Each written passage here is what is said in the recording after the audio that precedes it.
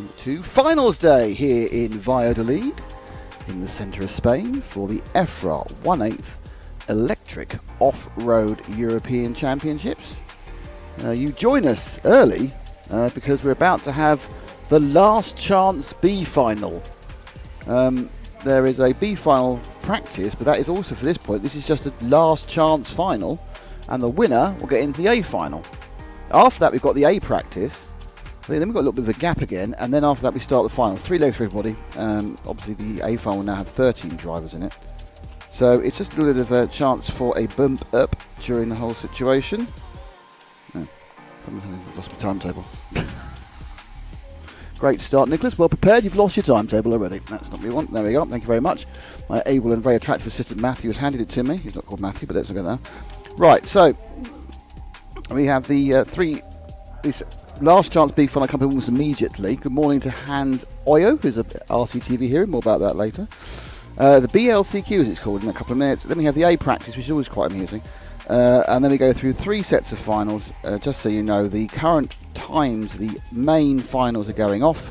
A final, these are all Spanish times, so take an hour off for the UK and Portugal. Other time zones are available. 11:45 for the first final, 2:45 for the second final, and 5:40 for the third final. So it's a nicely spread out day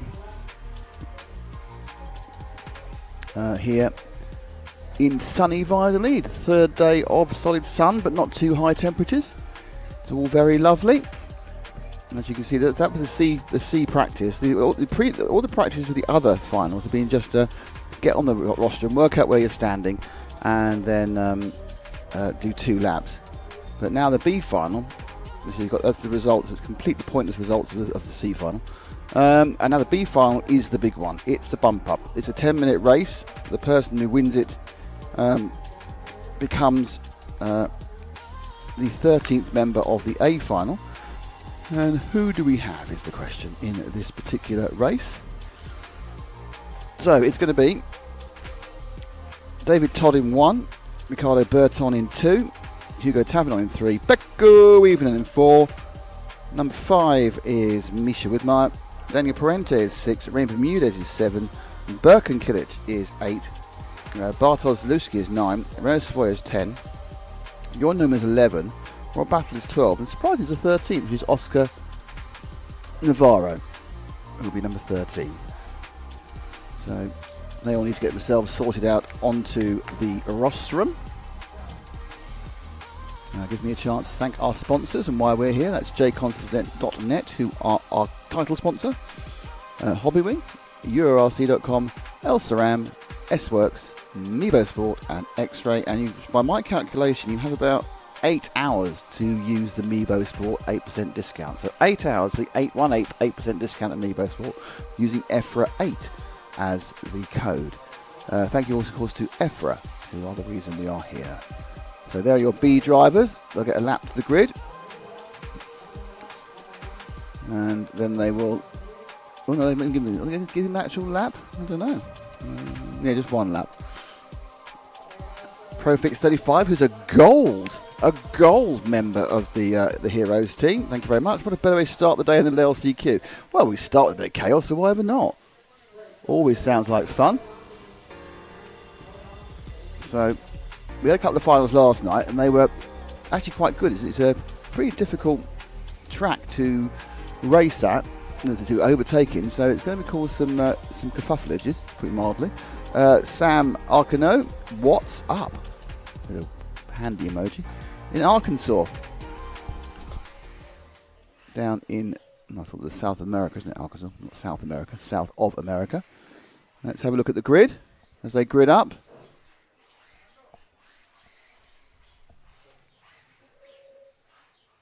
Kieran?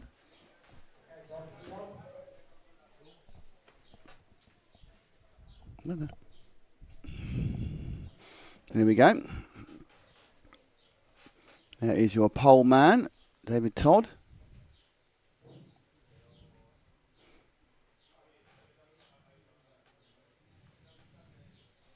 And then we had a countdown. We had the finals yesterday. The countdowns were impressive because they hadn't connected up the speakers, and so it went beep. We all heard it because we can hear the noise from the timing hut, and the drivers went, "I don't know what happened there. Nothing."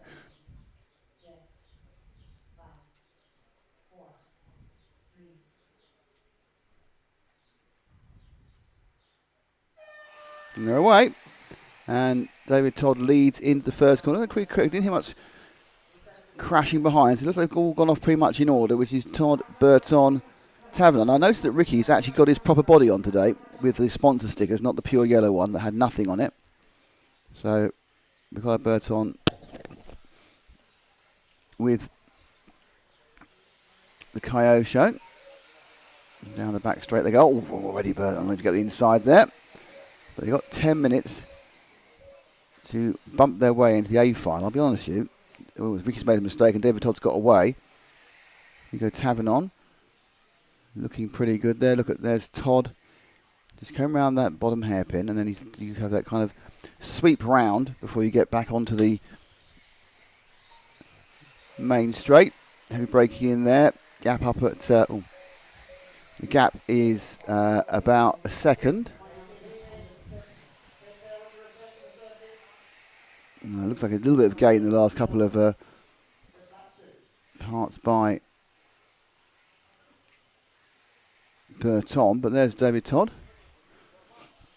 Stored as a seconds lead last time round, down a 10th. Pekko's got into third, so that's good news. I know Tara's watching. Good morning from Finland, says Tara. So Pekko's mum's watching, the all green car just in the background there. And then following that, it is Daniel Parente. Is it Daniel? It is Daniel, isn't it? Daniel Parente. Hugo Tavernon at Renault Savoy has come up from 10th to 6th. But it's all at one position, as you can see. Big gains now by Ricardo Burton on the youngster David Todd. Todd, sort of Spanish, British extraction. Obviously races for Spain and lives in Spain. And is, of course, the Euro B champion, the reigning Euro B champion. Up the top of the triangle. Down this short chute before they come round this hairpin. Burton looking like he wants to get past, but this is the issue we saw yesterday in the finals. Wanting to get past and getting past are two different things. You've got Mark Stitzen as a referee, so it's going to be pretty secure, pretty, what's the word for it? Rigorously enforce the rules. And Todd, in many ways, if you just run your line, which is quite a big ask for, 7.5 minutes, as Myrtle's made a small mistake, 7.5 minutes, you will be able to perhaps keep people back. There goes David. Now, tightly around there. It's quite unlucky to miss the A final directly. Was in position the first 3 rounds, but some improvements, just bumped him down to 13th. As he accelerates away. And you can see Ricardo really, I think, illustrating it's easier to follow than to lead, but he has to push a little bit, and it's a kind of a very delicate balance between pushing and making a mistake. We saw that yesterday as well. A couple of finals, the leader got away, and the following drivers were nearly always quicker over a lap, but they just couldn't get past. Todd now has been leading for that's about 7 laps. Oh, and he's gone. So Todd's made a mistake, and that's going to put Burton in. That's all it takes. One little mistake. Now we'll be interested to see now that Ricky's leading, if he is going to be able to pull away, or whether David Todd, without the pressure of him leading, can make the gap up again. It's Parente now. Pecco's had a mistake and gone to 5th. Parente in 3rd. Tavernon in 4th. Lap times a lot slower than they were yesterday. The track is slow, and a little half mistake there from Burton. That puts Todd back in contention again. When the first two making mistakes, the people who benefit are people in 3rd. That's Daniel Parente. So 1 and 2 together at the top of the circuit. It's that blue and yellow of Ricardo Burton, 2019 European Nitro champion.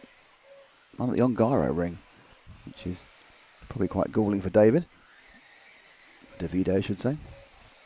He's looking like he can gap slightly. Last time round he made a mistake, lost 6/10, but it doesn't look like he's a little bit quicker than Todd.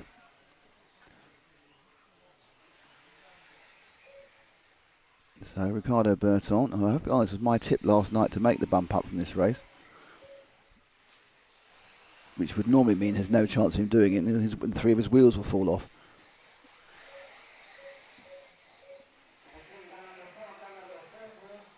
So Todd there really pushing, and he's just getting these kind of micro errors, losing a 10th here and a 10th there.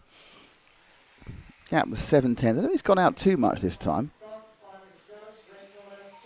Oh, there's a warning for car 6. Parenti's got a warning. Don't know why.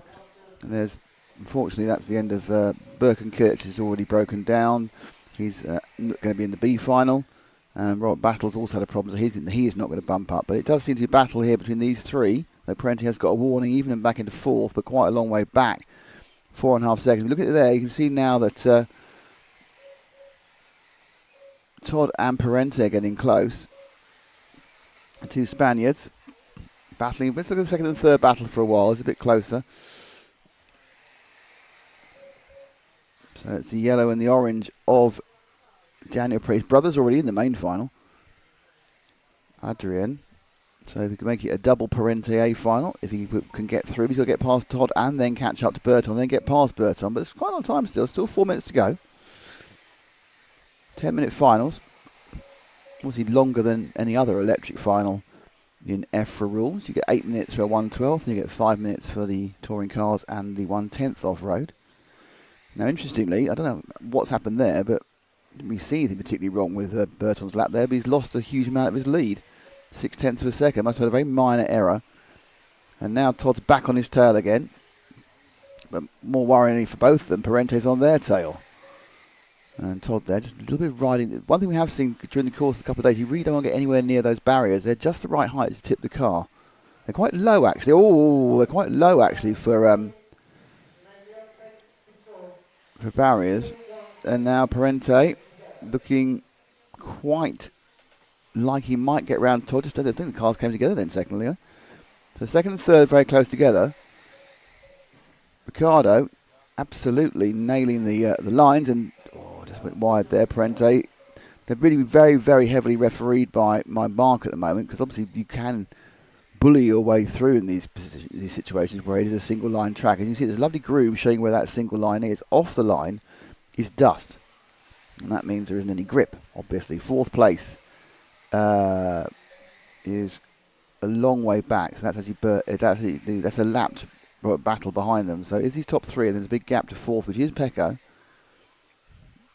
And Ricky recovers. Oh, slight mistake by Parenti a couple of seconds ago. And that has put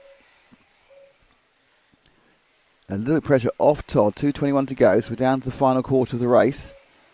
Ricciardo leading from David. So this is the practice final in many ways, but it's a bump up. Doesn't count for the overall B final. So the overall B final will still have 3 heats, or 3 legs. Lead is pretty standard, 7.3. That time round, Ricciardo was 0.06 of a second faster than David. David was definitely gained over the last few corners, so just a little bit of extra grip, a little bit of extra drive. There's a kind of conservatism in the driving as well. We're looking at the lap times. 1:38 to go. Short laps. They go around. Right at the back now with Todd. Todd making this a grandstand finish the last minute and a half. Now putting the pressure on Ricciardo. Mind you, it's the yellow car, yellow and blue car that is Ricciardo Berton. David Todd just behind him with the white and the kind of chrome blue and pink. Right behind last time around. This swinging there. Ooh, Todd through it. Bit of caution to win there and just try to kind of carry some momentum coming out of the exit of the hairpin in front of the driver's stand. Didn't particularly work, but you've got to try some stuff, because the issue is that there is a possibility to just stay on line. I'm not sure what David can do, but we saw a mistake could happen at any point.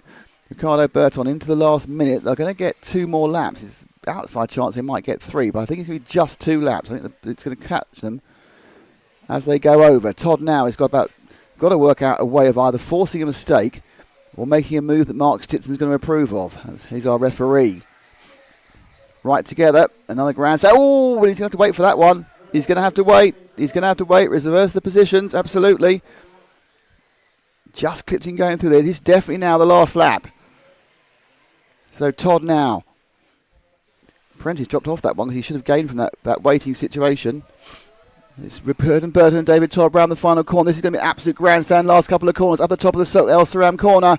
Todd looking left, looking right, just trying anything. But Burton staying on that main line. That could be enough to win in this bump up. Oh, Todd's got the inside. Oh, they're both upside down. They're both upside down and flying over the pair of them. I think Todd's ended up third. No, he just headed Parenti, but right at the end there, they both went through. But Ricardo Burton is the man who's got the bump. Came together. You've got to try it. You've got to try it in these sort of things. It might have worked. As it was, no harm, no foul. Order the same. Even man on the rostrum was excited about that. So just getting the results through. Just wait for the graphic to go, Matt. And once the graphic goes through, I think we're going to have a quick chat with Ricardo Burton. Hang on a second, Matt. Just waiting for it to clear. There's your result for you, Burton, Todd, Nieto. And now, let us hear from I expect an ecstatic Ricardo Burton. Ricardo, that worked out pretty well. Yeah, I mean, I tried to stay as calm as possible. I know that David was very fast, but yeah, it's very difficult to overtake, especially if the lap times are very close. And yeah, I just keep my line, and I was lucky that he made a mistake at the start. And yeah, it was good. Yeah, I'm happy to be in the main. This shows us what the finals are going to be like, isn't it? It's really hard to overtake, but you managed it. Yeah, I mean, I hope for you that we will not too bored, but yeah, I mean, I think the track is very small and everyone is very fast. I mean, the jumps are good, so there are no bumps. It's difficult to make big mistakes. So I don't know how the finals will be, but I think we'll be like a line for all that remains. But yeah, let's see. Good luck. You got a few more cars to overtake now to get to the front of this one. Yeah, I mean, I will try to stay more in the back, just see what happens. Maybe can happen something, but yeah, I mean, all the drivers are very good at this level, so it will be difficult. But I mean, I'm happy to be in the main, and of course, it was nice to do the LCQ in this way. Perfect. Thanks a lot. Cheers. I think Ricky looked quite happy about that one.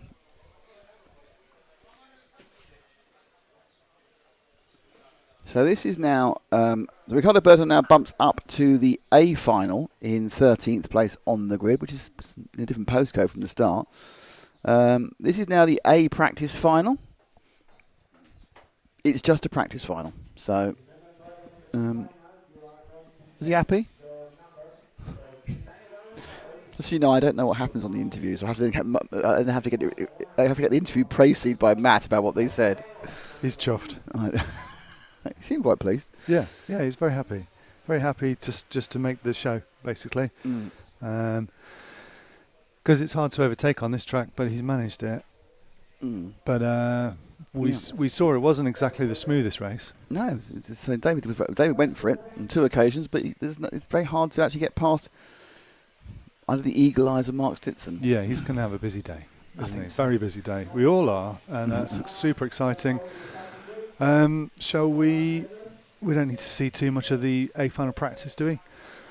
We should at least see something from our sponsors. Oh yes, it hasn't started yet. So yeah, cool.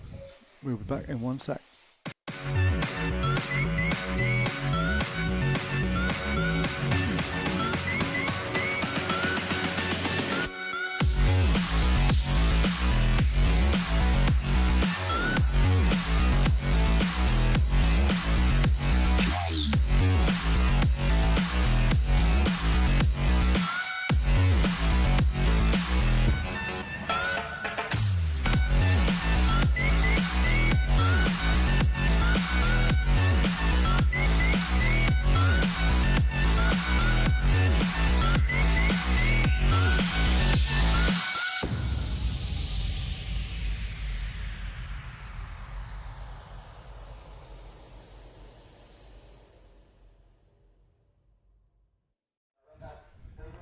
Okay, this is the A final practice final. A final practice final? Is that even English? One car's classing 1, Ongara in 2, Coelho in 3, Mattia Polito in 4, Noah Benhamid in 5, Dave Ronafalk in 6, Burak Kilic in 7, Elliot Boots in 8, Michael Orlovsky in 9, Clint Boda in 10, Adrian Parente in 11, and Hal Figueiredo in 12. It's just a bit of fun, and off they go. I'm not sure how heavily it'll be policed, this one. Or anyone want to show their hand, but it's Canas out front. Earlier, minor error by Ongara with the yellow car in second. Orange car in third is Coelho. Coelho now gone back to running his race paint He was on a white body shaft for most of yesterday. And already Ongaro looking left and looking right of Canas. I think it's really, really hard for Ongaro or anybody to get past Canas, because he only has to run the line. And I have the impression that 97% Canas can probably run the line every single lap. So Ongaro, has anyone changed a bit? No, but Mohammed has dropped down one. Burak Kirch has made two positions. Orlowski's made 2 positions. Oh, David Ronefalk's one has dropped right down. Doesn't matter. Just a bit of fun, this one.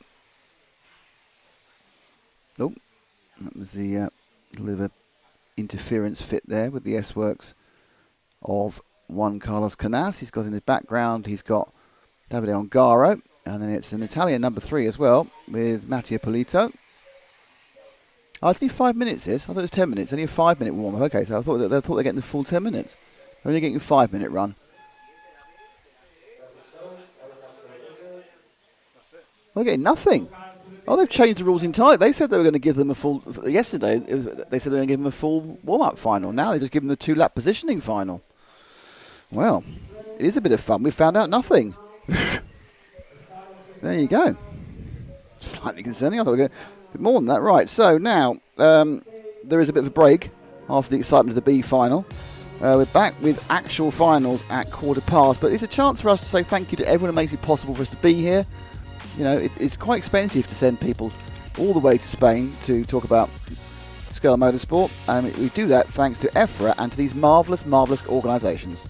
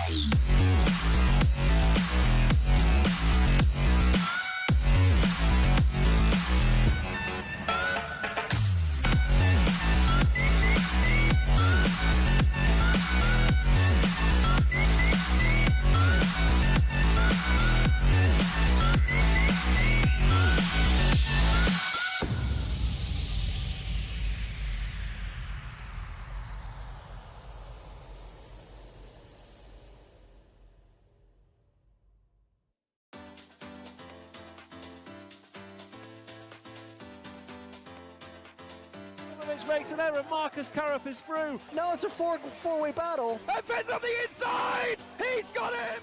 I love RCTV News. As I'll see in the background. We're here. Hi, everybody. This is mine. Okay, fantastic. Yeah. So we are here at ETS round number 3 of season 17. Davide Ongaro, associated European champion, and didn't he deserve it? Bruno Coelho is your champion. Today, mamma mia, super happy. It's like a real now. It's like a real.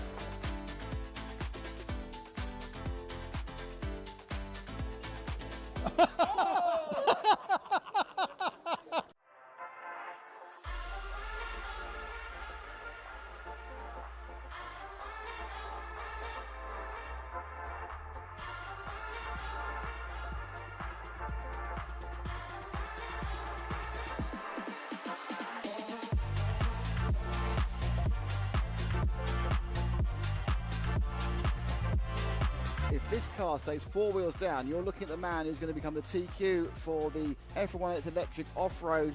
But for now, he's got about 4 corners from becoming, for the second time, the European e-buggy champion. Davide Ongaro, associated European champion, and didn't he deserve it? Great runs, 2 superb runs for Ongaro.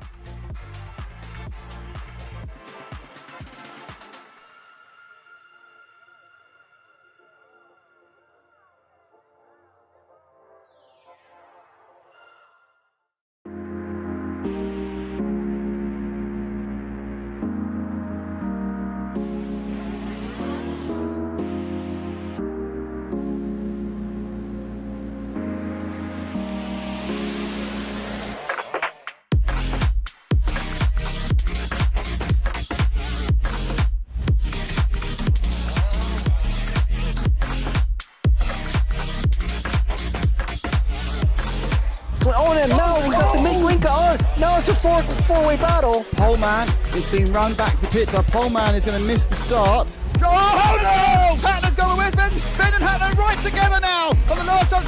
And Ben's on the inside! He's got him!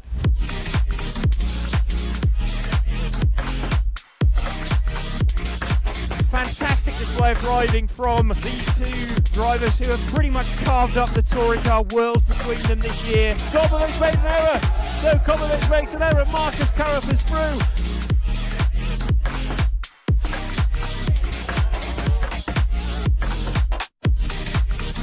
Is to take the most amazing European Championship. That is absolutely unbelievable.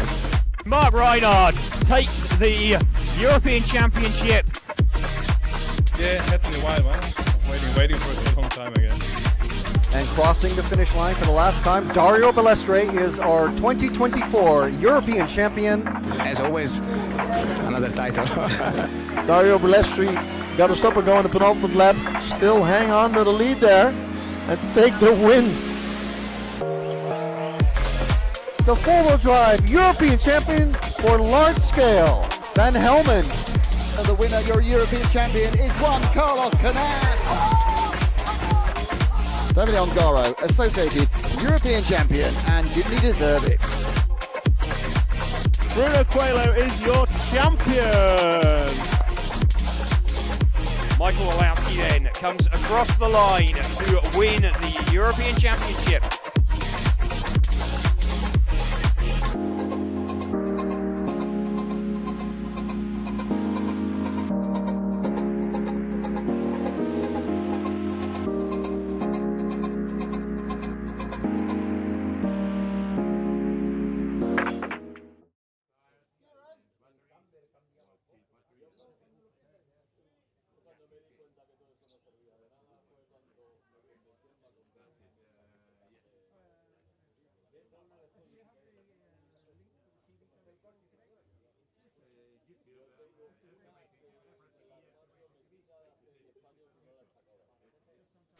Hello everyone, we're just settling down, so getting some food and that sort of thing.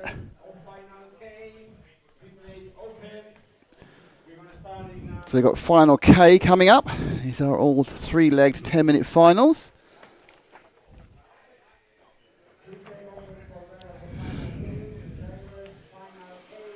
So we go K, J, well it goes all the way to the alphabet to A. Hello to everyone on the RCTV YouTube chat. Hello to V.A. Foreman, he's from Minnesota. Hello to Nicholas Lalou. Hello to Lutach, who likes sausages. That's fair enough. Flint Nash, what do you think the narrowest distance between the pipes is? The track's not super narrow, it's got a racing line in the middle of it now because it's been grooved in. Tara, good morning, Tara. Tara Evening. Hello, John Moore. Yep, we've noticed that issue and we're going to sort it out. Isadora Planantani, good morning from Sicily. Hope you're not under too much threat from Etna down in Sicily, which has been going bang recently. Mundo Stab Music, good morning from Switzerland. UJ Likely from Canberra. G'day. Hello to Fulvia Maradona. What time are the final schedules? Well, the finals are about to start, but if you want to talk about the A finals, in European times, the A finals are scheduled at 11:45 Spanish time, 14:45 Spanish time, and 17:40. So quarter to 12, quarter to 3, and 20 to 6. Quite late start, finish. You'd like a funny motivated to build the mighty Tamiya Grasshopper. Oh, brilliant. David Bowen, boring track. Well, I don't know. I quite like the track. I think it's going to be interesting to racing because I think it's just going to stop people getting away with things. And they're going to have to work. Okay. So the final case is theoretically about to begin. It's supposed to begin now. You get a lovely shot of Hal Figueiredo's broom action. In the K final, which I'm sure we will not see people able to run on the racing line for the whole 10 minutes. It's Francesco Jose Carrero Calabar from Spain, Andrea Sanchez Cobos from Spain, Juan Renes Ribert from Spain, Vincent Vargas from Spain. But then we have Leonardo Bartoloni, the junior from Italy, Bryce Reloute from Belgium, Ania Perez from Spain, Jorge Atenzia from Spain, and Miguel Jimenez Roman, who's a junior from Spain. Patrick Zone, one of our many heroes. Hello, bonjour, bonjour. There's a lovely shot there of Bruno. So we are giving you the stars as they work their magic as theoretically, possibly, marshals. So Bruno, then back there, it's obviously both Bruno and how are Portuguese. And there's a man with a frizzy hair. How's that zoomed in all of a sudden? I think Matt's... Oh, it's Matt! Hello, Matt! Matt's on camera. That's Matt. Oh. I couldn't work out what the frizzy hair was. It was Matt. Matt's doing some camera. I'll take us off that camera, shall I? And we'll go on the main camera. That's good. Kieran's on the main camera.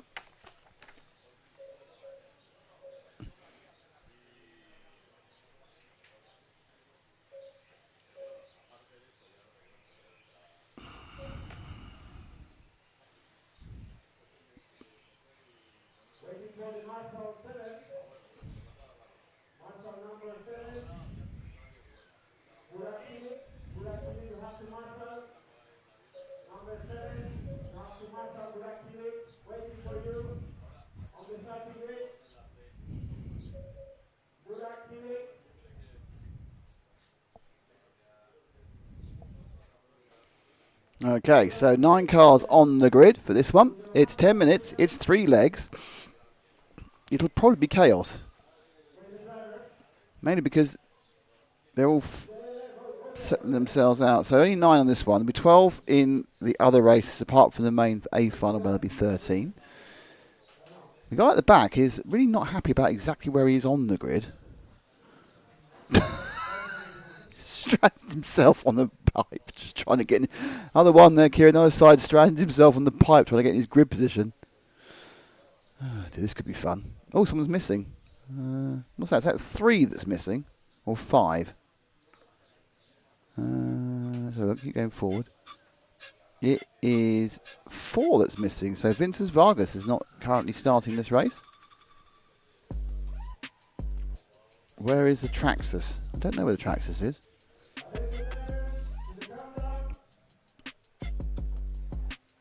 I assume it's quite early on because there's a very young lad driving it. You know, most of them are on very much an uphill learning curve. Number 9. Oh, the car at the back is the Traxxas apparently. The number 9. Nope. This car flying off. Yes, unsurprised. This is slightly more, what's the word for it, messy than the other one. So it's Miguel Jimenez who's the, not David at all, he said he was yesterday. Miguel Jimenez who's the Traxxas driver. We'll have a look at the tracks at some point in these 10 minutes. I'm quite worried I might wear the replay button out, so I might be selective on the replays here. Perhaps someone could dance around a pole again. That'd be good. There's your leader. That is Francesco Carrero. Bertolini. So he's got a massive lead already. It goes up to El Saram corner. That's not very close. First and second aren't very close. Give Jimenez in the tracks as his due. He's up to 6th.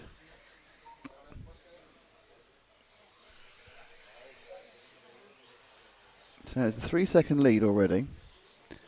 Right. Is anybody battling anybody? I think 5th and 6th is go. Yeah, we go. Nice shot there. 5th and 6th are having a battle. And that is... So I think the second of those cars just spun out of the way. I think that's the Traxxas. Not that one. One behind it. I think that's the Traxxas. That's an adjusted Traxxas car by the driver's dad, who's one of the big model shop in Spain. So that is a actual Traxxas e-buggy. He's a distributor. He's a Spanish distributor. Thank you. I'm getting that. And he's adapted that from a RTR, I assume, into being an 8th e-buggy. It's obviously passed all the regulations as far as size is concerned. It's been fully scrutineered by EFRA. And just so you think, well, it can't be very good, it's in the bottom final, but it is being driven by a kid who I think is probably at the outside 7. And might not even be 7 yet. He'll probably be horribly offended because he's 8.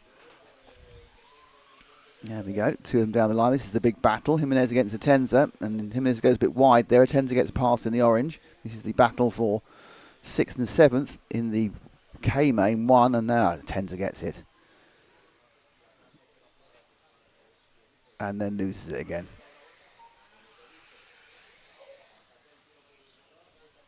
So, I think this is probably illustrative. The track isn't quite as easy as you think it is. Oh.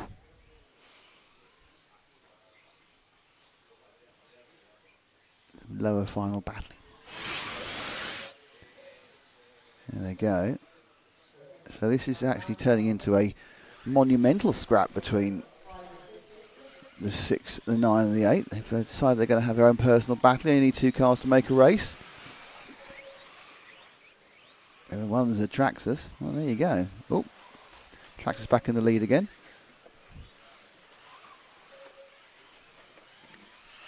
Keep trying to look at the timing screen. When I look back, someone's had a crash. Still Francesco Carrero in the lead. Leonardo Bertolini, the Italian juniors, in 2nd. And then Bryce Roulette from Belgium. Oh. That's not right. Oh, was that being lapped? Was that a lapping going? I think it might have been. Because whether that was spun past a huge speed, huge rate of knots. And there's Carl One, that is our leader. He wasn't lapping, that was something else. Here's our leader in pink and blue, looking to start running past the rest of the field. Obviously, there's the biggest spread of speed is always the bottom final. And then the groupings get tighter and tighter and tighter as we move up. So you want to take a time to marvel at the circuit.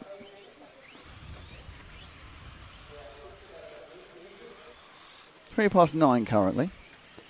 Here in, oh dear. Here in Valladolid. Oh, leader looking to do a bit of lapping. That's one way of doing it.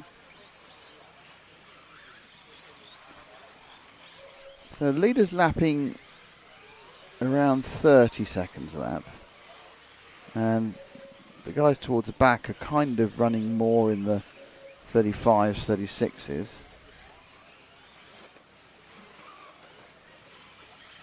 If you look at the best laps, yeah, there's a big spread. 29.3 is the best lap from, his best lap is Sanchez, Andres Sanchez, and it's 38 for Hernandez Atenza, so yeah, there's a spread. It's fine. It's the bottom final.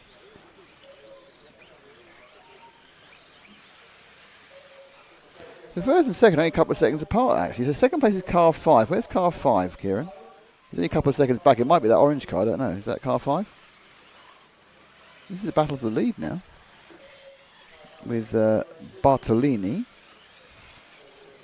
So Bartolini, last time round, was 0.6 of a second faster than our leader, Francesco Carrero.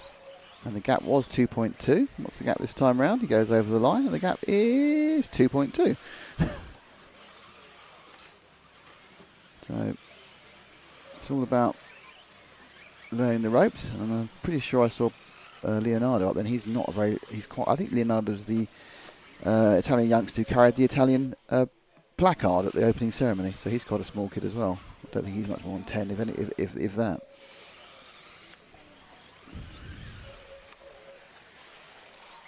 This time round, the lead has come down to 1.8 seconds. Oh, we're going to get a battle for the win on this one. The K final leg 1. There's target acquired. There's the leader. Makes a mistake, slap landing, and gets a tank slapper. So they've got the leader and second in the same frame. And Stetson, the referee, same levels of attention to the K final as the A final, making sure the leaders can get their way through. The leaders may have gone out slightly. That's probably less than 1.8 now, isn't it? Drops down to 1.5, yeah.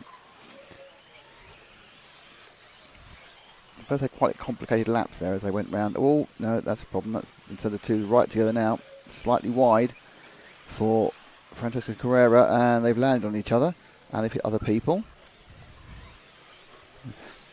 So I'll look and see what's going on there. I missed a couple of seconds of that. There we go. That's the Bertolini car. And getting away was Carrera.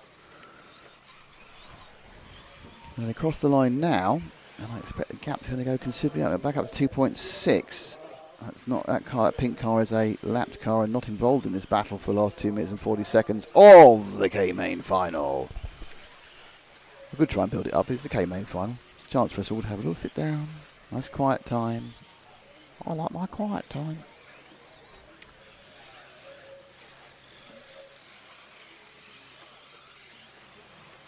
Just down the main straight now. 29-second lap to a 30.7, so the lead was pulled out by another 9/10 there. I have noticed that Francesco is very fond of that bit of dirt on the outside of the track there. Leonardo's put him in a storming lap, hasn't he? But if that's Leonardo, which I think it is, he put him in a storm of a lap. Look at that. It's caught. He was 3.5 seconds behind. Has he handed his transmitter to somebody else? Storming bit of catching up he's done there. He's gained 1.2 seconds. Usually it's Johan Renner's Reba back in 5th. He's got the fastest lap with a 28.7.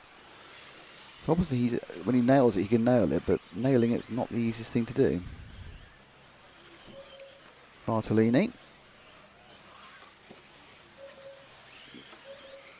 So it was 2.2, 2.3 last time. It's not really gone down very much, if anything at all, this time. Yeah, it went out to 3. That was actually because of a very fast lap by Francesco Carrera, the 28.8. Bartolini put in a solid lap for himself, but not much you can do when the leader puts in his personal best lap. Bartolini gains 4/10 in the first sector. There are 2 sectors on this track, and the first sector gain was 4/10.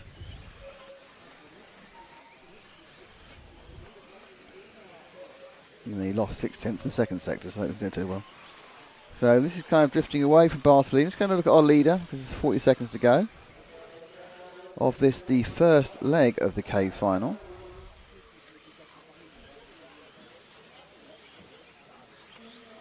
Best 2 to count, remember. The minefield of broken cars there. And this will start the last lap for Francesco Carrero. I think he's led from the flat from start to finish. I think there was a brief period about a lap, I think, where Bartolini got in the lead, very briefly.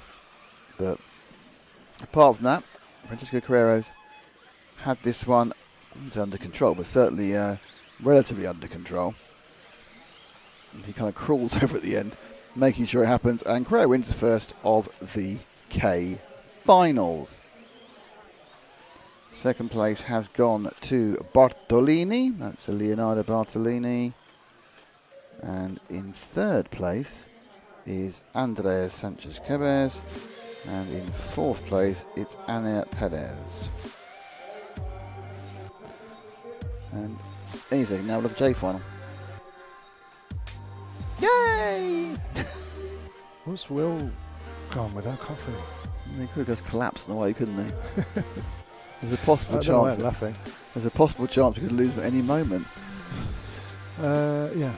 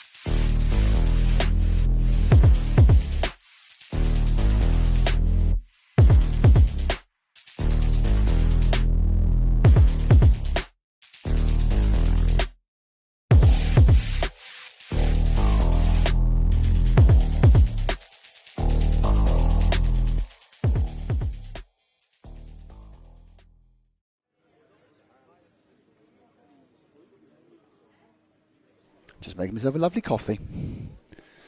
I've pinned up the times for the A finals for those of you who want to That was kind, plan your it? day. That's a lovely thing to have done. I do think, though, from experience, that often the B finals are really good as well. Yeah. Because there's 12 slightly annoyed drivers just throwing caution to the wind. Yeah, and often, yeah, good quality drivers. Like, well, they're all good quality, but, you know, drivers you probably know in the B. In fact, who is in the B? I think you can find it. Well, I do remember the first time I ever saw that was when we went to the Worlds in 2006. Shuchihara qualified in the B and was not happy. I mean, we've got Barufalo in the C, Brian Baldo in the C, Martin Bayers in the C. There's some household RC names here. Ricardo Montero. The C is going to be good. The B is going to be ridiculous, I think, because I think there's a lot of people who... I don't know. How does the alphabet work again? Well, so normally... strange. Oh, here you go. So, as we know, we've got David Todd. Yes. So close, but so far. Yes. This says Ricardo Berton, but it won't be. No. Not going to show up, is he? No. Hugo Tavernon, Pecco Ivanen, Pecco! Nick Bidmeyer, Daniel Pariente, Reme Bermudez, Berkan Killit, Bartosz Salewski, Renaud Savoya, Jorn Neumann, Robert Battier, and Oscar Navarro.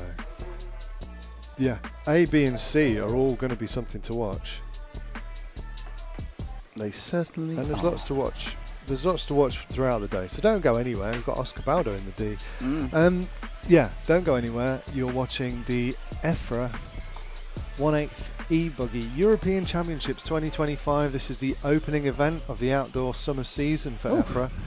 And what a ride it's going to be. Goes crazy, doesn't it? So many events still to Crazy. Next one is... Good morning to Fulvio Maladon. Profix 35 is under the impression that onboard cameras would be a great idea. We agree. There are a couple of issues, most of them involving money. In fact, no, all of them involving money. Who's this? Oh, look at the Marshall on 2. Sorry, I've just seen what you're... That's Traxxas Boy. There you go. That's David's son. Son of David. Son of David with his Traxxas hat. How did he get on in the final? Should I not ask? He was on the camera quite a bit. He did really well. Yeah. And great thing that the Model Spain guys are doing to bring Traxxas, basically to make it I'm not more quite accessible. sure why he's standing on position 2. Perhaps because they haven't got a whole number of marshals. So they're sort of spreading them quite thinly. But yeah, absolutely fantastic what they're doing. There's car 12, which is starting a different postcode. Wheels looking particularly fresh. Okay, so now we have the J final. Is there a time schedule? Yep. J for JConcepts. J for JConcepts. Oh, very good. Yeah. We're going to try that the whole way through. Unfortunately, most of them. Oh, we've got 2 E's, though. That's the only issue. We've got Hobbywing, EuroRC. Oh. Elsaram, S-Works, Miba Sport and X-Ray, and they're away. I'll pass back to you. So it's quite a clean start there. Hergé Barrefet is, I say quite a clean start. Now it looks like the slightly confused Piccadilly Circus around the top of the track. And the leader is not the leader. So Barrefet got knocked out during that whole process, and it's the bright pink. Oh no, it is bright pink number 1 car. He's got back through again. So the timing let me down there. Timing, how dare you? Everlaps let me down. So in the bright pink, it's Josep Barrefet. Then it's got Matthias Gauci, Chris Willits, Julie Jalimi, Jan Rebiga are your top 4. And second and third, a bit more interesting at the moment. Kieran has dropped back to second and third. And that is the bright blue machine and the green car, which I'm going to have to break. There is number 2. Is it still Chris in third? So it is Matthias Gauci in the blue, and it is Chris Willits in the green. A little bit wide there, Chris. Ooh, blimey, he got a drive on there, didn't he? Wow. Absolutely used the torque of the motor to fly the easy way. I've seen British Airways not go as high as that.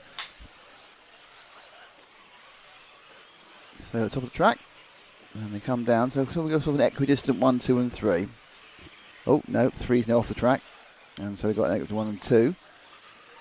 Gap between them. They may have gone out a little bit there. 2 seconds, yep.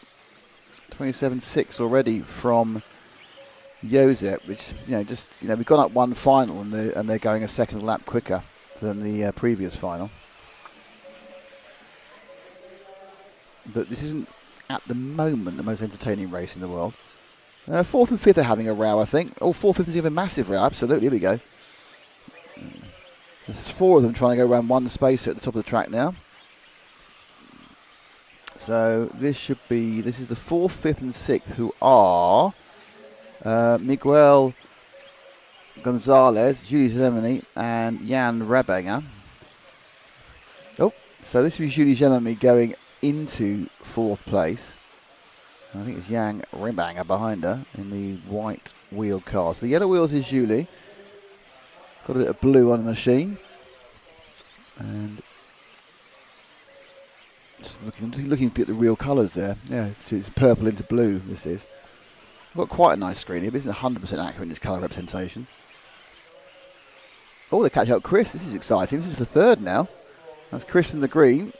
Julie in, I said the purple into blue, and then behind them, in the light coloured car, which cars I haven't colour caught, but it has got a yellow wing, is Jan Rebanger, which is quite a good name, actually. My name is Jan Rebanger. Don't you forget it. So Rebanger on the camera now has pinged into 3rd after a conversation with Willett and Julie. I've had an N to it. It's not Rebanger, it's Rebaga. Rebaga, probably, I suppose. Where's he from Spain? What do you pronounce it? Rebaga? Rebaga? I don't know. Rebaga. Don't know. I apologise if I'm massacring your name, Jan. And it won't be the first time. And I'll tell you what, more importantly, it won't be the last time I massacre a name today either. It's just what happens. So Jan's now making a move to catch up the 2nd place blue car of Matthias Gauci from Switzerland. That's your 1-2. Leader's 6 seconds away almost. But 1st and 2nd coming together. Oh, Jan's got some pace, hasn't he? So Jan is absolutely flying at the moment. Now, Matthias may be easy meat for the Rebaga here. Look at the inside looking to go. But again, now it's the point where you've got to overtake cleanly. Rebaga's on a 26.9. He is 3/4 seconds a lap faster than anyone else in this race. And despite being 7 seconds behind the leader, if he could get past Gauci, which he's just done, there's actually an outside chance on pace that Jan, if he doesn't muck it up, could actually catch back up to Josep. Despite overtaking, he gained 3/10 that time on Barrefet. So, absolutely, Rebaga is the pace of the field. Whether he's actually going to be able to have enough time in the 5 minutes remaining, having worked his way through the field to catch up our leader, and it's not going to happen now because he's just wasted about 3 seconds just doing that. So that's what you can't afford, you see, when you're trying to catch someone, you can't afford to make those mistakes. The lead will go out. See, despite that massive mistake, the lead only went out about 0.4 of a second. So it's all about Ribaga now and his attempt to catch up Josep Barrafet in 4 minutes and 56 seconds, which is, 10 laps. So he only has to do it about 0.7 a lap and he'll be on him. So this time round, it was a 28.9 playing a 27.0. So he gained the best part of 2 seconds in that last lap. Let's stick with the Ribaga there, Keenan. He's where all the action's at. It's Jan the man and his quest for Josep Barrafet. But he did gain 1.9 seconds last time. So I'm not quite sure if he should be in this final, to be honest. So obviously this has been a bad qualifying for Jan, and that's not helped him. He was gaining until he hit the marshal. This is one of the slowest marshals ever. So slow, he's dropped to third. That's kind of ruined it all. It ruined our fun. I was hoping he'd get his comeback drive. He drove into a hole with a marshal, but then appeared to be walking through treacle in an attempt to do anything. There's some pointing going on. I wonder what the smell was. It has got quite fruity in the commentary booth now because the chemical toilets are being emptied. Miguel Angel Frolian Gozes, the guy in absolutely last place, is just on the fastest lap of the race, the 26.9. This is Gauci in second. He's not gaining on the leader. But gaining on him, obviously, is Jan. That is a fruity atmosphere at the moment. As the toilets are emptied. There's a second and third back up for grabs again. Let's get a bit tighter. And there we go. Jan looking to take that second place, which he lost down the marshal's leg about 5 laps ago. Just about there. Oh, Gauch's off the track, and he's lost it, and now back into second goes Jan. Didn't get that. In fairness to Josep Barrafet, he's upped his pace actually in the last couple of laps. So it's not a foregone conclusion anywhere, leaving me gained on at the moment. And there's 3 legs, so if it all goes wrong on this one, Jan's got 2 more legs to try and do it again. Best 2 to count, obviously, in all these finals.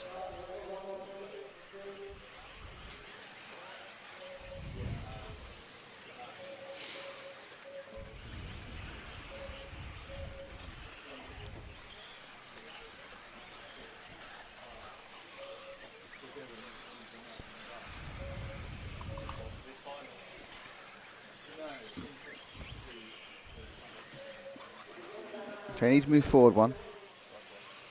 It's the car ahead we're looking at. There we are. Ribaga around that time. Oh, it went slower. A minute and 49 to go. Looks like the dream is over for Jan Ribaga. He will not become the J-Main Leg 1 winner. So it's 1, 3, 2, 6. Julie Jeremy, Gauci and Willits are quite close behind. Just drop back to the next couple of cars. There's a theoretical battle going on. Oh, yes, 5. You see those 2 there? I think that's Willits and Julie Jeremy having a bit of battle towards. Oh, there we are. Willits got the inside of Jeremy and getting it slightly wrong. So there's battles all down the field. They're quite a long way behind, but there's quite a lot of battling going on.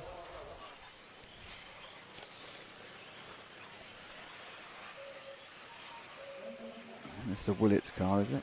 No, that's I don't know which car. That's Jeremy's car, isn't it? Jeremy from Switzerland. That's a junior, so she's a junior.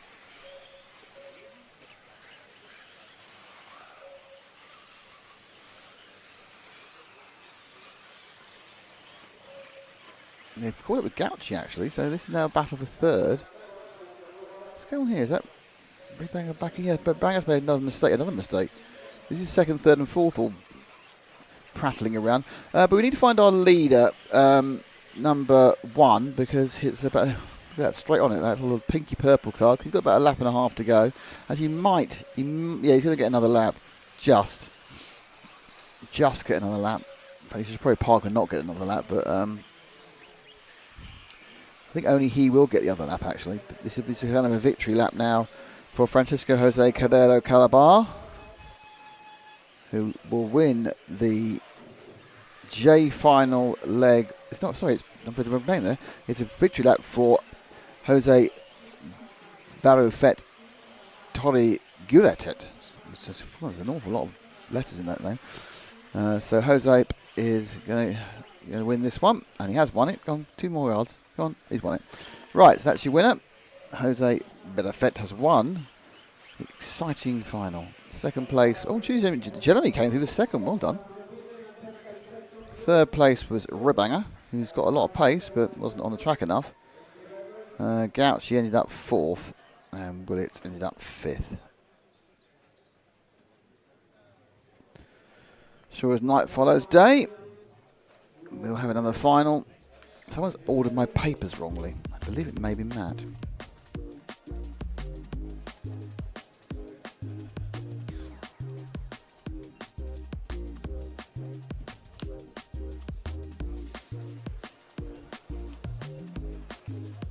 Clearing away the previous cars. Waiting for the H final, which is waiting for the I final that's next. I final.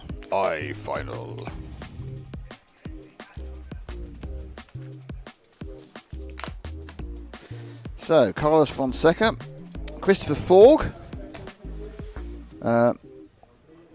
EX2 Reis, Alejandro Atenzia. So it's Portugal, Germany, Spain. Federico Rios from Spain. Ludovic Fesnu from France. Manuel Villaposadas from Spain. Cedric Pellet from Switzerland. While Soares from Portugal. Cyril Michel from France. Raul Infante Martinez from France. And Manuel Lopez Orrego from Spain. Sorry, Raul Infante was also from Spain. Those are your runners and riders, as they say.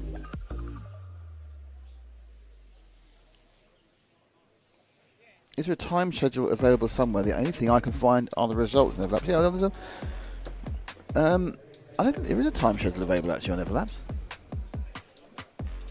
No. But I'll put the final times up. Look at the top corner. So you know where the A finals are. So, look at me. I've done that thing. Yeah. Yeah, they don't no heat listings or timetables. Yes, it's weird, isn't it? But interestingly, what you should do, regardless of heat list and timetables, is you should join. Become an RCTV hero like Profix35 or David Bauman. Just press join below if you're watching on the YouTube of RC Racing TV. I wonder how many people will join during the world's version of this event. What, because Cockrell tells them to? Yeah. I don't know. Don't know. I just think Tom's got some sort of weird spookiness. He's the Pied Piper of heroes. Yeah. Of heroes. Just, I don't know. Oh, I like it. It works. It works. Don't knock it. Not knocking it. Oh no, we'll at the Hoodie Arena as well. So yeah, it's going to be fun. We've got a whole fantastic summer ahead of us, and it's a great time to be watching EFRA European Championships, taking part in EFRA European Championships as well. Absolutely. Hello to Edward Pickering, one of our longest standing watchers from Japan. How are you doing, mate? 456. Travis Amazuka, the rather well-known the well-known American racer. He's in the stream. Hello. Emilio Gomez is watching in the States.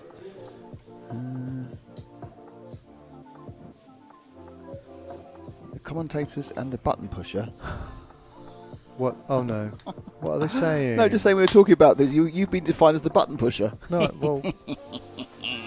I'll teach you to big up Cockrell.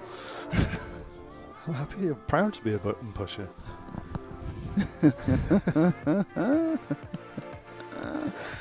Okay, let's get rolling with the I main. Fonseca, Forg, Reis, Atenzia. There's 2 Reises, Federico Reis, and there's X2 Reis. So it's double Reis. 10 minutes.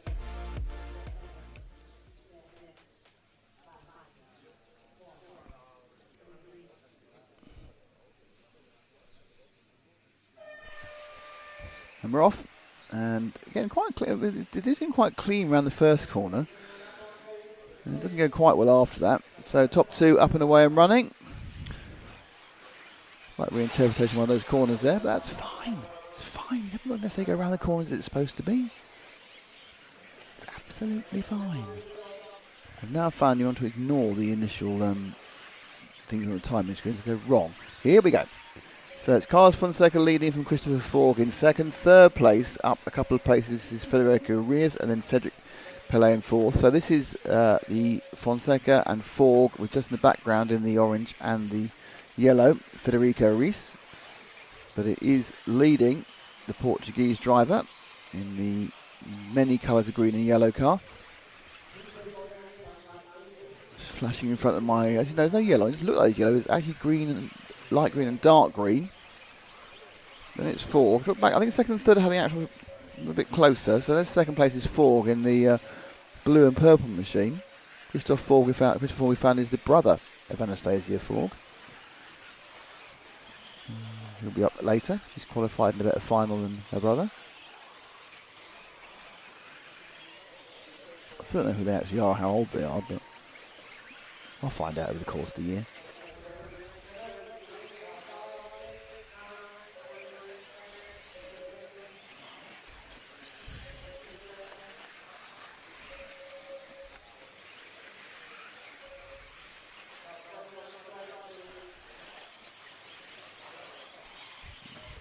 I noticed that Kieran's been drawn to the orange wheels there.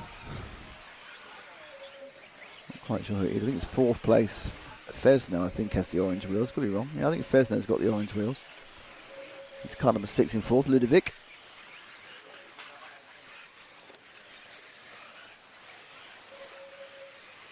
He's trying to chase down Federico Reyes with the yellow wing just ahead of him. They drop down a little short chute before it's that tight left hand before the hairpin.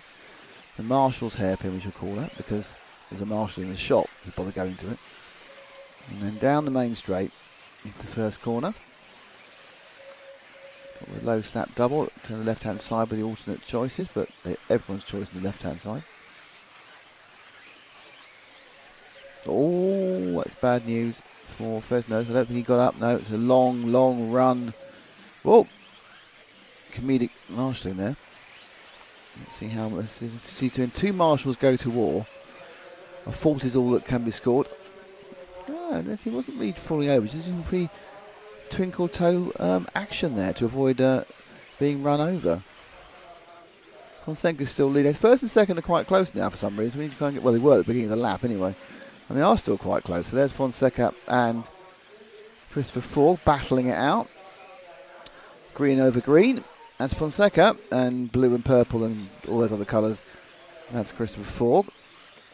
They're lapping already in this one, so they put some pace down. Fastest lap actually is Federico Reyes in 26.5, so lap time's not significantly quicker than the previous final at the moment.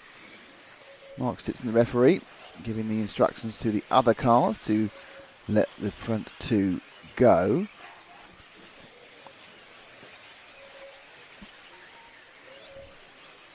Fonseca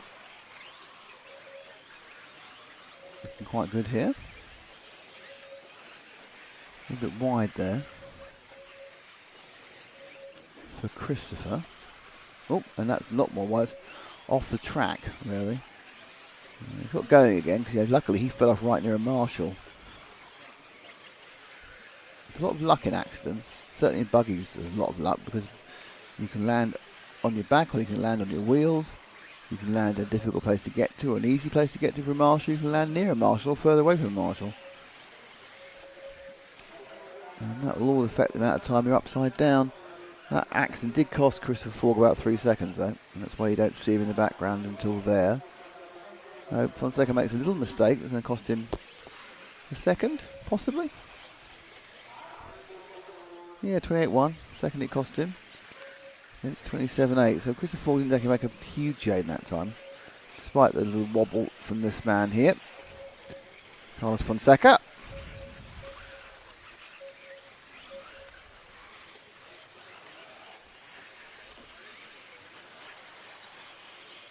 And time ticks by, and we're just about halfway through this I-Main leg 1. Further down the field, 4th place is Cyril Michel, then it's Hal Suarez in 5, X2 Reese is in 6, Ludovic Fresno has dropped down to 7th, I'm afraid. Alejandro Atenzi is in 8th, Manuel Villaposadas is in 9th, and then it's Manuel Lopez making up the top 10. We seem to have lost Arau Infante. Oh no, it's a lap down, so it's not stopped, he's still running, but he's a lap down. This one currently not emerging as a classic, but you can never tell what's going to happen. Will it become a classic? We don't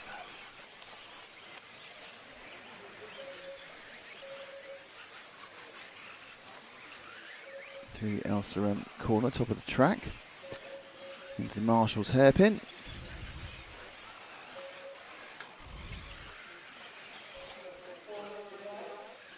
Final corner.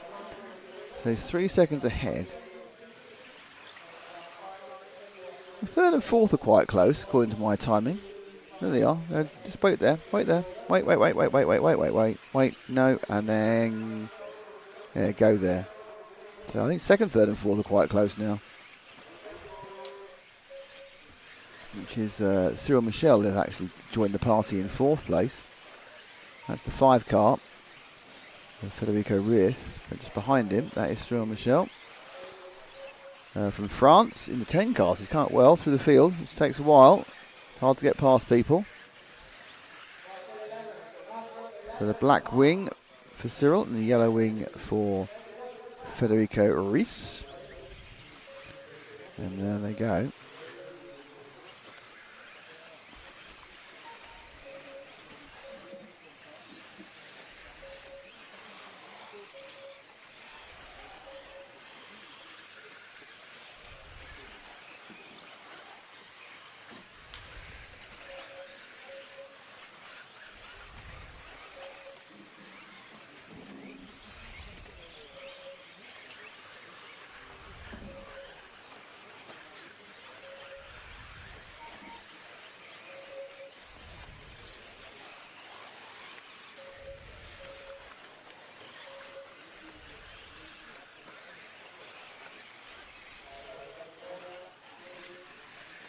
Still, Fonseca's now 5 seconds ahead from Christophe Fort from this set of drivers, really.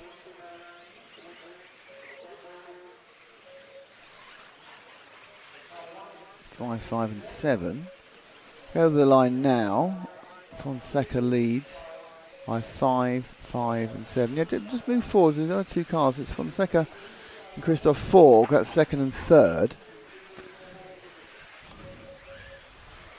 Running as they are. We have a problem there. It's a back marker, not about a car involved in the excitement. But this is 2nd and 3rd. They're 5 seconds behind the leader, but they are battling for position within this race. Don't forget, it's 3 legs, so the best you can do in each one gives you more of a chance of a better run in another final of becoming the overall winner of the particular main you're in.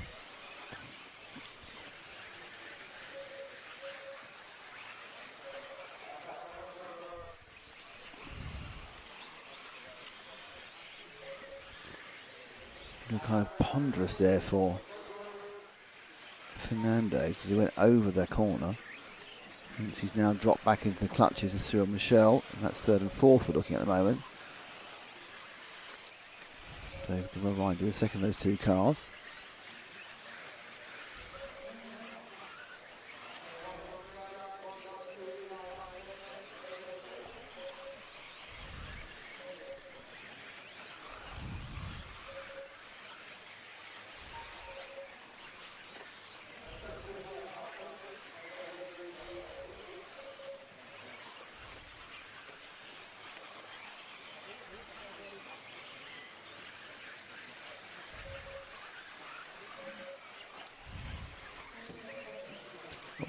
Half a minute to go, so penultimate lap for these 3.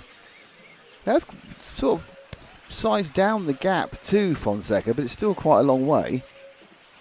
Still 4 seconds or so. Fonseca leads from Forg and Rees. Yeah, we need to go forward to Fonseca now, the number 1 car, Kieran. So let's find that 1. for the last couple of corners. He's only about 5 seconds ahead. He's probably at the top of the track somewhere. Is he? There he is. Coming over the line to take the final main one. It's Carlos Fonseca. So it's a win for him. Christoph Fogg picks up second. A good run from 10th to 3rd for Cyril Michel. And then it is Federico Reyes in 4th. And your 5th place man is Ludovic Fesner.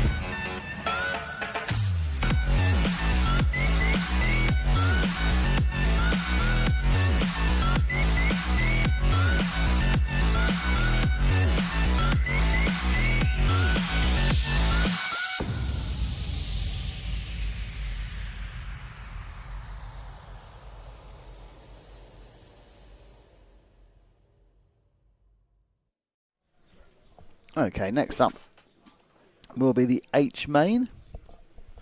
Got an itchy ear. That's Duncan Filenz from Belgium, Tommy Mayer from Finland, Eric Reaver, the Italian junior, Giacomo Del Acchia, another Italian junior, Alejandro Guiamea from Spain, Roger Monels from Spain, Anthony Vincent from France, Simon Langer from France, Stanislas Matthias Haffermeyer from France, Maximilian Bock from Germany, Ima Tellez from Spain, who's a junior, and Luis Jimenez from Spain are your 12 drivers.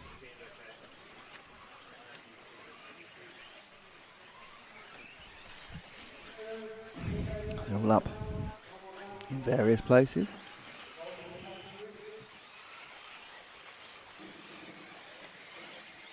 You can see the 2 Italian juniors there, the blue shirts.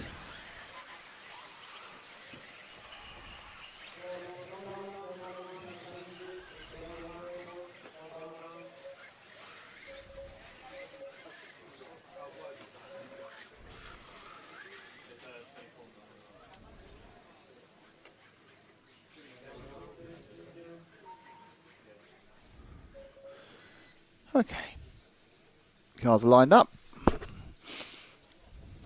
Recalcitrant car 11 of Ima Tellez, but just trying to find a way of stopping it from moving.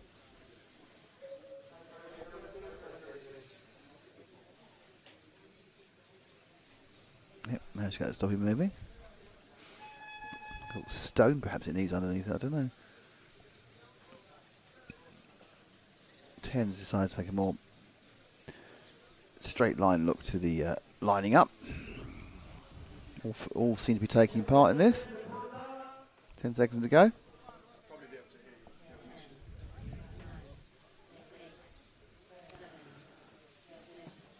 Duncan Friends on pole.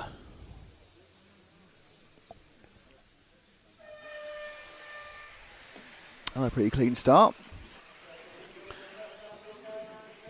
Yeah, they got themselves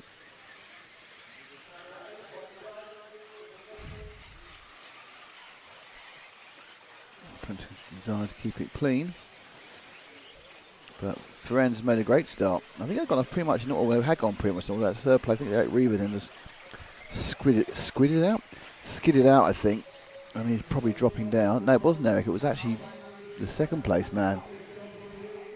Tommy Maru had that skid out. So it's actually Eric Reavers in that yellow and green car in 2nd place. Duncan Ferenz leading. And then they've got a lovely gap already.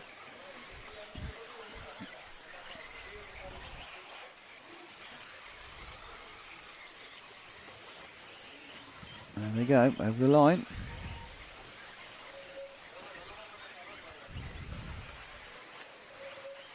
Oh, that's a mistake. But well done. Oh no, yes, no, yes, maybe on that one. I don't think he got going. But he fell over, rolled.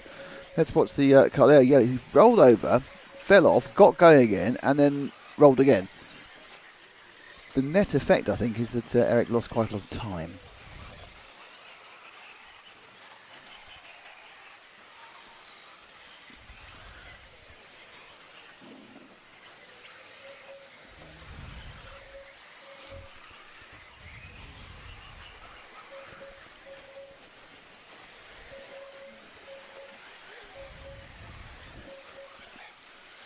So the one car leads by 5 seconds, so you need to let him go and pick up the next two when he finishes the lap. All right, second's now a bit on his own, isn't he? And that is Giacomo Del Acquia in the Pinky machine. He's 3.9 back. He's on the fastest lap of the race, at 26.9. I'm not sure whether the lead is just above the side then, or is he that far ahead? I think Ferenz fell off. I think Tequila's now in the lead. So Tequila now leads the race. Ferenz is indeed second after a bad lap. And back by, that's in the second behind. And then, so second, just drop back to second and third because they're battling hard. And that should be Duncan Ferenz in the one car. Yep. And then it's back, Eric Reaver back again. So it's the two Italian youngsters sandwiching the Belgian. And up goes Reaver to take second place. Nice move up the inside, taking advantage of an error, which you're going to have to do because just getting past is very hard on this track. We are moving up the skill level every final.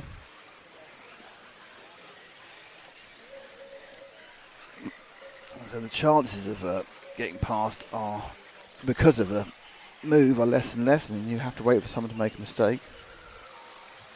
So Del Acquia from Reaver. Reaver managed to gain about 3/10 on Del Aquila, Giacomo and Eric, and another mistake there, they're right together. So first and second, we're 3.5 minutes down, 6.5 to go, and they're nailed together as a pair at the top of the track. Go through the top of the triangle, down the short street, they're going to turn left and then to the Marshall hairpin.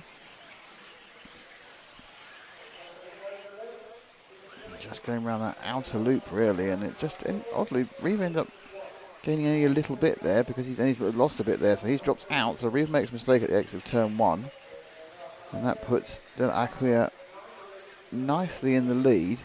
He's 1.5 seconds ahead of Ferenz. Oh no, he's out again. If you can get on the wheel, so Ferenz now leads.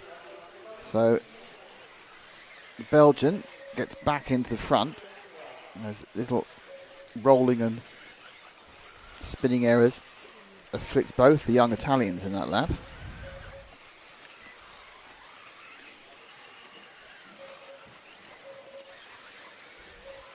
So Duncan himself had a problem at this corner coming up now, which rolled him out of the lead, out of quite a healthy lead, has now been rolled back into the lead by mistakes from Del Acquia and Reaver. Behind Anthony Vincent is in fourth, but he's a little bit detached, as is Alejandro Gualamea.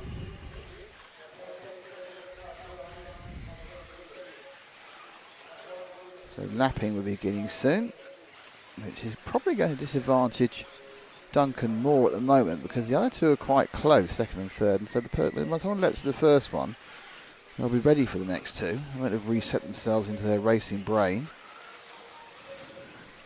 It's Tommy Murray, who's had a bit of a bad run, who's bringing up the rear at the moment. But as you can see, Ferenz and Del Acquia are getting closer.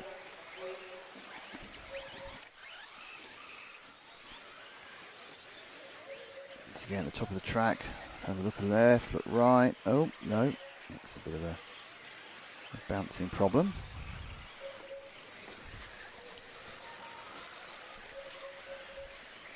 And Del Acquia goes into the lead, and Ferenz bounces out, and he's in third. So, quite a lot of moves and changes during this one. So it's now the pink machine there of Del Acquia who leads. There's a bit of lappery to do. That is Tommy. So he's now got a lead on, well, 1.2 seconds last time round. It's not much more now, actually, because it's gone up. So that was a back marker. So no, it's up to 2.2 from Eric Reaver. Duncan Friends is 4 seconds off the lead. So we've got a kind of a equidistant 2 second between 1, 2 and 3. And then it's a further 3 seconds back to 4th place.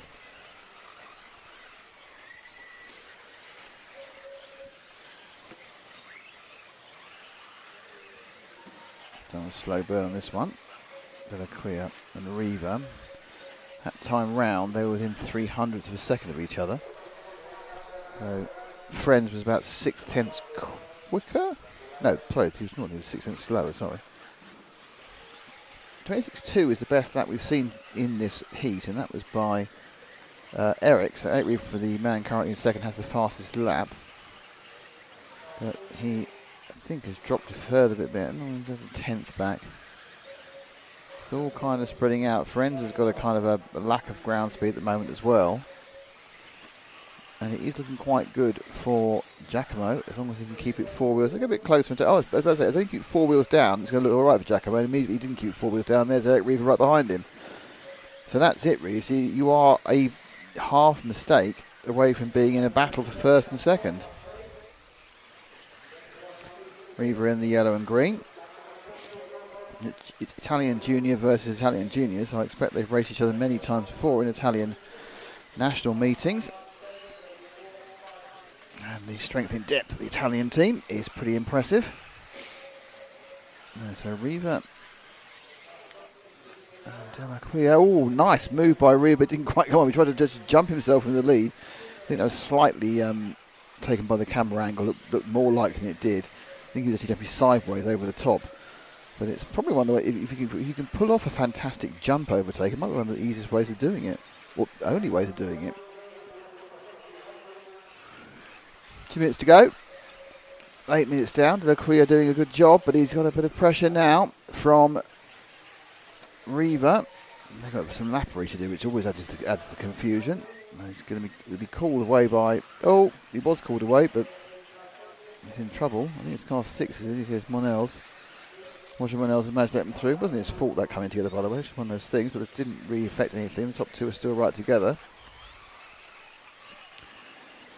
And this first leg is a straight up battle now between Giacomo Delacroix and Eric Reaver. They're 7 seconds ahead of third place man, which is still Duncan Ferrand, who's faded quite a bit. Oh, you don't want to have a car rolling there. He goes over Reaver there, making, I'm not sure if we've got the beginning of that, but he made the most of the accident. Yeah, so it took all the momentum out of Giacomo, and Reaver just suddenly had the chance to get up the inside for the pass for what was the lead. Let's see if we come back if he's still in the lead, because it's always changing. And he's not. So Giacomo's got back in the lead again. I kind of felt that was happening. It looked like they both were very much on the edge.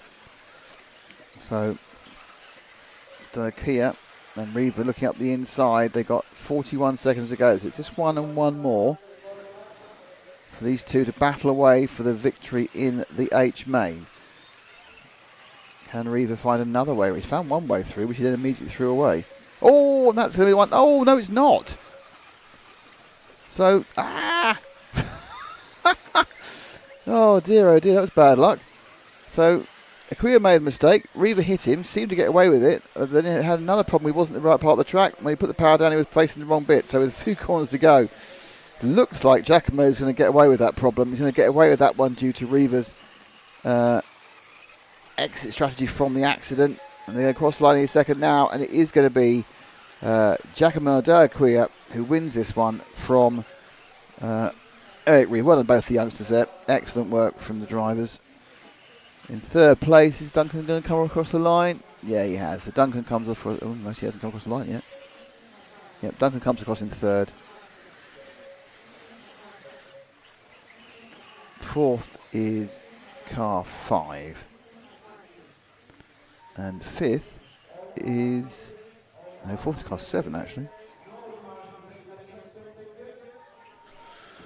Right, have a look at that instant, some of that instant, right at the end there.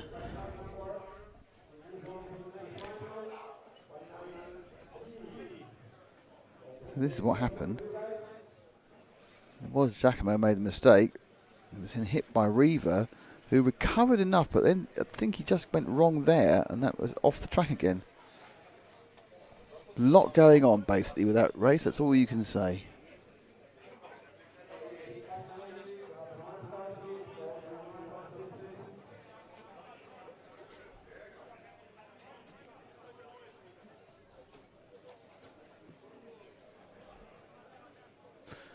So, it's a cloudy Sunday afternoon in Japan, according to Ever Pickering. He's on Gara racing his championship, Tommy. Yes, he is. He's in the A final. Del Boy, what UK time is the first final? It's, well, we've got the finals at the top, and it's an hour early in the UK, so 10:45, 1:45, and 4:40. Is that CET time? Hello to Frederick Moberg. How you doing? Hello, Thomas Newman. Hello, David Horn. G-Bag McPick. Better late than never. Absolutely. Can you film number 7? We don't follow drivers in the final our side unless we follow the final. Just the way we are. Just difficult people to be with. Okie smoky, G final next.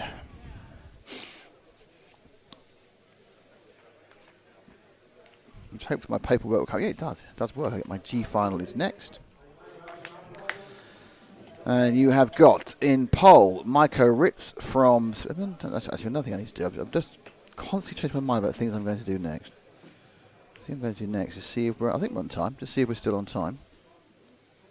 So the G final is due to go off at this particular time. Yeah, we're absolutely on time.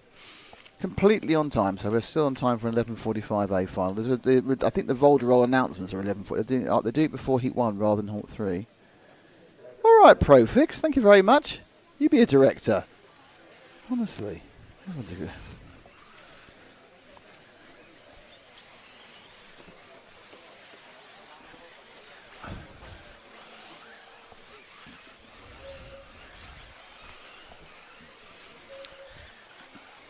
So it's Martin Ritz from Switzerland, Alex Gonzalez Rodriguez from Spain, Anastasia Forg from Germany, Jani Hovey from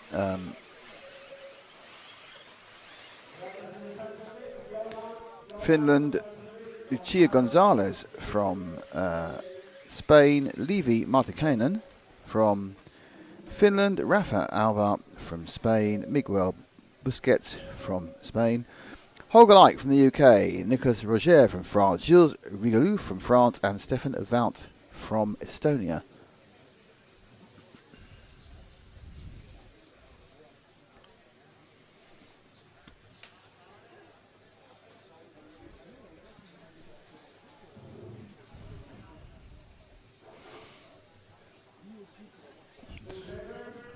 Here we go.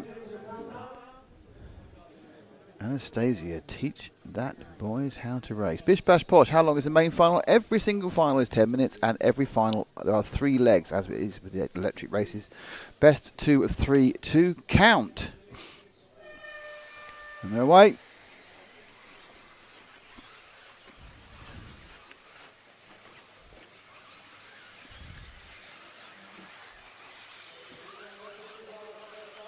And it looks like a good start from Marco Ritz.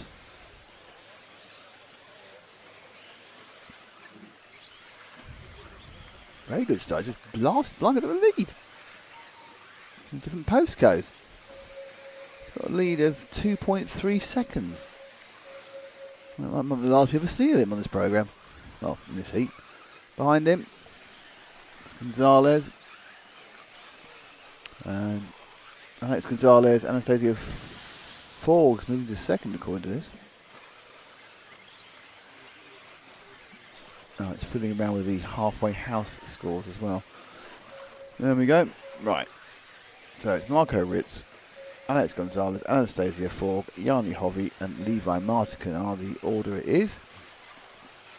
There's your top 2. So Alex Gonzalez closing down on the incredibly fast starting Swiss Marco Ritz. At the back of 26.2 and then 26.1. So Alex Gonzalez, by this white car, by far the fastest car on the track at the moment. And saying that, Jani Hovey just matched his lap times in 4th, a little bit wide there.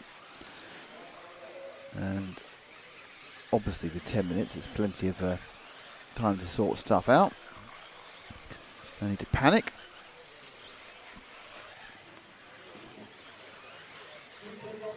Still a little bit of shuffling going around in the back of the pack.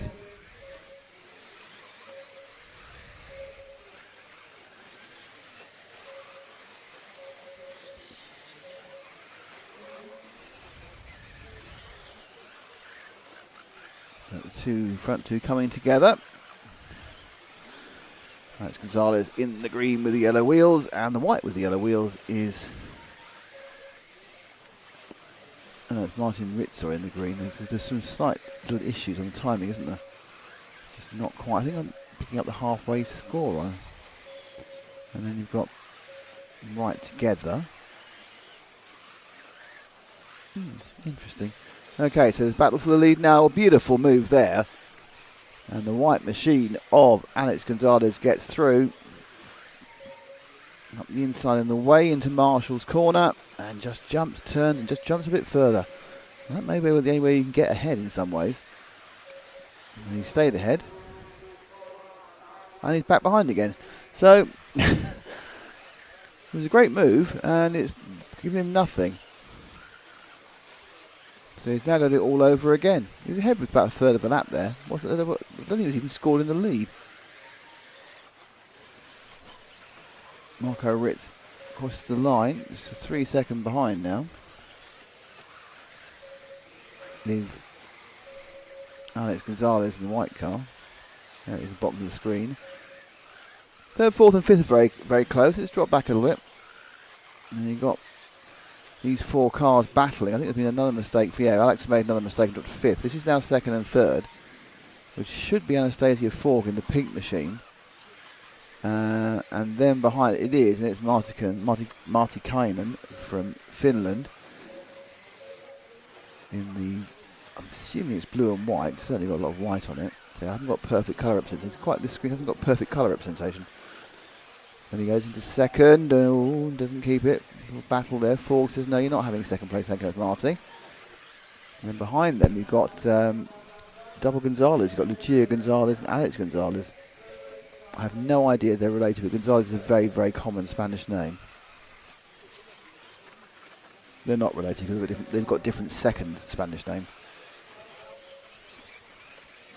Oh, that again is Alex Gonzalez just trying a bit too hard.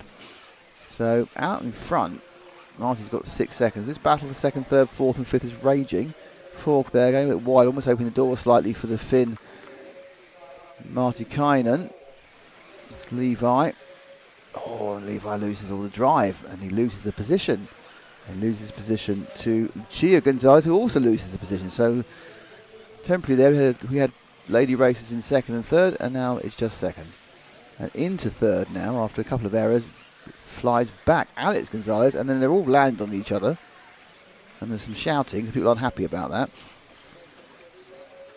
I think that's Martikainen trying to jump. Yeah, Martikainen actually jumped a bit longer and landed on Gonzalez. I can see why people are upset about that, but I also don't think there's any intention. Now this bright orange car's come through from nowhere. I've got no idea which car that is. What number is he? Number 4. Thanks there to Kieran.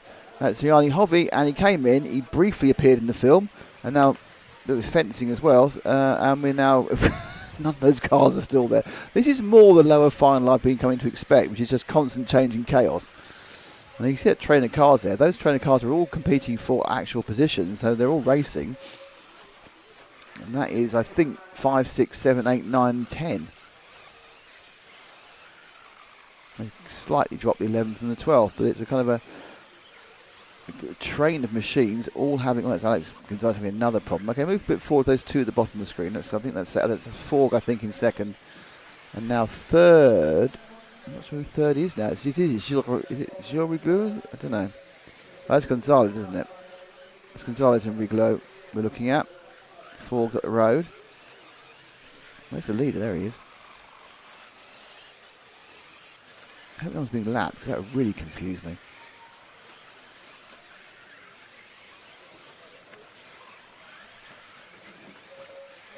Okay, so Forg has now got Gonzalez right behind him. Sorry. Oh no, it's her. Well, it's hers. Lucia Gonzalez is behind Anastasia Forg. And then behind that I think it's Riglou. Riglou, yeah. So the 11 and 12 car battle their way through the field to 4th and 5th. Forg remains in 2nd. Lucia Gonzalez is in 3rd. That's Lucia in the 5. 2:59 to go still.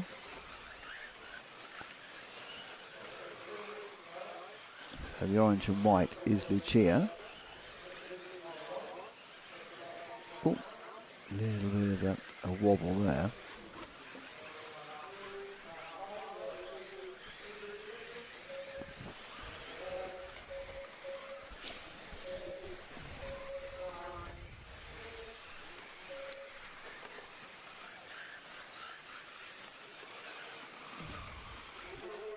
The whole field snakes up the hill there. It's all very close apart from our leader who's miles ahead, 6 seconds ahead. These are kind of flowing around. There he is, car number 1 in the bright green, 2 minutes to go. Marco Ritz, I think he hasn't been led, has he, at any point? Around the Marshall's hairpin. And then down the main straight, he's lapping people now. Oh, he's coming up to Alex Gonzalez. So Alex Gonzalez had a horrible time. He was running 2nd for a long time. Now he's almost a lap down the white car.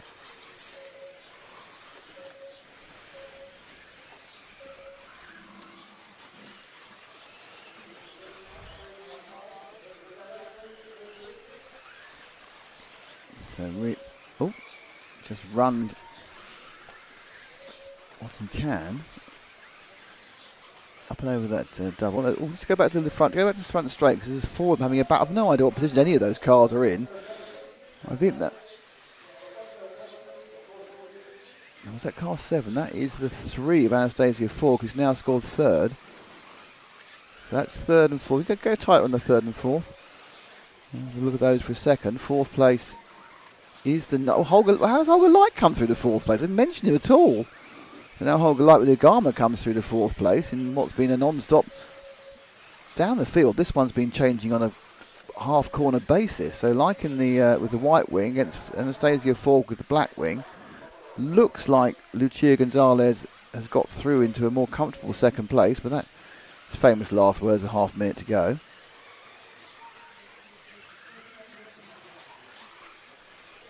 Oh, like loses all his drive on the left-hand side there. There goes Forg in 3rd. And what's going to happen is these guys are all going to get caught, but the leader's not. So the leader's going to get himself a lap of honour. Oh, the inside goes like, and they come together.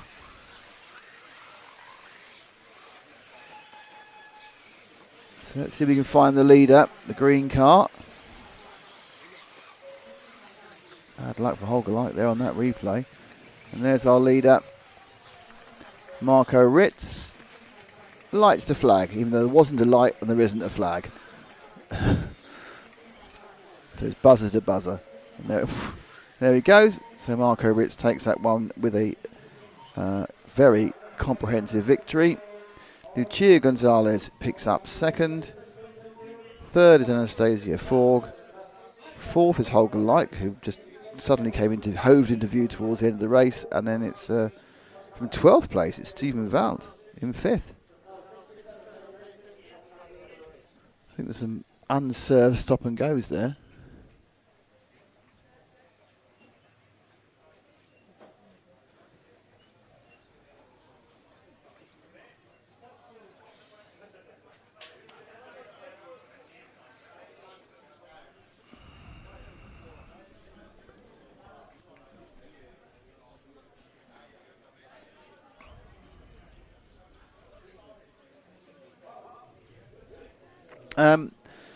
Bish Bash Posh, the next event is in 2 weeks, and that is the 180 GT, both Nitro and Electric. Is the next EFRA event being covered by RC Racing TV. That's the, and then I think a week after that, it might be 2 weeks after. I can't. My weeks are running out. This week. No, then 2 weeks after that, it is the 1/8 Nitro A final from Barcelos. So we're 4 weeks. Yes, 4 weeks now. Yeah, the final for the Barcelos event is on Saturday, not Sunday. So 3 weeks and 6 days, it'll be the Nitro finals.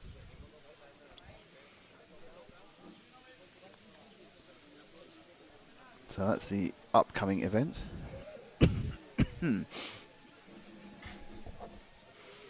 F. Alvaro Dominin, the junior from Spain in one, and it's Edward Puyana from Spain, Ilian Fernandez from Spain, another junior, Nicolas Mardar from France, Christian Villart from Spain, Jürgen Trieb from Austria, Nicholas Burley from Germany, Harry Weymouth from Britain, Elliot Dess from France, Sergio Uribe from Spain, and Florian Duradan from France, and David Benito from Spain. So it's mentioned now, David Benito, he's one of the organising bodies. Elliot Dess was the star of the Going Round the Pole video yesterday. Jürgen Trieb missed all of practice day, as did his brother, Marcel, because they packed their cars in their main luggage, and the main luggage got lost for a day. So they had no chance to get the car out at all, and they were given a thorough telling off by Carlos Gomez.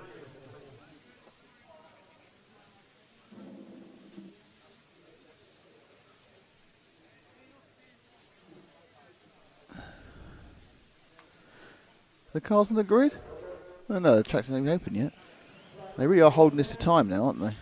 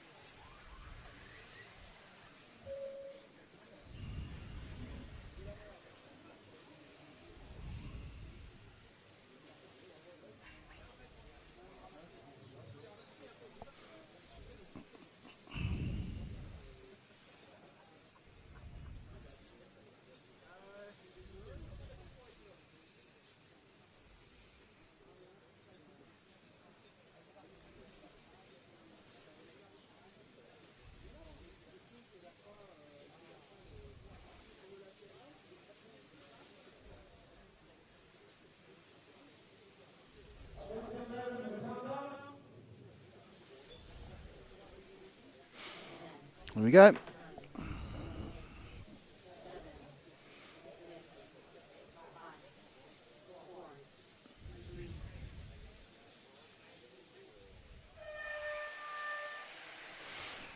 And we're off.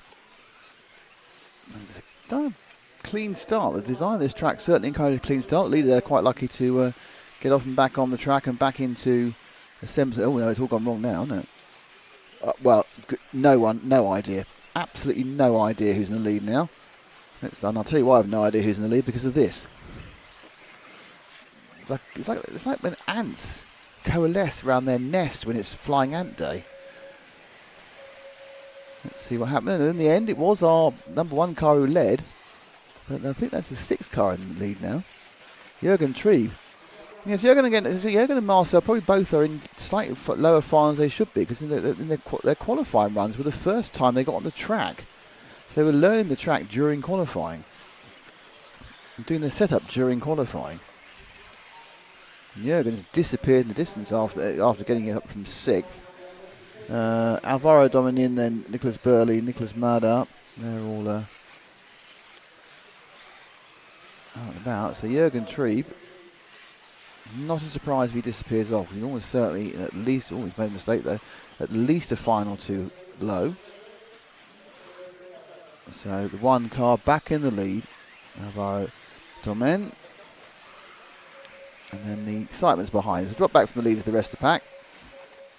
Second, third, fourth, 5th, 6th, 7th, 8th, lots of cars. So second and third was scored as Nicholas Madar and Nicholas Burley, and it's now not those two. So I think the 6th car of Treves back into second place again. So Treves is back into second after his accident a lap or so ago. That orange car's off the track, and they've all been confused again. Don't know. No, we're not the leader. We don't want the leader at the moment at all. We want the scrapping pack, Kieran.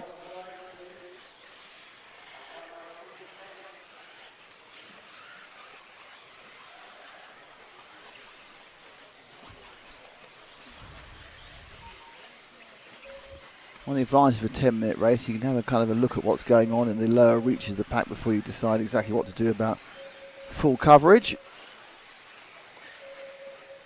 So fourth, I think, is where we're looking at the moment. These fourth and fifth is two yellow wheel cars. Need to be a little bit closer so I can see the numbers. And that is the 9 now that's come through. Elliot Dess not running his car around the pole. So Dess was scored down at 6th last time round. I think he's probably 5th now. I could be wrong. No, he's still in 6th. Okay. 6th and 7th. It's Jürgen Treves down the 7th on some accidents. There's a bit. This is 3rd and 4th now. That is the 7th. Yeah, this is Burley in 3rd. Right, so Nicholas Burley in the orange and white is in 3rd. He is way away second. Second and first are about a second apart. So this is 3rd place. Now, they've had a temporary spread out between them. Move forward to second and first, because they're sort of in a frameable moment. A frameable moment. This is your frameable moment from 2025. Admittedly, mistake there by Alvaro Domain. Just lost him a bit of time. And Nicholas Madder continues going. Usually Madder's got a real turn of speed as well. I thought Jürgen Treves had the big speed, but Madder has the fastest lap with the 25.4 and does also seem to be in the wrong final. Or at least a final below where he'd like to be. He's always in the right final. That's what he's qualified for. So Madar from France.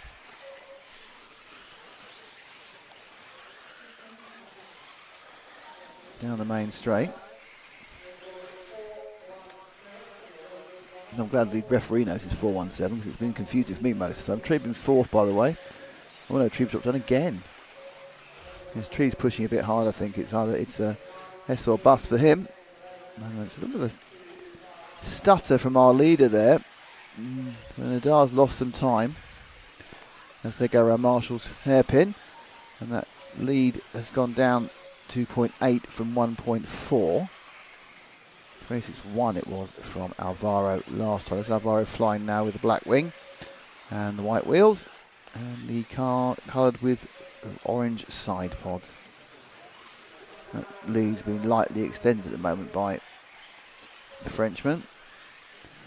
Madar just coming up to halfway in this one. Still waiting to see what's going to happen next as they battle their way around up to the top of the track, through the Marshall's hairpin. There's elements in this race, these slightly longer races, of just trying to build something, turn laps, catch up, lead down to 0.7. So done them very nicely around the first corner as well there. Carried a lot of speed, a lot of momentum, and got the drive down that reverse straight in front of the rostrum. So he's definitely gained during the course of this lap so far. It's a lot less than 0.8 of a second behind Madar. Coming back down towards us again. And the lap we competed with the lead probably at about 3/10. Oh, that tank stuff won't have helped. He scored at 6/10 actually. I think he's going through the tank stuff when that happened. Right up the tail now. So the pressure is on Madar because he's got his competition occupying almost exactly the same piece of dirt as he is. 2 bites of that corner for Demen. And Burley trying to catch back up again. He's 3.5 back at the moment. It's a lapped car between the next one up. Lead drops down to 0.3 because that time he wasn't in the middle of a tank slapper. Very tail up on that jump. Oh, he's going to jump him? No, almost. Almost a jump for the lead. which would have, I'm sure, have surprised Nicholas Medard, but he seems doing it now, and he's lost a bit of time. He's going to get away with it, I think. No, he doesn't get away with it. He almost got away with it, but the exit rolled the car, and I would expect he's probably going to drop out of the top two now. Yeah, Burley moves into second. Drop back to second. There's Nicholas Burley. Now Domen needs to make up for the 4 seconds he just lost. I mean, I'm not sure with 3 minutes he can get back on the tail of Medard. Medard may win. Oh, and Burley's gone, so it's a chance to catch back up again. But you need to have half a second a lap, really, over Medard now to catch him up. And in this lap, he was slower because Medard did a 25.9, and the lead now is 6.1 seconds. So Nicholas making hay while the sun shines. The sun shining being the error that Alvaro Domen made a couple of laps ago. He's got the wrong side of that run of dust, effectively. And that's not the track. Just as a bit of advice, you're not actually on the track when you are flying into the side of the barriers there. I think he's got away with it as far as car damage is concerned, which is good news. But obviously when you fly into those fences, things can get caught, corners can get ripped off, and it can all go horribly wrong. Are we back with our leader now? No, we're with the one car of Domen again. Wobbling it a little bit.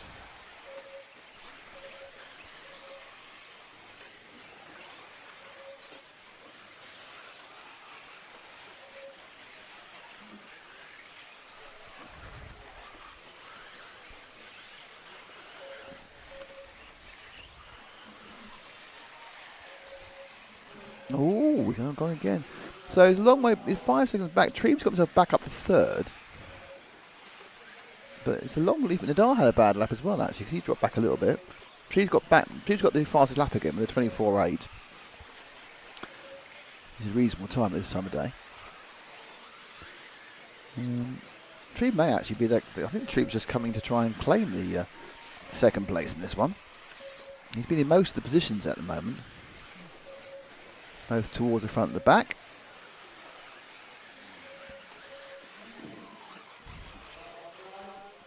57 seconds to go. Comfortable lead for Nicholas Medard. There's a battle on for second at the moment. Just in the background there's Jürgen Treeb with the yellow wheels coming fast onto Alvaro Domen. So you've got a lap and a half to go. There's a slew of cars all over the track there. I've no idea what they're doing or what position they're in, but I'm not sure where our leader is. Car number 4. Do we know where he is? Let's find out. Just crossed the line now. Car 4. It's just gone across the line. Is that 4? Is that far ahead?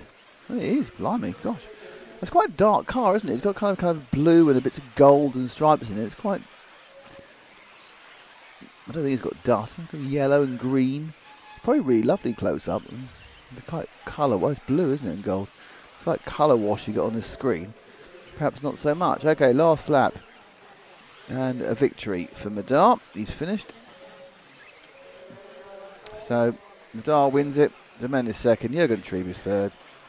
Just waiting for the rest to come in. So, car 4 was first. Car 1 is second. Jürgen Treeb got a third in the end. He could have been any of the positions, to be honest. He was all over, up and down.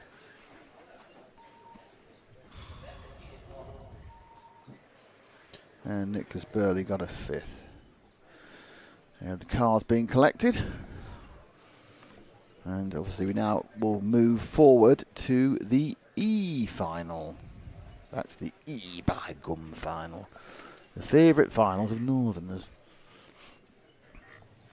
Okay, so once they get rolling, the E final will have Hendrik Laime from Estonia, Carlos Vidal from Spain, Alex Valls from Spain, Jesus Tazo from Spain, Jose Sales from Spain, Jerome Sartel from France, Adrien Bertin from France.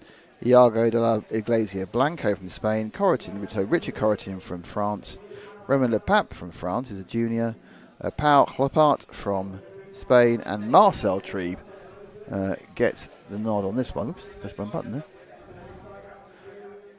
The main event I miss most is the Neo race. It's a shame they stopped doing it. Well, bish bash bosh, who knows? The Neo event or a similar one could be returning at Easter. It's official. The Neo event is returning at Easter under the guise of Buggyland. So next Easter at Harper Adams, there will be a full Easter event, but it'll be a Buggyland. The Buggyland have taken over the Neo concept, so you haven't got to miss it anymore. It's still going to be happening. So that should have made your day, possibly, if your day is easy to make.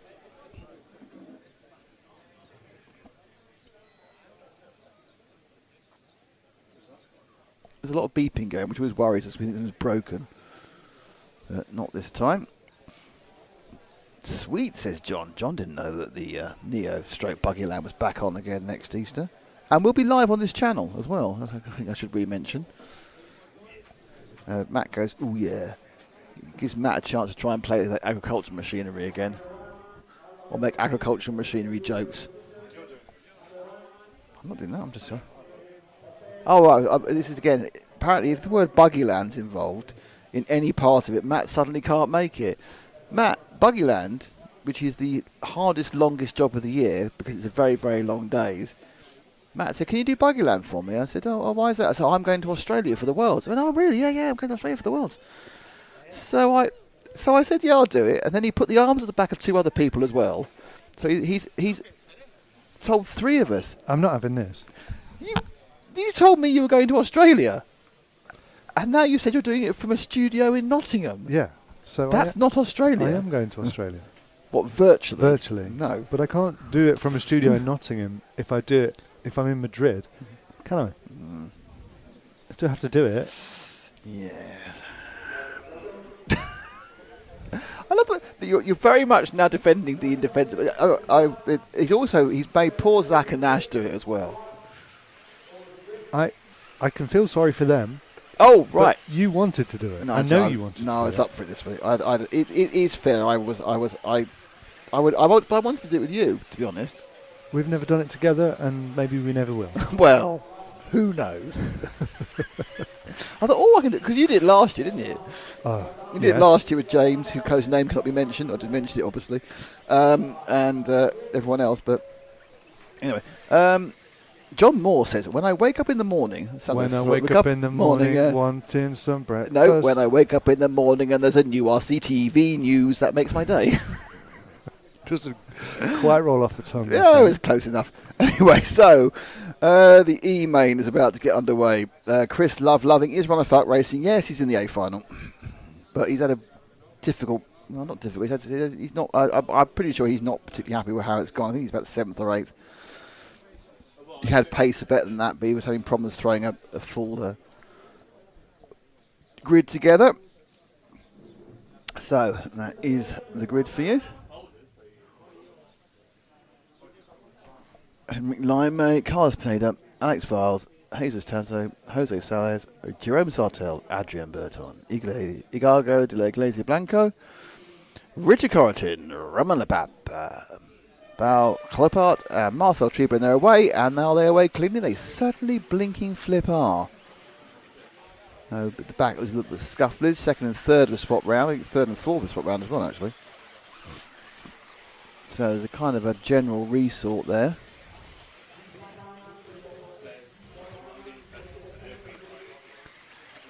So let's see as they come across the line.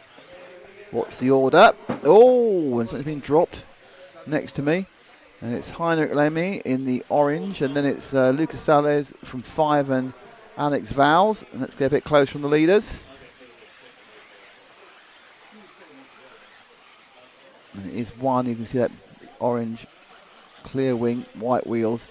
And it's the orange but black wing and white wheels, and less orange in fairness, of Lucas Salles. Jose Salles, sorry. And So Jose Sales behind Henrik Lime-Marie from Estonia. Quite a few Estonians. This is the next year's version of this event. So next year, the 2026 e-Buggy event will be in Estonia, which is very exciting. Brand new country for an EFRA European final. I'm sure Henrik and many other of the Estonians will be entering that one.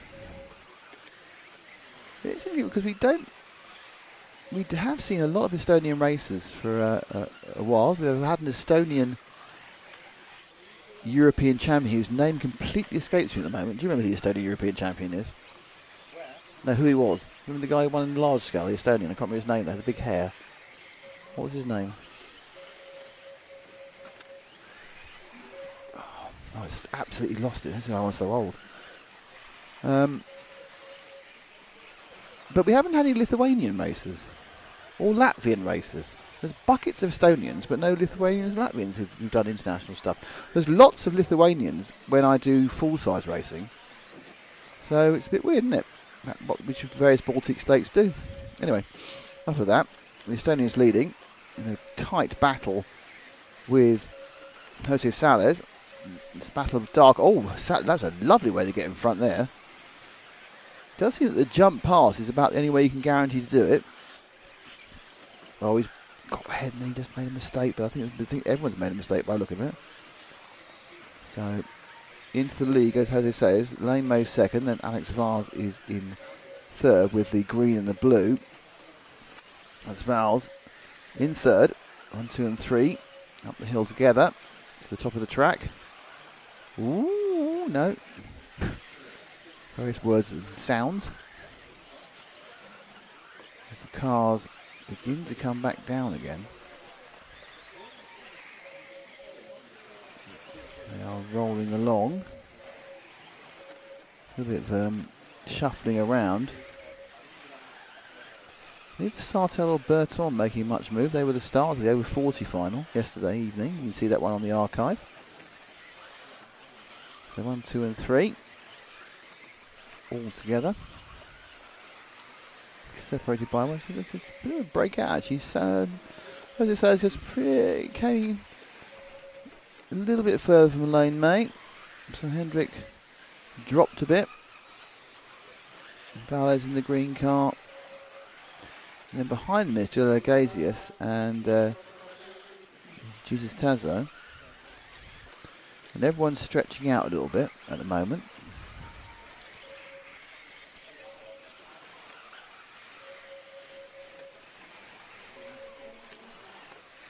Valles, that's the blue and the green with the white front. He's in third and you can see second, and second can see first. And you can see more. 1, 2, 3. There's your fourth place. There's fifth, sixth, seventh, and there's the marshal, obviously. So this one's staying in order a bit more. Just shift forward a second. I think he's beginning to ease a little bit back onto the rear. That's Henry. He's beginning to ease a little bit more onto Jose Sales, who has got the fastest lap time, the 25.1.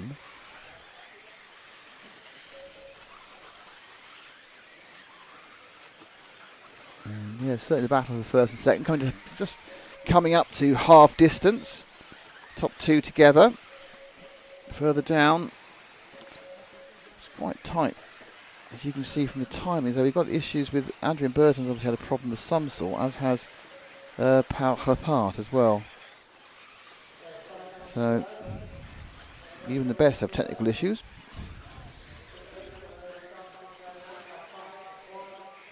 I think that Mark is kind of preempting the fact that there could be some interesting attempts to take the lead there, and giving them the warning of how to do. Alex Valls has picked up the fastest lap in third place, hence the reason he's suddenly coming back into the picture with a 25 flat, or 25.07 actually. And the top three, giving us a bit of a show. Gap over the line was 0.3 of a second, but you can see it on track.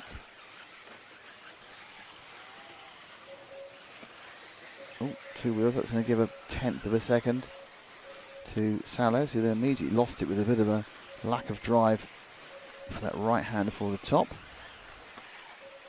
There they go, past Marshall's hairpin.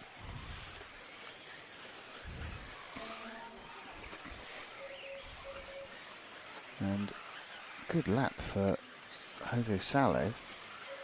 It was a quick lap actually. It wasn't necessarily a poor lap from Hendricks line mate, because it was just a very good lap from Sales. It looks like he's putting another good lap in. He's decided to stick the afterburners on with about 3 minutes 40 seconds to go, and it's now a case where Alex Valles is trying to get out the back of lane mate.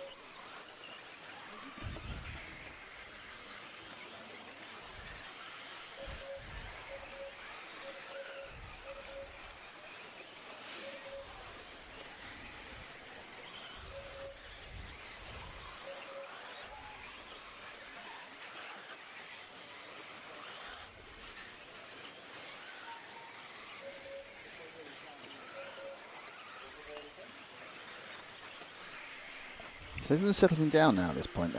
Second. I think second's getting a little bit easier under first. I think Hendricks had a couple of laps getting a little bit closer to our leader. So after a bit of afterburning running for Jose Sales for a couple of laps. What's actually happened is Hendrick himself stuck in the best lap of the race, the 25.006. So Hendrick found a bit of pace, and that kind of closed the gap, moved him away from Alex Valles. The thing is, you can't. These individual good laps aren't necessarily going to be enough to do, and that's not what you want to do. So the individual good laps don't really do an awful lot of good, because you need to put in 4 or 5 consistent fast laps to bridge gaps. And what you don't need to do is start getting close, then roll the car. That cost him 2.2 seconds. And more importantly, he's now behind Valles. Well, Valles made a mistake. He's not behind Valles. Oh, they hit each other. That's no big winner out of that one. Absolutely was Jose Sales. Who's going to have a big old lead again at the end of this one. Already over the line, and he's got a 6-second lead because second and third absolutely loused each other up there.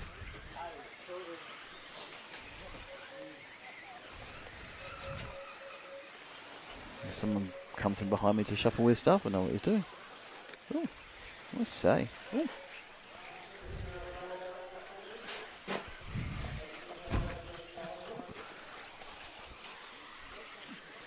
Oh, Val's flying off there. So they are really spreading out. Where's our leader? Let's find lovely Lucas Sales with the 5 car. He's got a minute to go. It's looking pretty untroubled. So unless he throws off the side of the track or it suddenly just grinds to a halt, there's a pretty good chance that this is going to be a win in the first leg. All the finals are 3 legs, best 2 to count. Now, unlike in top of the A final, if someone wins, if people in the lower final win the first 2 legs, often they'll go out in the third leg as well, because they've paid to be here. Why shouldn't they? Sometimes they don't, but normally they will come out in the third leg. But in the A final, it's not the done thing. If you've tied it all up, you don't go out in the third leg.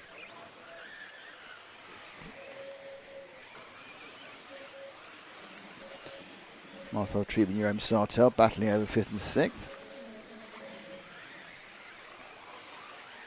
Last lap about to start for Sales. He's been massively caught up by Lime Hendricks. Only got 1.5 seconds behind. It's just not going to be enough laps to do anything about it. But Hendricks has really made up a massive gap over the last 3 laps. Not sure whether Jose Sales, look at them getting quite close. I think Jose Sales wound down a bit too much. But he's actually, well, if he hadn't done that, he was only going to win by a couple of tenths. But as it is, because he threw the car off the track, didn't do that at all. So your winner is car number 5, Jose Sales. In second, it's Hendrik Lime. In third, it's Alex Valles. And in fourth, it is Carlos Pineda Vidal. And your 5th place finish is Jerome Sartel. And that was the E final.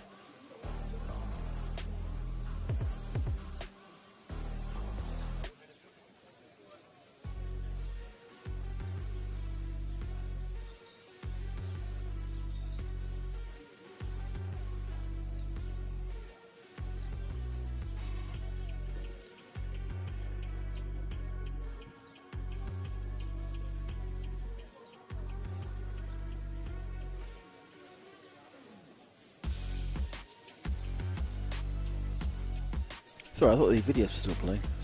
I'm having a moan about somebody else not connected with RC Racing on text.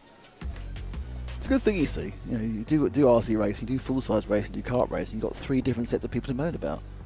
And I wasn't moaning about the RC because I'm working for the lovely Matt McCallum, the by far the best person currently working as a management side of RCT. Oh, you're the only one, aren't you? You've knocked that one off by being the only one. If you are a little bit economical with the truth of your travel plans. Right, D final. Harold Senderov from Israel in pole. Andrea Trevisan of Italy in 2. Eric Beresil from Spain in 3. Nicolas Johannes Lamberts from Denmark in 4. Ika Tellez from Spain in 5. Juan Miguel Martinez Guarda from Spain in 6. Carl Eric Walter from Estonia in 7. Hampersberg is in 8. Oscar Baldo is in 9. Tom Bashu is in 10. By the Oscar Baldo, I thought they Hampersberger from Sweden. Oscar Baldo from Spain. Jean-Peric Sartel, the 2019 European champion, is in 11. And Thomas Musso from Monaco. They did remember to put me on this list. They quite forgot his national anthem. He's running position 12.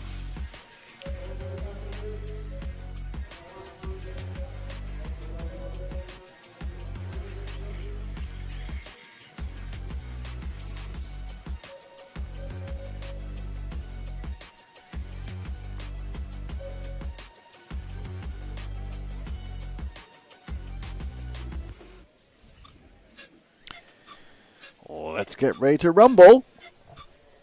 Probably the wrong sport there. Here's the one car. That's Harold Senderov.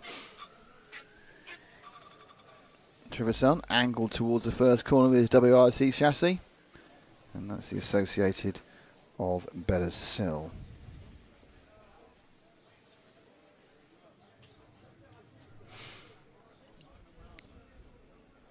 we drift back.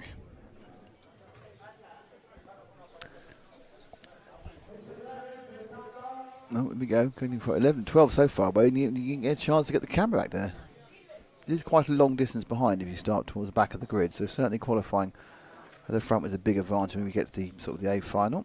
Interestingly, Harold giving himself, what, about 10 centimetres he could have gone a bit further forward, but he doesn't decide not to. And he's made a good start. So Senderov leads.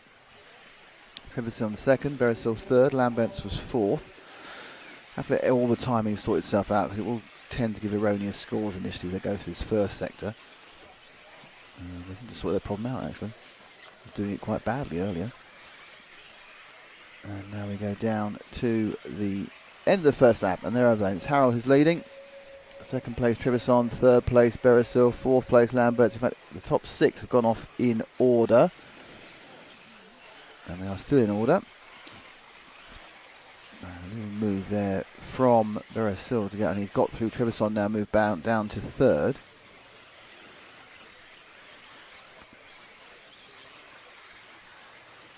So your second place now, behind the Israeli, is the Spaniard. Beresil with the associated chassis.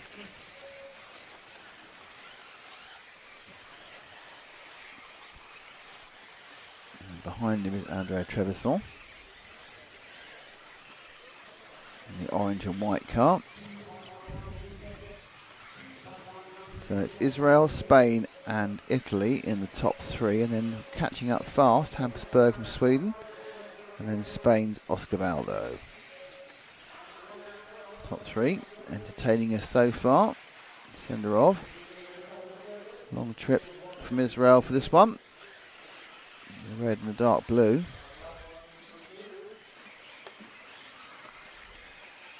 Another lap completed. And we're just settling down now, minute 45. Trevisan looks to be, I think he's probably regretting losing that second place a couple of laps ago. And there comes element, oh no, that's going to, no, that's alright. So,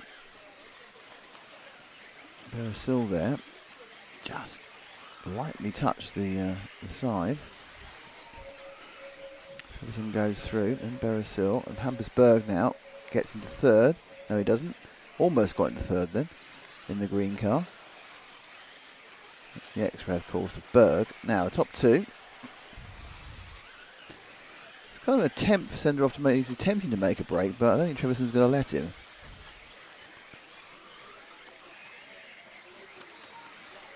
There goes the power.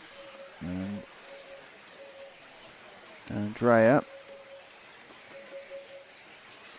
Looking left. He's got a bit of pace in him. I think Trevisan now is up and rolling. Might be a tad quicker than Senderov, though it is the element we always say that it is much, much easier to follow than to lead. But getting past is very, very difficult on this track. Trevisan using a bit of extra pace into the first corner, looking a little bit right, but no, that's not really a line. We've seen most of the overtakes we've seen have actually been jump overtakes, and then but that's an overtake because it's just a tiny error made by Senderov. He just got it slightly wrong. Look, just there, lost it up on those pipes, and that meant he hadn't got the drive, and Trevisan was in the right place to whiz past. So the Italian takes the lead by 0.4 of a second, with Beressil in third, and Trevisan, he's showing that what I thought he had, which is a bit of extra ground speed, and he's moving away. It looks like Beressil now is having a good old think about how he can get past Senderov. And then behind him in the green and white car is Hampus Berg, the Swede on the X-ray. That's all kind of, but it is interesting that now he's ahead. Trevisan's just about able to gap. That could be, of course, because there's a defensive line being run by Senderov in the red and machine with the yellow wing.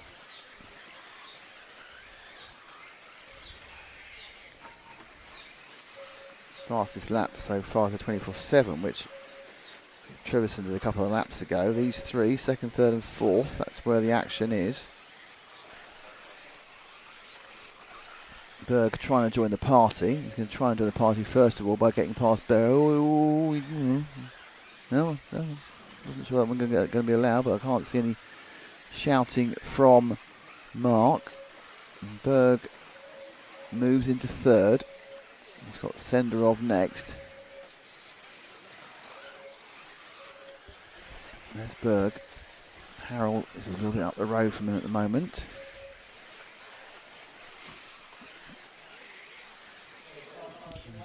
You can see that's target acquired for Hampus.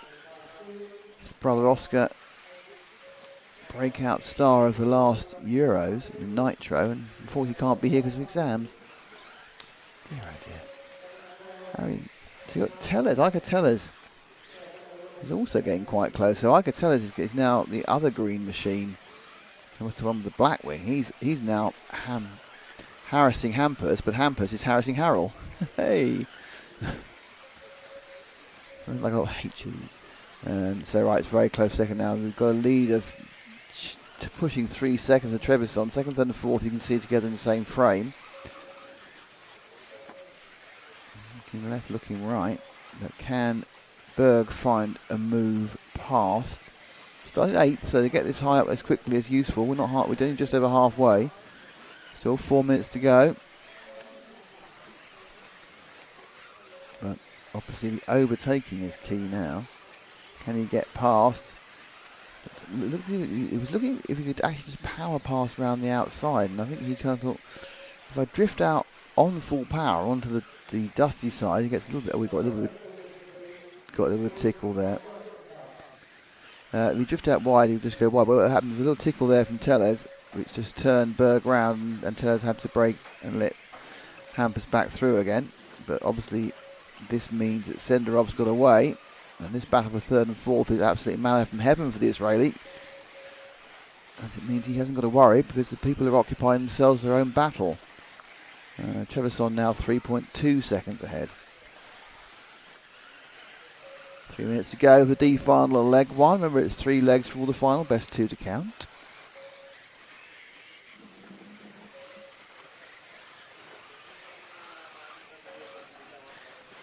Ooh, mistake there from Tellez.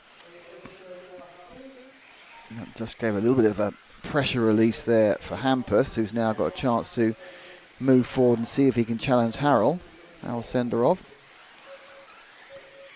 Trevisan's gone, 4.7 seconds ahead. Made the most of the fact that, well, I think he's just basically quick. He's made the most of the fact that everyone else behind is having a bit of a squabble. But in fairness to Andre, he does seem to have just basic pace. Now, can Berg find a clean way past Harold Senderov? Senderov, leading car there, mostly red. Berg is obviously green, blue and white. And I could tell he's got a watching brief, which may turn into a briefing brief. The ideal solution, obviously, for Iker Tellez is the other two. Oh, but now he's got the inside. And it's all got very, very close there as Tellez looks to make the most of Hampus's move. Then Hampus has got round the inside of Senderov. And suddenly, Berg's got past Senderov just as he looked like he might be losing position to Iker Tellez. Senderov just been a tiny bit wide. That one's not going to get allowed. Went a tiny bit wide. And suddenly the power on and Berg got through. Now he's having to battle with Iker Tellez. Tellez, by the way, has got the fastest lap of the race, the 24/7. So he's got a lot of pace as well. He has found it a little bit more difficult to engineer an overtaking manoeuvre. As you can see, he's trying everything, Iker. Both Senderov and Iker are juniors. Behind them is another junior, Eric Beresil, who's catching up from some quite a good start, some issues in the middle of the race. But Trevison's now got a 7-second lead. Berg is 3 seconds ahead of these two. Well, scrapping away for third place. Senderov started in pole. He's probably kicking himself for that slight error where he went wide and let Berg through. He's at this point in the circuit here. I think he must have got just a bit too wide and lost the drive on the dusty part of the track. Oh, and that's great for him. Let's see if we can find our leader now. I think that battle's over. At number 2, I can just see him then. He's just about to go across the line. So this is going to be Andrea Trevison's lap of honour. The WISC driver leading by 4 seconds actually. There's been a bit of a comeback by Hampus now. I think it must be the previous lap. There must be a slight problem for Andrea. Must have lost 3 or 4 seconds in an accident incident or back marker. But he is still comfortably ahead of Berg with virtually no corners to go. 1, 2 and 3. And Andrea Trevisan takes the one home. Good result for the Italian. So it's a 1 for Andrea. Second is Hampus Berg, all the way from 8th. So that's not bad going either, to be honest. Obviously discovered his mojo after not quite so good qualifying as he would like. Third, Harold Senderov from the front of the grid. Fourth is the number 3 car. And then 5th is Iker Tellez.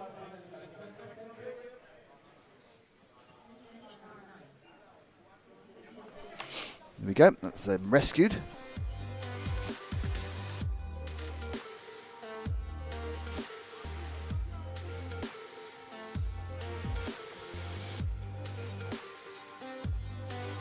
So obviously next will be the C main, then the B main and the first of the A mains, including all the Volderol. It's all Chatty McChattingtons coming up.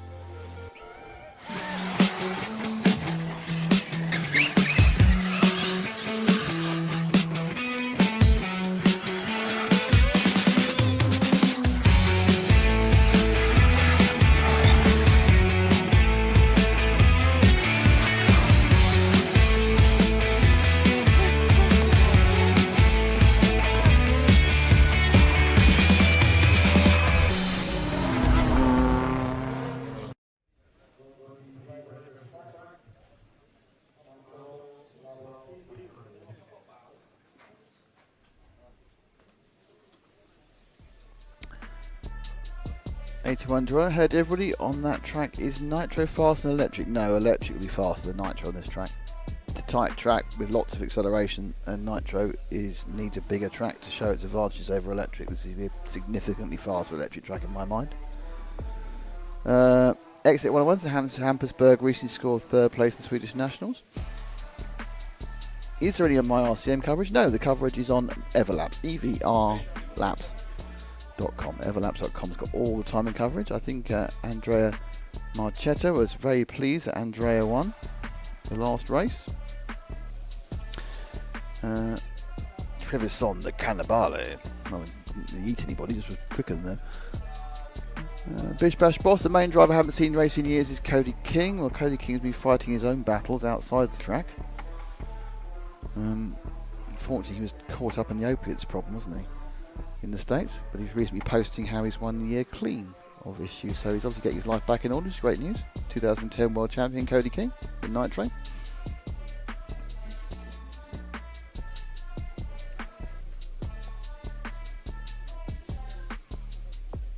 So the C main. Who's in the C main? Who is in the C main? It is Marco Barofalo, Brian Baldo, Jordan Lott, Jose Miguel Sanchez Martin, Martin Bayer, Ricardo Massaguia, Aaron Ronick, Theo Lamarie, Julius Ciclodi, Wesley Van Helmond, Ivan Navarro and Ricardo Montero. So it's quite a good bunch of drivers in this, the C final. It's the C final, everybody.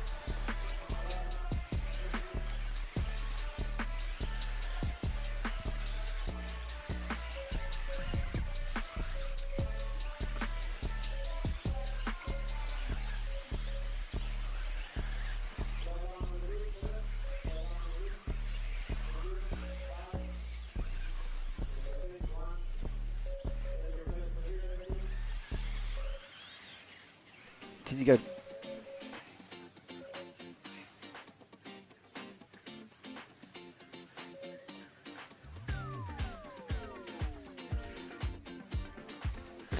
Snacks have arrived. Anyway, right. Let's get looking at the cars rather than looking at the grid is being made up.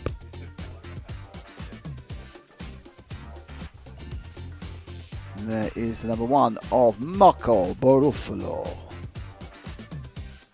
with the Kyosho, rather obviously because it says Kyosho written on the side of it. Number 2, oh, Brian. Okay, countdown, go the other way again.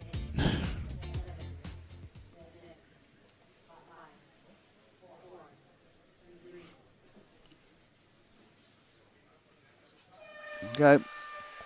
We had Marco in the lead. And Brian Baldo trying to catch him. Top. You can see we moved up a level and suddenly they're all in a big train. Marco's making an early break for it. With Brian Baldo, so the pinky red machine, that's Marco. Second, third and fourth having a battle. Now second is no longer Oscar. Sorry, no longer Brian. Oh, he's the second place man.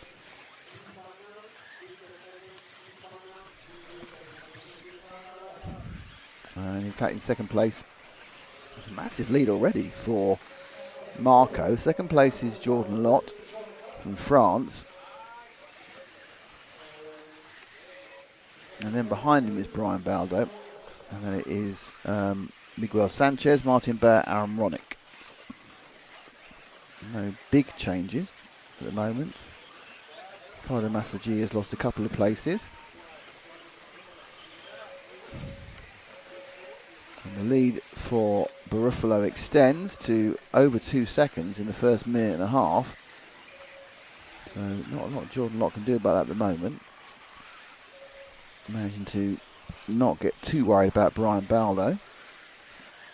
Well, interesting, I say that, as I say it extends, it's now just coming back as Baldo comes back at Lott.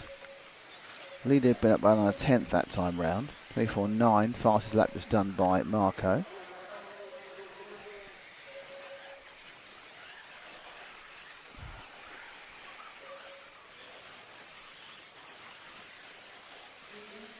This is third and fourth, which is Baldo. Is it Baldo and Bayer? It is Bayer, isn't it? I think now. Martin Bayer. X-Ray Development. No, X-Ray Star. Martin Bayer in the second of those two cars won the European Championship on this track. I think in 2013 when it was a 1/10th electric track and was mostly carpet. So there's been quite a big changeover in this circuit over the years. And Bayer's lost a huge amount of time getting stuck on the pipe and being overtaken by, I think it's Aaron Ronick in the white car. Don't quote me, it's Aaron Ronick, I'm not certain. It might not be, it might be Theo Marie actually. I think Mr. Murray in the white car. There's Baldo in third. Not ahead of him in second. Just exiting stage right. It's Marco Barufalo.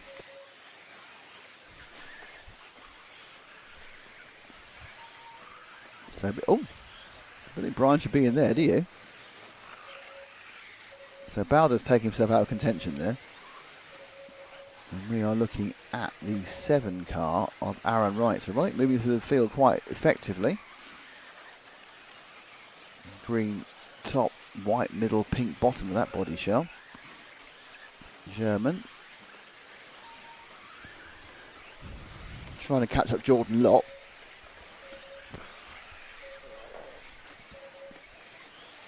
And Lott loses a bit of drive, which makes catching him up a bit easier. 3.5 minutes down.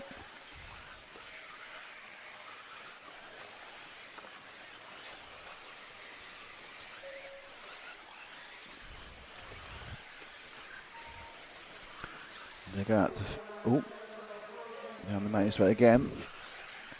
Lead is about 0.6 of a second. But Marco's got out by nearly 4 seconds now. Not a massive surprise. I kind of felt that if you could get ahead, he would get away. But Jordan Lott's had a better lap this time. Remember, it was 0.6 last time round. Now it's up to 1 second, the gap between second and third. This man, Jordan Lott, the Frenchman, on the 7 machine, white and pink, with white and red. And then the man chasing him, which is Aaron Roddick. Thilo Marie's back another 1.5 seconds. Martin Bayer back another 1.5 from that.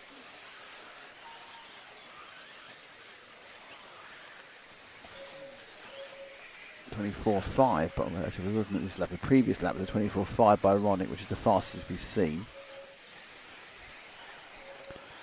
So Marco continues to lead by about 4 seconds.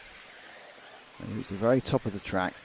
So they come down into the hairpin. There's Marco exiting stage left, and there's second and third. There's fourth, it's Lamarie. There's Bayer and Massagia as they go around the Marshall hairpin.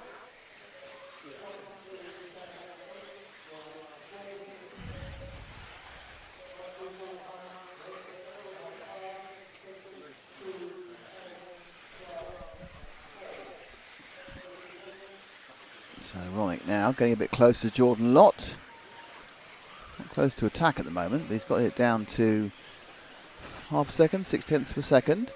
We've also gained a bit on Barufalo in that lap as well. His 4 second lead's now 2.3, which strikes me as a little bit of an error. There's no traffic around, so I think we're getting lapping yet, so he's just made a little bit of an error.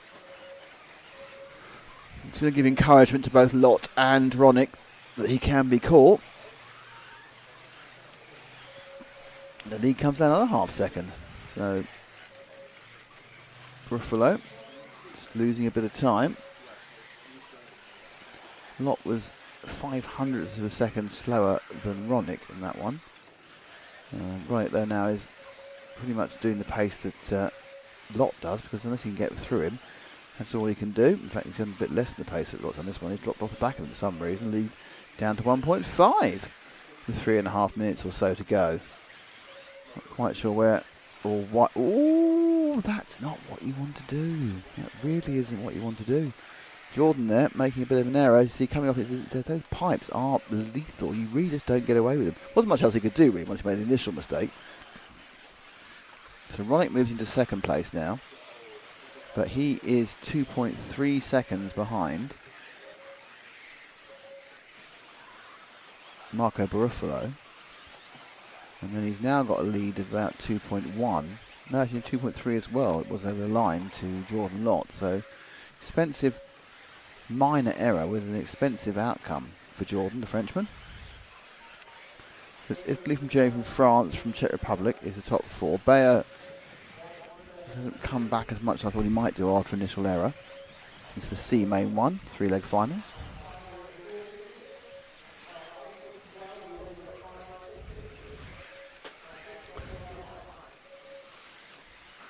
It's all looking a little bit bad bad news, I think, for Lott. I'm not sure he's got quite the pace to catch back up to Ronnick. He won't make a mistake. Right, let's a couple of tanks slapper down the main straight.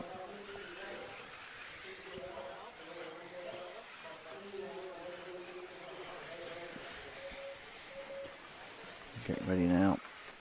2 minutes and 9 seconds. The lead is still, I think the lead was about 2.3 when Ronnick got into second place, and it's still 2.3 now. So they're not really moving. Fair to Jordan Lott, he's gained about half a second in that time. But he's still 1.3 behind. Bayer dropping back off of Theo Murray, dropping off everybody. Ricardo Montero down in 6th from 12th though, so he's made some good move forward on a track where it's really hard to move forward.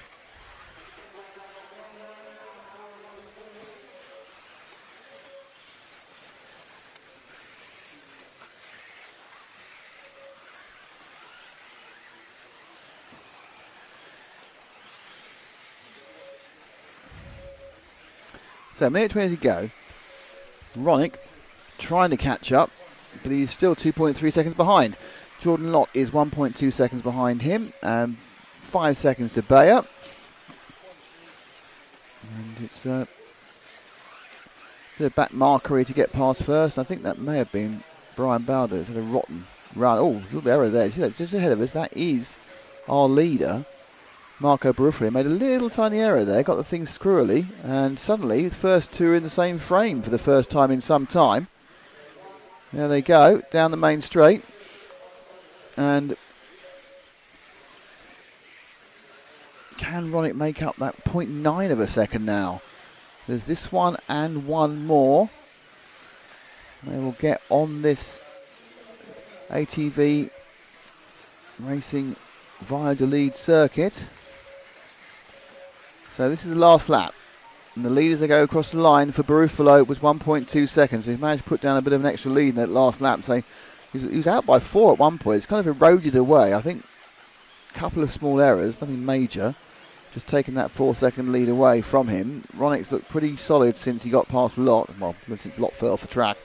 Lott also actually looked pretty solid. It was indicative of the fact they were 14 seconds behind the next car. But Barufalo crosses the line, takes the C final. Ronnick is second. From 7th on the grid, which is well done. Jordan Lott is third from third. And in 4th it is Theo Lamarie from 8th on the grid. And 5th, Ricardo Montero from 12. Well done. Some good movements through the course of that one.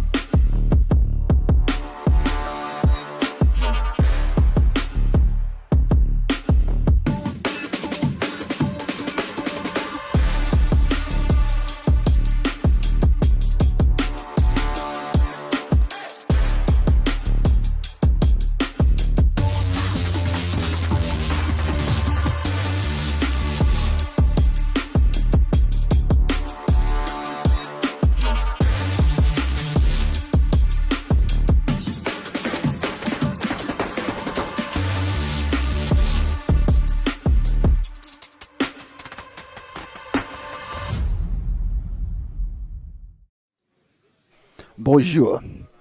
Right, B final time in a second. Who's in the B final? Well, we know actually who's not in the B final. That's Ricardo Berton. He's no longer in the B final. So all my numbers are wrong now. Because he's bumped up into the A final. So I'm putting a big line through his name. I'm writing 13, Ricky B. So car number 1 is David Todd. Car number 2 is Hugo Tavernon. It's Pecco Evenon. Hopefully properly. Pecco Evenon in 3. Daniel Parenti in 4. No, Michigan in 4. Daniel Parenti in 5. Raymond Bermudez in 5th. Birkenkilich in... Oh, I've got this entirely. I'm going to start again. It's David Todd in 1. Hugo Tavernon in 2. Pecco Evenon in 3. Misha Widmar in 4. Daniel Parenti in 5. Raymond Bermudez in 6. Birkenkilich in 7. Bartosz Zaluski in 8. Renaud Savoya in 9. Jorn Neumann in 10.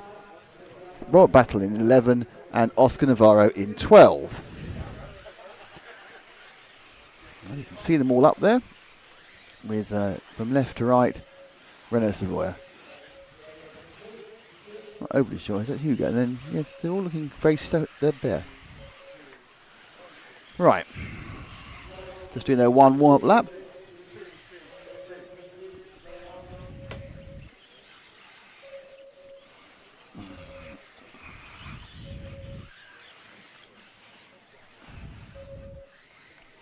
Down to the grid we go.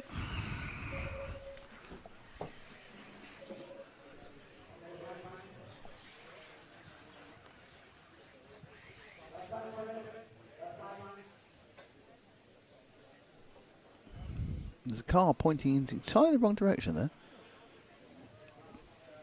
It's the 7 machine of Birkenkilich.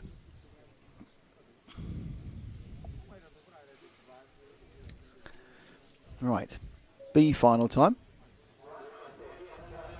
Thanks to Hobbywing, EuroRC, LSRAM, S-Works, Meebo Sport X-Ray, and of course JConcepts, our title sponsor. So they're putting the leader a few centimetres behind that yellow mark. I wonder if there's a divot they don't want to be in. Here's the Mugen of David Todd.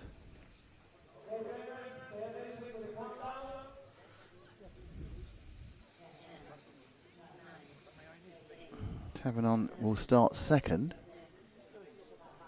and getting ready to go, and they're away, and immediately Todd makes a good start. The green car is Evenon, and then Tavernon is the pink car, but David Todd has already had a almost win today in the last chance B, where he was just pipped by Ricky Burton, which is why Todd's in the B and hasn't bumped to the A, but he'll have more clear ground, obviously starting first in the B and 13th in the A. Across the line, it's David Todd, Hugo Tavernon, Pecco Evenon, Misha Widmar, and then it's Daniel Parenti, Raymond Bermudez, Renaud Savoya. Big move for Savoya forward. Well, 2 places. Top 6 went off in order. They get to the top of the track. And the 1 car of David Todd looking pretty solid now. Come through, bounce out first lap at 24.7. Gives himself a nice cushion immediately of 1.3 seconds. Second and third appears to be a bit more active at the moment, Kieran, and that is the Tavernon machine, which is the light blue into pink, and the all green machine of Pecco Evenon taking on his mentor's colour, the JQ green. But JQ's not here. Actually, neither was any of Pecco's equipment for most of the first day, because he had his luggage and disappeared as well. But luckily, he had his car, body, and radio with him, and was able to cobble together the rest of the stuff he needed. And then when his spares and tools arrived, he was able to get things moving a bit better. So in the B final, but streaking down now. So can Pecco pick up second place? Tavernon made a light mistake there, which didn't cost him too much. Then that nearly got inside there, didn't quite. And even now throws himself back into the clutches of Mitchell Widmar.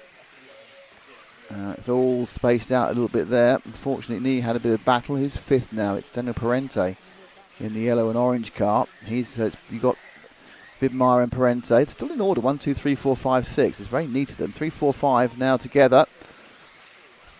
The all green, the red and the green, and the orange and the red. So yellow and the red. So Daniel Parenti. Oh, Bit of tanking slapperage there.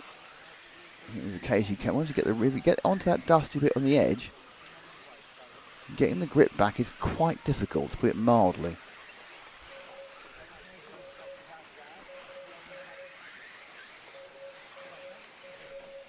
Here they go. It's really the moment whether Parente can get to Widmeyer or whether Widmeyer can get to Evenen and Tavernon. Even and Tavernon a bit closer again. Let's go second and third. Though in fairness, David Todd, he's really broken away, but it's now the battle of second and third again. Hugo Tavernon and the Mayako of Pecco Evenen. I'm sure Tara's watching. That's Pecco. Looks left, looks right, but it's a difficult track to get past on. You've got to work out a way of doing it, and you've got to make it happen. We've seen quite a few attempts not quite work as the cars that come together in the air or come together on a landing. David Todd's on the fastest lap as well with a 24.3.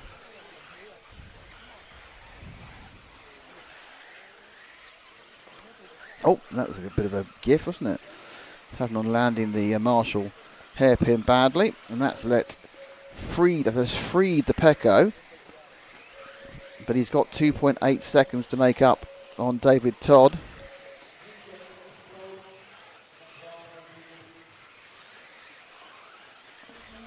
Certainly dropped Parente, these two.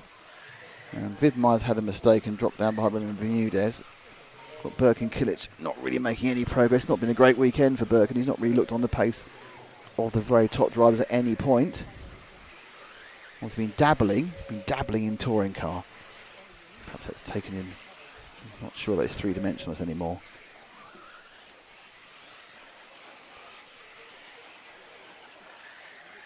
Put a row outside, that's always good. Right, so Todd actually extending his lead at the moment. It looks more like Evening's going to have a worry about losing the second he has to Tavernon rather than moving forward to David Todd. So say that they stretch out a little bit. You can see Todd at the bottom of the left-hand side of the picture. He's just got that lead.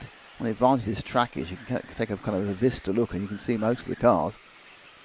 It's a very short track, 25 seconds. It's not actually that narrow as a circuit. It's just narrow because it's got a very narrow racing line due to the way the dust has been thrown off. Now the fully glued tracks, of course, end up with much wider racing lines. Looks like Parente and Tavernon will come together again in the battle of the third. And there goes Parente through. So Parente takes third place from Tavernon. So the orange and yellow of the Techno of Adrian Parente. There he goes. There's Daniel Parente, sorry. It's Daniel Parente, but the wrong one. There's two of them. And it's the wrong one. Oh, no. Tavernon's not having that, is he? Tavernon's not enjoying being in fourth place and decides he wants to be in third. So he's now having a go at Daniel Parente. Looking to see what he can do. So these two scrapping hard. Even has taken a couple of attempts out Todd, but not enough to make a big difference. But he's managed to get himself so it's 3 seconds from first to second, 3 seconds second to third, and as you can see, it's 6 meters, 4 meters, 3 meters, not many meters between the third and the fourth, and then there's another 3 back to Jorn Neumann who's come up from 10th place to 5th overall, and you've got Battle has also come up. So the guys at the back have managed to finally work their way into the middle, but it takes a long time just because it's hard to get past. And saying that, Danny Parente appears to be able to break Tavernon. 3 minutes to go. Still these 3 second gaps between first and second and third. So the B-Fire are currently not turning into a classic. Can't all be classics. That's the thing you have to remember. For every classic final, there's one where it just happens. Here at the 1/8 Electric European Championships, brought to you by JConcepts and EFRA.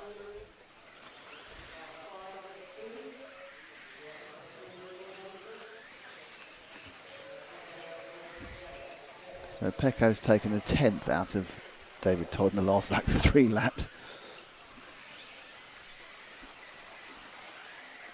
Burke and Kilic has had a problem. Burke had a problem.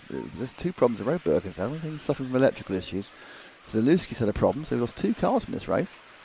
Vidmar's obviously had some issues because he was challenging at one point. He's now down in 10th. So I don't think this is a classic first leg for many of the drivers, obviously with the exception of David Todd, who's miles ahead.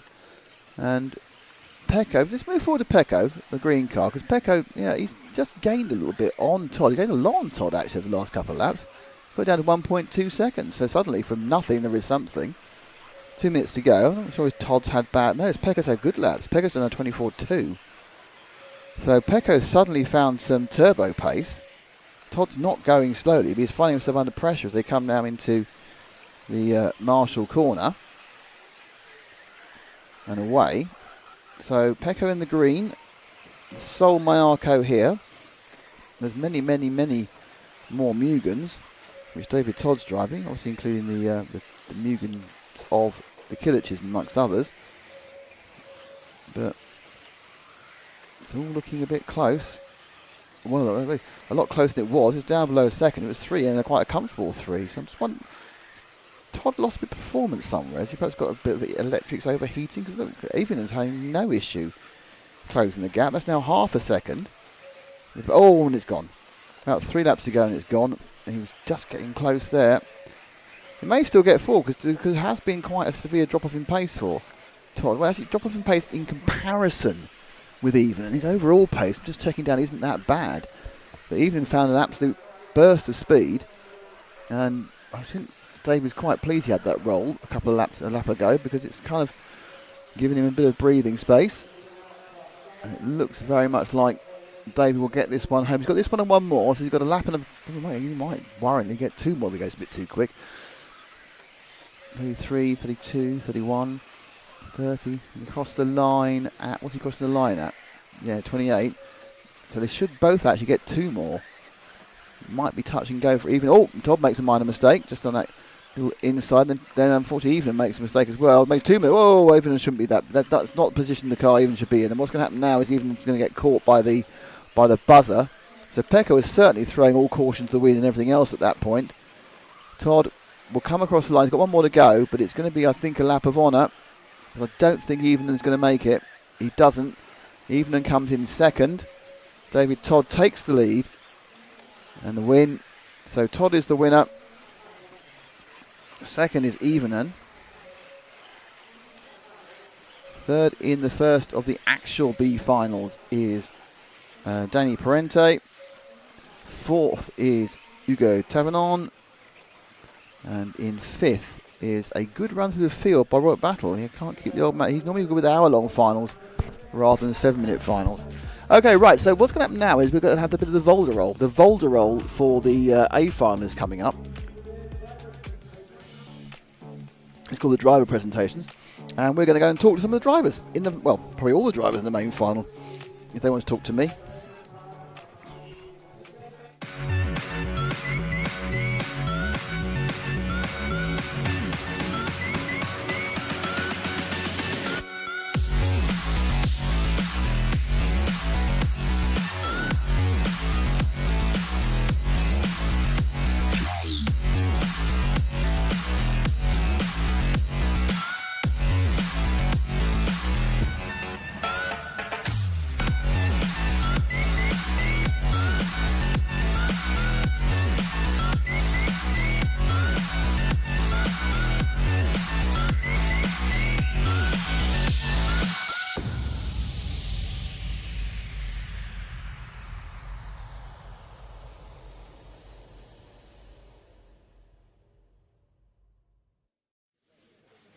Okay, just to remind you, it's Juan Carlos Canas, David Ongaro, Bruno Coelho, Mattia Polito, Noah Ben Mohamed, Dave Ronafart, Burak Kilic, Elliot Boots, Michael Oski, Glenn Boda, Adrian Parente, Healthy Grader, and the bump up from the B, Ricky Berton, in the final. And we're going to go over and do a bit of announcement from them. And the good news is we've got a particularly bad bit of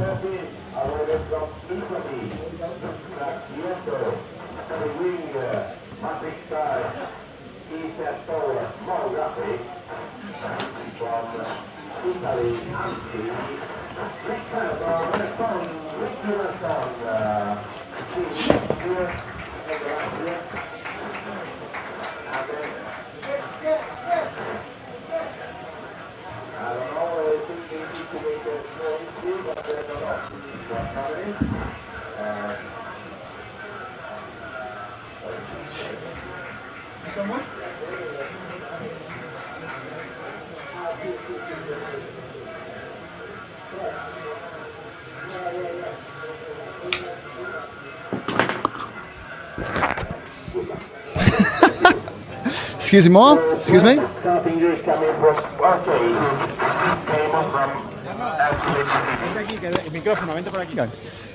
Ah, that was all fun. You keep going, Carlos. We'll talk to Ricky.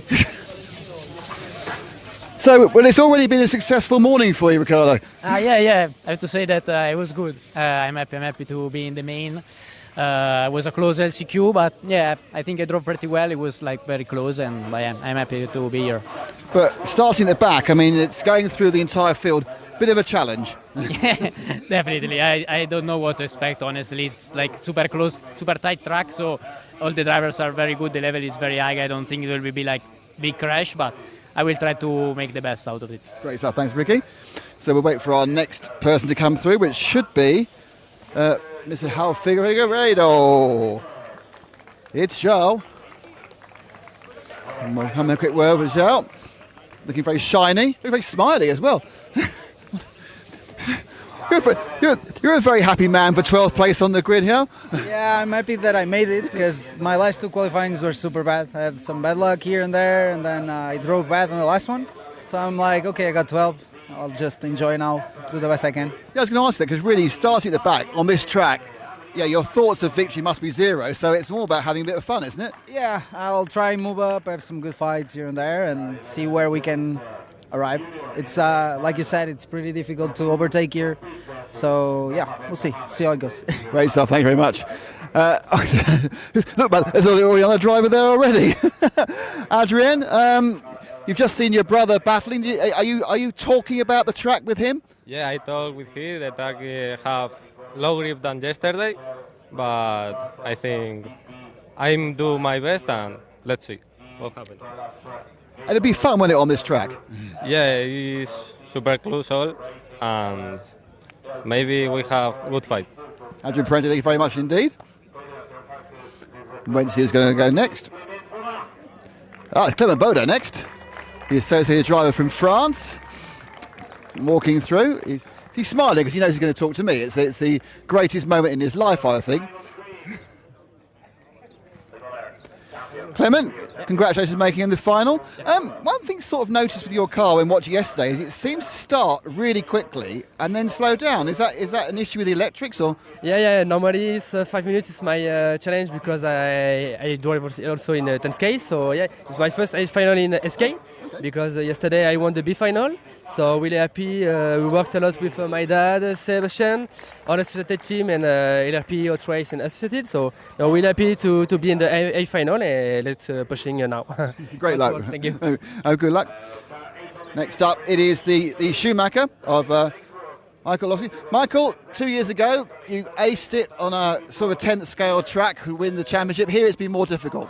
Yeah, it's been a challenge, but I knew coming here. At first, I wasn't going to, but we decided to come here, and it's been great. It's been a great learning curve throughout the weekend, and I'm happy to be in the main. And we'll see what happens. I'll have fun driving from the back. It's I haven't done that for a long time, so it'll be fun. Great stuff, thank you, Michael. Next up is Elliot. Elliot, 8th place, I guess. Disappointed? Yeah, a little bit. It's an improvement from Friday, that's for sure, because we weren't anywhere near that. But yeah, 8th is kind of mid of the pack. We're kind of be going around like a bit of a train, so hopefully we can capitalise on some mistakes and get a way up through the field. Yeah, I mean, realistically, we're watching all these finals so far. It seems actually virtually impossible to overtake if the other driver's driving decently. Yeah, I mean, the track's quite a simple layout.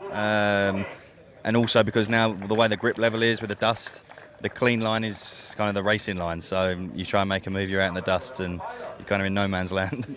Best of luck in that. Next up, it's Burak. So Burak meet Will meet Burak. Apparently you've met each other before.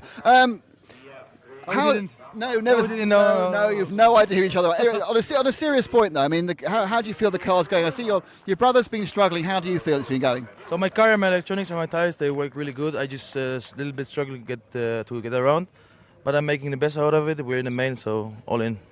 Thanks, Burak, and say hello to Will again. David, I have to say, my feeling is you should have been higher on the grid. You had a lot of pace, but you seem to have that one error in each race, or one accident in each race that's really clipped you down. Yeah, exactly like Q1. Unfortunate touch there with Orlovsky upside down. Broke my shock in the front, was driving 5 minutes, no suspension.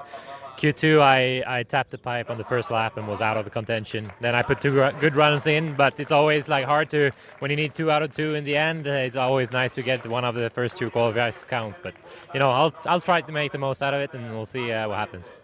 Big racing, 6th place. Can you battle your way through? I hope so. I think it's 10 minutes long and should be fine. Is that indeed? No, congratulations. Obviously junior champion as well, and 5th place on the grid. This must be beyond your wildest dreams already. Yes, thank you. It's a very good place. 5. It's a good qualification, and I'm ready for the final. Are you going to attack or hope the people in front of you make mistakes? Why? I don't understand. I'm sorry. Are you going to attack this race, or are you going to see what happens with the other cars? I don't. You're going to go for it, or just wait and see? I don't understand. Well, you're doing it's fine. Mattia, 4th place. Yeah. I'm sure you've seen the previous finals. Do you think you can get through? It's hard to overtake. It's so difficult because this track is so small and it's like Monte Carlo in Formula 1. But I feel good with the car, with tires. All is good. We are fast and I want to be the better place in the final. Great stuff. Good luck. Thank you, Mattia Polito de Bello.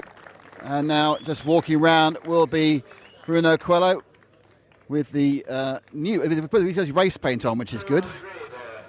Bruno, new car, new body, thankfully. 3rd place, is that beyond your wildest dream or a disappointment for a new car? No, I think it's pretty good. I mean, it's this class is very strange, I would say. So we saw last year I started, I think, 7 or 8, and I finished 2nd. 2 years ago, Kana started 8th position and finished 1st. So I don't think it's really a class where we can, like, the starting position can really matter a lot. But I'm really happy. I mean, the car is working good. I'm 3rd overall behind Canas and Ongaro that are, the aliens of this class. So I'm pretty happy about it. Best of luck. Thank you, Bruno. Davide, so I've been watching all the finals so far. It's really hard to overtake if the guy in front stays online. What can you do? Yeah, I mean, the track is so small, so I try to stay behind him and see what happens. For sure, it's not easy to pass, but let's race and see what happens. Great stuff. Thank you, Davide. And coming up now is our pole man, Juan Carlos Canas. Juan Carlos, we've watched all the other finals. If you don't make a mistake, they can't get past you. Yeah, will be interesting final for sure. I don't know, track good. Looks good, also a lot of people there, so I think will be a good show. Have you made any changes to the car? Because these races are 10 minutes and of course the qualifiers were 5 minutes. To be honest, I didn't change nothing compared to the qualifying, and let's see how it's working. Great stuff, there's Juan Carlos Canas. And that was your grid for the 2025 1/8 E-Buggy European Championship final. They've got 3 goes to get it right, but only 2 of them count. See you on the comms.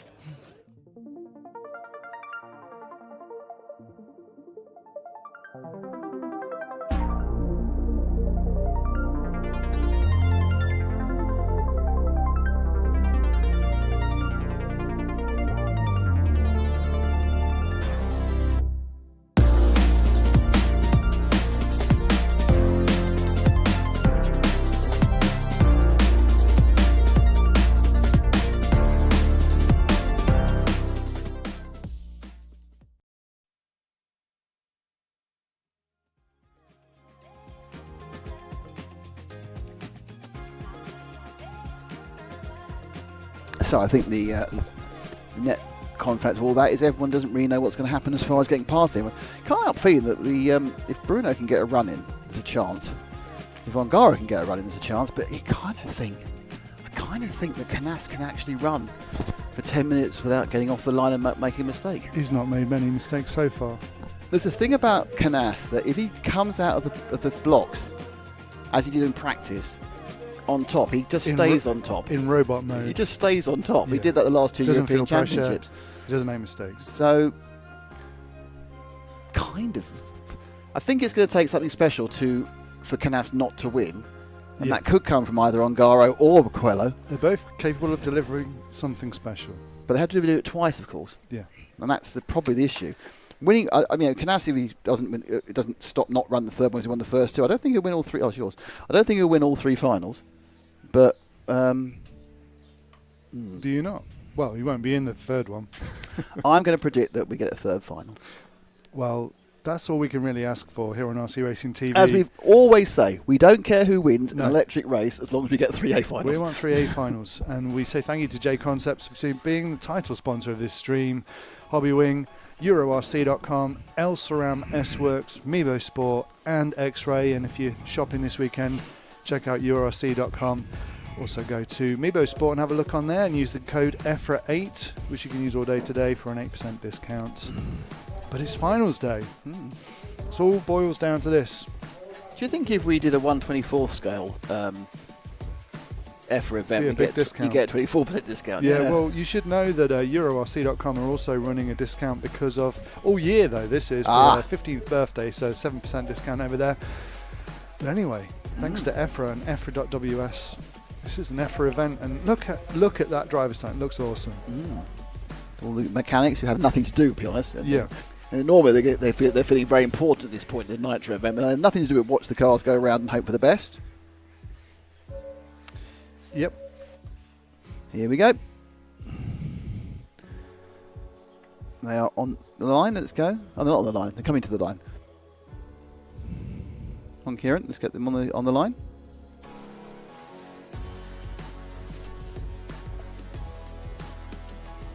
About to get going.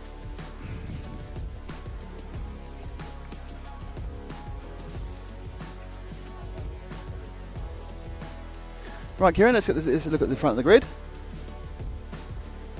And we get ready. Here we go. Get ready to roll now. Just worried me there for a second, mate. 1, 2, and 3. There they are. Canas, Ongaro, and Coelho.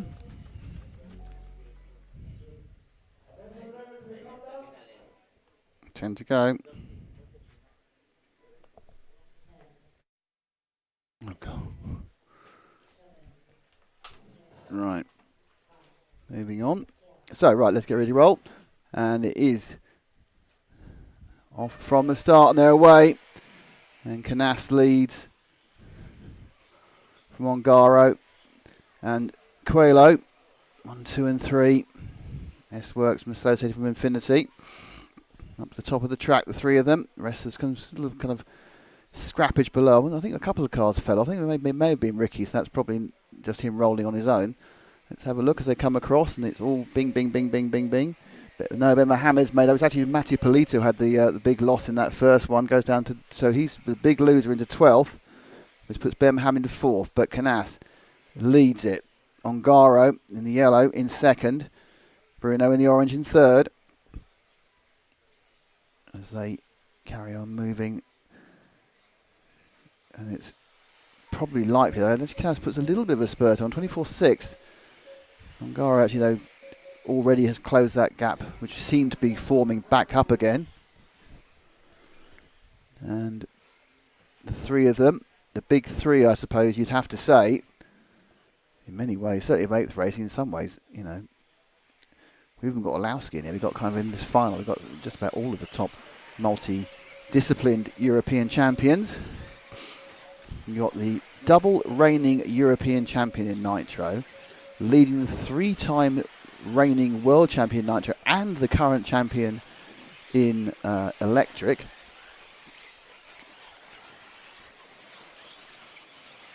But interestingly, Canas has made a little bit of a break, and it's now Ongaro. Oh, Mohamed was very circumspect there about going past Coelho. Coelho gave him a little bit of a gap, but it was absolutely not going for it. Ronafalk's joined the party.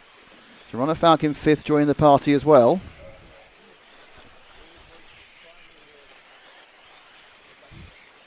But Canas has got away by about a second. Ongaro's trying to sort that problem out right now. and reduce it. And the lead will have gone down slightly. It's gone down to 0.7 as they go underneath us now. There's Ronefalk in 5th.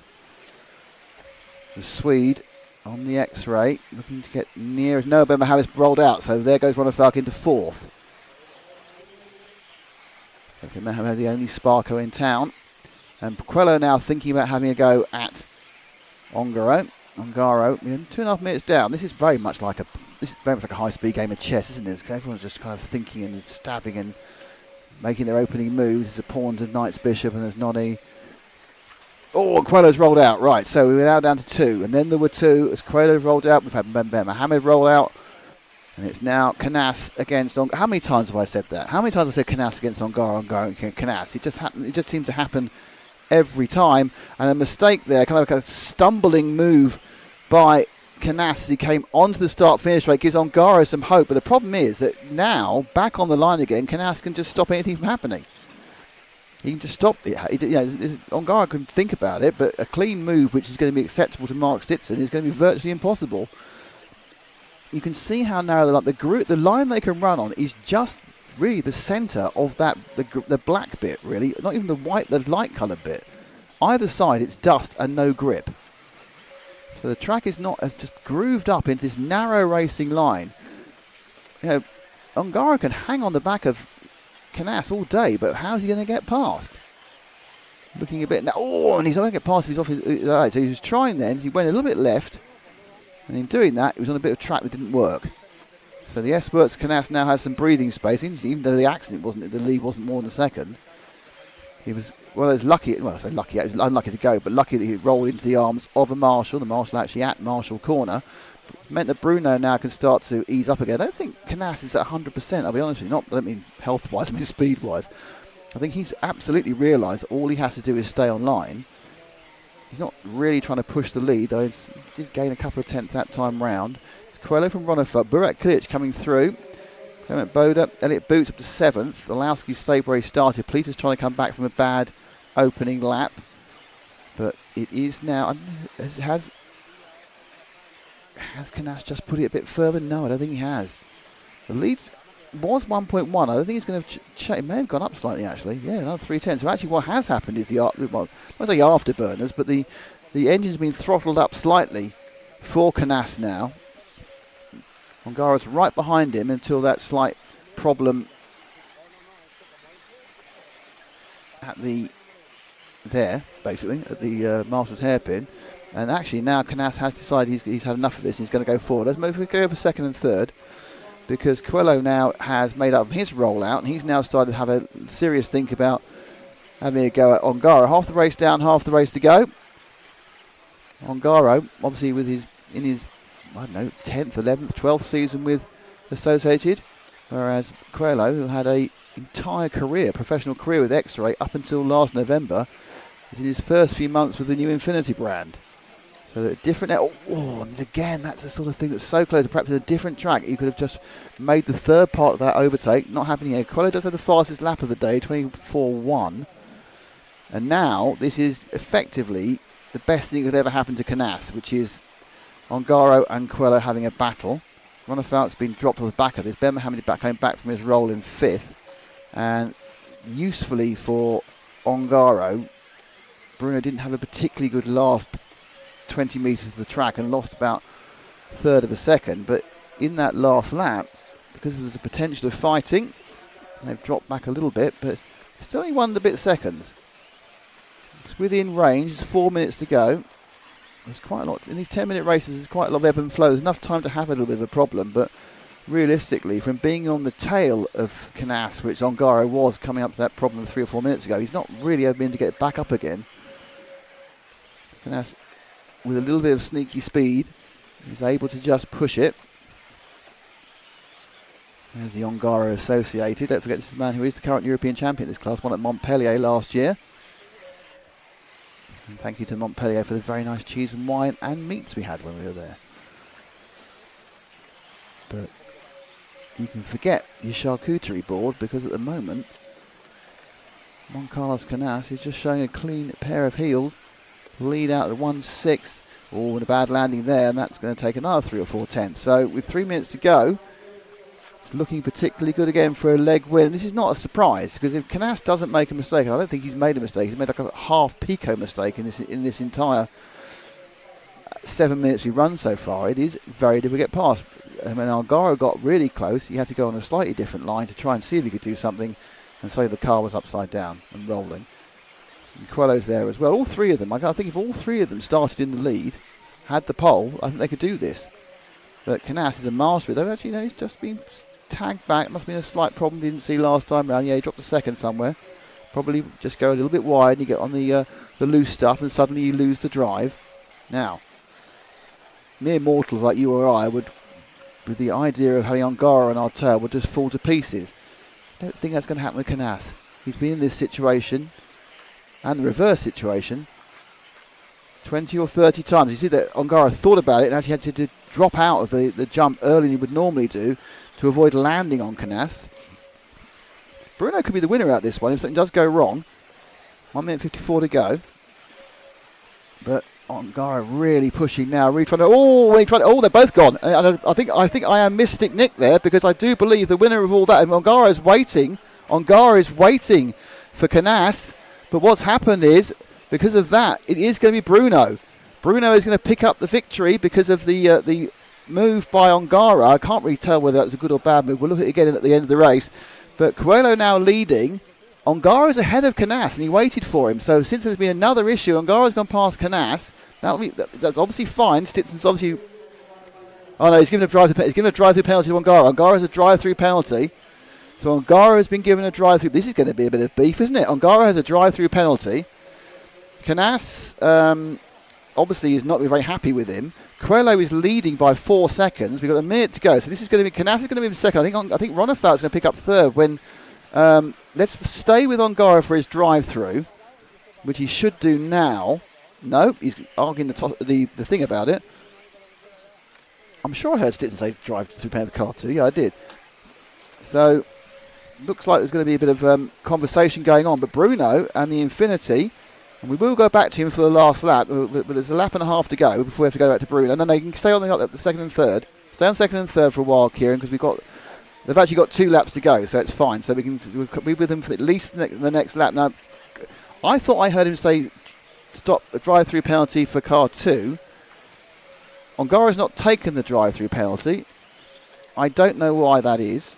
It's not been repeated up on the board on the rostrum either, so please ignore my statement. I may be wrong, but it'll wash out in the come out in the wash as they start the last lap. Not taking it. Okay, let's go move forward to Coelho, who's going to be the winner.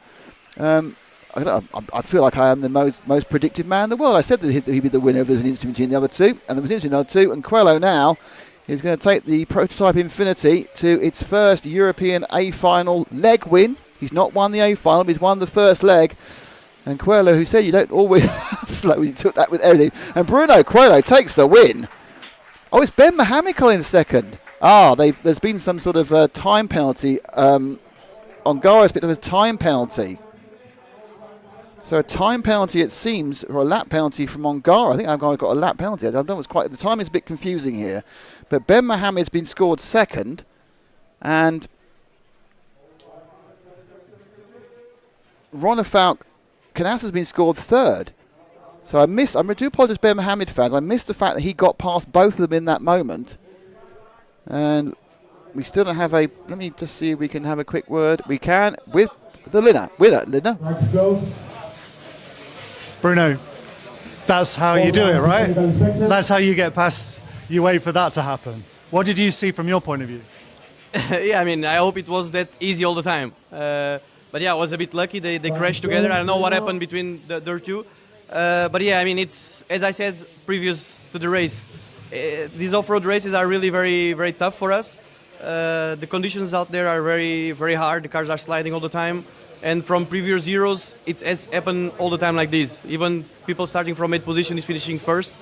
Canas have won 2 years ago starting from 8th position. So I know that the starting position is not a big thing. Of course, it helps you. But yeah, everything can happen, and they were fighting together, they crashed, and I got the benefit from that. You were able to push, though. It's not like you didn't have the pace. What are you going to do for the next one? I mean, what can you hope for? Yeah, I mean, I was behind Ongaro and I was catching him a little bit.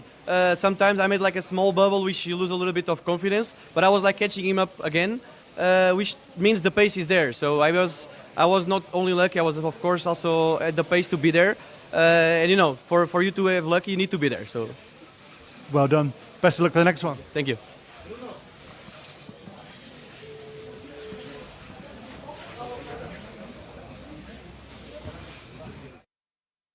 Well. That's all I can say. Right. Okay. Shall we have a look at the replay again? I think Bruno was quite chuffed about that. Really was, yeah. I didn't actually hear it, but he looked very happy, and he's not, and it's a controversy he's not involved in. So what happened? Because Longaro's had like a penalty applied after the fact for not doing the drive-through. Has he? Yeah, so he's actually scored 11th. Wow! This is what happened. A very good race, yeah. Not. I tell you this before we play it. It's not what I expected the reaction to be on the driver's stand. What, they weren't upset? The penalty. So this is what happened. So he comes in through that. That's not that bad. That is marshalling from the result of something. So that's what happened. So on the driver's stand, I expected there to be some kind of crosswords between the two, but Ongaro sort of said, this is kind of reading body language and gestures. You kind of slowed down, I pinned it, and we came together, and Canas was kind of like, yeah, fair enough. Like, well, that's why I think I'm really surprised by both drivers' I agree with that, but I'm reactions. looking at this, and I don't think it's that. I think at full speed it looks worse than at slow speed, because if you look at it here, Canas is. You see the angle on Canas. Canas is trying desperately to hold the car. He's going wide. So he lost it. He's basically, he would normally have gone wide that, and once you're on the boondock, and what's happened is Ongaro's come at the inside. Yes, he's hit him. Yes, he should have waited. Yep. But I don't think that's a penalty. It's not my job, because that's Mark Stitzen. Yes, it's not our place to say that. He's not thrown it in against a car in control. That car, look at the front wheels of Canas's car. That car is not in control. It's up on two wheels, and it's on full lock. But why did Ongaro get so much speed coming into the back of him? He clearly speeds up.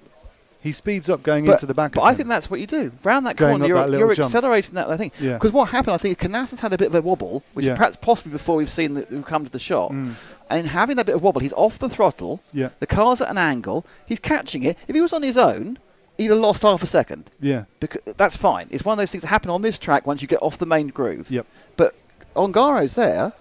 And that's what's happened. Now, I absolutely 100% agree he should have waited for him.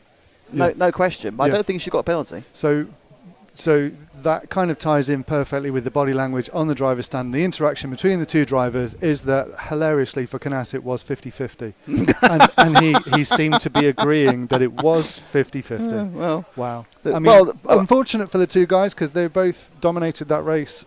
Canas...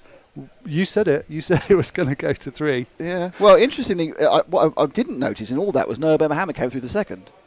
Missed that entirely. Is that because of... They just were waiting that long. Ongaro? No. He got past both of them when they were... I saw Bruno get past both of them. I didn't realize that Noah got past both of them as well. I didn't see that either. So he got in second anyway. So he scored second. Wow. Canas was scored third. And Ronald Fuck was scored fourth. And currently, I don't know whether it's going to be a complaint. It sounds like not going to be a complaint. Is that... we have an 11th place scoring for David. So anyway, that's going to make the highlight reel, isn't it? We've got a lot to talk about on that one. Oh yes, yeah, absolutely. But I'm not worried about that. I don't think that was I don't think that was naughty. It's just one of those things. No. Okay. Well, if Ongaro had driven off, I'd have gone no. Yeah. You can't drive off. Yeah. But I don't think it was in any way a takeout.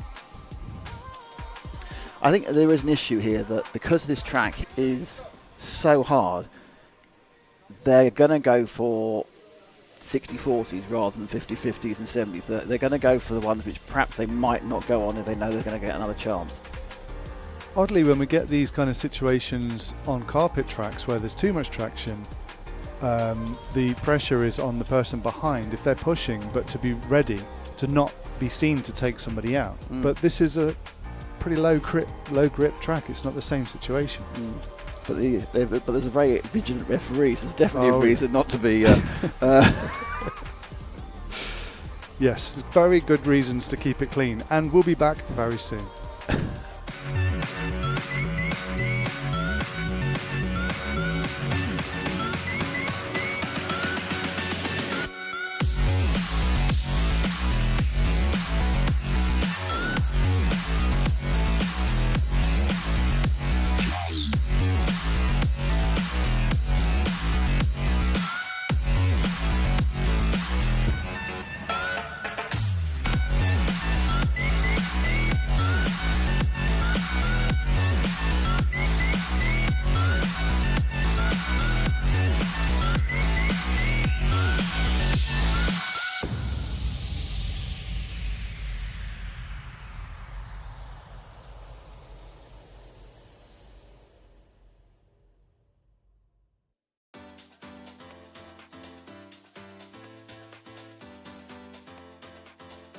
Dobovic makes an error. Marcus Karup is through. Now it's a four-way battle. Evans on the inside! He's got him! I love RCTV News. As I'll see in the background. We're here. Hi, everybody. There he is. This is mine. Okay, fantastic. Yeah. So we are here at ETS round number 3 of season 17. Davide Ongaro, associated European champion, and didn't he deserve it? Bruno Coelho is your champion. Today, mamma mia, super happy. It's like a real now. It's like a real.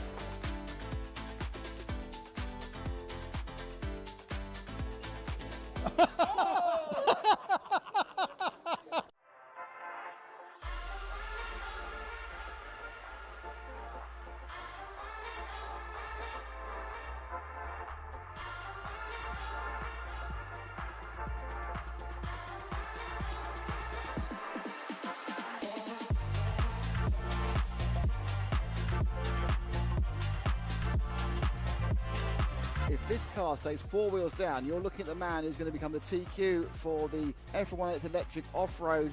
But for now, he's got about 4 corners from becoming, for the second time, the European e-buggy champion. Davide Ongaro, associated European champion, and didn't he deserve it? Great runs, 2 superb runs for Ongaro.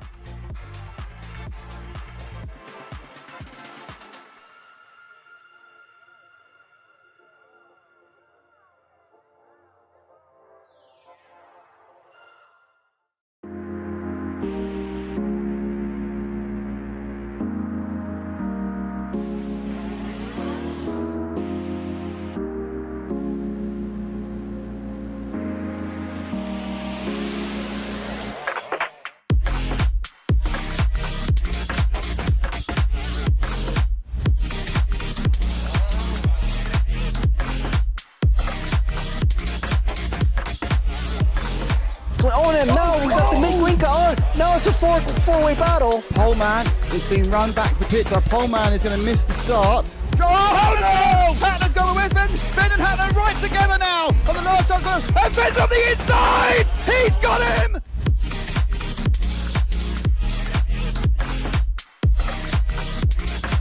Fantastic display of driving from these two drivers who have pretty much carved up the touring car world between them this year. Dobovic made an error.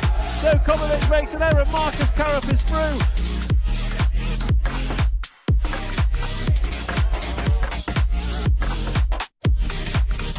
Is to take the most amazing European Championship. That is absolutely unbelievable.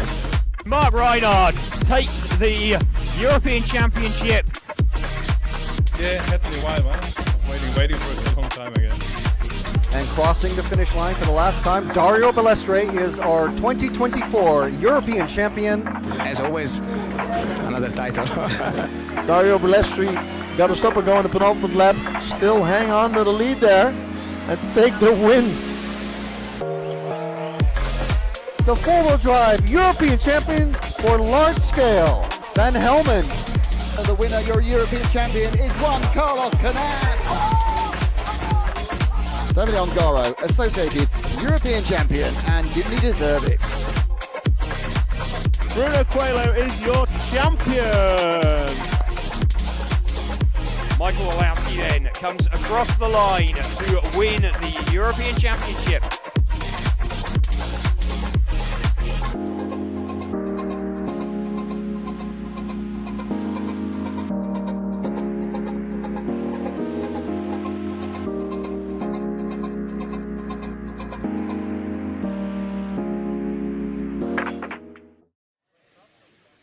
Hello, everybody. A couple minutes late. The K files get underway again. Let's see what everyone else thought. The people of the Times, it was kind of like everyone kind of thought there might be any coming together. Is that a Canas takeout? Said X-Tech. Freddie Moberg, Ongaro's new style, just send and pray. Daylight robbery, says Elite Trader. I'm trying to see what's going on. Bruno's still the king. JQ's laughing at home, someone said. I don't know, is there some problems between JQ and Canas and Ongaro? X says Canas went sideways and lost speed and hit from behind. Optimistic move. Ongaro was aggressive with that, says Miguel. Not a penalty, says Sanyogo, agreeing with me.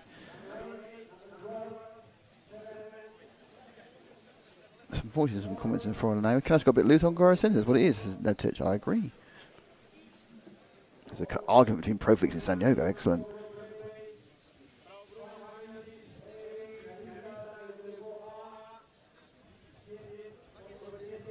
You were sick of it? Oh, I thought I didn't think it was a penalty. Interesting, this is unsurprisingly divided the chat. The chat is very divided. Harper and Young, well, at least there is beef to talk about. Well, yeah, but there isn't. David, the only beef could be between Ongaro and Stitson. But no beef with anyone else, unfortunately. It's all very... I mean, not unfortunately. We don't like beef. No way was that crash a penalty. We've got people saying it was a penalty. No, it wasn't a penalty. Well, of course it was a penalty because the ref gave a penalty. Yeah. We can stay awake for the A main too. Same. I think I'll manage it. It's a race incident in simple terms. But Ongaro needs to wait, and he did. That's okay. But there we are. We can talk. I'm sure that will be debated. I'm not sure how it's going to make the news now. Non-beef. Non-beef, so it's not in the news, is it? No, it can be reported as non-beef. Remarkable moment of non-beef. Because we've even got the moment that there is no beef. They didn't beef, yeah. Beef free. Yeah. Just getting some electrolytes. The electrolytes. That's what you need. Dun, dun, dun, dun, dun, dun, dun, dun, dun, dun, dun, dun, dun. But no, my entire race and Detra for this entire trip is to prove to you people do burst out in song for no reason. Matt doesn't like musicals, by the way. He doesn't think they're real. He doesn't think people in the real world burst out in song. Real. I know don't they burst exist. spontaneously in song. And I say people do burst out spontaneously in song. But then Matt added the caveat: people don't burst out spontaneously in song narrating their lives. Correct. So there we are. To convey a story, loosely air quoted story. I love when we put air quotes on radio, which Yeah. in fact this is. I've done an air quote. No one can see my air quote.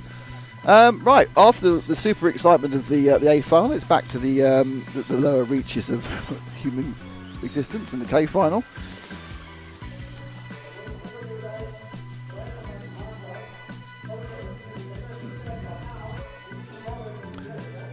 Tell your friends, the next final goes off at 1:45 local time. The referee, we're a few minutes late, but the referee just promises he's going to get the time back.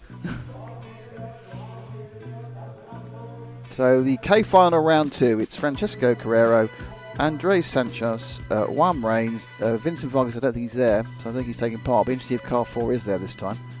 Leonardo Bartolini,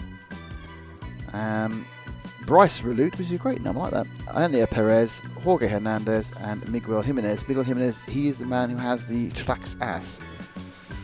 The Traxxas and the Dutch Traxxas have just passed all the rules. If you want to run in 8th electric, and there's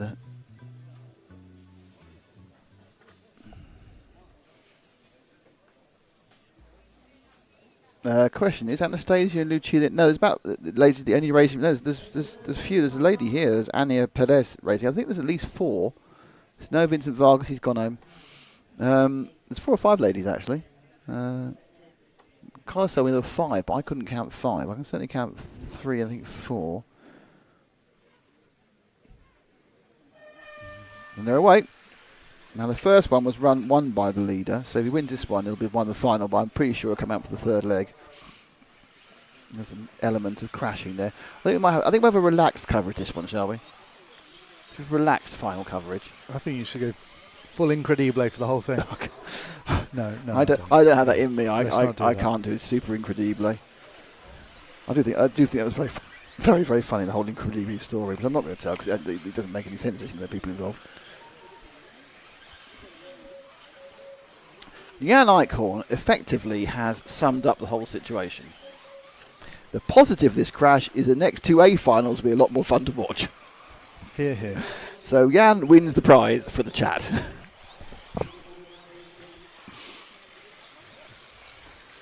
I feel quite smug because I said, I actually predicted that Bruno was going to be winner out of those 2. It's not often I get my predictions right. I know, and you're not going to shut up about it now. I will, but I won't until the second final comes round.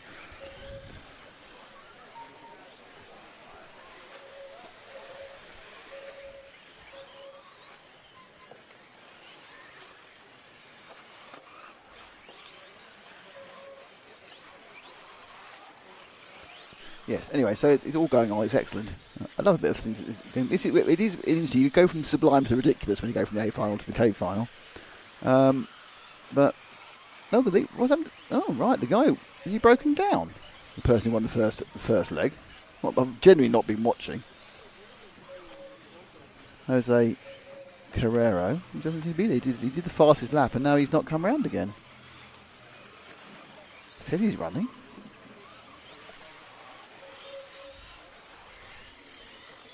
Just waiting to see. The blue line from Everlaps is ticking along. I'm waiting to see if it's going to do anything. No, unfortunately, our winner from the first. Oh, there he is. Okay, that's not making any sense. Has he been dropped a lap? He missed the lap. Is car 1 there? Did he not start? Transponder issue? Don't know. Perhaps he had a problem with it on the opening lap, which I didn't see. Because I was too busy congratulating myself for being mystic. So who's that? Can you get a bit closer? I can't read the number. That is car 1. If he's been going around the whole time, he's been missed the lap. Because he just clocked another lap. So he missed I think the first he went off lap for a bit. What, exactly a lap he went off for?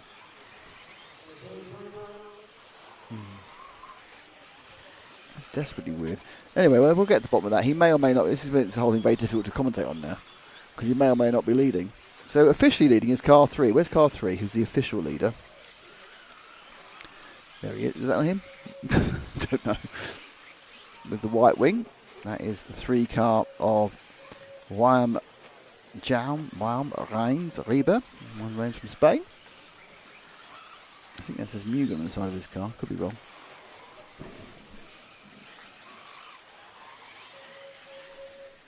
The chat knows why he wasn't there.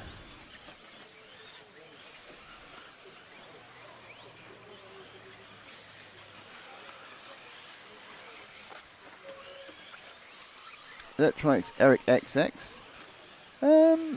Okay, well the reason is that yes, you've got the top drivers, and the top drivers are here, and there's 25 of them, but 25 drivers, Electronics, don't provide the finance or the impetus to make an event special. So you need to have everyone else there as well, and everyone else is of varying levels of ability, and someone's got to be in the lowest final, and that's what it is. I think it's kind of like that's the glory of this, is you can race in the same race as the champions. You know, there's not many sports. You know, you can't. You know, there's people here in the same event as world champions and European champions. In what other sport can you do that? Be in the same event as the world champions and the European champions. And you know, if everything went unbelievably right for you, you might end up racing in the same race as them. And that's one of the good things about these international RC events. There's barriers to entries, and if you get to a world championship, the lowest people in the world championship are of a higher standard. But you know, there's 141 slots to be filled, and towards the end, you'll get some of the locals who'll turn up and have a great time. And that's what it's about. It's not just about the race. We want to watch the top racers, but the top racers there wouldn't be a meeting for the top racers without the club racers. That's the answer.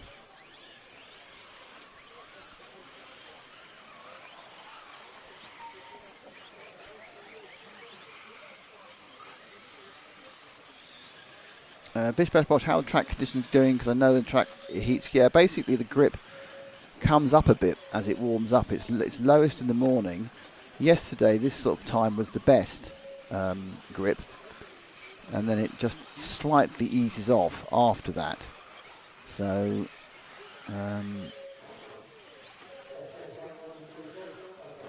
but obviously in finals it's not quite so important, because you're not racing against the time, the clock, or racing anybody else who's gone out at a different time, just racing against who they're there. It is a loose track. Regardless, it's a loose circuit. And that was quite exciting. Who's that? Car 5. They've sorted out the timing problem, and Carrero's back in the lead again. So he was dropped a lap.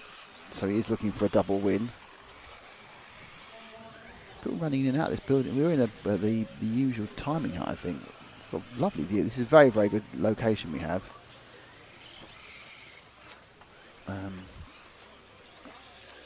But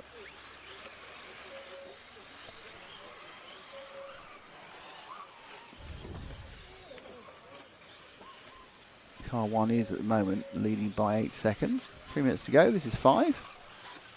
Leonardo Bartolini from Italia. Mark Britton, the finals are 10 minutes. All the E-Buggy finals are 10 minutes. And there's 3 legs for everyone gets 3 legs. Best 2 out of 3 to count. You can take part in all 3 even if you win the first 2. Not a thing that's done when you are in the top level, but every other final people just tend to do it because they're having a bit of fun.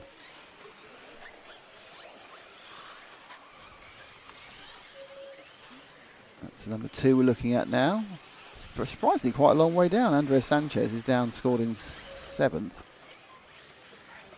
I think he might have lost a lap as well, actually. Perhaps not. 2:45 to go.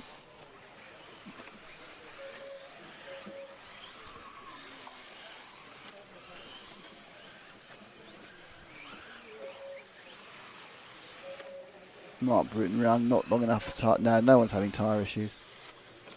Well, they're having tyre issues because they're trying to find the correct tyre.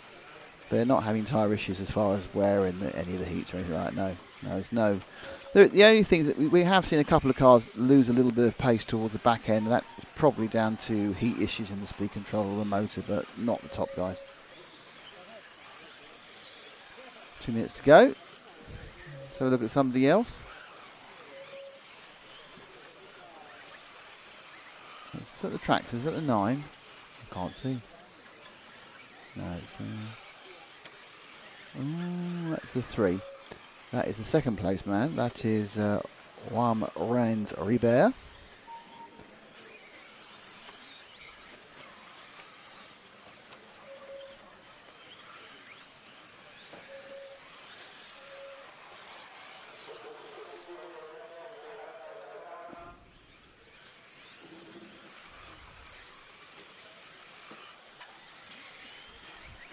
Purple machine.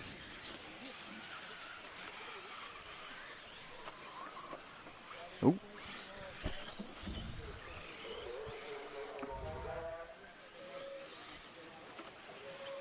It's a bit clippy cloppy there. Oh, that's too wide. Doesn't matter if it's too wide. And the orange car went off the track anyway, so Elliot there picks up the pieces.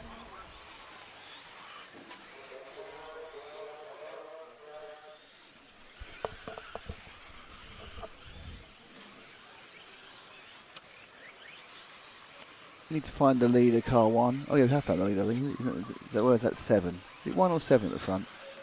7. Okay, that's 7. That's Ana Perez. Let's find the leader. Don't know where he is. Or you do know where he is. Do you know where he is? Don't know. Excellent. Well, let's find car 1 because it's the final lap and he is about to win the overall final with 2 wins. He must be somewhere. I think he's quite near the end of the lap, actually. There he is.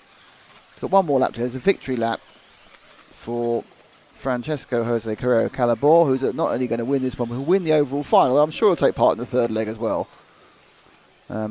His only worry on his way to this victory was the fact they'd missed him a lap early on, but they gave it back to him, so that's fine.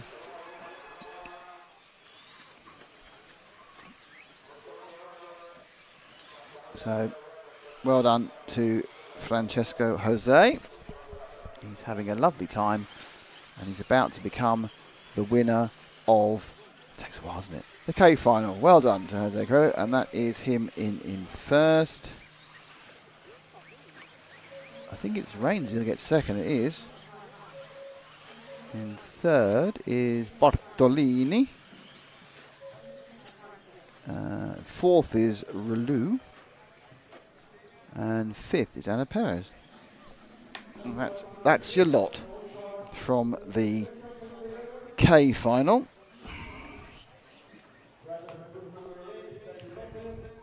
Lucky is up and wow.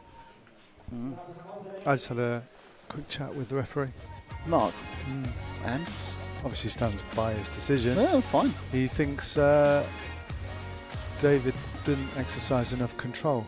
So, and then David didn't take the stop go, so he got a penalty, yeah? Yeah, if it, and somebody commented recently that if he'd have just taken the stop and go, he wouldn't. Yeah, Luthas. If Ongar had done the stop and go, he probably would not have lost so many spots. And obviously, yeah, he wouldn't have been at the back of the field with one stop and go. I don't think, because it was quite spread out at that point. But Mark's point was that you could see the back wheel of Ongaro was off the ground, meaning that he wasn't fully in control in that position of the track. Can you super slow me this on VMix? I don't really know. You can change the speed. You Yeah, can't probably can, yeah. Yeah, let's super slow mo it. But yes, and also if Canas, Alejandro Sanchez Martin, if Canas wasn't there, he would have ended in the fence. It's interesting if you consider it. If you imagine what Ongaro was doing, if he was doing that without Canas there, what would have happened to his car? Was he out of control? Give me super slow mo. Look at the speed. Well, let's watch it in the slow mo that we know we can do right now. I can do it if you can do it. I know how to do it. I know how to do it. I know how to do it. Oh, you're not doing it like I do it? No, I don't, because I don't know how to do it.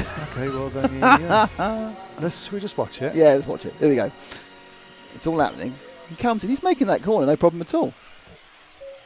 Watch it again. Look at the back end of his. He's absolutely making that corner because there's a bump in the track.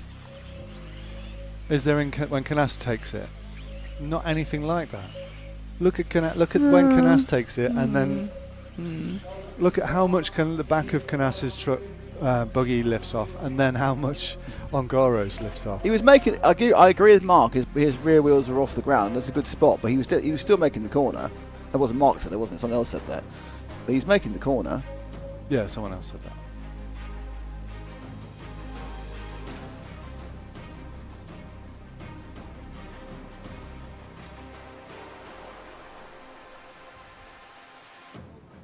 Okay, I'm going to give you slower in a sec. Okay. Go. Oh, there we go. Right, his tail's up, and again. Oh yeah. Yeah. When you watch, I tell you what, great camera work by Kieran to get that as he went. Yes. That's some cracking camera work. And then oh look, there's the winner. There's the winner. So when you look at it like that, I can see now why the two drivers were pretty much like 50-50. He's out of control. He's oversteering.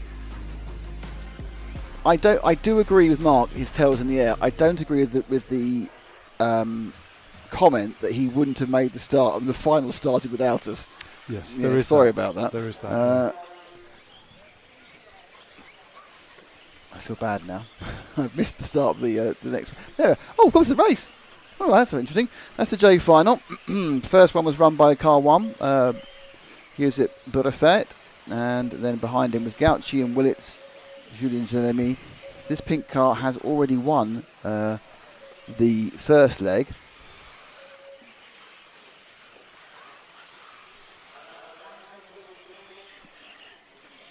Surprised you're not cutting it out and sticking it on the Facebook. I don't want to tell you your social media job, obviously.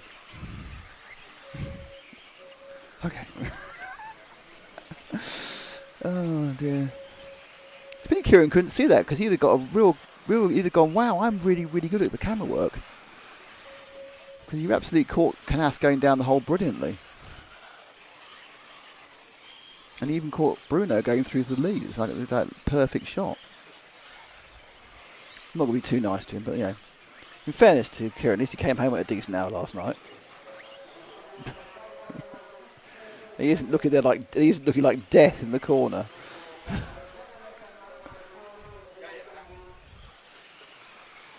With the green at number 5, that's Chris Willits, currently running in 3rd place.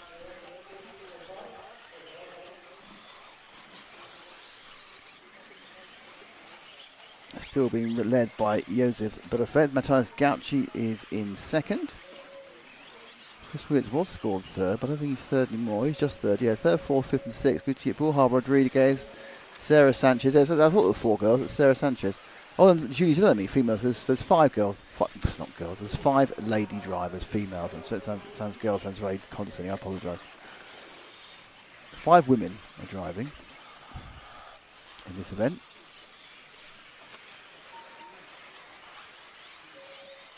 Who's that got tied up? That's the 6th car. That is Julie Gillemi. Sarah Sanchez. And then the car rolls out. And amazing how quickly that purple car decided to fill the gap. I think it's the 4 machine of Sarah Sanchez. Yeah, so Sarah Sanchez trying to catch up Julie Gillemi. And they're battling over 4th and 5th at the moment.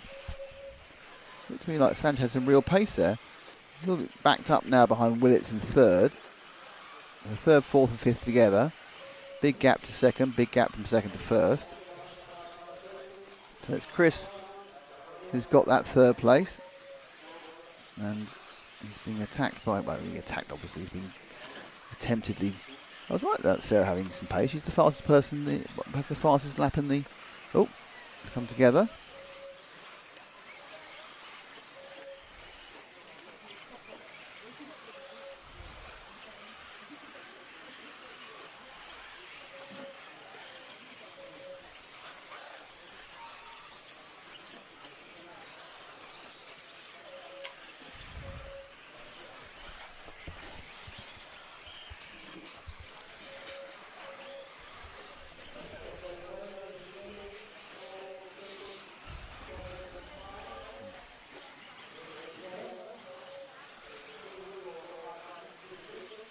The Brufet still leads. You've got a 5-second lead on Gauci, then Sanchez, then Julie Zemi, then Rodriguez, then Willits, who's crossed down to 6 after it's like element. Element?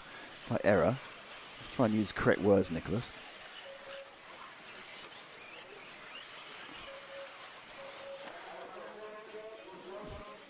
Julie Gillemi. So this is Sanchez in 3rd. She's got Julie behind her.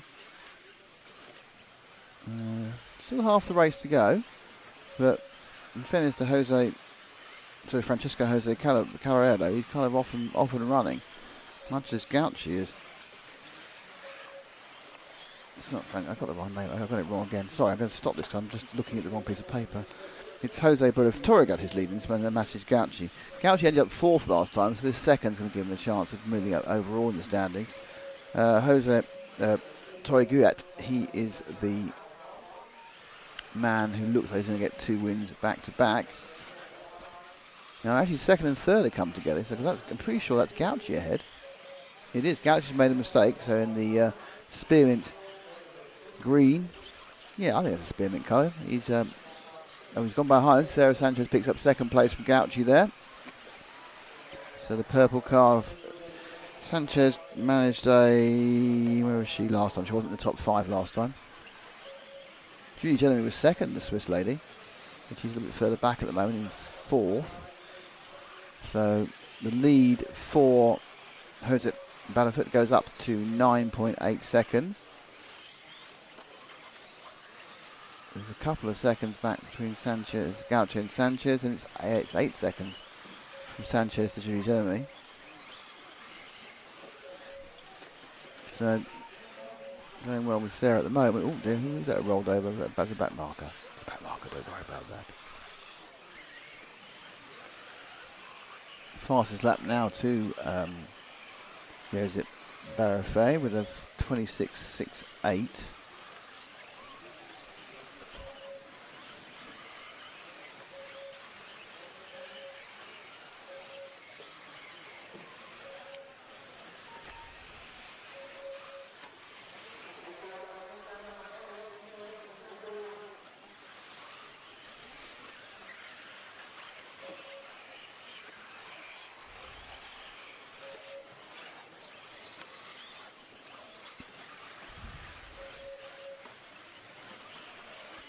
Around the inner loop and up to the top of the track. Saram corner, top of the triangle, turning now down to the Marshall hairpin. Back out for the little kind of fast left-hand corner where all the drama was in the A final before you go for start-finish into the first corner. Big single, drop land, it's got a kind of alternate, but everyone goes to the left-hand side. We lost one of the cars, unfortunately. Obviously, there are a number of retirements to the electric side. It's a lot less than the number of retirements of the nitro. And the flaming problems, obviously. Well, if you get a flaming problem with the electric car, you need a fire extinguisher, in fairness. So Sarah Sanchez remains in second place in what has become a very spread out race. I think Hugo Prata may have broken down. Or it may have been Borja, and there's Borja Rodriguez, I believe. His blue line no longer exists.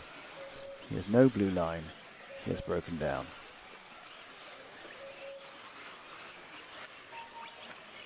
So we can find our leader, car 1. He's got a long lead. He's 10 seconds ahead.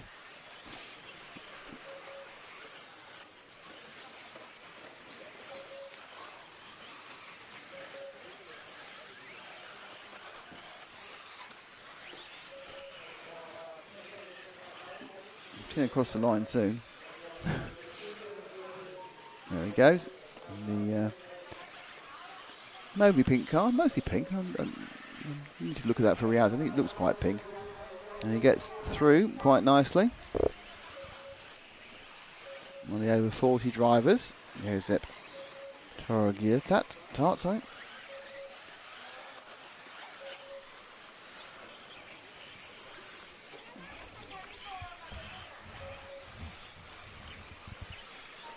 Over the line.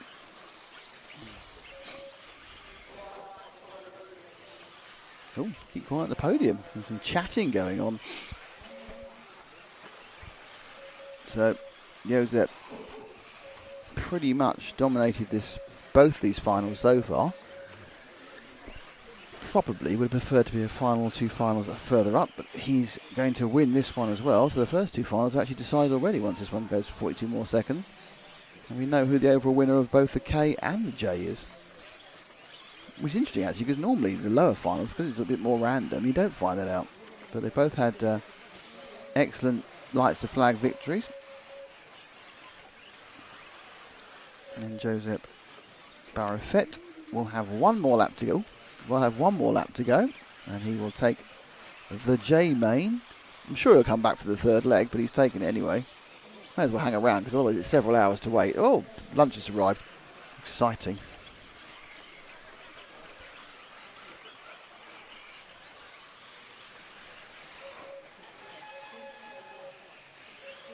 Oh, what's that mean?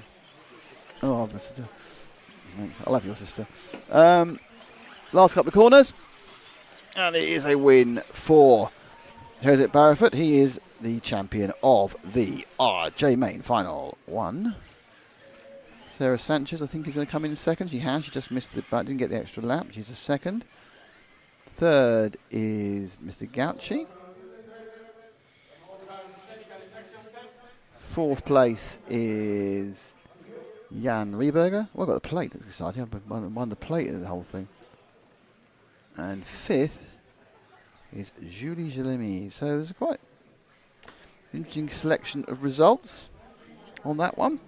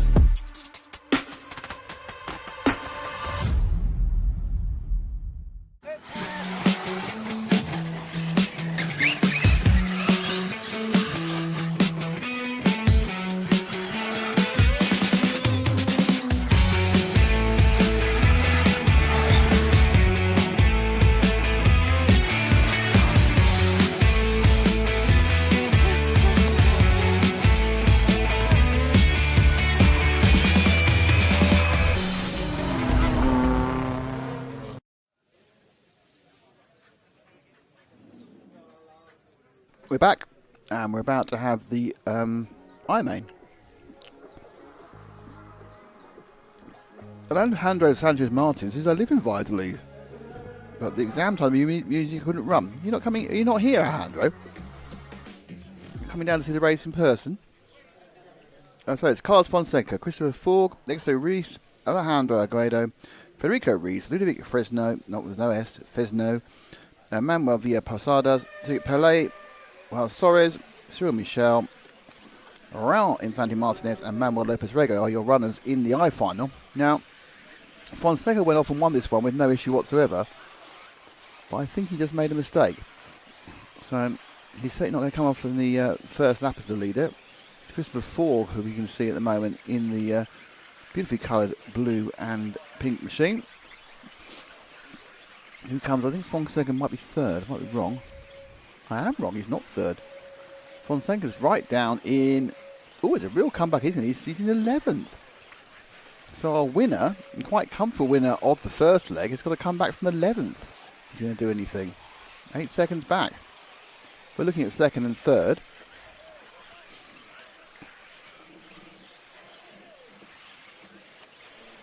Let's see if it's still Manuel Villa Posadas, and it is, and Cedric Pellet. Villa Posadas was not involved whatsoever in the front end of the last version of this final. But there he is, black wheels, orange and red machine. Leading the Cedric Pellet, green with yellow wheels. Christoph Forg coming in, giving the leaders, going off like a scalded cat. 26.9. Fonseca's already up to 7th, so he's kind of coming.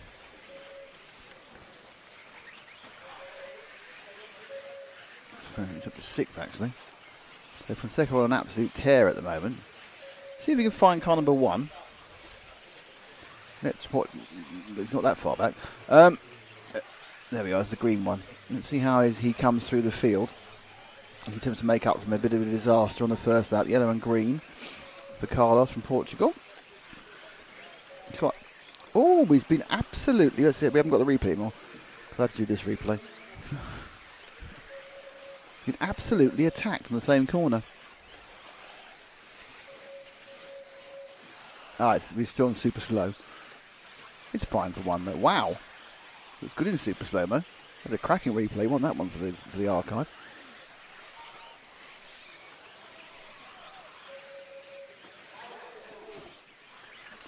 Everyone's going. So Fonseca now is back down to 9th again because he was attacked. But let's see if he can get through the field. He's got the pace. He is quite a long way behind. It's exciting, wasn't it? No, he's had another accident with somebody who wasn't his own. Oh, he's broken. No, he hasn't. He's waiting. This is a disaster for this man. He easily won the first heat, and now I think he's lost the will to live.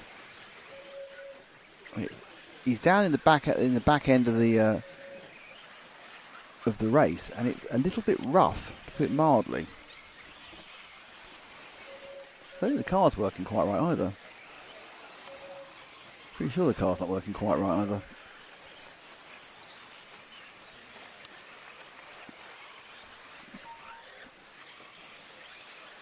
Perhaps he's just lost confidence. It's a case where you can just lose confidence with the car, even though it's actually fine. Your mind starts telling you there's problems with it. Up front, Ford leads by 4 seconds from Pellet, from Manuel Villa Posadas. Just wondering if Fonseca can make a comeback. Really quick that time, 28.2. Give him another lap, see if he can go faster. Come on, go faster. Prod it, come on, prodding him, go faster, come on.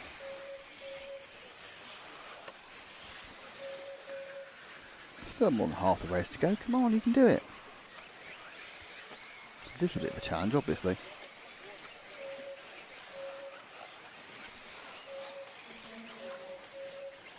.27 flat, and then gets involved in another accident. Yes, the march through the field is quite difficult at the moment because it's getting past anybody is virtually impossible.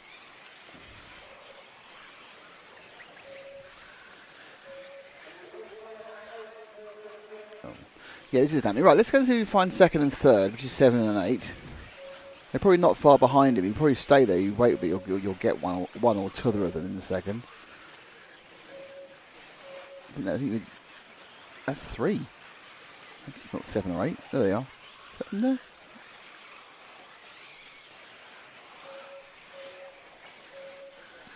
There we go. So it's Philip Posada and Pellet who are fighting for second and third.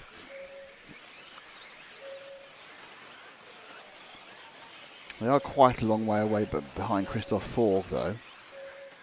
There's 3 of them involved. We've got Cyril Michel as well. So we've got 2. We've got a Swiss, we've got a Frenchman, a Swiss, and a Spaniard there, fighting over second place in the I final, leg 2.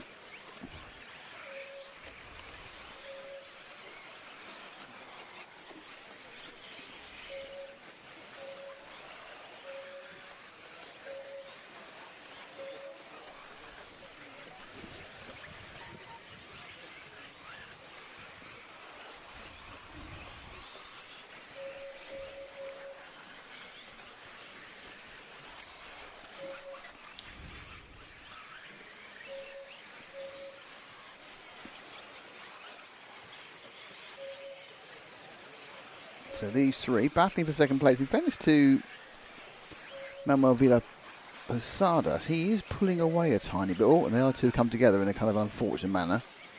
So Pellet and Cyril Michel, the 2 French. What about the next 2? I think they're closer together. There we go. They are closer together. Look at that. I haven't forgotten about Christophe Forgue, but he's just out in the front doing his thing. Gaining time and making everyone else look slow. This is 3rd and 4th. I think it's 5th as well, actually, now. Which is Alejandro Atenzia in that yellow machine. I think he is in the 5th position. There's a battle for something in the I main. So we're going to go for a 3rd I main because Fonseca won the first one. He's nowhere. He's 9th. An absolute mare. Which all went wrong the first lap for Carlos because he made a mistake and was bundled down the back of the field. And rather more than just losing the time of being bundled down the back of the field, the problem is trying to get past the field again is pretty much impossible. So the overtaking was causing the issues. He was getting interfaced with other people he didn't want to be interfaced with.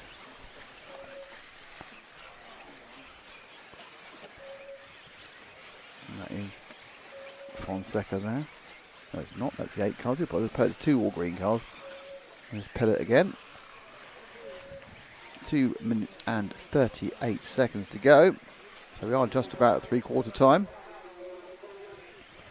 75% of the race is now officially run. I wonder if I come up with more pointless stats like that.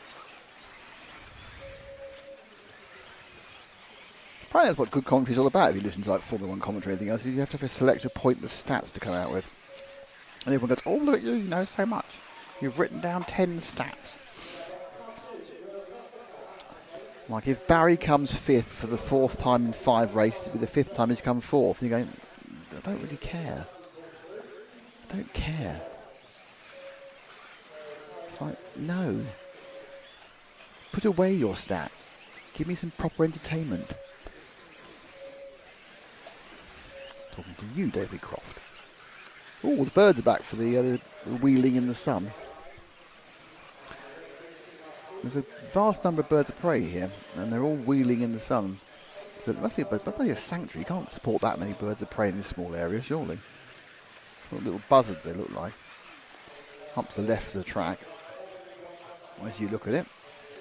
So Villa Posadas and Cedric Pellet getting it on for second place now. With 1 minute and 16 to go. We will have a look at Christophe for the last bit of the race. A couple laps still left for these 2, and in fact it was a good one for Villa Posadas to put a big gap there on Cedric. In fairness, they actually have closed down Christophe Forgue as well. He was at a 4, 5, 6 second lead. Now he's just that purple car 2 cars ahead. Next car is a back marker, and that's a couple of seconds lost, and into second place goes the green car of Cedric Pellet. Or Pellet, I don't know. Pellet probably, it's French. Well, it's Swiss. Don't know.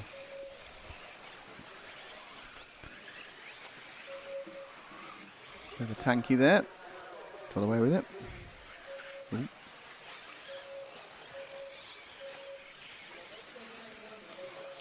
Half minute to go, so you've got to do this one and one more. Leads back out to 5 seconds again for Christoph Forg. Let's go with Chris on his last lap. He's just gone, just ticked the thing. Car number 2. There we go. I think it's a car ahead there. One more. Forward one. Pretty sure that's him. Given his colour scheme. Yep, that's Christoph Forg at the top of the track. And he will be the winner of the second of the I mains. I need to write this all down because I'm being very conscientious about writing who comes in. So he's got a second and the first. So he's doing quite well at the moment for the overall winning it. Waiting for everyone else to finish. Oh, Pellet had a bad last lap and dropped down completely. Pellet disappeared out of all the run there. So second was car 7. Third was car 10. Blimey. And Haas Suarez was 4th, and 5th was car 4.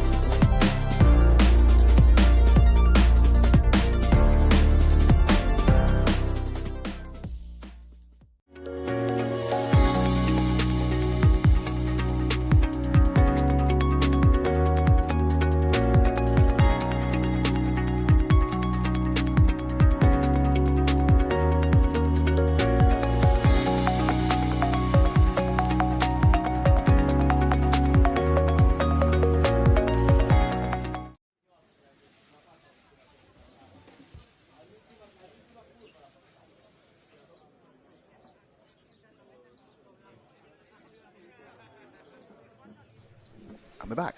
Hello to Robin Fishcroft. How you doing, mate? I think it's Swiss Racing. Yes, it's won the last heat. There's a few. I think about 5 or 6 in the Swiss team, I think.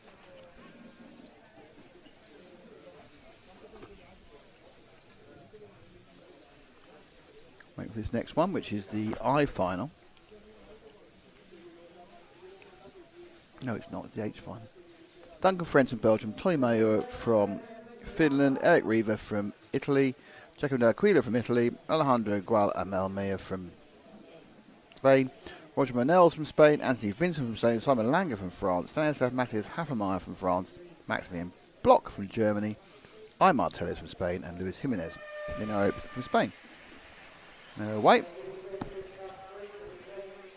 First leg was won by Giacomo Del Acquia from car 4. Eric Reeve was second, Duncan Ferenc was third. But I think Duncan's gone off in the leads in this one. I think from memory, he did even in the last race as well, off in the lead. There's a dance of the 7 veils going down the bottom of the corner. There's 4 of the cars decide to get themselves completely rotated around each other. And Ferenc indeed has got away. And interesting, Tony Maru from Finland had a bit of a mare in the first heat. He's actually got himself running nicely.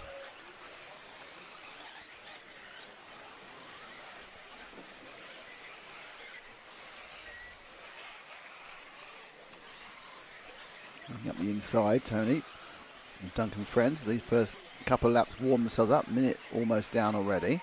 They made a nice break from Eric Reaver in third. It's because Eric made a mistake. He's actually from the last race winner, Giacomo Dell'Aquila. He's two back, and then Eric Reaver. They're the two Italian juniors, Eric and Giacomo. Ooh, that's not gone well. And replay is more. I didn't see what happened. Someone like oh, that's very bad luck for Duncan there, isn't it? He's hit someone who's upside down. So now Tony Marie is ahead. Duncan Feren's gone up to 9th. Delaquia is second. Up from 12th place to 3rd has gone Luis Jimenez Monino.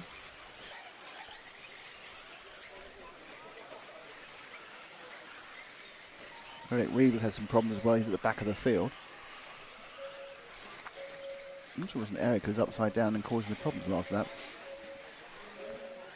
No, lap in the books. Reeves not even come round yet. I think Reeves may have some problems. Anyway, it doesn't matter. At the front, it is Tony Maru from Finland in the 2 car. Behind him is Giacomo Dell'Aquila. Now, interesting, it was the fastest lap of anybody in the last lap from Tony with a 26.4. This is the 4 car. This is the man who won, or the junior, who was the man who won the first leg.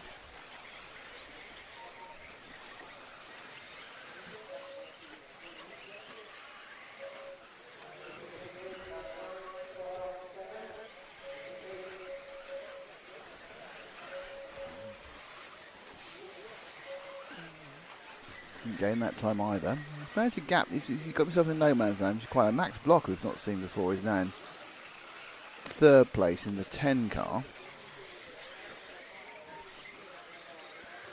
Just wait for the next car along. And this would be Maximilian Block. There we are. We've not seen that car today so far. Orange and blue. A little short jump there. Powering up the hill for the right-hander into El Saram, the corner. And then he will drop down and go through the Marshall hairpin. Surname because of that Marshall. Well, it's different Marshall each time. That's quite a good Marshall because he's a little bit slimmer than some of the others. Less occlusion of the picture. That's too wide. Do that now. It's too wide. That's so this is 3rd place. 4th place behind him, and that is the not easy to say quickly Stanislas Matthias Haffermeyer from France. Although luckily, that's a problem for Delaquia. Rolled over. So he's dropped to 4th. So 2nd, 3rd, and 4th now here. 2nd and 3rd. I think it was Matthias Haffermeyer had the roll, and Delaquia runs himself back into 3rd place.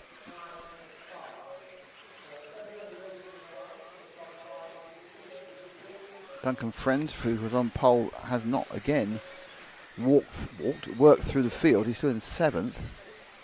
He's there both races and then had problems. Came back to 3rd in leg 1. So watch out for that number 1 car currently in 7th position.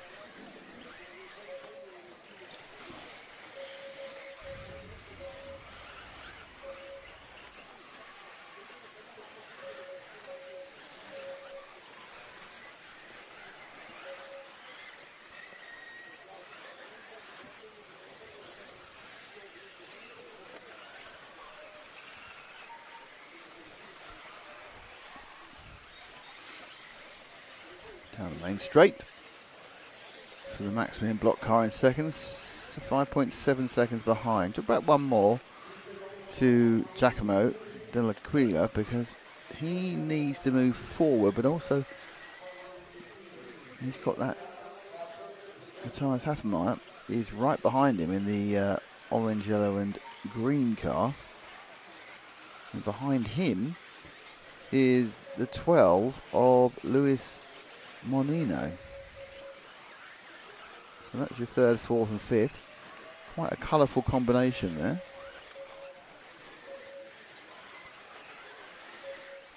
Tony Meru still comfortably out in the lead. Tony had problems in the last leg, and I don't think he actually finished the last leg, or the first leg, should I say. That rollout has not helped anybody.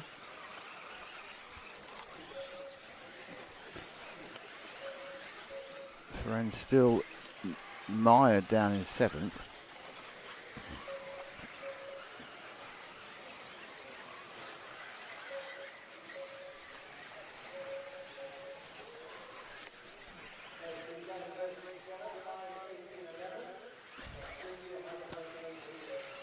Third of the race to go. Giacomo's got himself a big gap now, hasn't he? But he's still a long way behind Maximilian Block. Just watch this one through. Block appeared to be slightly gaining on Tony Meru in the last lap or two. It's gone down to 3.8, the overall first to second position.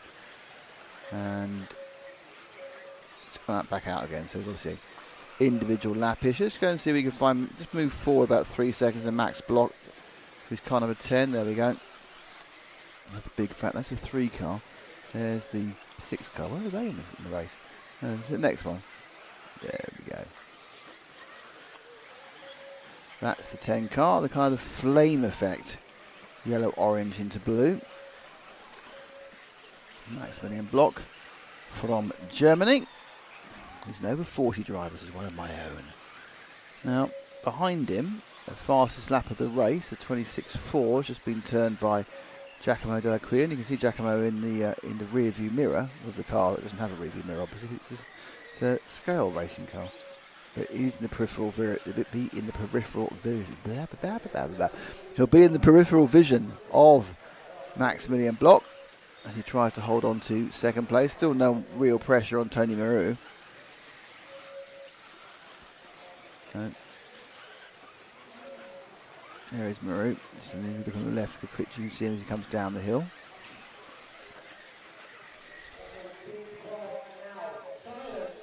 Oh, too much talking on the rostrum.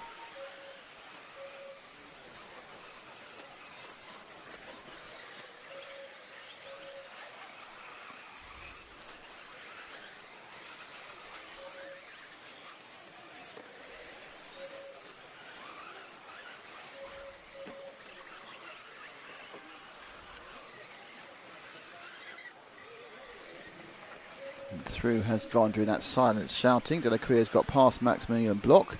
Block right behind him.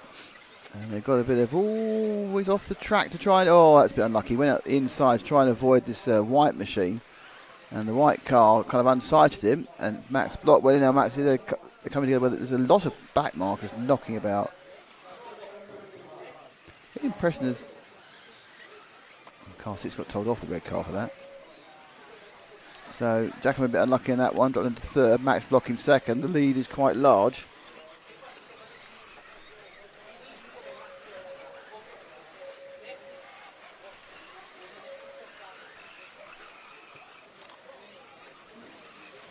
Some harsh words on the rostrum and off.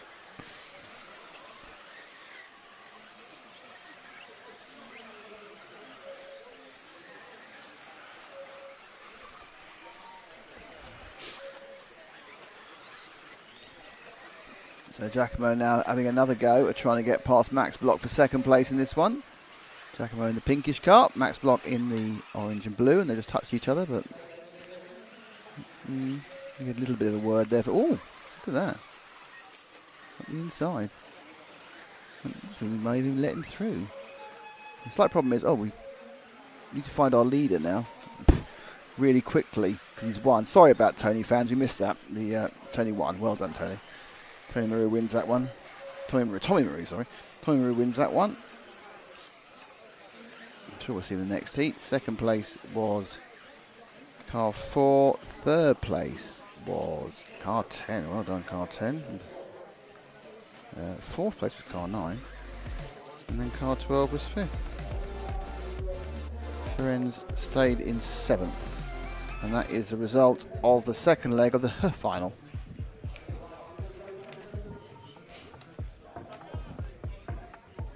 Next up, the G final.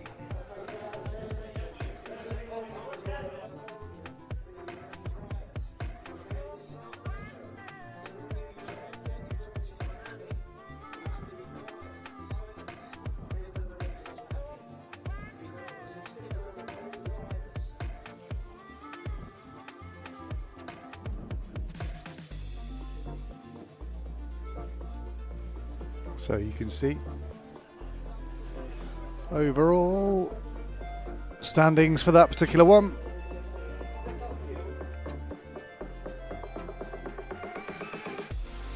That's your H main. After 2 legs, of course, there will be 3 legs of all the finals. This class runs 3 legs of every single final, but that's the standings after 2. And we will be back with you very shortly.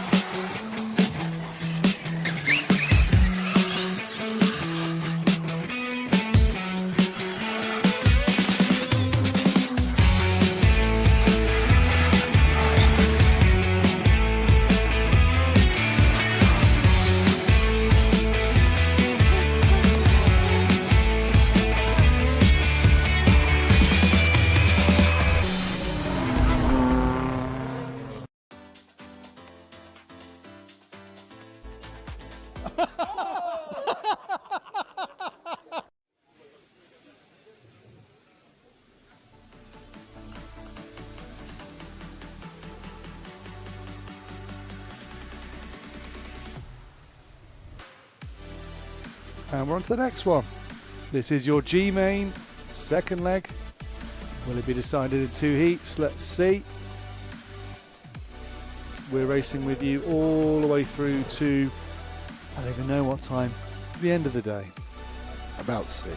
About 6 o'clock, so right. Don't go anywhere. Sorry about that. So it's Marco Ritz on pole, and also with that green machine, he's from Switzerland, which would be good for Robin Frischkopf.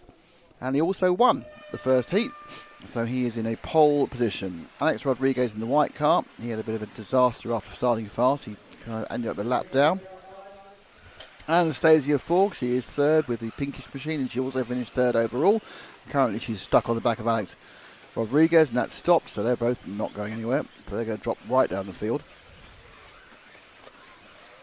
Then we had Jani Hovey, Luca Gonzalez, who came second, Levi Martikainen from Finland, who came then Rafa Almar, Miguel Busquets, Holger Leica came fourth in the first leg, Nicolas Roger, Gilles Rigolou and Stefan Vandt, who came fifth in the overalls.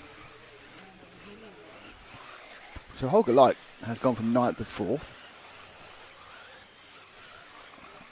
Miguel Busquets has gone from eighth to third, so there's been some big movements, and that was probably because of the Anastasia Forg Gonzalez coming together. And there's a big move there. And I think that was, is that Light getting past Rigolo? Hard to tell. That is Holger Leica, I'm pretty sure. Yep, he just moved himself ahead of another position. With the Agama being mechanicked by Mark Rumble. Indeed, he's picked up second place now. So Holger with the Agama, younger brother of Eric Leik, who's an up-and-coming star in the UK, but unfortunately was an up-and-coming star who had to do his GCSEs this weekend, and therefore couldn't come up racing. No, so Marco apparently is from the same club as Robin Fishcroft. There you go. He used to refuel the car. He used to refuel Robin's car when he was a little kid. Well, he's all grown up now and he's winning G finals. No, he's actually been caught down by Holger. He's got the real bit between his teeth in this one.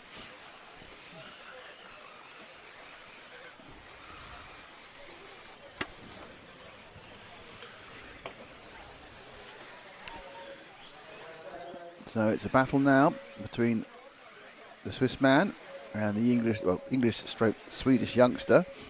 And wow, that's an overtake. Just drove past him. What I'm going to do is I'm just going to drive past you on the track. I've not seen that before. I do think there's some help there. I think I don't think Marco Richard fought it too much because, you know, is it much point? But someone seems to have discovered his mojo a bit late in the weekend. Second final for Holger there. No, he's on 25.9. I'm not sure what Mark's done to the car, but suddenly it's all clicked. About a day too late. But puts him in the chance of winning the G final. Well, he started from 9th, which makes things quite difficult. He was 4th last time. Oh, and he's, oh no, got away with it. I thought it was all going to be all horribly wrong. He got away with it. Rolled onto the wheels and back out. Trying to look for with any actual competition. You can go to, that's more chaos, but yes, that'll do. We're quite a long way down with competition at the moment. Who's the bright yellow car? That is, I can't see the number. That's 4. So that's Yanni Hovey. Scored in 9th. So 9th, 8th, 7th. Okay. Alright, move forward. The two that are close. So move forward from this pink and yellow one to the next two. Or next one. There we go. So it's that one there. That's good. That is car number 11. And then you got Gonzalez behind him. Right, so that's Jules Rigolo and Alex Gonzalez fighting over 5th. Alex was involved at the start with the issue with Anastasia Forg. It wasn't really an issue. They got stuck together. I think Forg was hooked onto his rear wing, which cost a lot of time. I think they probably had to get unhooked again. He's a little bit wild, Alex Rodriguez. No, Gonzalez. Alex Rodriguez is A-Rod is the Yankees player, isn't it? Alex Gonzalez. Oh, yeah, he's a little bit wild. He's quick. Needs to calm down, needs to tame himself down a bit.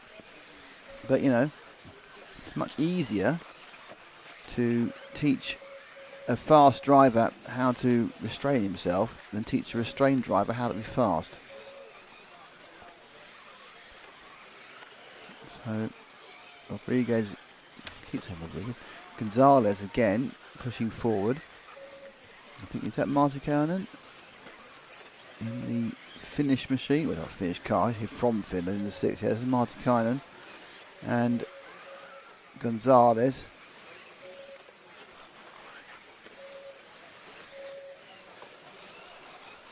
Oh, a bit of shouting going on there. Sure that Mark isn't keen about. There's Mark Stetson, our referee. There have been less penalties. I thought by now we've had nothing but penalties. But penalties appear to only have been in the main A final. There have been other stop and go penalties. I haven't heard any People have been told to be quiet. Yes, but we haven't had any stop and goes that I've heard. There's also, you know, keep it clean, which apparently means cookie chew. And there've been a few things give it back. So all good so far.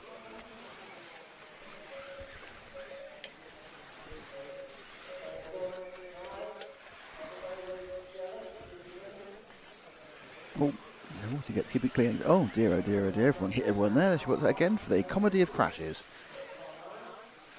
So he goes round, he gets released and tags that one. And that was Alex Gonzalez having some issues. He's upside down. And he drops down to 5th. Oh, 11's in trouble now. That's Gilles Rigolo's had a little bit of a telling off.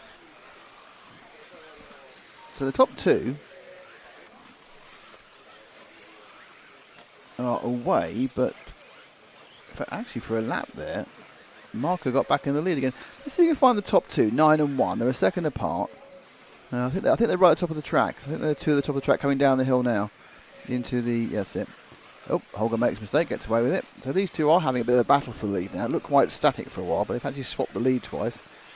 Alex Gonzalez confirms my decision about being fast yet furious. He's done a 25.5 fastest lap we've seen. But this is the battle for the lead now. Marco Ritz. If Ritz can win this one, he'll win the final overall. If Light can win it, well, hey, give him a chance to win the final overall. We'll certainly give him a sure, a pretty big boost in confidence.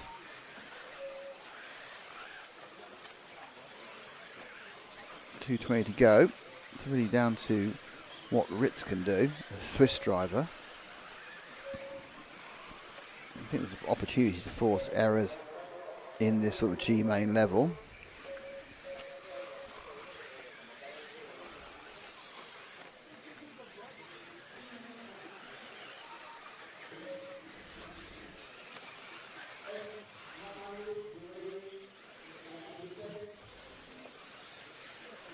Oh,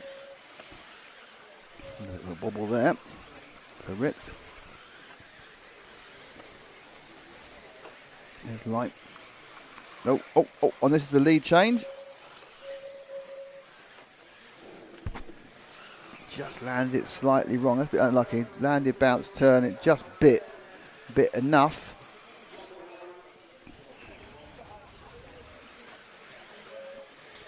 So now it's down to Like to chase through the next minute and 20 seconds. Otherwise, it's going to be a win in the leg and in the overall G main for Marco Ritz. So can Ritz hold on?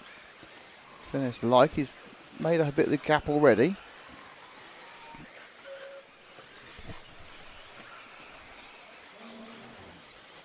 And now he's right on his tail with a minute to go, and he's side by side, almost hopped over him. So Holger absolutely giving it some now to try and take this to a third leg. Inside. Rich decided he's going to do the I'm going to drive on the line, now you try and get past me idea. It's quite effective, to be honest. Oh, look at that, up the inside, and Like takes it back. So, 33 seconds to go. They've got 2 more laps. This one and 1 more. Oh, and then Rich, very, very wild there. He nearly clipped the back of the wing. Not sure how far behind he is now. He's about a second and a half. So Like has to just get this one round this lap and the next one. There is another lap after this. So Holger Like from 9th on the grid goes into the final lap leading by nearly 2 seconds after an overtake along the main straight last time round. So great performance from the Anglo-Swede or Swedish. Is it English? I don't know how they do it. Anyway, he's English and Swedish. You come down now. Right hand turn round the Marshall hairpin. Take it slowly. Off you go. And Holger Like takes the win. Great result for the young man. And he takes the G final to a third leg. Third place being Busquets in the 8. Fourth place going to the 2. Fifth place going to the 6. Really shared out the lower places here. So just a chance to say thank you to JConcepts.net, thank you to Hobbywing, EuroRC, El Ceram, S-Works, Mibo Sport and X-Ray, and that's where we are overall. Remember, it's counting both. That's the wrong final. That was the 8. That was the H final. G final. There we go. Now remember, it's counting both. So some people, when we get the third one, it will count 2 out of 3. But effectively, Holger and Mark have a win each. So if either of them wins the third final, then it will be a victory for them. But if somebody else wins it, and Holger's second, there'll be a countback. Exciting. Okay, F final in a second now.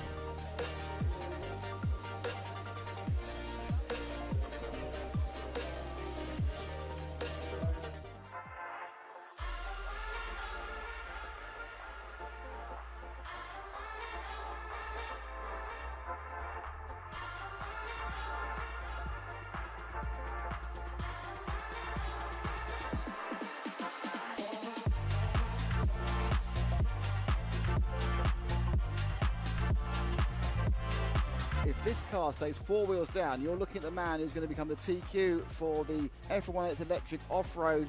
But for now, he's got about 4 corners from becoming, for the second time, the European e-buggy champion, Davide Ongaro, associated European champion, and didn't he deserve it? Great runs, 2 superb runs for Ongaro.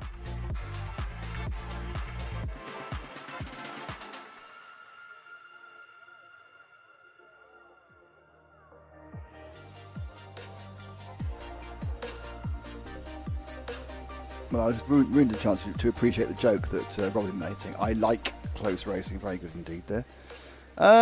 Mark Bruton Young, Wednesday 2 up. Well, I pinned a comment saying when it was up, which is 1:45 local time, 1:45 in the UK. No, sorry, 1:45 local time, 1:45 in the UK. But hopefully you can see it. So I stuffed a piece of bread in my mouth ill-advisedly at that particular time.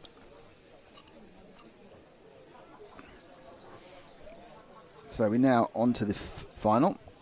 Second leg, and it is Alvaro Domine, who was second last time round, Edward Paramora, Ilian Fernandez, who was fourth, Nicholas Marder, who actually won it. So it's a car 4 won the F final last time, Nicholas Marder. Jürgen Trieb was third, Nicholas Bailey was fifth, Christian Villa Sanchez wasn't anywhere. Harry Weymouth, Elliot De Hess, Sergio Moreno, Florian Duradin, and David Benito make up the rest of this final. And off we go. It's a reasonably clean start. I'm watching out the window rather than actually the screen at the moment. It's a pretty clean start. It's a lovely sunny day out there, but it's not too hot, which is a good thing. I think everyone's really enjoyed the weather here at Valladolid. Lovely city, Valladolid. Really interesting. Middle of nowhere in some ways. Not middle of nowhere, but not easily accessible, let's say. But lovely place to be. Some of our team availed themselves of the night clubbing facilities last night. And I'd like to point out it wasn't me, it wasn't Matt, and it wasn't Kieran. But apparently it was all for his search because he was with one of the A-final drivers at the same time. I'd like to say the A-final driver looks considerably more healthy than Will Venables does, who looks dead.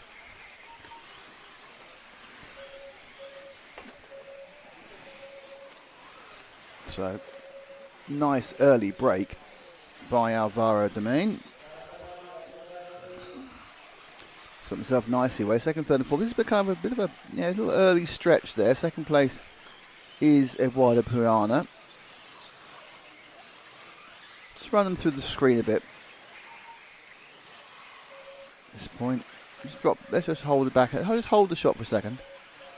There's second. Keep holding. There's third. Let's go with third and fourth. They're a bit closer.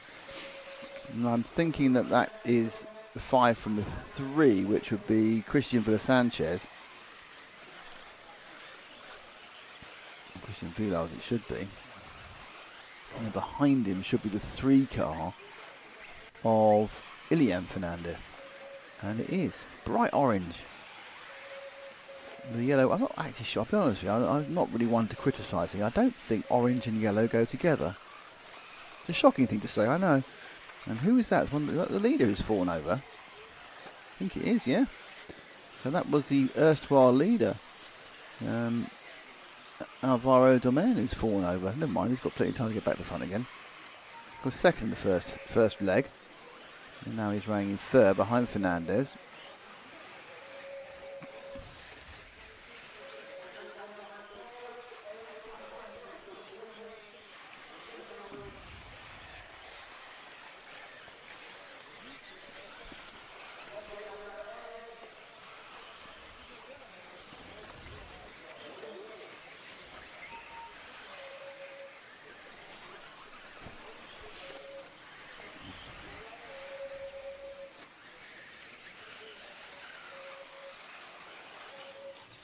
Top 3.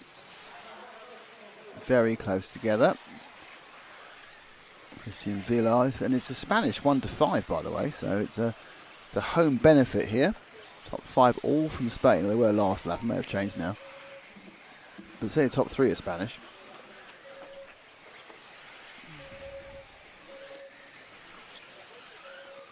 And the bright yellow Ilian Fernandez car is the sandwich in his compatriots Christian Villar and Alvaro Domain.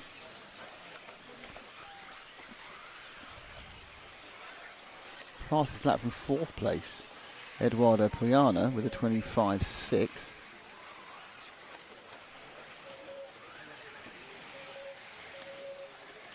Just off a little bit there. He's got some pace. It's really interesting, this track. I think the leaders, because they know they're kind of safe if they stay on line, they end up running 2 or 3 or perhaps even 4 tenths slower than they can do. Once they get into a competitive position, they don't pull away. They kind of just, you can't play ha he you can't pass me. But it looks like they're both going to try. Third place Domain had to really shove the brakes on there. In fact, there's been a lot of shoving of brakes on, and they're bouncing over and turning around as they've tried not to land on each other. As Christian Villa was a little bit slow and then kind of checked up everyone else. The top 3 have got a 4.5 second lead over the rest. Or they did have, I think they probably lost a second during this one. Another 4.5 second lead. Yeah, they lost 2 seconds to the car in 4th as they were confusing themselves around this particular corner. That's the purple machine in 4th behind. But now, Domain looking to have a bit of power in that 3rd position. With the sort of orange cheeks and flanks the car. A little bit tail happy. Orange yellow. Can't miss the orange and yellow machine of Fernandez. And the purple into white of Villa Sanchez. 5 minutes to go. 5 minutes down. But the 3 of them very, very much on a par. I'm not seeing a great belief that one. I think Domain's pretty convinced he's got more speed, but I'm not sure he's actually knowing where to use it yet. And obviously until he gets past, he can't use it. To the top 2, get a bit of a respite. As Domain makes a small mistake up the inside. We see, that's not when Domain sweeps through into the lead. Powering down, no harm, no foul. It's a little bit of a kind of repeat of Verstappen and Leclerc. Luckily, those sort of consequences of Verstappen and Leclerc and Barcelona straight. And now we look. See, I think it's the Domain. I don't know what happened there. He's asking for things to go back, I think. Domain leads from Poyama. Jürgen Trieb's come from nowhere. An Austrian interloper into this all-Spanish benefit we have. Up from 6 is Trieb. But the top 2, up to the top of the track with 4 minutes to go. And it is once again led by Alvaro Domain. So the guy who started on second, Waldo Poyana now, who's in second as well. And then you've got Jürgen Trieb and then the previous front pair of Ilian Fernandez and Christian Villa Sanchez. But they now need to all condense back up again.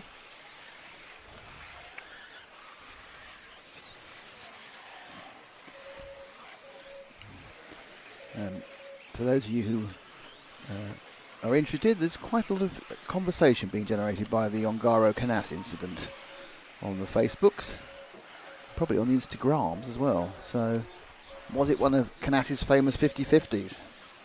That's the question. What percentage would you say it was? 100-0? Don't know.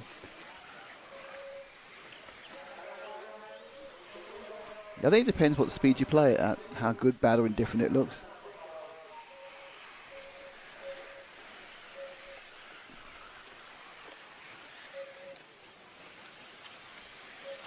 So it's still Domain, Poyama and Trieb, 1, 2 and 3 climbing the hill, as you can see. I think also Fernandez has joined in 4th in the orange car. Top 2 a bit closer together. Trieb hasn't quite got the pace to really hassle him, I don't think. As they come round the corner, go in, and Poyana. Well, to say that, and obviously by saying that, Trieb went, I certainly do have the pace, young man. Don't tell me what pace I haven't got. And there's Jürgen Trieb, pink and blue, looking to get onto the back of Domain. I've got myself a bit lost in who's where, actually, though. Oh, right, that helps. So let people through. Right, there's Trieb, yeah. So Trieb's, the pink and blue is Poyana. And as they go round the last, still 2 minutes to go, so there's still plenty of time for this all to get A, messy or B, sorted out. Domain just making a minor break for it at that point.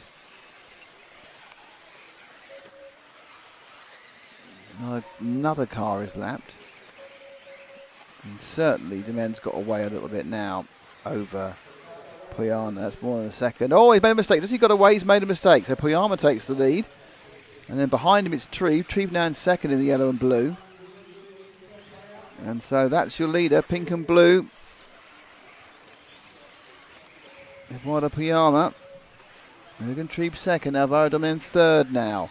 Down the main straight, minute 11 to go. Trieb makes a minor mistake, turns in too sharp for the first corner, bounces off, gets away with it. And they come round and up the corner again.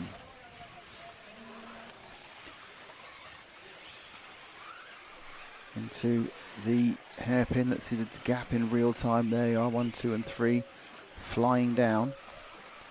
Another back marker. They really have burnt through the rest of the field, haven't they? Very quickly.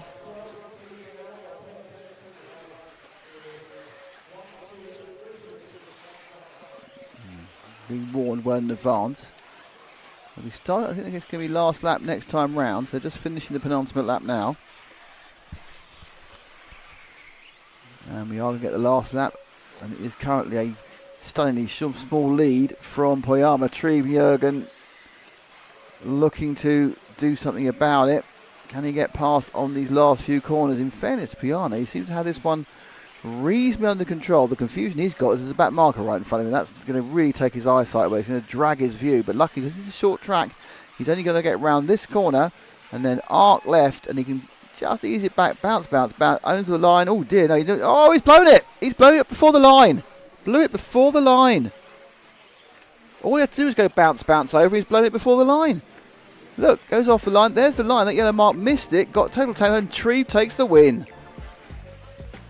So Jürgen Trieb takes the win in the most unlikely of manners. Puyama's going to be kicking himself for not getting that leg win.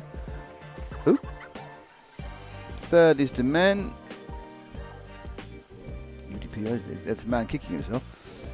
Fourth was Fernandez. And fifth was Villa Sanchez. Lewis Maydar won the first one, was last, and didn't even finish the run. There we are, 1-0. 1-2. Oh, it's not been officially accepted, that's why. There's the results. 22. He won by 4/10 in the end, even though he was behind with half a corner to go.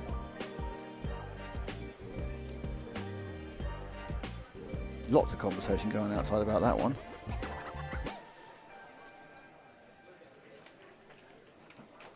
Come on, Frank, tell us about things. There we go. That's half of 2 rounds with 2 counting. Trieb has a win in the third. The big loser in that, of course, was Nicolas Madar, who has a win and a last. After a technical issue. So still to play for.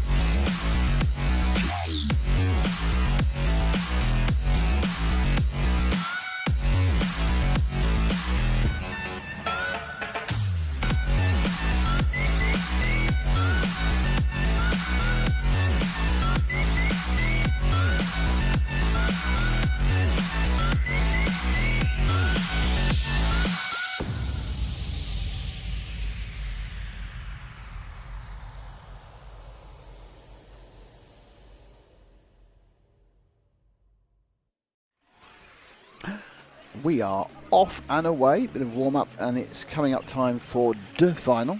No, it's not. A complete lie, coming up for a final. So we've got E, D, C, B, and then we get leg 2 of the completely nothing going on A final. Nothing happening, nothing at all, nothing to see here. Nothing's happened. No conversation has been inspired by it whatsoever. I mean, if you listen to what's being said online, the clip is now been snipped out and put on various social networks, and just taking the barometer, just taking the barometer. temperature. Yeah, go on then. Just sticking a thermometer in the bottom of Facebook's comment section. Visually, that sounds fantastic. People have the same first. Well, no, you were saying it's not that bad.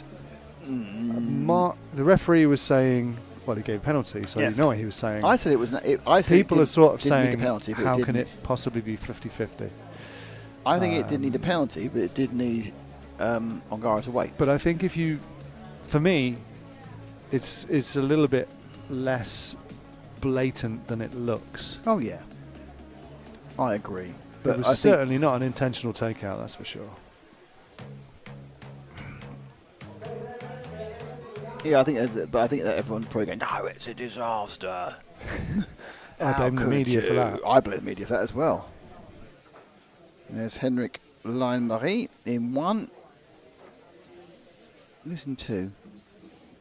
It is Carlos Pineda-Vinay and Mary good not going there because I hadn't heard the countdown. Off they go. And it does seem like a relatively clean start. There's some great viewing here. You can really see the whole track really, really well.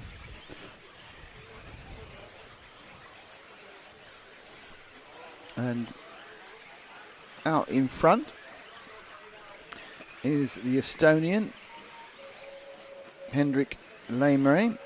Don't forget he was second in the first run, so he doesn't, even he wins it won't be a overall final win. The winner of the first final was Jose Salas, car at number 5, who's currently in 5th. Second place is not, oh dear, second, third and fourth all gone pinging off into the boondocks. So Henrik now has a massive lead from everyone. Now interesting, our winner from leg 1, or about to say that's him upside down in the left hand side of the picture. So 1 and 2 up the top of the hill. Leinmarie not really having much pressure. Jerome Sartel's got involved, and Adrien Berton. Oh, it's an old French benefit now. Fantastic. It's enough for the leader. He's boring. Let's look at second place at least, which is Carlos Pineda-Vidal. And then, oh look, it's a slightly pink car coming after him. Dun dun dun dun dun dun dun. It's the Pink Panther, as he is known. Jerome Sartel, and Sartel's ahead of Adrien Berton. Berton and Sartel battled out for the over 40s final last night. Still available in the archive at RT Racing TV. And Berton was victorious. Berton hasn't got a huge lead over Jesus Tazo in the blue car, or bluish car from this distance. And Marcel Treve is the one who's actually put in the fastest time, even though he's down in 11th with a 25.5. So, our winner from this happened a couple of times. Our winner from the first leg is now absolutely dead plumb last. So we are having no issue about going to the third leg with this one. Will we go to the third leg with the A funnel? Will Bruno find a way through? Will be given a way through again?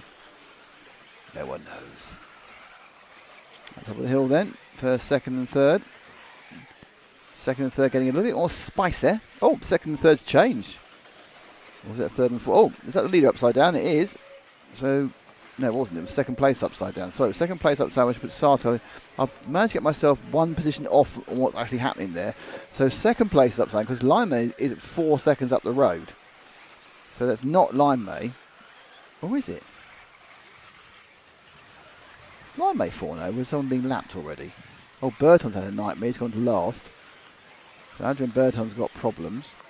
It was Leinmarie fell upside down. And Leinmarie is also down.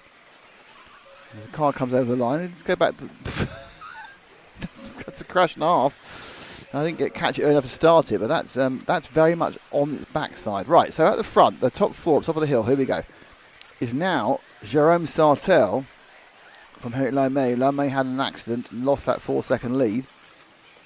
So Sartel in the pinkish machine, the Pink Panther. A very experienced Frenchman. Henrik Leinmarie from Estonia. Don't forget that Estonia will be hosting these championships, these very championships, the electric e-buggy championships for EFRA next year. As Carlos says, as long as World War III hasn't broken out. You're quite near the... Apparently they're 80 kilometres from the Russian border, and then after 5 kilometres it's a no man's land. So you've got like 75 kilometres of a buffer zone. Which kind of makes you think you don't want to be too close to Russia. So, Sartel, he's won a few races in his time. Looks like he's could have a chance of winning this one as well. He's got a nice lead. These two are chasing him, and I'm not sure is that Pineda-Vidal still? Yep, Penalty down the 2 and Alex Valls in the 3. They are 2nd and 3rd. And behind them is Henrik Lymary in the 1. So 1, 2 and 3 are 2, 3 and 1. But unfortunately the 6 have all of them. Unfortunately for them, not for me. Halfway, almost down, but not quite. As the 3 of them do the toilets again. That's Trey Whiffy. And he just lost Henrik again. He's had a bit of a messy race, to be honest. Marcel Trieb continues to do the fastest lap, 25 flat this time.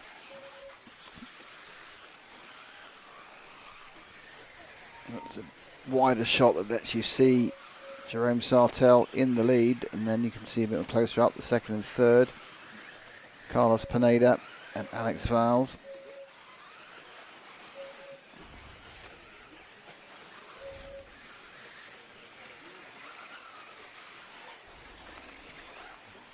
Another car dispatched by a lap.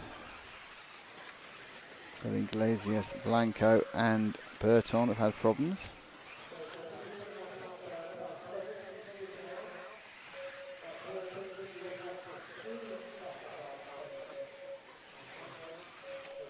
So the 7 car being warned is going to cause a problem quite soon. Sartell's lost his lead, or most of his lead. I think he's now got it back again. 1, 2 and 3 go round. 2 and 3 round the top corner.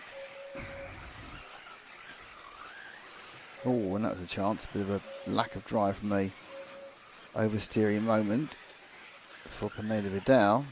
Alex Valls looking for that, didn't get it. Henrik Lymary, the erstwhile early leader, now 7 seconds off that lead, held by Jerome Sartell.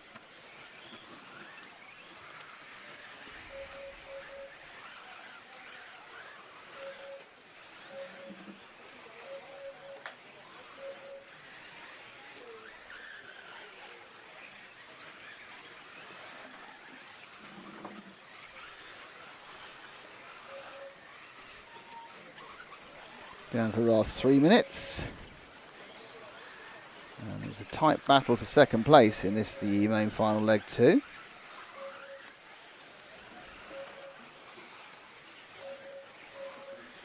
Pineda Vidal and Valls. This way, there's a black wing for Pineda Vidal. There's a clear wing for Alex Valls.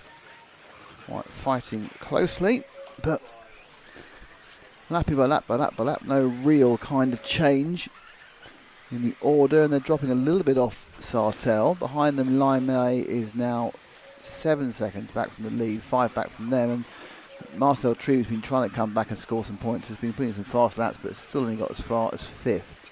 But actually saying that, he's just moved into 4th ahead of Henrik Lymary.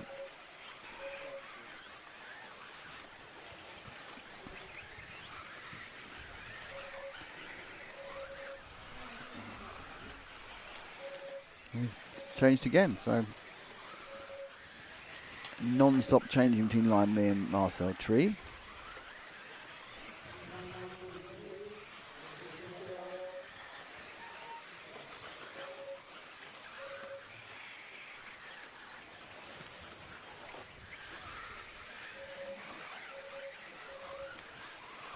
This one's not exploded. Oh, actually, the lead's dropping. Just go to our leader. Is our leader there crashing, or is that a different car?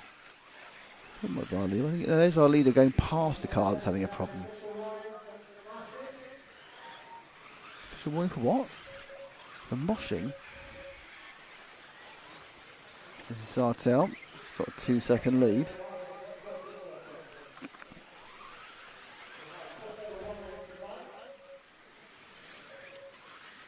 Vidal's got 1.6 over Alex Valls. And it's 5 back to Henrik Lymary, and he's got half a second only on Marcel Trieb.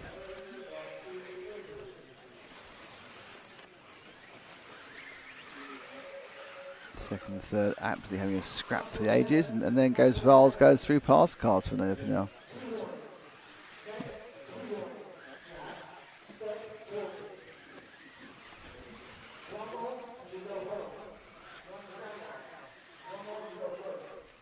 Did something trouble for talking.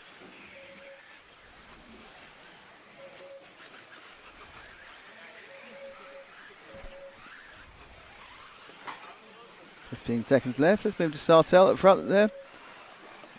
It's going to be touch and go if he gets another lap. Oh, he's very close. He's going to get another lap or not. 4, 3, 2. Yes, he has got another lap. But he's only one. So Sartell gets a victory lap in the E final. Second place is the number 3.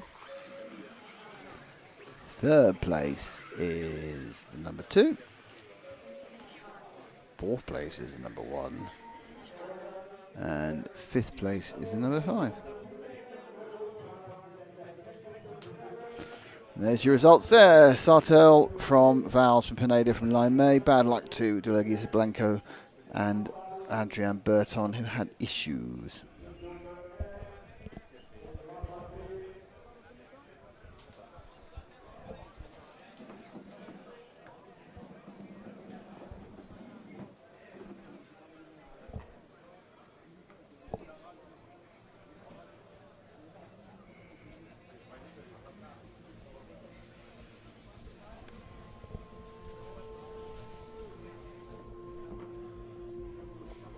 So, next up will be the D final.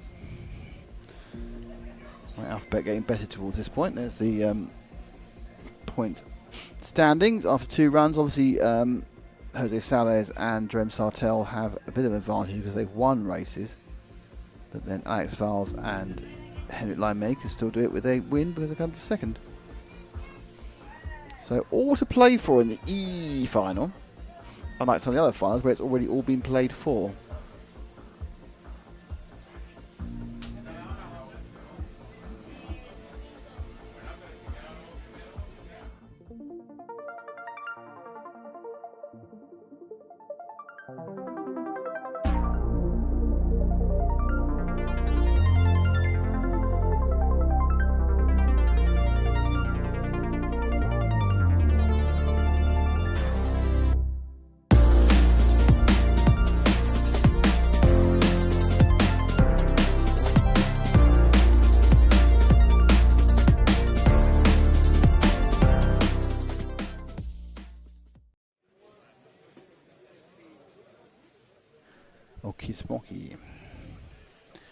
Okay, everyone's up in the rostrum area for the next heat, which is the D final. We just about got ourselves back on time again, actually, after losing 5 or 6 minutes during the round changeover.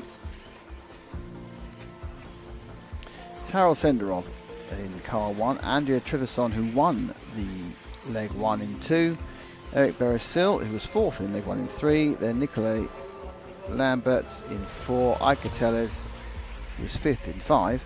And we've got Juan Martinez in 6, Carl Walter in 7, Hampersberg, who was 2nd in the first leg, Oscar Balder, who was 3rd, no, it wasn't, he was number 9, Tom Bachau in 10, Jean Perixata 11, and Thomas Musso in 12.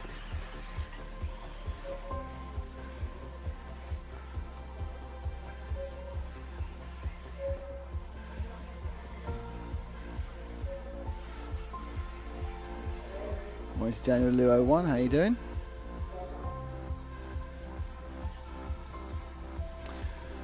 Cars all lined up ready to go. It's Harold Senderov on pole, our sole representative from Israel in these championships.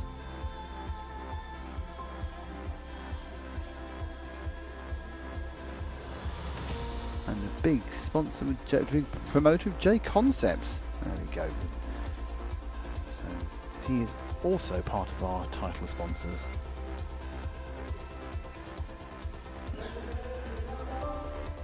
There we go.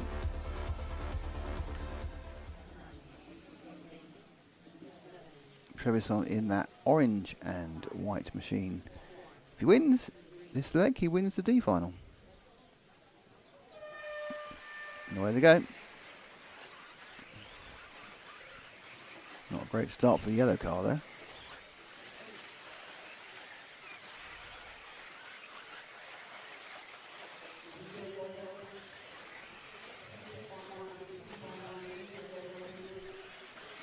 So we're about to get the first lap, and it's going to be Harold Senderov who will lead them round from Andrea Trevisan, but this was pretty much how it was last time, and Trevisan's got some real pace in that car. I don't know whether he's found a magic switch to give himself an extra couple of attempts, but certainly this wasn't the pace he had during qualifying. If it was, he wouldn't be in the D final.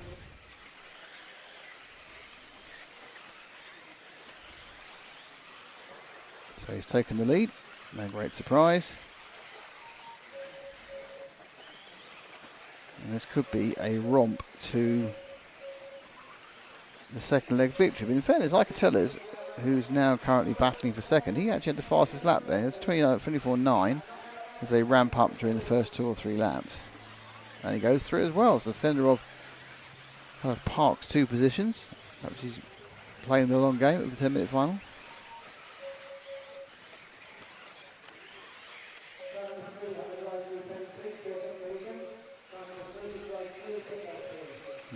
Drive through car 3. The car 3 of Eric Barasil, he has got the drive through. Maybe the second one we've heard of. The first one wasn't served. So tell us another fastest lap, so perhaps he can close down Andrea Trevisan. Trevisan did a 24.9 and then Tez immediately did a 24.8.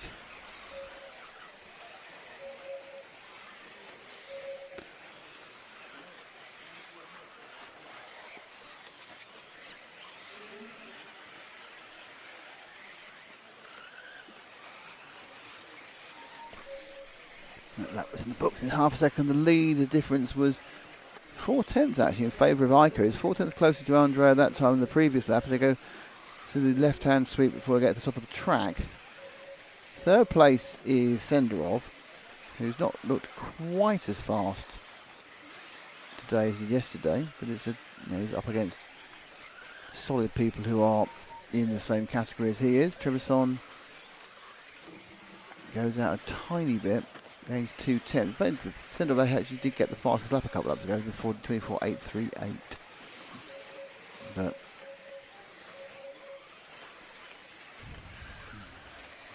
I could tell us in second. You can see him there with the green and white, trying to catch up to Trevisan in the white and orange. Now, quite a long way back is Hampersburg. We has once again managed to rise to the top of the who are they also rans. And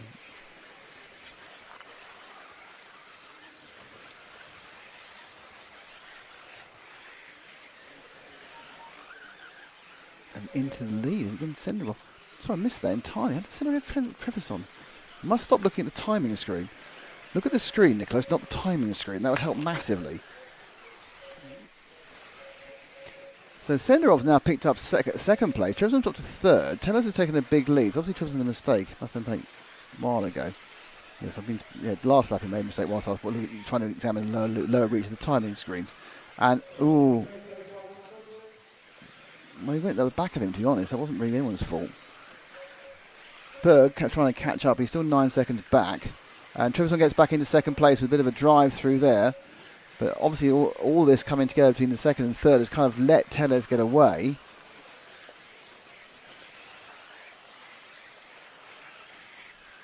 Where is Tellez? Has he not got away? Has he made a mistake? He has. That helps us all, doesn't it? Ike's made a mistake off camera and they're all together again. So 1, 2 and 3. Still have half the race to go. Ike Tellez in the mostly green machine. Orange and white for Andrea Trevisan, and the red car is Harold Senderov. So they've all sort of got away and then made little mistakes which kind of caught them back up again. Now interesting, the top two now just lightly stretching Harold. Oh, and a mistake by Tellez, he drops into third. So it's now Trevisan in the white and orange WRC car who has the lead over Senderov's Mugen Seki.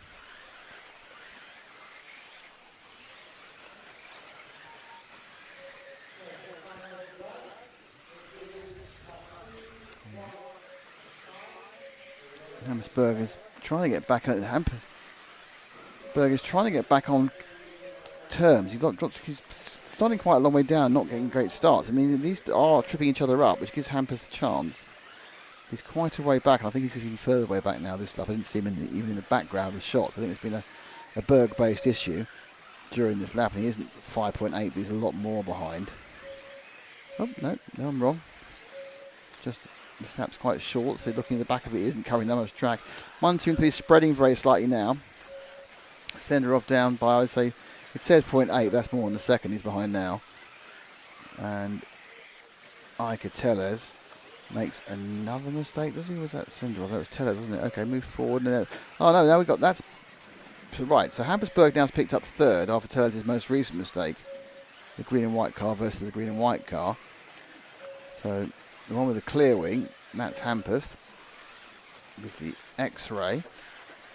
I don't think this D final is really where he wanted to be, and now he's had a problem. And I think that Beresil's also come through, so it's all got quite scrappy in that third place position. Andre Trevisan now doing what he did in the first final, which is building a gap. So he's building a gap on Senderov here. Senderov in second, but 3.5 seconds last time round, and probably further this time round is Trevisan. I didn't gain this time, it's the same. Oh, there's Trevisan, the orange and white quays to see. There he goes. So this is your leader who suddenly finds himself with a bit of a cushion.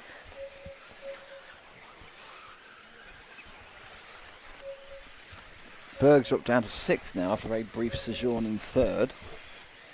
We've got Sartel, that's Jean-Peric Sartel, the 2019 champion in this class, in 5th. And there's quite a lot going on in the middle of this field, obviously affecting the overall positions on the podium. But there's still quite a lot of activity.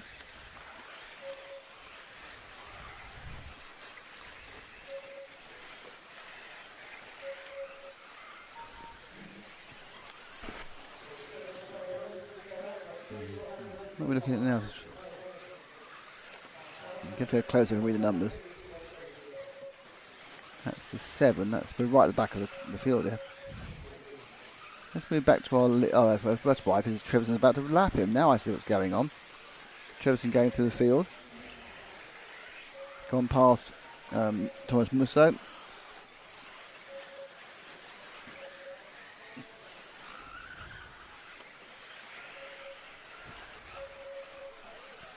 Who wins this one? It is a second leg win for Andrea and a win in overall the D final.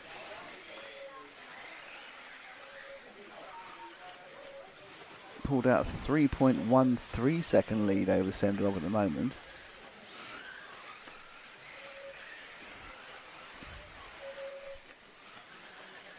Hampusberg back into 5th.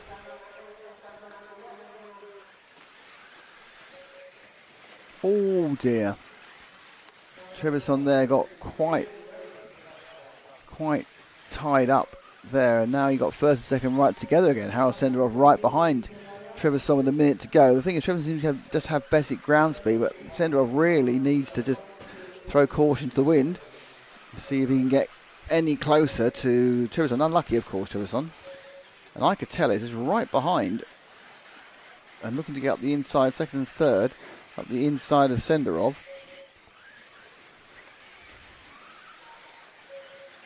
So Senderov now just trying to keep Tellez back while he tries to catch up Trevisan.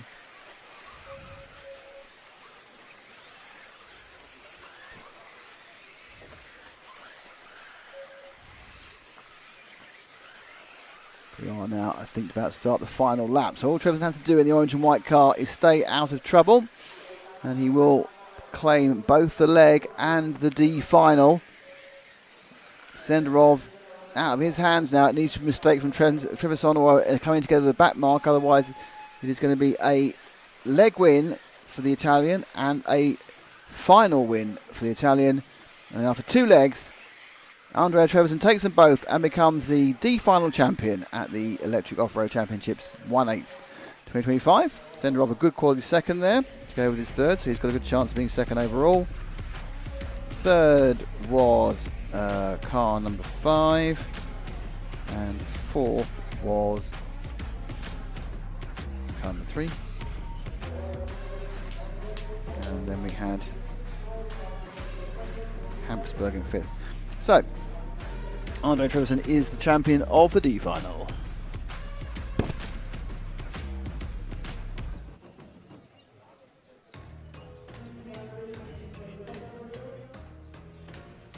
And there's the overall after one run.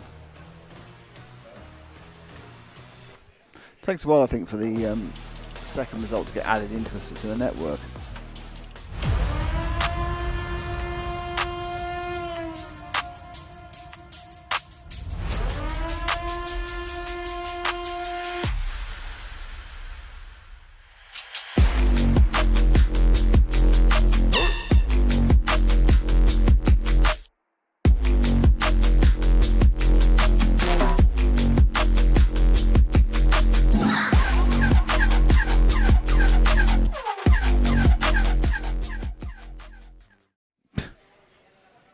How the hell could be 50-50?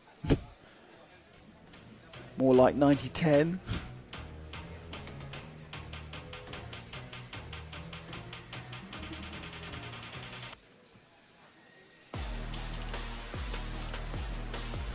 Okay, here we go.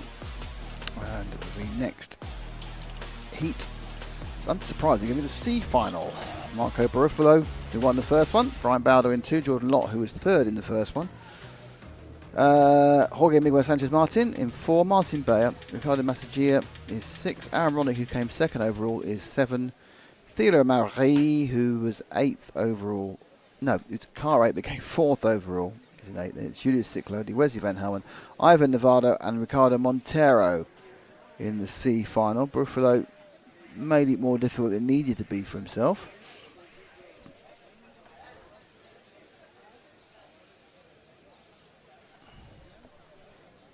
But beyond that, it's all going well.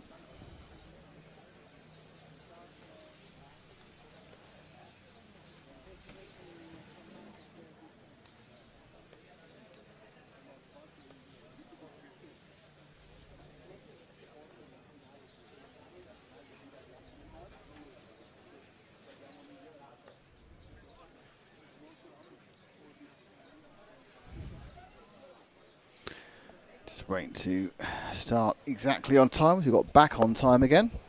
So this one will go off at 1/4 the hour. The B final will go at 1/2 the hour, and the main A, the A main number 2, the second A main will go off at 45, as we said.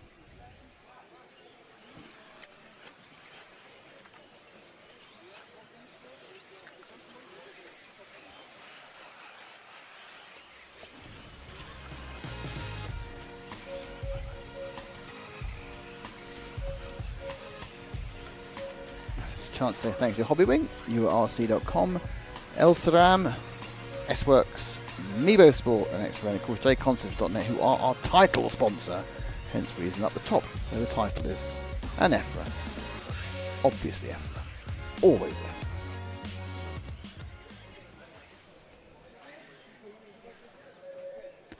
And we are there looking down on the first two on the grid. Marco Barufalo and Brian Bowder. Brian Bowder's race disappeared quite badly in the first leg, but he can obviously got another couple of legs to make it up. Oh, it's gone off for a little spin. Didn't like being on the screen. He's going to be further. Oh, too far forward. Well, half a car too far forward. Don't think anyone's going to be doing for half a wheel over the line. He's not going to get done because he's going to get pulled back by the referee, so it's fine. But sorry, the race director, Javier is the race director, not the referee. Mark Stitson is the referee.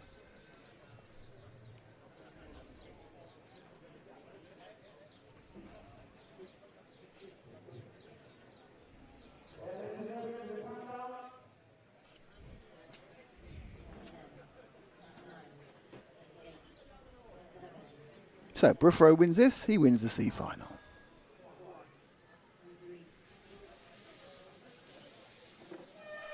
Off they go. Leg 2 of the C final, the 2025 European E-Buggy Championships. Don't forget, this is a World Championship year for E-Buggy, taking place last week, I think last week of August. Last weekend of August? Last weekend of September. Taking place in Barcelos in the last weekend of August and the first weekend of September. That sort of time. I'm not really helping anybody with competition, am I? So Buffalo leads from Baldo, leads from Lot, from Bayer, from Sanchez, from Massagia, from Ronick, from Lemarie. Oh, no big losers on the win. They got off in order that first set. 1, 2, 3, 4, 5, 6, 7, 8, which is quite impressive. Big break already by Buffalo. Brian Baldo is the only one who currently might be able to hold him back, but there he is with the KO show. Buffalo firing down the straight. Flamboyantly throws his tail around.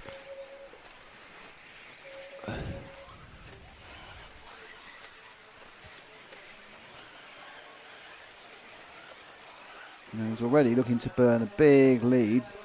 Went off with a 25 flat. About to finish the second lap, and he's got a 24.7, so not far off. This is Jordan Lott, who is 2.9 seconds behind after 2 laps. He has burnt being able to get off that far. I'm sure it won't. He's not going to carry on extending that much. Lott looks a bit more settled in now, giving himself a couple of laps to play himself in. Martin Bayer third. Brian Bowder again had a none too effective start.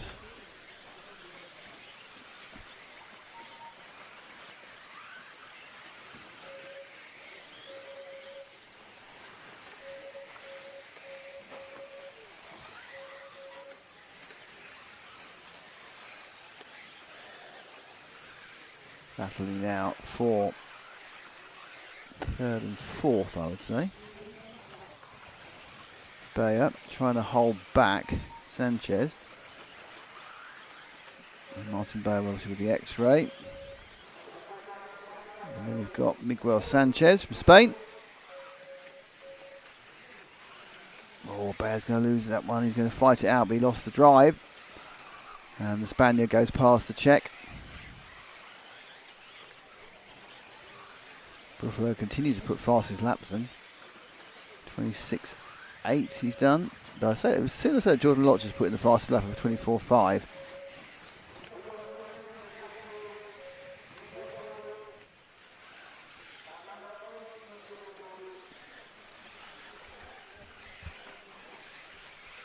It's just going out the bottom of the screen there. It was Buffalo. This is third place. Miguel Sanchez Martin. At the end of the straight, there he goes. Up and over. So going through the inner loop. That single brake hard turn right and then go around the top of the track. And then you come up and over and through. There's Jordan Lott. There's Sanchez, there's Bayer, Massagia, and there's the rest of the field. All quite close, but not close to Buffalo's. 4 seconds ahead after 3.5 minutes. Right at the top of the track, you see Buffalo. There he is. There's Marco. Taking a lot of solace from support from the Kaio Show experts, including Ricardo Berton. Obviously, has been with quite a few different chassis over the past few years. Unfortunately, Brian Baldo fans, he's retired again, so Brian's had problems in both heats. Just not his day or not his weekend, really.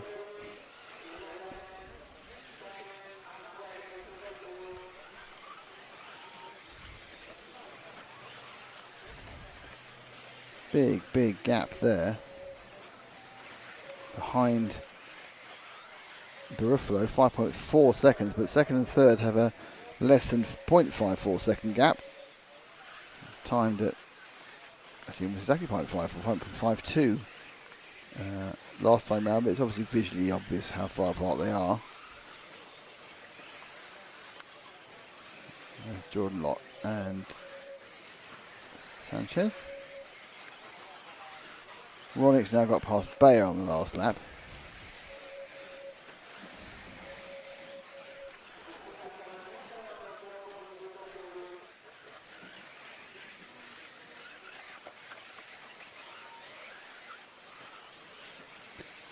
And another lap in the books. That's Jordan Lott, who's managed to break Sanchez a little bit there. Aaron Ronick running 4th, Bayer 5th. It's 5.7 seconds now the lead for Barufalo. He's doing a very non-Barufalo thing there, just getting it out there and not making a mistake. Marco is one of the fastest, if not the fastest drivers out there.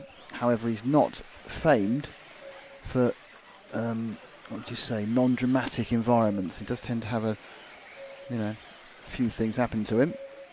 But fastest lap here, 24.4 is his. The lead is 5.7 seconds. Jordan Lott we're looking at is in second. He's actually managed to break Sanchez, so he's got the second place. And Jordan Lott was second in the last one, but in both races so far, Brian Baldo from second on the grid has had the problems. And let those in first and in third make... How many marshals in one picture? I was stirring a coffee then, so I looked up and there's 4 marshals on the same screen. This is one where Sanchez has scored closer than he appears to be. Isn't that when you do that when you get close? Just throw it in and hope for the best. But this is second and third now, with Jose Miguel Sanchez attempting to catch up to Jordan Lott. But I'm not overly sure about whether he's going to do it. In updated news, it's now a 6.2 second lead for Marco Barufalo. 3 minutes to go.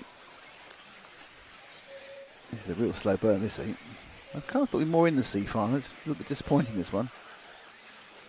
That's what happens. Barufalo's done what he can do, which is suddenly show his latent talent and just disappeared.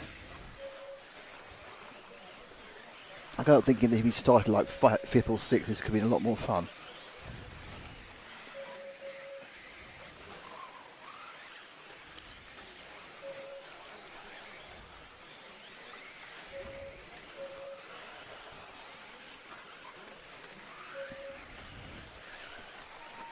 So second and third are very close together.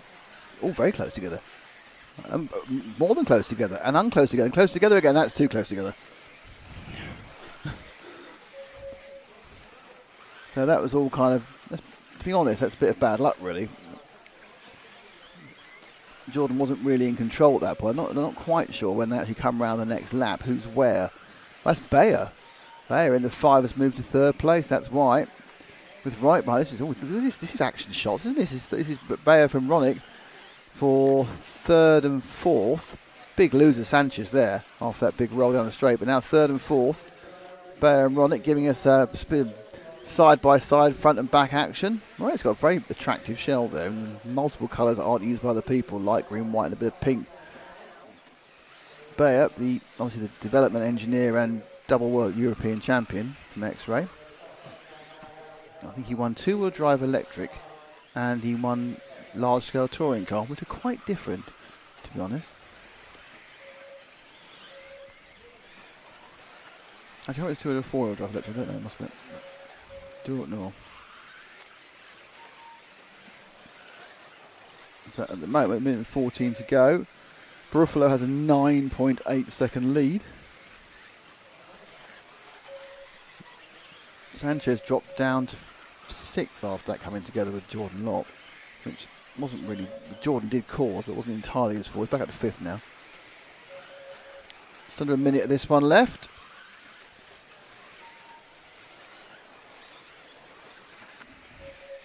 I'm kind of watching whether Ronick in the 7 can get past Bayer.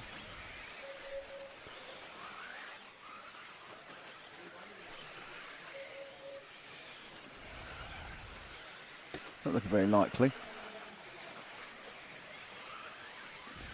few seconds to go.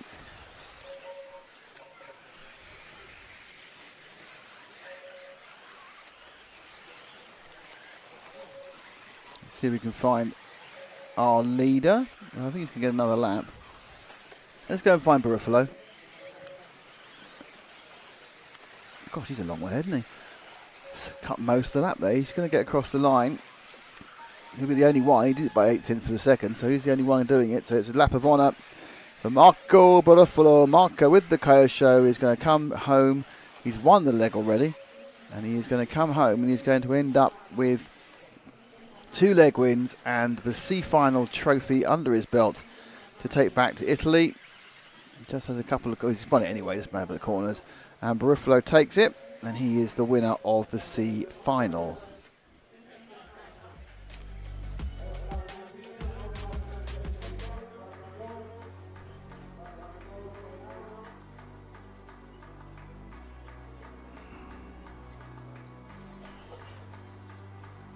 So Jordan Lott ran in second for most of that race. He had a few little challenges, but ran in second most of the race.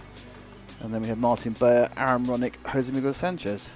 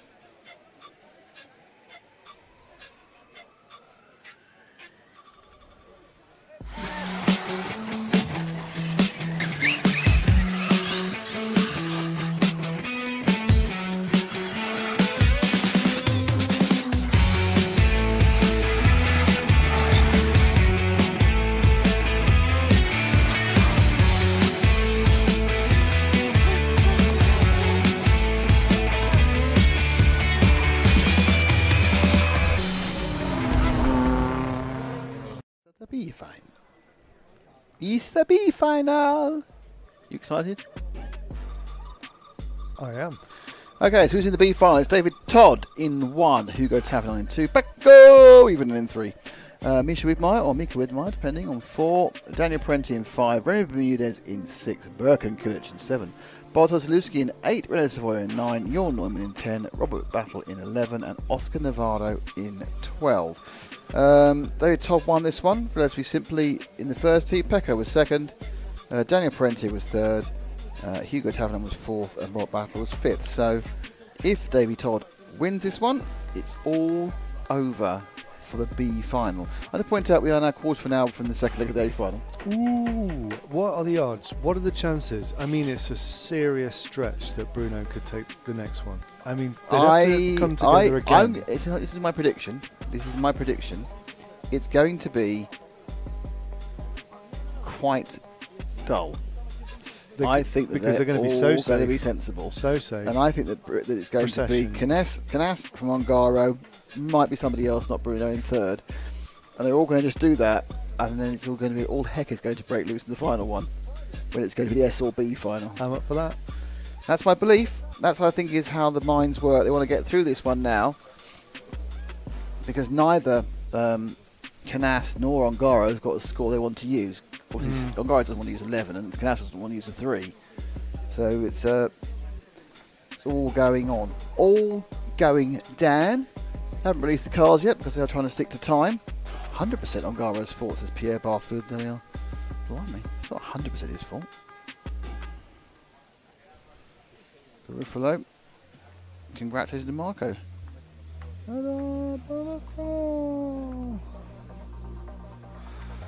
Right, it's Marshall Cam on the Marshall hairpin.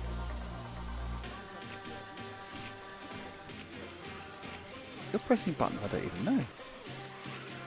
That's an impressive thing on your leg, by the way.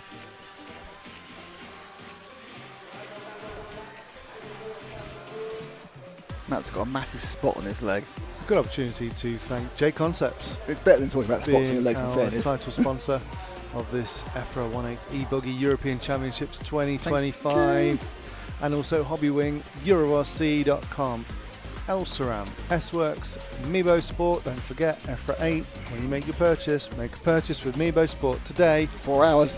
Got 4 hours left to get that 8% off. Use the code EFRA 8, and of course X-Ray. Of course X-Ray. the next event, if you're interested, is going to be the GT8 Euros from Leipzig in Germany. We're all interested. And that is going to be a very exciting event as well. My next event's Le Mans next week. Okay. Good. Well, not even next week, it's starting Wednesday.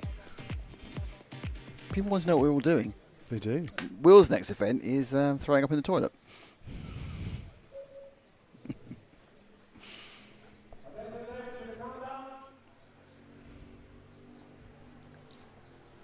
Someone's just gone very fast around the back in something. That's David Todd.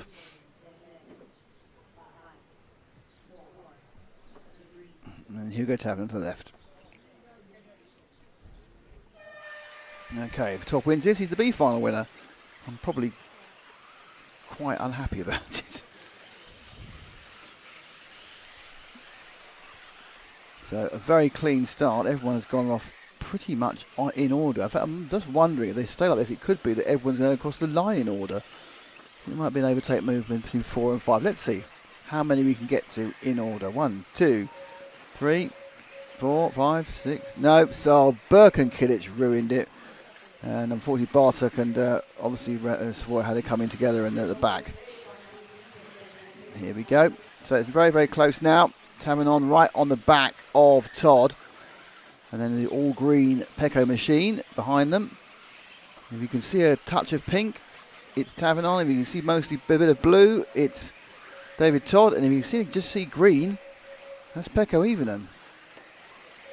So Pecco. In fact, Todd now has put down a little bit interesting bit of speed. I think Pecco thinks he's faster than Hugo Tavernon. He needs to get past him. And then he can start working on Todd. I don't think Tavernon's quite got the pace of either of them at the moment. Cars do change a little bit after the first couple of laps, but they plateau quite quickly. Whole field behind him. Mitchell Widmeyer, Daniel Parente, Burke and Kilich. Kilich had a lot of reliability problems today. And we're having a run along. Well, Battle again making up places. He got to 5th place last time. From 11th, and now he's in 7th already. Todd breaking the back of the rest of the field. Tavernon proving me wrong by putting in the fastest lap of all, 24.573. He's just working himself in. There's Pecco with the Mayarko. And then behind him, it's Parente. Is that Misha Goodman? No, it's still Parente. And there's Daniel Parente. His brother's in the main final, so obviously has bragging rights for the next week at home. Gets the bigger portions of tea and possibly first choice of TV channels.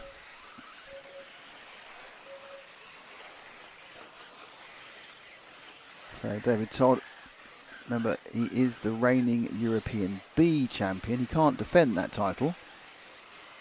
That's being held again in September. Euro B's? Is it September? Somewhere. Matt knows where it is, I don't. Gussago. It's Italy.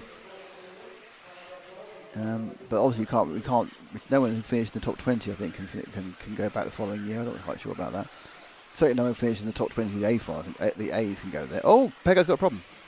Was it a drive problem or was it a technical problem? So he lost a lot of drive, but I think he just got himself stuck onto the dust and just spun up all his power. So Pecco lost all 4 momentum because he got too far wide. I think perhaps a diff spun up or something. It almost looked like he wasn't going anywhere, and that's put him right into the clutches of Danny Parente.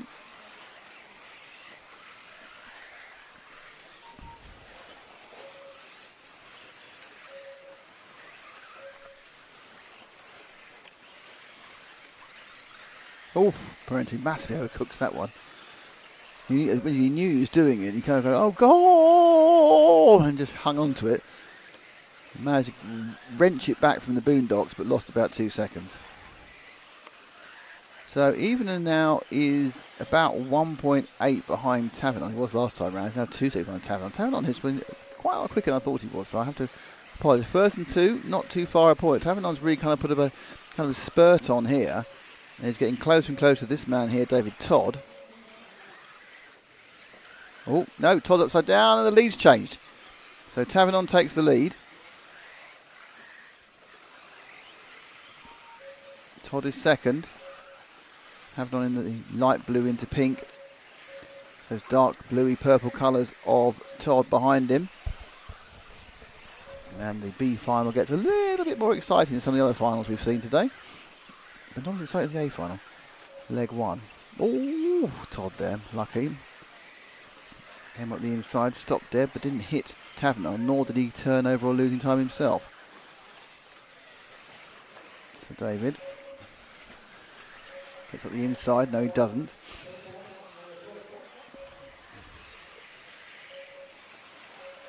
Top of the track. Oh, that's twice now he's done that. That's Todd, that is. He's dropping a bit of time. Taverneau gets the lead up to a second. Todd pushing, and when he starts, then Taverneau loses it by going too wide. Right, so Todd's back in the lead. Taverneau's back second, but Even's back third. So halfway through the race, as you were from lap 1. What's the point of words? 5 minutes, eh? So Taverneau, when things were looking pretty good, just overcooked that corner before the right-hander when they turned back towards the top of the track. And now Evenen, who lost a lot of time earlier, finds himself in with the chance of gaining a couple of positions. Evenen finished second in the first heat, the first leg, sorry. He's still in with a chance of either second or an overall final win if it gets any closer. Taverneau.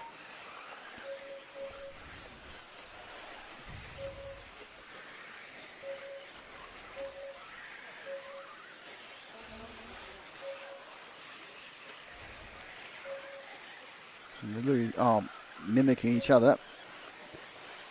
Look at the breather now for Todd, because these two are fighting. Todd crosses the line. This is 14th lap. The gap's down 3/10. So it's only 1.4 from first to third.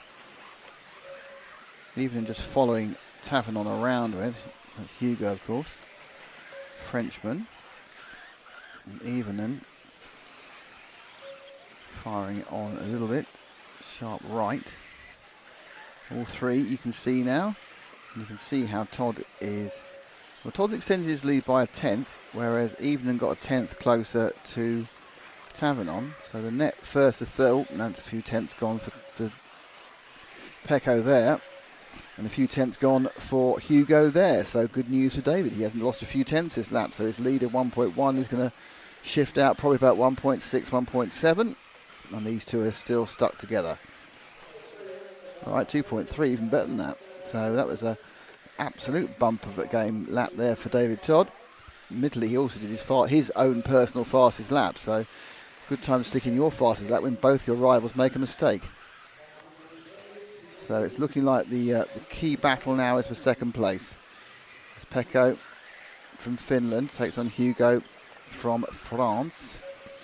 And they come down the front straight, reverse themselves in front of the driving stand. Now they head off up the hill via this looping left-hander, single sharp right now. They're right at the top of the track, and it's such a short circuit, suddenly you're almost getting around to start another one. And he come through the marshal hairpin, and Pecco's made a mistake, and that's going to drop him down a position, because that's Danny Parente in the yellow and orange car, just popping through into third. And all this is even more good news for David Todd in his attempt to become the B final champion.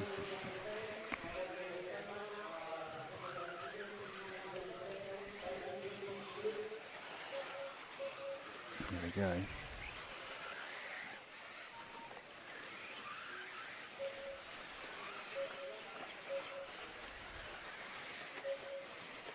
Up and down.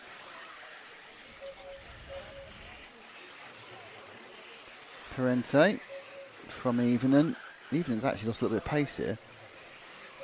Or has Parente picked pace? You never can tell. Is it Parente's picked pace up, or has Evenen lost him? He has gone quickly. It's Taverneau. Taverneau's put in a swift lap there. Gained half a second that time on David Todd. Let's switch to first and second. There they go up the hill. Yeah, Todd's been slightly kind of eased up by Taverneau in that last cut. In fact, they've definitely been really caught up by Taverneau. That's supposed to be 1.7 seconds. That's not 1.7 seconds. That's half a second. So Tavernon has found some pace, or Todd's had a... Thing is, you can lose a second by just going a little bit wide and losing grip. It doesn't look that serious when we see it, but no, absolutely Tavernon's all over Todd at the moment, so Todd just needs to refocus, work out what's happened to his pace. Not sure. Oh. No, there we are, reversed immediately. There's half a minute to go. Interestingly, I think Tavernon, in an ordinary club meeting without a referee, would just have gone then. He said, yeah, I've got that point. But he was, and I think that, to be honest, a majority of drivers would as well. But Mark said, nope, that's not counting, and immediately Hugo let it back again. So that's the difference, isn't it? When you have a permanent referee, a very high quality referee, you get really good decisions made really quickly. Sometimes you often see people worry about the lack of referees or poor refereeing. But poor refereeing is worse than no refereeing, to be honest.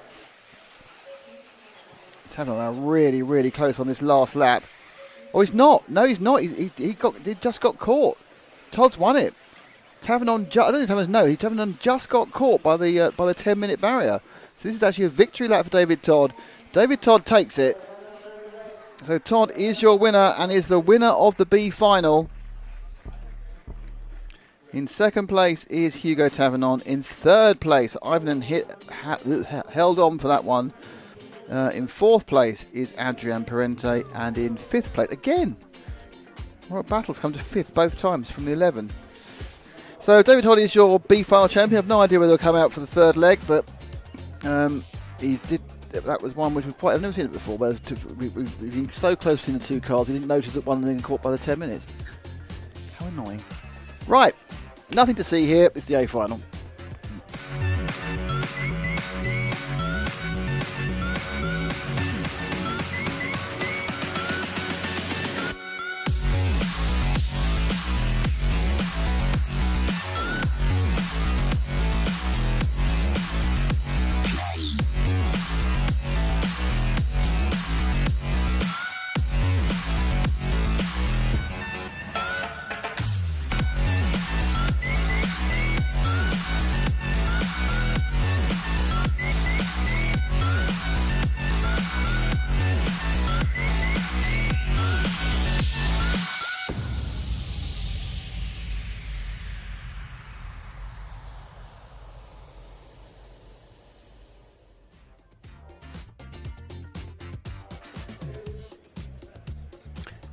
I think Daniel Liu talking for all of us, when he says, let's go A final.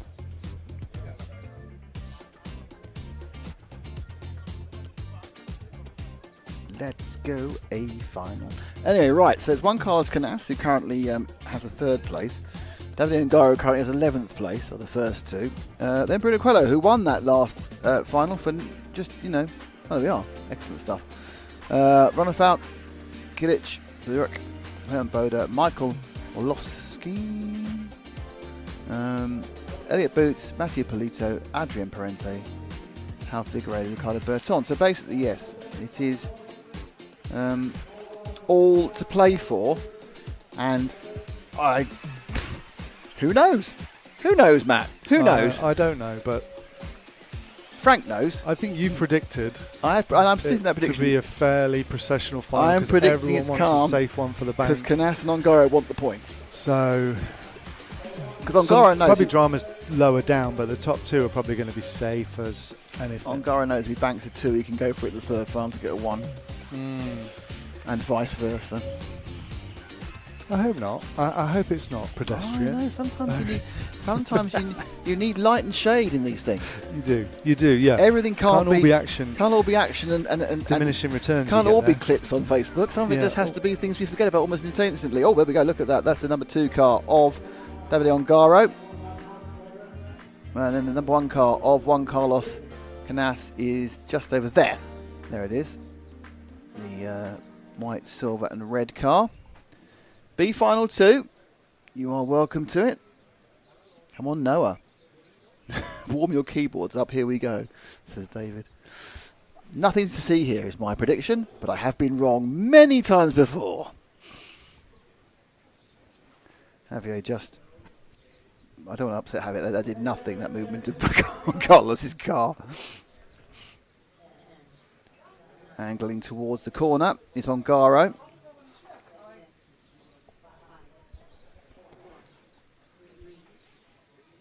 Here we go. And they're off, and it's clean through the first 7 or 8. And they're already flying to first corner. Bruno's stayed in third, and everyone's gone round pretty easily. Pretty sure it's Ricky in 13th. And the top 3, but interestingly, Canas already has put a minor push away. He's obviously decided not to have a break-in lap, just go for it. But then the second half of the corner here, suddenly Ongaro got closer again. So they've gone round in pretty much... They've gone round in race order. Oh no, Ricardo Burton ruined it by going past Figueiredo, but the rest of them went round the first lap in order.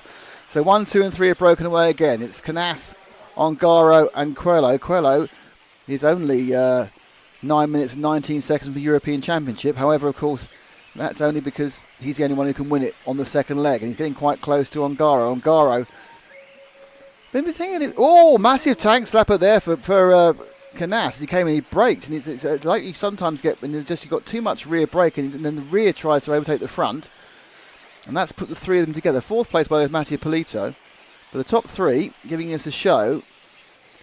All of them, actually they're all European champions, but not Nitro, because obviously Nitro European champions has never been won by Davide, but they are all European champions in some form of 1/8 off-road car. We have the reigning electric champion in Davide. I think Canas has won the electric off-road before. Bruno hasn't. So, that was a slow corner there, and suddenly there's a little break for Canas. Canas has a little bit of breathing room. Ongaro just made a quarter-second mistake, and now he's up the inside. Bruno would normally think about it, they broke heavily, and the turn round. This is the manna from heaven, these two fighting for Juan Carlos Canas. He can get away. But, of course, we have 8 minutes to go. This is not a 5-minute race of a 1/10 car. It's 10 minutes. And so much more can happen. Ronafalt's got himself into 5th. Oh, and Canas has rolled over. Canas has rolled off the track. I missed that one. It's only a car going off. So into the lead goes Ongaro. Canas made a mistake coming out of the same place where he was punted off earlier. And Canas has dropped down, I think, to 5th. So this is not typical Canas. Obviously, it wasn't his fault. He ended up in the boondocks after Heat 1. So Ongaro now is leading with Bruno behind him. So Bruno now, I think the word scenting blood and yes, I could win this one might be a little bit high in Bruno's opinion, but he's got to get past Ongaro. The dust is being brought up now. So Ongaro leads from Coelho, 7 minutes 15 seconds to go. Canas in 5th behind Ronafalk and behind Polito, and getting past them is not going to be easy. Ongaro now needs to try and channel what he had at Montpellier last year when he won the European Championship. So he won it quite easily from the front. This time, you've had a couple of weird things happen. I've never seen Canas do that, I'll be honest with you. And he just rolled out. Didn't quite get, we hadn't really got it on shot, so I couldn't really get a replay of it, but you can scroll back for the live pictures. It's not anything more than a mistake. No one else was involved, and he was actually pulling away at the time. Right. Last time round, Ongaro was a bit further ahead in this. Is Bruno going to bring a European Championship to his new manufacturer at the first attempt? That's a question. Is he going to do it? Is he going to be 1 for 1 is the question. He very nearly won an ETS first time round. I think in the end he was a little bit short compared to Orlowski last week. Now actually he's just dropped a little bit there. That's going to really kind of give a little bit of life to Ongaro. Now what Ongaro really hopes obviously is Polito gives him a favour and just backs off. Now interesting, Canas has got past Ronafalk into 4th and is 2.5 seconds behind this particular battle. But it's Ongaro leading and settled in. And I'd like to point out this is a triple world champion. It's actually a quadruple world champion. He's a triple world champion in this, in the Nitro version of this championship. He is the current European champion, and I think he's got a rhythm going. Just to guess, he's got Polito holding up Canas. Well, I say holding up, going at the same speed as Canas. But look at this. This is just poetry in motion. The associated chassis, the Hobby-Wing electronics for Davide Ongaro. You can see that Bruno, though, gained about 3 or 4 tenths there. Bruno's in an interesting situation here, because if he finishes second, he can't finish worse than second in the European Championships. So does he push? What's he do? And interestingly, if he finishes second, then it could all be quite interesting, because if JCC won the final leg, it would be down on countdown. Countdown? That's a quiz show. Count back. Yeah. If JCC, they all have to do a numbers game. Anyway, so lead is now down to 9/10. Canas is 2.7. He's not gaining. Canas and Polito have just come together. I think Canas got past him. He did. So Canas has got past Polito in third. You can see there's 4 cars running down there. Polito, and behind them is Ronefalk. This is Canas, but he's got to make up 2.8 seconds. We'll go back to the leaders, please, and we'll just watch the gaps when it comes to Canas catching up. So he was 3.6 behind after the overtake. And I don't think in 4 minutes he can make that. And it's interesting that I really think that the afterburn's been put on now by Ongaro. He's just gained another bit. It's probably about 1.5 seconds ahead now, 1.6. Canas 3.3, so he gained 4/10 and did the fastest lap of the race so far, 24.1. Canas is absolutely burning it. He's got no one to blame but himself for his position, though, in this particular race. Gained 4/10, but he has a double issue. Even if he is quicker, there is an issue he has. He's got to get past Coelho. And Coelho, in his favour, hasn't really made any major mistakes. I think a couple of times he's been offline. That cost you a few tenths. What's happened there? Is that Canas issue off again? Yep, Canas made a second mistake in the similar place, and Canas is out of this one. So Canas off camera has made a second mistake, dropped to 6th. He was absolutely pushing, and I think this track is a track where you can run at 95% every day for a month for every lap. But once you go near 100, bites you hard. And we see that again and again. Right, 3 minutes and a third to go. So we're a third of the way left. Coelho now coming back towards Ongaro, as Coelho's put in the fastest lap of the entire race, the 24.11. Coelho suddenly, he's found a bit of pace. So Coelho now is going to try and pressure Ongaro. Will Ongaro break? My guess is no, but can Coelho get past him? Will Coelho, now that he's got this big gap, it's Ronefalk in third now, is it a chance, Matt, to just throw it? Because your worst case scenario, you lose 2 seconds, you're still second. Best case scenario, you get past. So behind these two, there's been all sorts of kind of comings and goings. It's not really shenanigans, it's just been people making mistakes. So Coelho through the final the hairpin for the marshals, and they're much closer this time. It's 0.7 last time, it's about 0.3, 0.4 this time. It's 0.39. How close could I be? Right, Coelho now looking to hunt for a European Championship. He's won quite a lot. He hasn't won one in 1/8. There'll be another class championship he get, which will probably give him all the class championships that he's ever entered into. He has done one. He's got a 1/10 IC European Championship. He's got a Nitro Championship. He's got a 4-wheel drive off-road championship. He's got many 10th championships. So probably become the person with the most different European championship, I would think. Doesn't really matter, because it's not happening, because Ongaro said no thank you very much, I'm going to extend my lead again. And he's now 0.6 of a second ahead. Just want to point out that if Coelho comes second, Canas cannot win the championship. So that's a really important point. If Coelho comes second, it'll just be a straight fight in leg 3 between Ongaro and Bruno, because it will mean that Canas cannot win. He's down in 10th. Canas have an absolute nightmare after this, but Canas cannot win the European Championship as it stands if Coelho finishes second. And it does look at the moment that Ongaro has just found the last win with 1.5 minutes to go, but we will be on to a 2-car race, of which Canas will not be involved in leg 3 after a bad run in this one and only a 3rd place in the first one.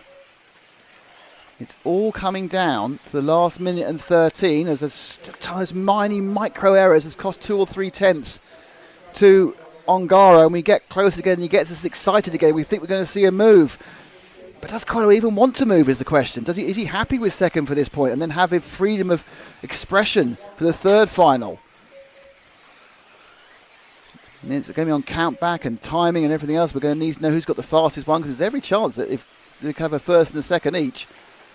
So the time count back is going to be important. Coelho getting closer, 41 seconds to go. It's going to be this one. I'm going to say one more.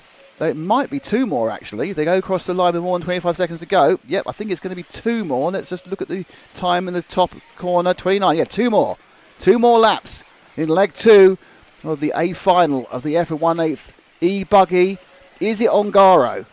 Is it Coelho? Coelho's as close as he's been as he got to the top of the hill toward the El Saram corner, putting the ultimate level of pressure on Ongaro. Looks to the left, looks to the right. He's got nothing to lose now. Will he push it? Coming up closer. They come to the end of the lap. 1 lap to go.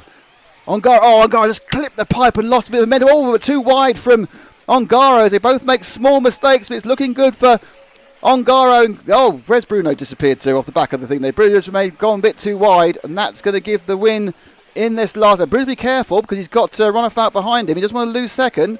Second's a key point for him here. He has to keep second place. Ongaro comes through, and Ongaro will take leg number 2. Coelho comes through in second. Ronafalk is third. The news is we will not see Canas as European champion. It is not possible for Canas to win the championship now. Bruno is there or thereabouts. Ongaro's won it. We've got this graphic up, so I'll tell you when the graphic's off, Matt. We have the graphic at the moment. That's the result. We have a 2-horse race for the European Championship, which will be in about 2 hours' time. And disappointment, bitter disappointment for Juan Carlos Canas. Ronafalk gets a third, that's nice. And let's now hear from the very happy, I'm sure, Davide Ongaro. 10 minutes of utterly thrilling racing. Was it pretty tough? Yeah, I mean, at the beginning I was a bit nervous because, in the first leg, me and Juan Carlos, I didn't make it on purpose for sure because I was inside and his car was on 2-wheel, so I tried to brake, but it was too late. So I waited him, but he finished third in the first one, I finished 11, so for me it was a bit tough. Yeah. But anyway, now I try to put my head down, try to push him a little bit, he crashed, so I will try in the last one, me and Bruno, see what happened. We are all fast, so and the track is tight and small, so we will try in the last one, we see what happened. The pressure from Bruno was immense. He kept getting closer and closer, then he'd make a few mistakes and then you'd pull away. Did you feel him coming? Yeah, for sure, because I can see his car, so we are super close and I know Bruno very well, so will be a good fight in the last one. Bruno can't finish worse than second now, so it's just you and him. Yeah. It's going to be 10 minutes. We will try for sure. Okay, well, good luck. Well. I've heard from our information from the pit lane that Canas was particularly upset at the end of that one. Though, in fairness, absolutely no one but himself to blame for that. So, very, very rare selection of errors from Canas. It's not what you see normally from Juan Carlos. But he's made a couple of errors and he's upset with himself. And we're down to 2. And Matt's now going to tell me what you've already heard.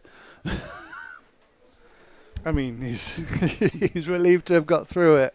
And he knows that, there's another 10 minutes of that. What is Canas going to do now? Because he can't win. He can't come second. So is he just going to pull off and just let him get on with it, or is he going to cause some trouble? We need the information on the legs. I need to know the 2 legs because we need to know who's got the fastest time. Okay, I believe through the powers of modern Stefan Everlap's powered technology. There we go. Because that's going to tell you where you are. No, it's not going to. It's going to tell you absolutely nothing. I'm telling you nothing. Oh, I know why that is. Sorry, that was my fault. Right, okay. 10:20. What's Ongaro got? 10. Right, okay. So at the moment, it's Ongaro has advantage. Right. So if, for example, JCC just goes. Yep. And Ongaro finishes second. He'll have a first and a second. Bruno Ray has a first and a second, but he has a faster time. Right. By a second. So by a second, it's currently advantage Ongaro, if he can finish second or first. Yep. If he finishes third or below, Coelho's won. He's already got a first and a second. Yep. So that's where it comes down to. 10 minutes. So realistically, to be sure of winning the championship, Coelho needs to be ahead of Ongaro. He doesn't need to bother about JCC or anybody else. Just needs to be ahead of Ongaro.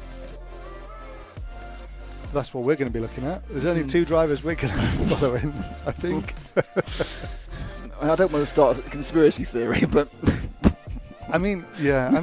but Canas is unhappy, with himself. No, Canas can only be unhappy with himself for that race. Because he fell off on 2 occasions when there was no one else involved. Yeah. So, yes. Well, he can be unhappy with the situation in retrospect from Heat 1, from leg 1, but, don't know. I think it's a... an afternoon not to miss. Do not go anywhere. Oh, hang on, there's a good point here. Actually, Action RC has said technically Noah can still win as well because he got a P2 in the first round. Thank you, I've missed that. Very good point, well made.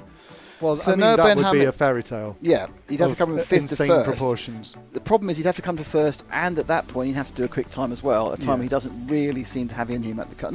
He's a young lad. He's brilliant. Yeah. But I don't think he's quite got that time in him. Even if some things happen where he end up in the lead. Yeah. I don't think he'd get the time to beat Bruno's leg one time. I also think that the track has traditionally got a bit slower during the day. But I mean, Yeah. stranger things have happened. So, yeah. So, interesting. I hope you all come back at 20 to 6 local time. I hope you all stay here and watch this, and thank JConcepts along with us Oh, I for agree being entirely. title sponsor of this event.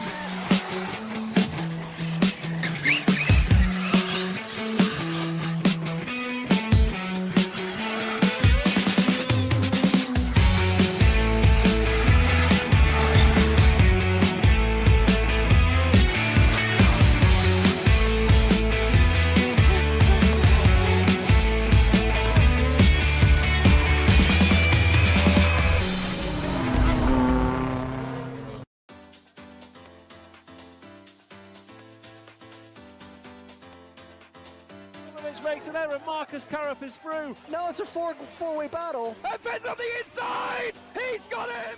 I love RCTV News. As I'll see in the background. We're here.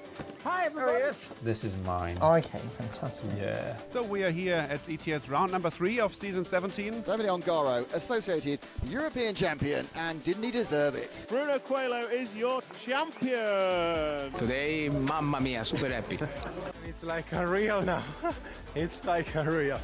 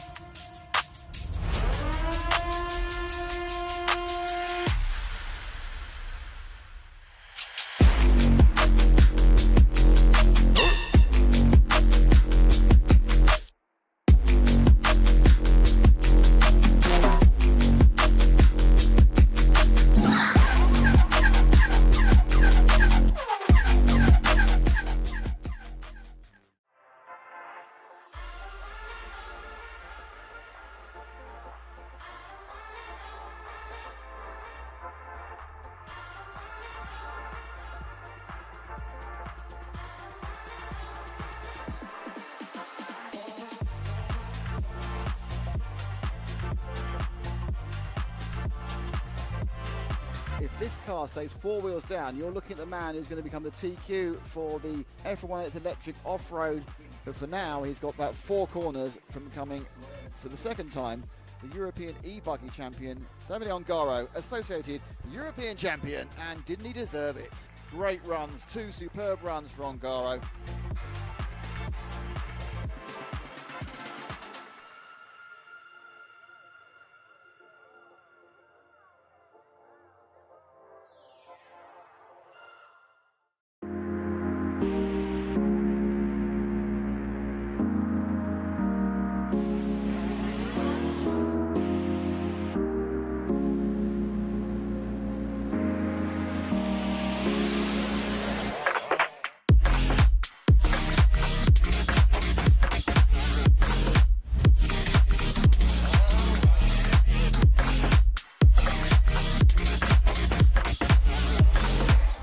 And now we got the Mick Winker on. Now it's a four-way battle. Poleman is being run back to the pit. Our Poleman is going to miss the start. Oh no! Hatler's going with Ben. Ben and Hatler right together now on the last time. And Ben's on the inside! He's got him!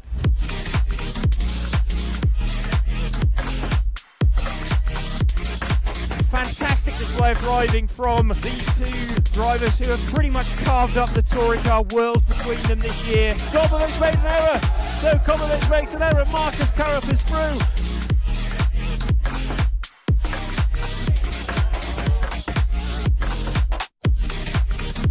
To take the most amazing European Championship, that is absolutely unbelievable. Mark Reinhard takes the European Championship. Yeah, definitely why, man. Waiting for a long time again. And crossing the finish line for the last time, Dario Balestre is our 2024 European champion. As always, another title. Dario Balestre got to stop and go on the penultimate lap. Still hang on to the lead there and take the win. The four-wheel drive European champion for large scale, Van Helmen. And the winner, your European champion, is Juan Carlos Canas. Davide Ongaro, associated European champion, and didn't he deserve it? Bruno Coelho is your champion. Michael Olowski then comes across the line to win the European Championship.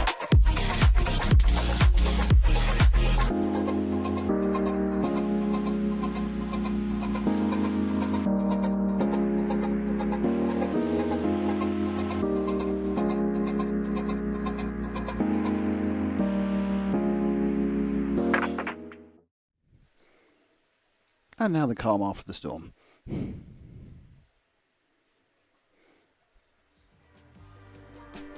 Okay, so coming up in a few minutes will be the 3rd round of the finals. Burek is already in his seat. Maybe he's tired after a big night out, who knows? Sure that wouldn't happen.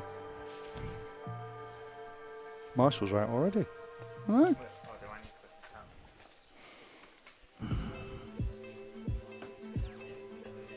So we already know who's won this one.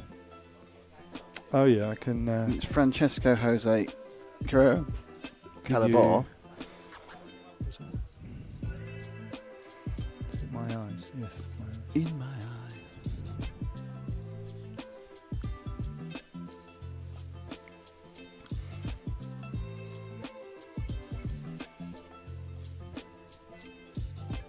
Oh. So yeah, there's your overall standing so far. Yeah, it's Iberia.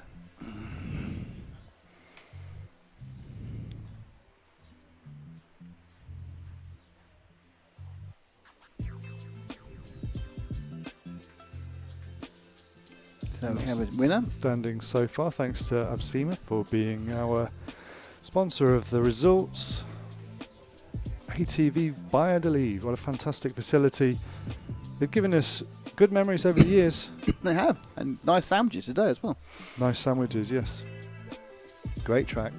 Obviously, last time we were here, it was covered in carpet and it was blue, and it was 1/10 scale. But right, this is a bit confusing. Equally exciting moments have happened here, thanks I've to. abandoned that whole idea now. Good. Let's focus on Well, no, racing. I thought it was going to be really easy, and then it turned out to be in a foreign language. So I'm not doing that. There we go. That's a good thing. I'll do it in the car.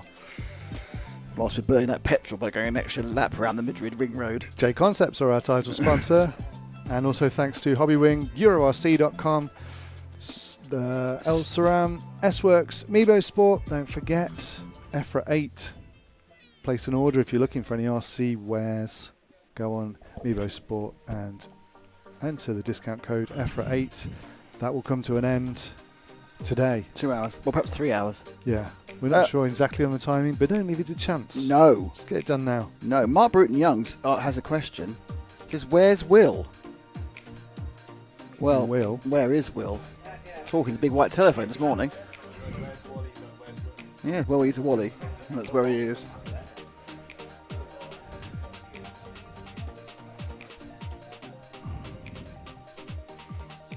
Full sun over the track right now. It's 3:15 local time, but yeah, our A finalists have been sat on the track waiting to marshal for quite some time in the full heat. But well, they've now got a tan, haven't they? Indeed. It's not all of them actually. There's only a few of them. Where's Michael, Canas? Burak. Is Canas looking for a new radio? When I say radio, Headset. I mean headset. I don't know. I think he might be a grumpy bunny when he gets home, in fairness.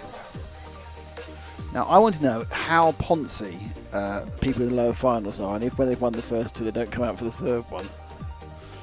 Well, I mean, there's a few ways of looking at it, isn't there? Because one, it just gives the other, they've won, so give the other guys a chance to get the best result they can. Don't get in the way of somebody else's result. Absolutely. And the other is, I've paid for just it. Have, I've paid for the track time.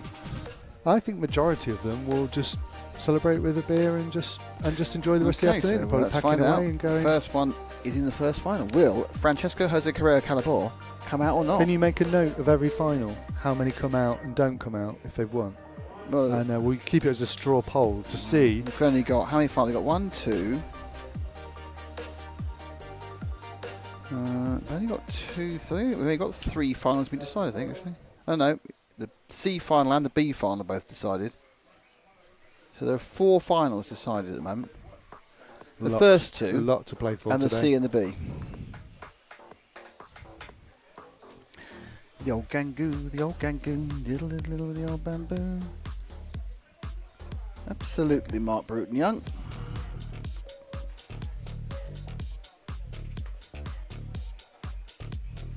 Right, can you name the classes in which Bruno Coelho has won a European Championship? Everything but large scale No, that's not everything, and no. 12 scale and It's pretty easy to name the ones he has won. 1A Nitro Track. I don't think No, he hasn't won my Nitro Track. I don't think he's So- entered it for about 15 years. so. I think that's might it. enter it this year An now with e-buggy, this Infinity. one, and maybe 2-wheel drive. And 2 were just right. That's right. So did I get them all? Yeah. Thank you. Looks like you care. So he's won of 4 different classes. Right. But somebody else won 4 different classes as well. Mr. Orlovsky? But he hasn't done any nitro. No, well, Michael won 4 cars. Actually, has Michael won the 10th Euros? I think he has, hasn't he? What, the TC? Yeah. I think he had his best chance in the last one, and Mark ran away with it. So the answer is, it's somebody else in the A final has won in 4 different classes. That's very interesting.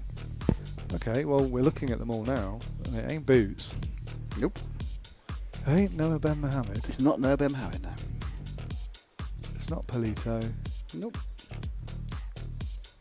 So Ronnefeld, how many classes are we talking? So he's Ronnefeld. obviously he's only done 10th and 8th though. Yeah, but he's won both classes in both.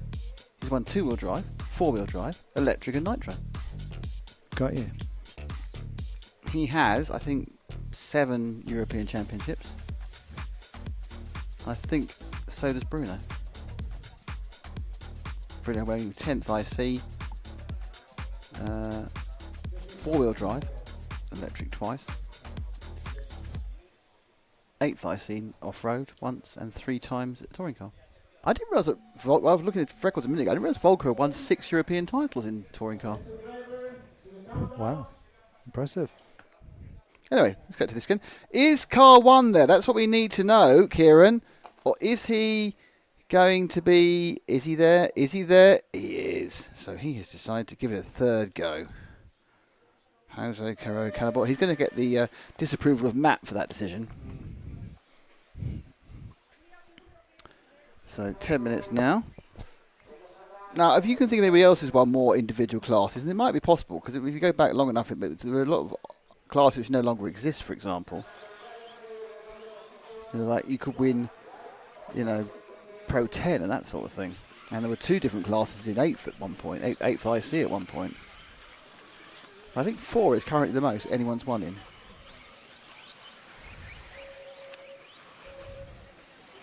I assume that Bruno's going to do 8th track. How many has Bayer won? Because he's won 2. in large scale. 2.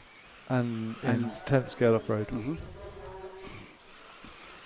But I assume Bruno's going to do the 8th track as well, given that that's his Infinity's, you know. I don't think for a second he's going to just turn up and beat Balester or anything, but...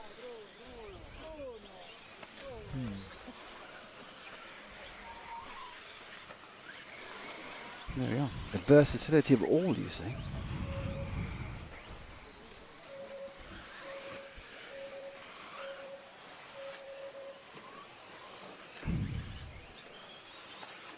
Do you know who we've not heard from today? Who's not turned up? Who's probably still in bed? Lefty. Where's Lefty? Yeah, where's Lefty when you need him? In bed, isn't he? Just tell he's in bed.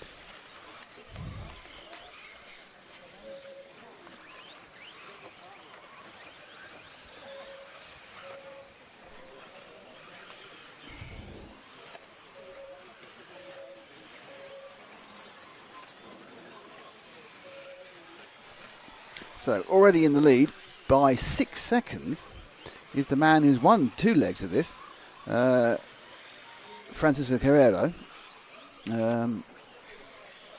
Behind him is Guame Rands, and if he comes second, he will come second overall. I don't know which car, is that 1 or 3? I don't know which car that is, I really can't see the number. That is the leader. He's winning by 7 seconds.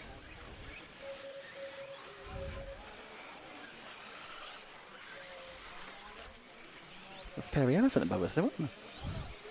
Thumping down the stairs.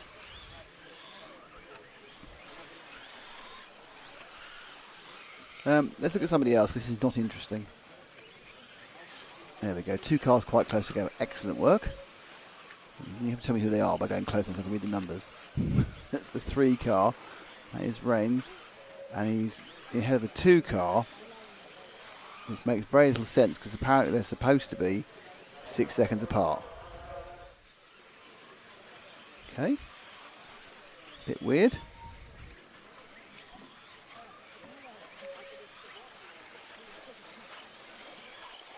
Oh, it's a 5 car. That's why I misread it.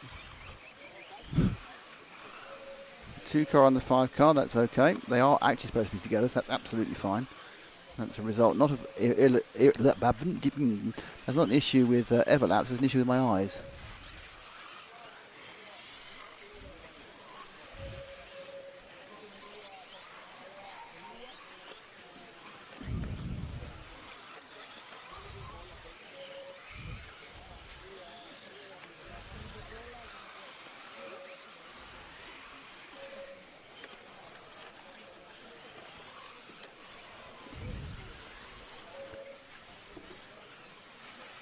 So it's currently, obviously, a massive lead for Carrero, from Rines, from Sanchez, from Bortolini, from Perez, from Jimenez, from Jorge Atenza.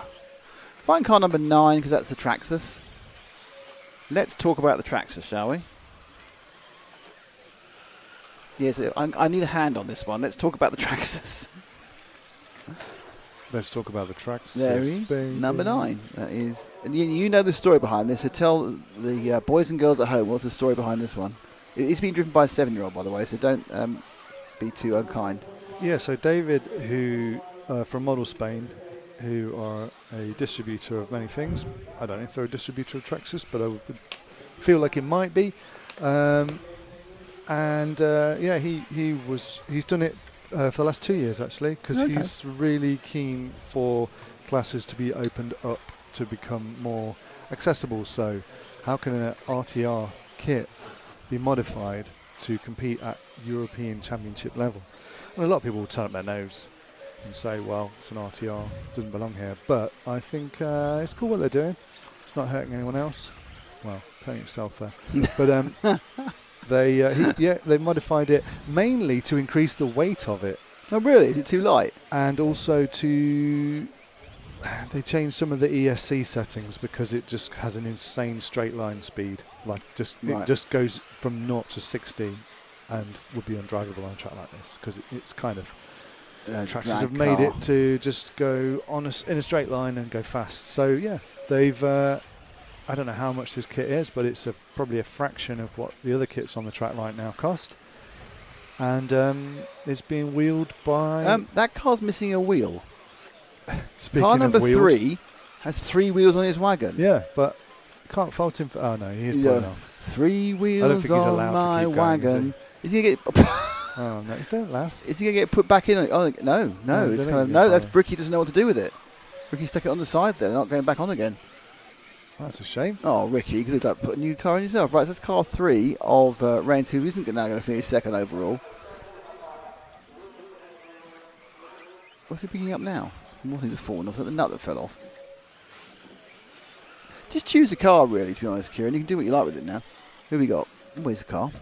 That is car number 2. Exciting. That is the car number 2 of Andrea Sanchez.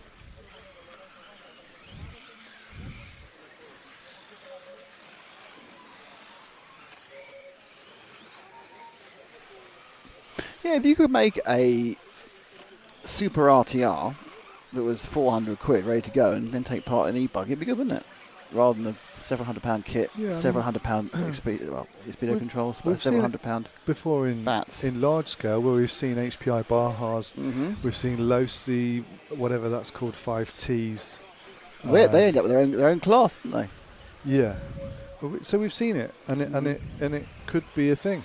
I think it's those that want to be at the sheer cutting edge at the top of the tables will be doing all the things they can to develop their platform, but down the bottom, like in this heat, why should they be paying the same for their chassis as the people in the A? Well, the people in the A final didn't pay anything for their chassis, but you know what I mean. Yeah. No, I agree. I think anything that opens it up, and the 2 biggest barriers to entry are cost and location of tracks. And that's the barrier to entry. If you live near where there is a track, it makes it significantly easier to take part than if you live with it. Yeah, it's even more extreme in some other countries where there's less general uptake. If you're in some countries, there might only be 2 tracks in the entire country. Obviously, Spain's got loads of tracks. It's got fabulous weather and a great community, which I think does help. I think the fabulous weather and the fabulous weather helps. Yeah, and the fabulous community. Yeah. I've really enjoyed our time here in Spain for this particular event. We always have a good time, but this one's been great because I'm going to say often something. we opt to stay, and we don't. I'm not going to pretend we opted. We just booked the cheapest hotel or accommodation, and somehow we ended up in the centre, literally the centre of the town, and it provided us with a different experience to the usual like travel lodge or brilliant the Abyss that we usually have. It was absolutely along brilliant. with a load of truckers. You know, Will's really gone for it. He went for a 10-kilometre run around the town. He did, and then he went to hell and back. Yes. With Will had a good night last night with someone else, and that someone else I was looking at now seems to be suffering much less than you. He's out in the sun, happily doing his job, whereas you're looking like death in the corner. This is Will Venables, our montage editor, stills photographer, and general dog's body. But yeah, your partner in crime seems much. I mean, obviously, I think he's probably got a bit more bulk than you. He's got a bit more weight. But he wasn't out with Elliot Boots, by the way. No, if that's what everyone's thinking. No, he wasn't out with Elliot. Elliot was not involved in this whatsoever. Blameless. He was out with a single man, not any men who have marriage or anything else. Quite surprised. I mean, I must admit, if I was now saying to myself, guess who Will went out with, and I didn't know, I wouldn't guess it. My guess would probably be the person standing on that position there with a blue T-shirt. What? He's not old enough. No, he is. Isn't that? That's Noah Ben Mohammed. Oh, sorry, that's the wrong one. Sorry, I meant the other French one. Sorry, the other French guy. I'd have guessed Clement Boda. He wasn't Clement Boda either. No. I kind of felt that Clement might be up for a drink sesh with Will, because they're both 10th people. Good time Wills. But they're both Who wouldn't want to go for a drink sesh with Will? I don't know. I wouldn't want him to have to bring him home and put his head down a toilet. But there we go. K-Main. The K-Main. From the K to the A. I'd like to point out that, yeah, fine. From the K to the A. There we go. So that was a good one. Well, just fun. Well, it was. I'd like to point out that it isn't an issue with going out late, as long as you can do your job the following day and don't wake everyone up throwing up and spitting. Two old people who currently in this team looking very disapprovingly. But if you can guess who Will got drunk with last night, you win absolutely nothing. Shock package doesn't look good on the Traxxas. In fact, a Traxxas JTO costs as much as a kit does. Wow, okay. Yeah, but when you've got the Traxxas JTO, you've got everything you need, haven't you? Maybe you need to buy a battery. The kit is just the beginning of the journey, isn't it? But what do I know? When we have more tracks, we have more people as Robin Frischkopf in the hobby. The 8th scale scene in Switzerland has shrunk to half since I was active. See, I would think that RC racing would be incredibly popular in Switzerland. Oh, look, there's a shot of somebody. I can't think why we've cut that man up. I would think that I would think that it would be popular in Switzerland because real full-size motorsport is banned. It is, yeah. Not allowed. I've only been to one race, I think, in Switzerland. Well, they're only since the Starlo, isn't it? I've never been. RC race. I've never been to the Starlo. Oh, I forgot about La Starlo. I've been there loads of times. I've never been to the Starlo. Sorry. I think I've only been to one non-La Starlo race. Was that the Orion race from years ago? No, it was a Euro B. Oh, it was a Euro B in 1/8 nitro buggy. No, okay. Where was that?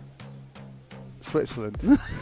I've driven. A long time ago. I've driven through Switzerland to get to an RC event. Okay.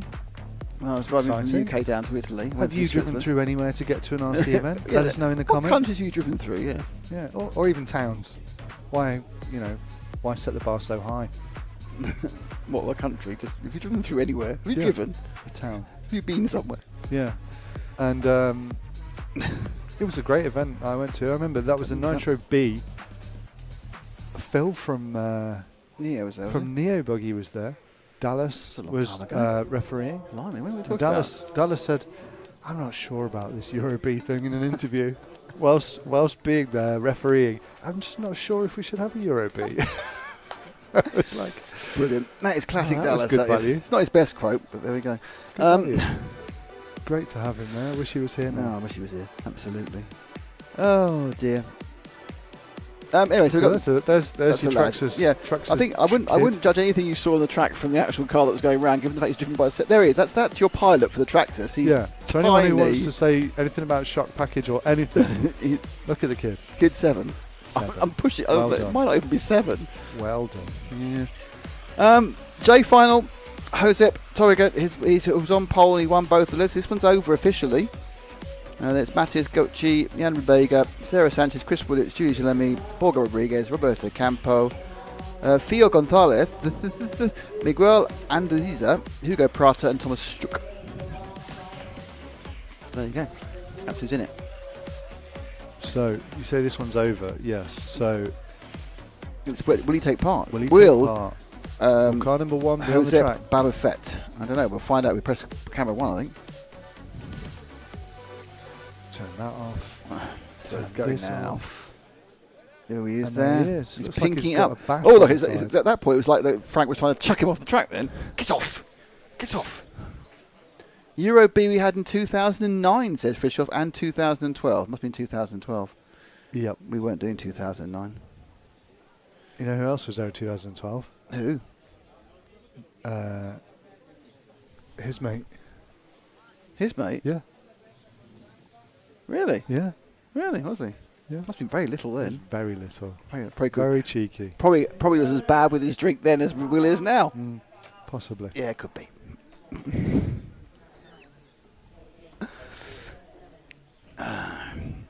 Anyway, here comes the J final. And they're away.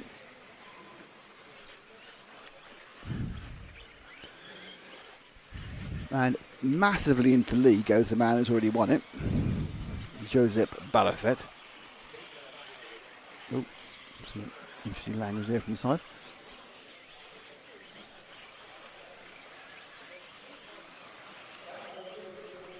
No one's told me yet of anyone who's won more than European Championships, more than 4 classes.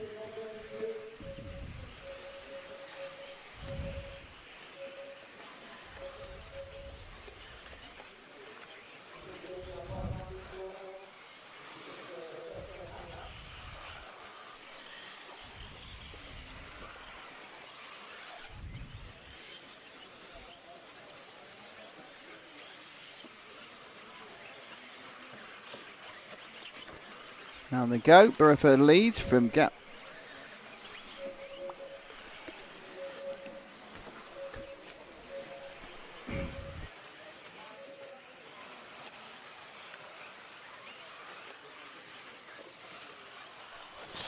Oh dear, right, so this one's off and running. Barrafet from Gauci from Sanchez.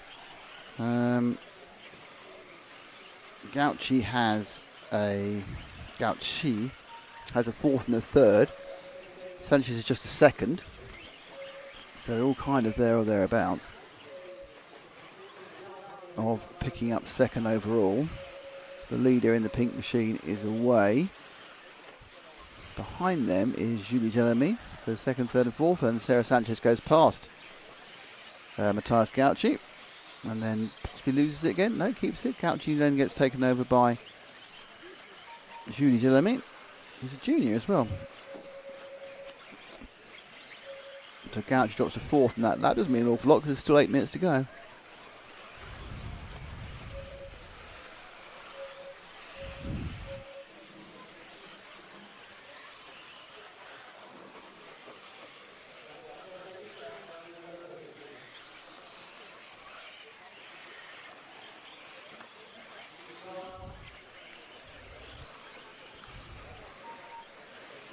So, a bit of a gap there as Willits is now coming to it. So it's all changed at this moment because Barrafet's made a mistake and is now behind Julie Gemini. I keep looking down when I shouldn't do. So this is now a battle for the lead.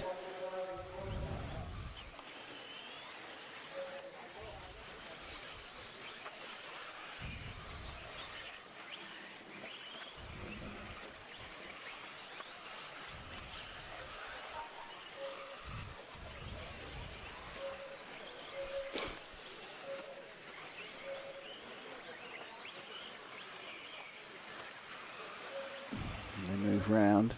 So interestingly, Julie's got ahead of Joseph Barrafet, who's been kind of dominating this entire thing, no problem whatsoever, over the past 2 legs, and he's not, as I thought he might do, immediately catching up and passing.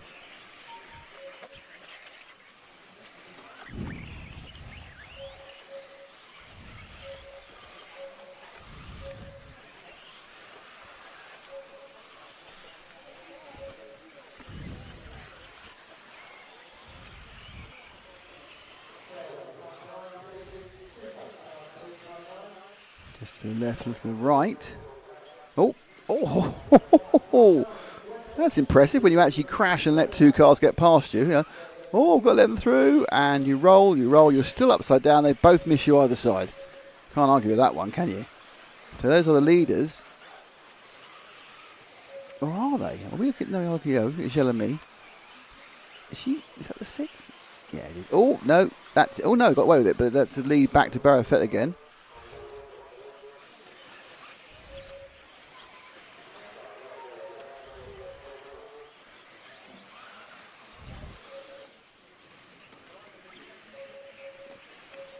So, Jelemy now continuing to fight to see what she... Maybe that Barrafet's not got away. Perhaps Julie's just found a bit more pace. He's a junior, so every single time they get on the track, the younger racers really do pick up experience and moves back into the lead again as Joseph Barrafet goes a bit wide and loses his drive, tries to hop over and back into the lead, but Julie's saying, no, I won't have it.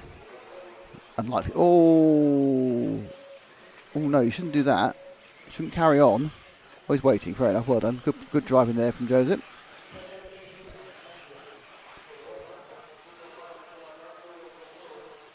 So Joseph waited, and that was good of him. After he landed on Julie.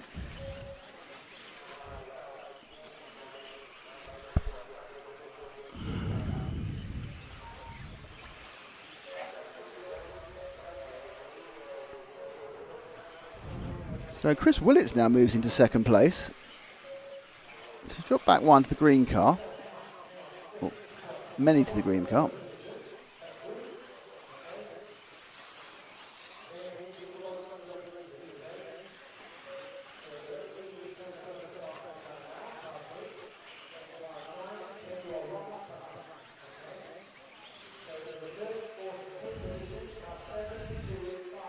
So Gauchi's now gone into 2nd place. This is 9 cars a lap down. Oh dear.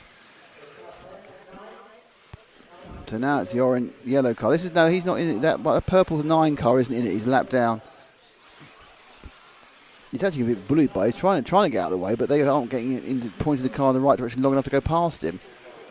Okay, so that's now Rodriguez, I think. Obviously. I think I'm a little bit confused about who's where at the moment, because Barrafet's dropped down another position. He's just behind Julemy. Right, okay, that is now the 7 car. So that is Rodriguez. That is Borja Rodriguez.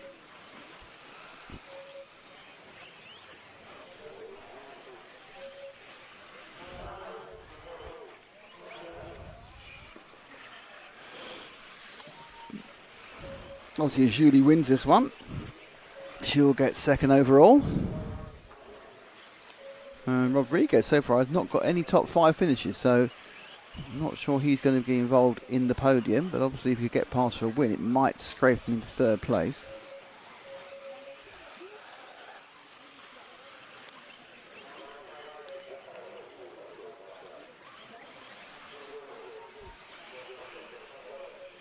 Third place now is Roberto Campo, the 8 car, who also hasn't been in the top 5 so far. So, you know, Page Money takes a choice. Everyone's a bit different.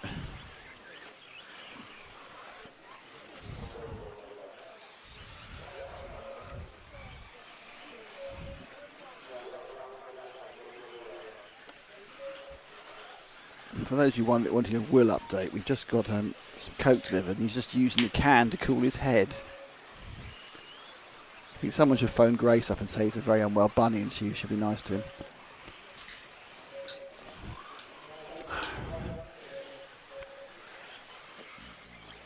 So the 7 car continues in 2nd place. And obviously put Barrafet to bed. 3 back. Julie Jelemy leads this one, minute 52 to go.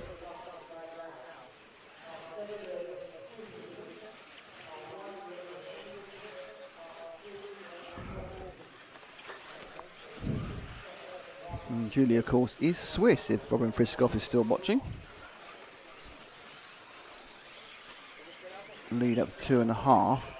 It's a bit confusing because, there she is, just spinning in front. Go to the leader, it's 2 ahead, that's it.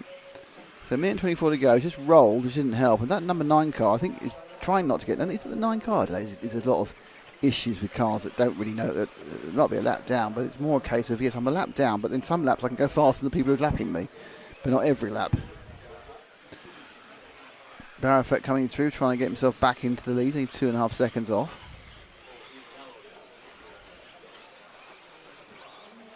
Two bites at that right-hander there.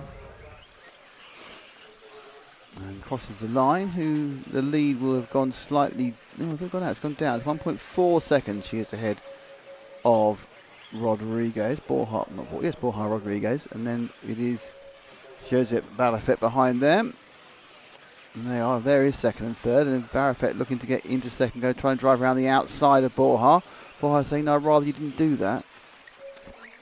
And so Barrafet tries a different way of doing it, it doesn't work.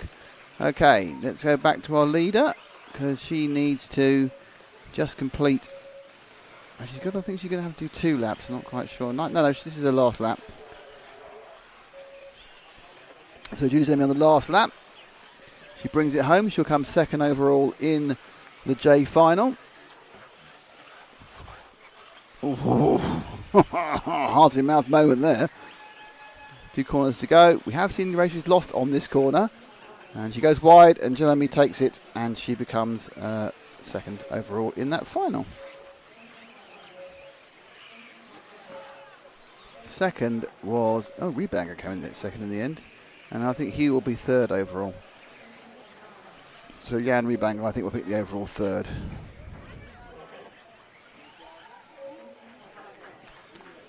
Round of applause for anybody.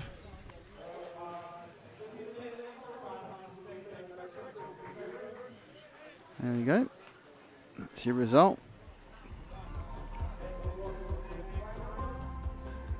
Chris Willis didn't get the trip, unfortunately.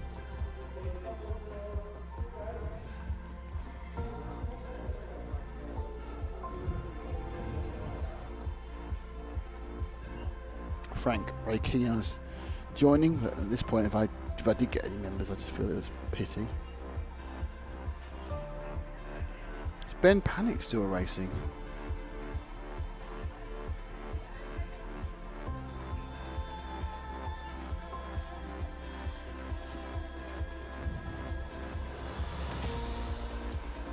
So, we move up to the next final. And the next final is the I final. Carlos Fonseca, Christopher Forg, Exuith, Alejandro Atenzia, Federico Reis, Ludovic Fesnu, Manuel Posadas, Cedric Pellet, Joel Suarez, Cyril Michel, Raul Infante, Manuel Lopez.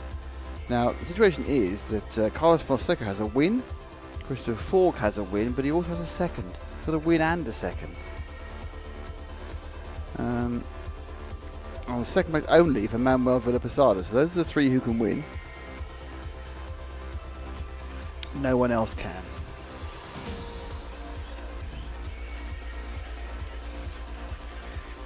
Pretty sure Ben Panic still does race. Robin. He was racing at Philippines, but he's saying that I've seen. Pretty sure he does.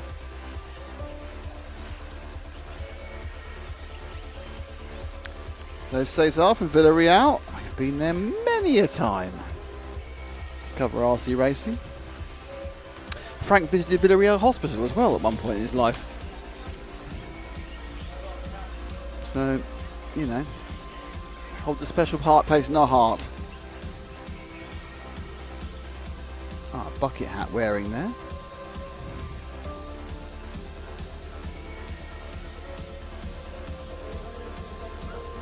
Here we are. This one's open. Anyone can win it. Well, not anyone. Some people can win it.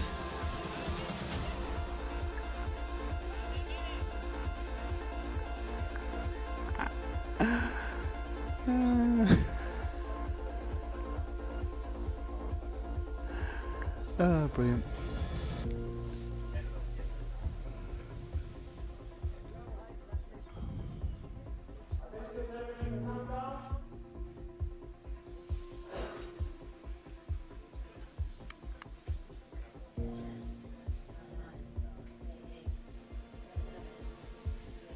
Okay.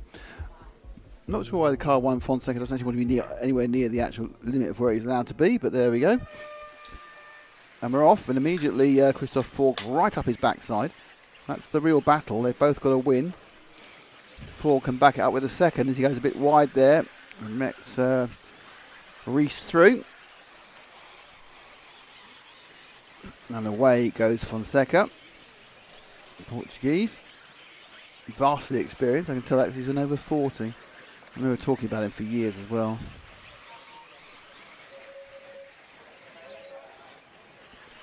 Fuse. So second and third is more where it's at the moment, as Christopher Forg attempts to get himself back up, but actually Fonseca goes round for another lap, and just settles the timing down there for second lap. His lead over Reese is 1.4, and then it's 2 more seconds back to Christopher Forg, and then it's another 3, so it's going to spread out really quickly.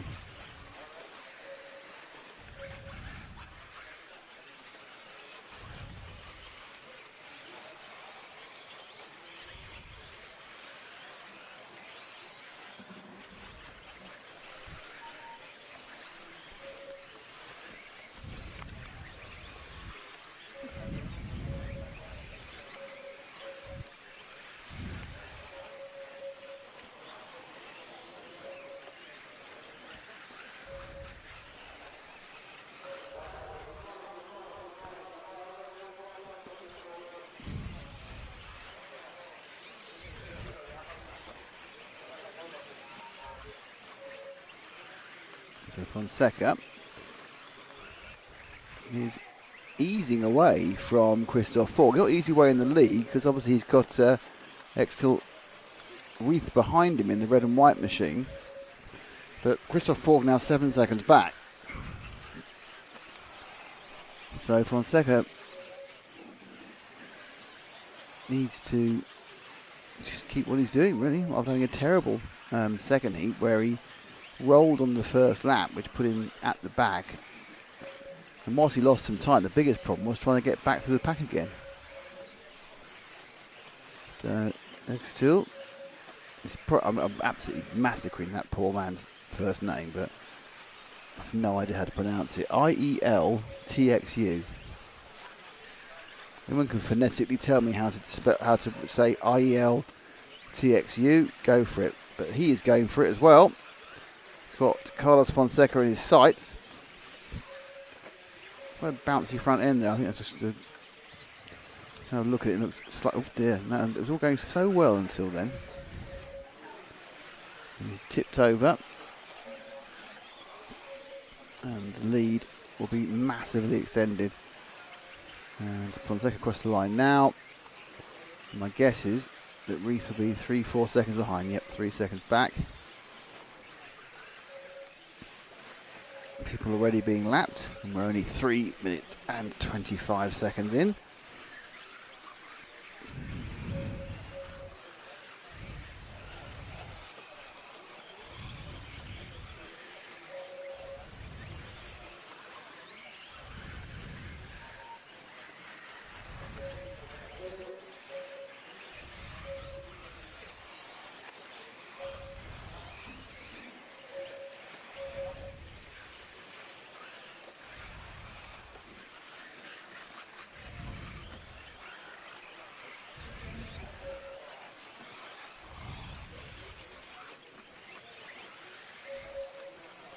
Forg's actually made up a bit of the gap. Actually, he was 7 and a bit seconds behind Fonseca. Now it's down to 4.5.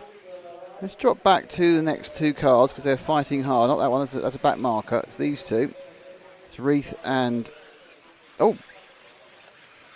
stop. Wait. Decided not to wait after all. So Forg, is he going to get the wrath of Mark Stitson, I don't know, he thought about waiting, didn't he? And then didn't wait. I just thought it was just too much of an accident to wait for. So Christoph Fogg, is he going to get a stop go? Is he going to get a penalty? I don't know.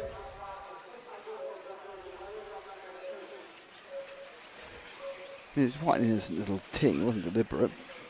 But he's off the track now, that's going to cost him some time. Now through has gone, I think that's Fesno, isn't it? In the orange wheels. Yep, that's the 6 of Ludovic Fesno from France. So they attempt to shut or close down Fonseca.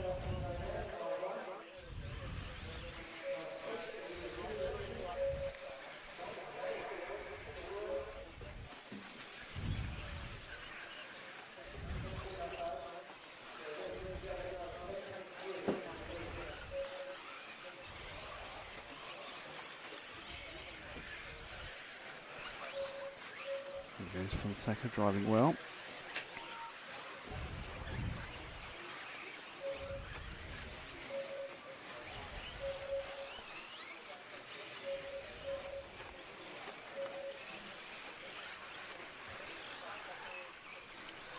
So,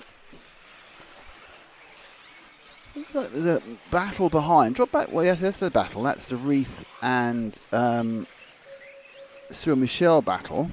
So 2, 3, and 4 is quite battly. If we get down to the last, well, down below the last 4 minutes, get down to the last third of the race.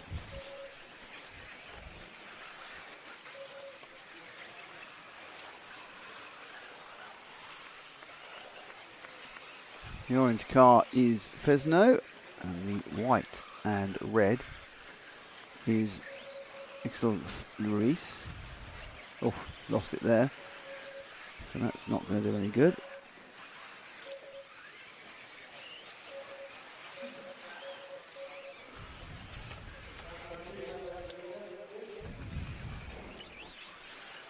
People are stopping and let them go. Fesno now is behind, I think, another one of the back markers. It's the 12, yep. I expect we'll get moved out of the way in a minute. It's only 2.5 seconds behind the leader, though.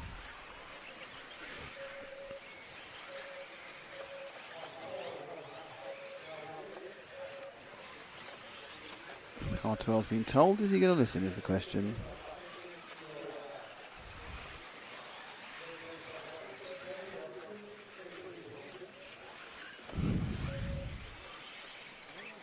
So Fesno needs to dispatch this back marker.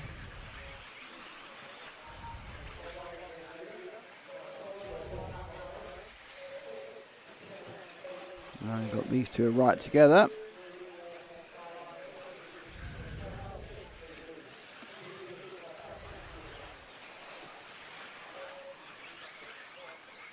The 10 up the inside goes Cedric Pellet. Two Frenchmen battling again.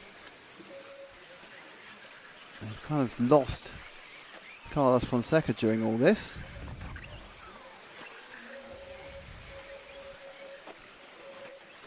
Little green car is the Cyril Michel machine. Quite hard to say 3 times quickly.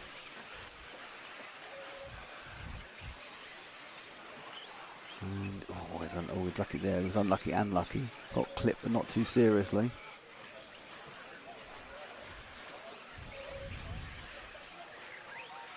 Doesn't seem like Fesno oh dear, that's unfortunate. Doesn't seem like Fesno is going to be able to catch Fonseca unless Fonseca makes a mistake. He has been able to gap the rest of the field quite effectively. These three are scrapping away here for 3rd, 4th, and 5th.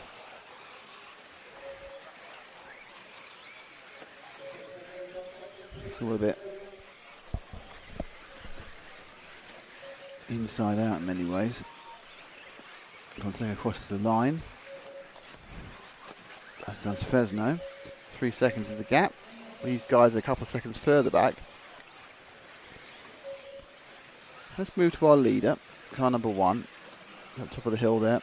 One more further forward, one more forward. Yeah, I think go forward one more. Oh, Fonseca makes a little error just as he comes on camera, just to help us out. 2 laps to go when he crosses the line, I think. Yep. And over at 9:20, so he'll get himself 2 laps. 2 seconds. In fact, they'll get themselves 2 laps. Fesno 2.3 behind that time. So it's not in the bag. But if Fonseca does come across the line in 24 seconds in first, he will win the I final.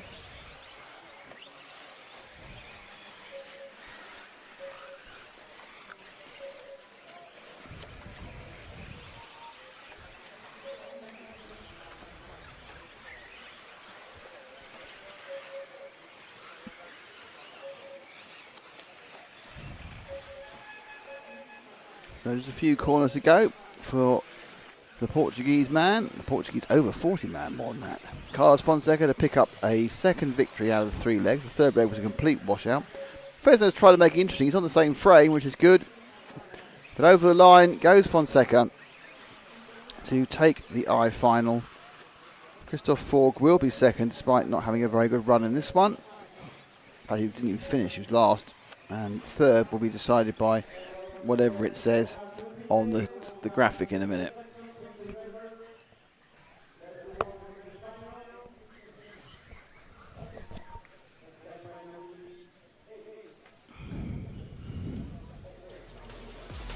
That's the result of this individual race.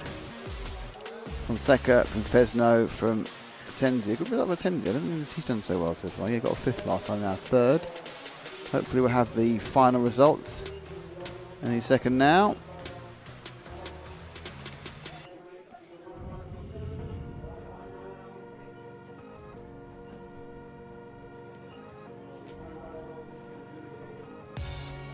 And there you go, that's the final result. You can the drop run. Carlos Fonseca from Christian Forg, and it is Cyril Michel who's 3rd overall. Ludovic Fresno is 4th. Amover Posadas is 5th. Alejandro Atenzi Aguedo is 6th. Hal Soares, Cedric Pellet, Federico Reis, X2, Raul Infante, and Manuel Lopez. Thank you very much, Matt. That is our runners rundown.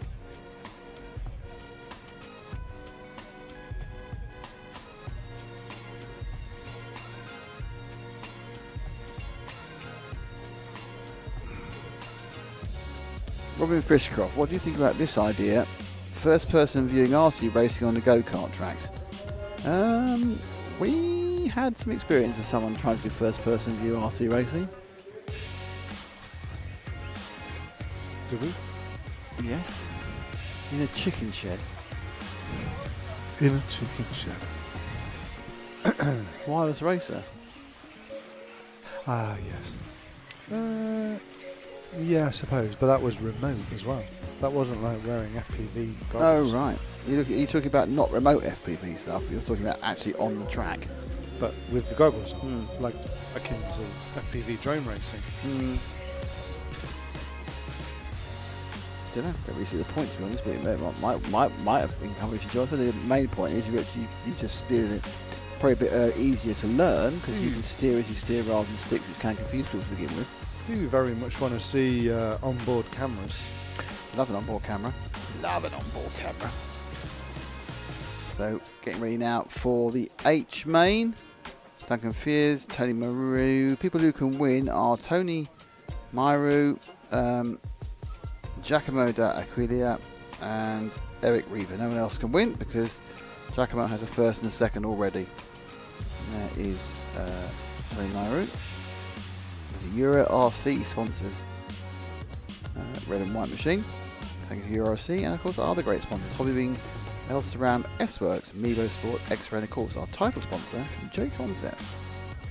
Oh, I love the EFRA. Love the EFRA.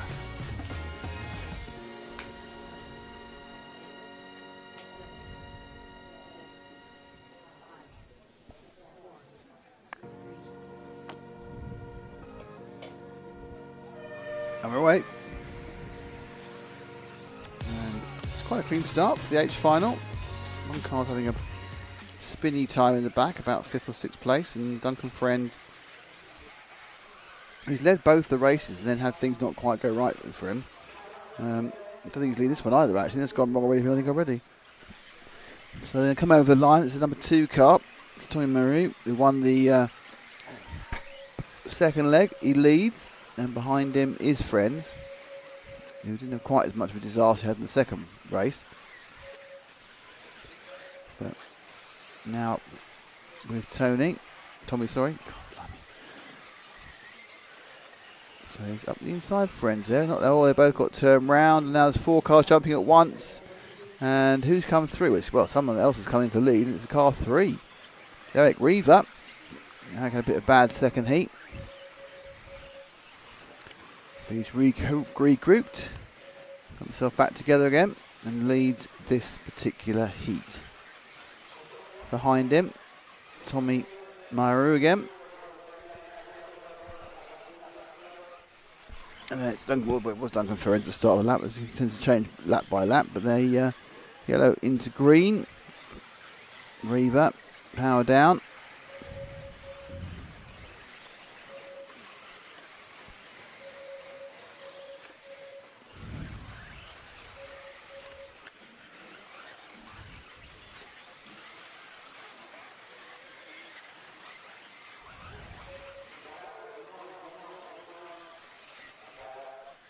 So Maru trying to gap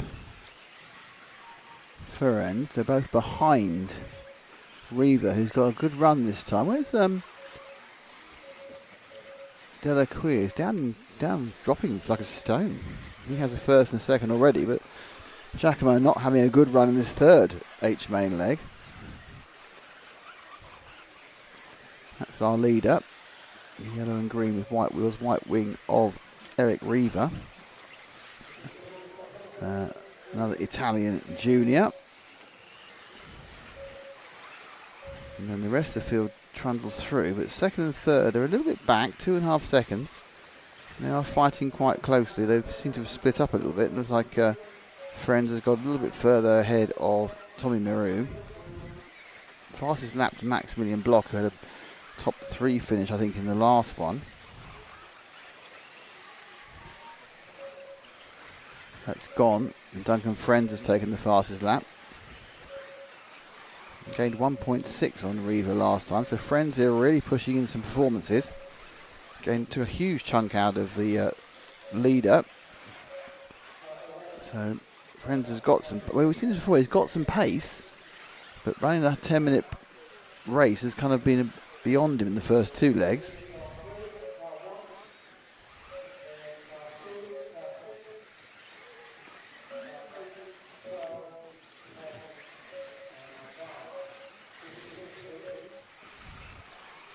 So Reaver under pressure from Friends now. Reaver, if he wins this, is in with a chance of the overall win. If Friends wins this, he isn't in a chance of an overall win. And I think he hands it to, well, not 100%, doesn't hand it to Giacomo because that depends where Tommy Mura finishes. He's down in 4th at the moment, having been overtaken by Roger Monells. So this is a battle for first place. Reese really needs to hold on to that if he wants to give him a chance of winning this H main. Oh, he's up the inside. That's kind of what. Oh, come on. Come on. Duncan. Comes in. That's not really your. Anyway, Duncan's in the lead. Eric's in second. I think Eric's slightly annoyed as well, is my guess. Oh, sort of a clippy clip there. We've got Monells. I don't think we've seen Roger Monells so far in the action, the live action at all, actually.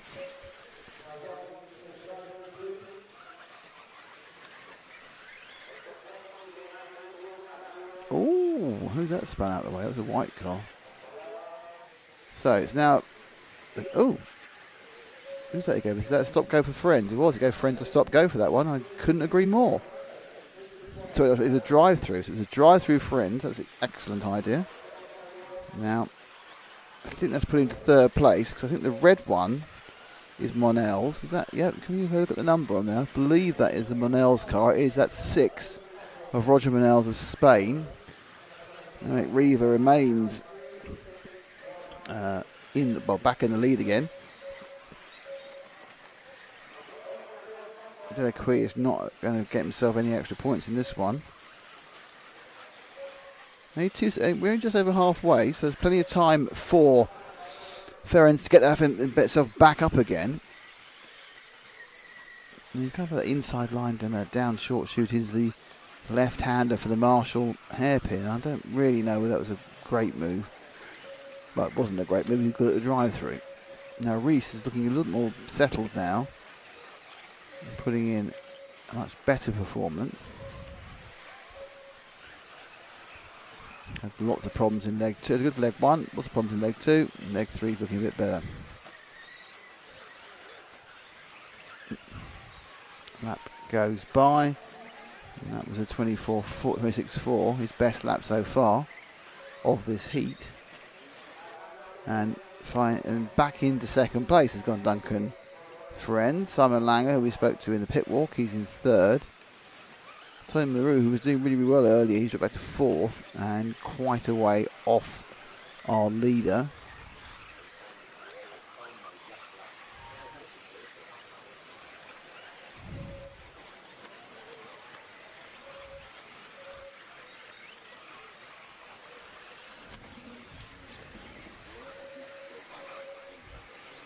Right over the top, so Reese still leading.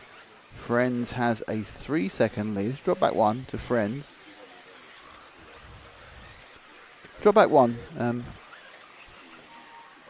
There we go. That's Duncan chasing hard. Reduce the lead by 3 tenths that time around.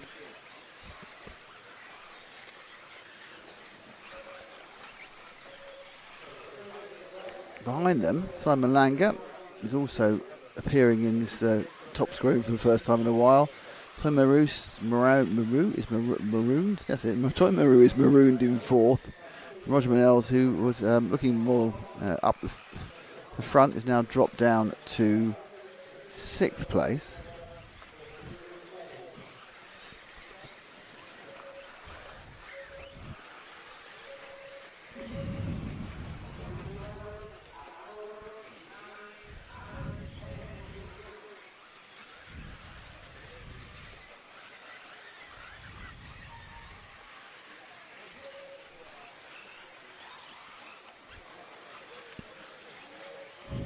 Oh, Friends is going to get Reese. They come together. Both made mistakes. Reese made a bigger mistake than Friends. And then, Friends are off the track, but running fast. So it's now Eric Reaver again under pressure from Duncan Friends. So Eric got very comfortable, very relaxed, and then he made a mistake. Even though Friends himself also made an error. 29 against 28, for example. Both bad laps in absolute terms. It's a good lap. And Reaver's gone. But not too badly. But that's Friends back in the lead. And that will actually give him second overall, if he can hold it. And will leave Reaver with the third step on the podium. And a very happy Giacomo Della Quia will win the final. If Reaver can get past in a minute and 12 seconds, that will completely change around. I think he'll win it. But a while to go yet. 1 minute and 4 seconds. But Reaver, who's got quite a good lead over Simon Langer, really needs to find the pace to do that. And in fairness, Duncan Friends have really had a very, very eventful 3 finals. He's led all of them at some point. And the first one drifted back to third. The second completely drifted away. But this one, he's come back into lead towards the back end of the race. And therefore, looking more like he's going to pick up the win. Looking therefore more like he's going to pick up second overall. Struggles a bit with that short shoot down there. It's caused him a number of problems. Okay, about to start the last lap. So if Friends holds on, he will hand victory to Giacomo Della Quia in the H final. If Reese gets through, it'll be on countback, i.e. who had the fastest race time. But it's looking good for Duncan at the moment. A couple of corners to go. And the Belgian is about to hop over and get second place in the European H final. Reaver second and secures third overall. Simon Langer will be in third. Tony Maru is in fourth, and I think we'll therefore get fourth place. Monels is fifth. Actually, Maru was in fifth actually. Monels is in fourth. Vincent is in sixth, and the key thing there is that it's going to be Giacomo Della Quia, by my unofficial counting, obviously unofficial, who will get the overall.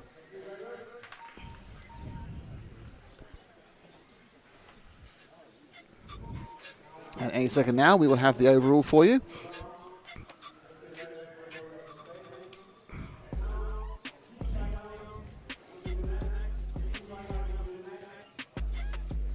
Let's have a look. Having to wait.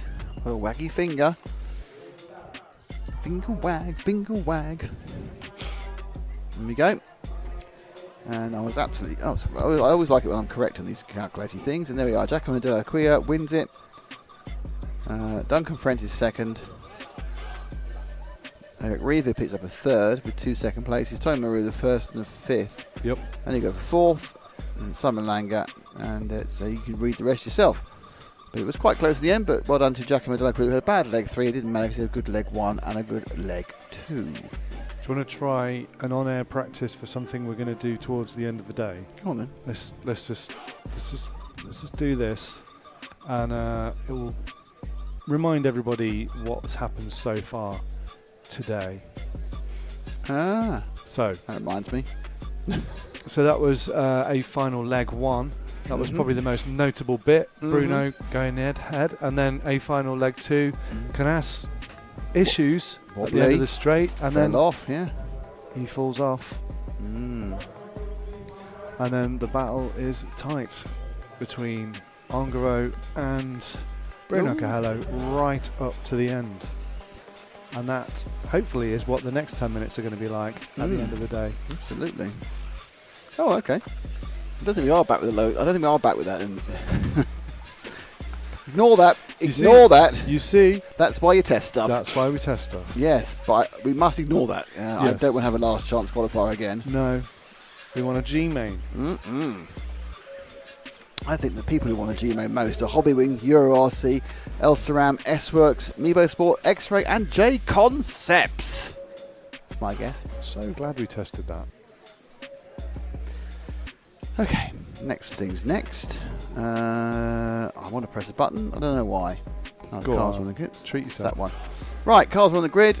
G main number 3. What's happening on the G main? Sorry, it's Marco Ritz as a first and a second. Luca Gonzalez has a second, and Holger Like as a first. So Holger can win, but he's starting in 9th. Marco can win. In fact, Marco can't finish lower than second. And Luca Gonzalez can win.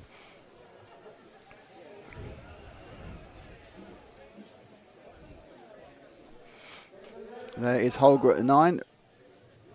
Suddenly found a burst of speed we hadn't really seen in the rest of the... Go Marco. So I'm backing in the G finals and Sominum. There we go. I'm pretty sure that Robin will be after backing Marco as well as a fellow Swiss citizen. And off we go. And immediately the very fast but slightly furious Alex Gonzalez moves into the lead, and it's not been a great start. It has to be said for Reese. It doesn't really matter because he's already got a first and a second. So Marco, in fact, may actually be last because he's just sat in a big pile at the back of the track, and then Reese smacks in the face of someone else. This is really messy. Let's see where they are when they come round. Absolutely no idea where anybody is. Holger Light's got to 6th. Reitz is down in 11th. So our two obvious contenders are nowhere, which means where was car number 5 for Luca Gonzalez? He's got a chance. So Gonzalez in 5. Sorry, Gonzalez in 3. Really has a big chance. Like apparently he scored in 4. So let's see when they come over the line, because these half-lap scores can sometimes be a little bit erroneous at this point of the meeting.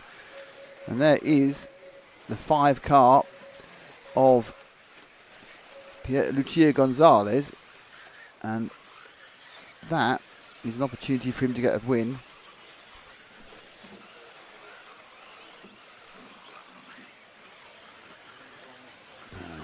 Gonzalez in 3rd, behind Anastasia Forg and behind Alex Gonzalez. Holger Like in 4th behind him. Like has to get all the way to at least 2nd place to have a chance of winning overall. He's the second of the car there, the more red and white machine. And he's chasing hard on Gonzalez. We've got two Gonzalez, Luca Gonzalez, and we also have Alex Gonzalez, who's incredibly quick but also quite wild, currently leading this one. So Holger looking to move into third, and that won't do anything for him. Might scrape him on the podium. Oh, there was a kind of a gap there, wasn't there? But there wasn't one of the drive available for Holger to take advantage of it. So Lucia Gonzalez stays ahead behind Anastasia Forg, and that gap is about 2 seconds. Another second further ahead. It's your white car, Alex Gonzalez, and they get going again. And just lost time, both of them. And that's an unfortunate occurrence for both drivers. They're going to drop further back behind the second and the first first and second runners. And also drop themselves a little bit more into the clutches of Stefan Velt of Estonia. Like is now scored third though. And he is 5 seconds behind Anastasia Forg. And getting to Anastasia Forg is the first part of his chance of winning the final. No, I don't know how the tie-break times are quite confusing. So it'll be a little bit fine. There's that Forg just ahead of him, it is, isn't it? So Forg's had a problem. That is Anastasia Forg. It's all good news for Alex Gonzalez, who's the junior from Spain, who's just torn off into the lead. Anastasia Forg has a third place finish in round one, or leg one, sorry. Seems to have lost Will.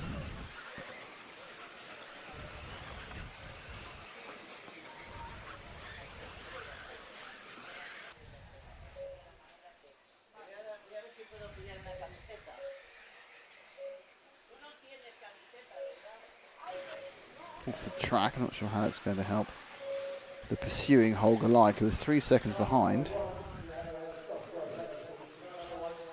Stop and go from Marco Ridge. Things are not going well for him at all.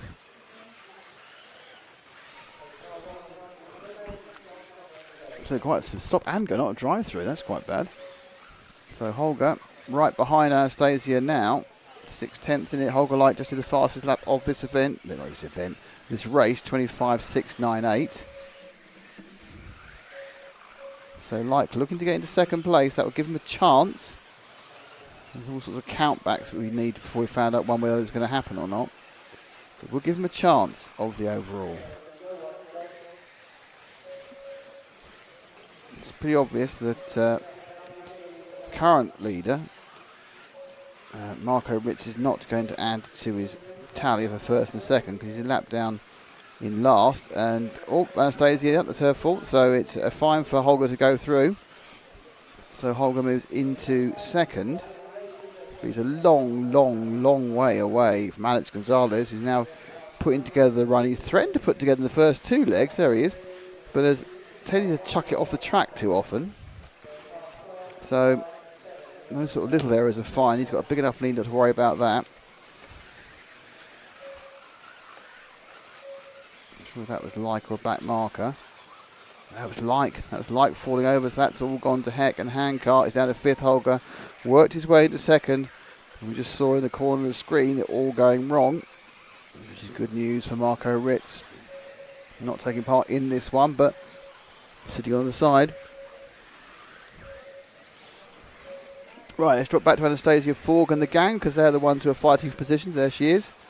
And behind her, it's Stefan Valt, the Estonian. Just to remind you again, this event will be in Estonia next year, the 1/8 Buggy. First at Baltic State European Championship, I believe.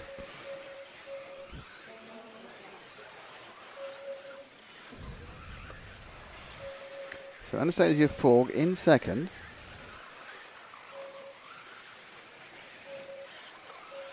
Behind her, Stefan Volt in the yellow and the red, orange. And then Lucia Gonzalez behind that. 2, 3 and 4. Anastasia already has a third. A bit of an argy, jumpy bargy there. Third in leg one for Anastasia.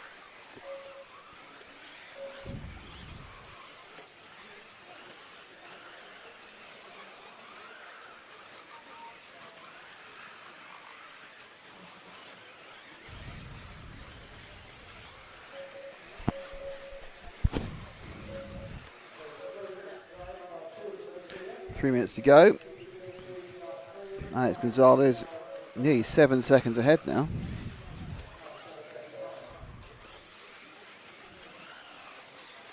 This is the second place, third place, fourth place battle.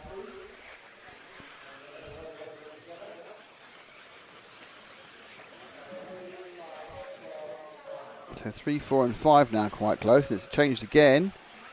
And Holger Light there just avoided the flying off the side Stefan Wout. Moving into fourth. Who's that re-emerging into the track? I'm not quite sure. That's a guy's a lap down, I think. Seems very confused who emerged back in the track. Certainly not anyone involved in the race at the front.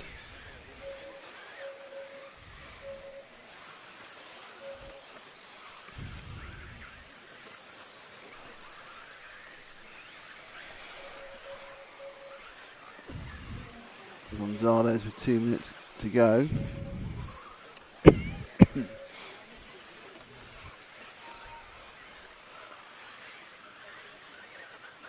There's Ford. Behind her is Light. Gonzalez has got through, so Light's in fourth. There's third, fourth and fifth sitting around. Light bounces off the rear end of Anastasia Ford there. And then gets rear-ended himself by Stefan Wout. That's kind of indicative of the single-line nature of the track. It's the double Gonzalez. Luchi Gonzalez behind Alex Gonzalez. Alex Gonzalez still with 6.5 second lead, minute 15 to go.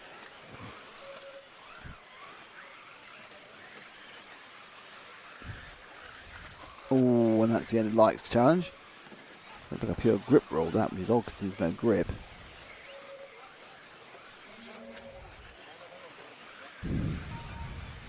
Now it'd be counted third. Ford back into third.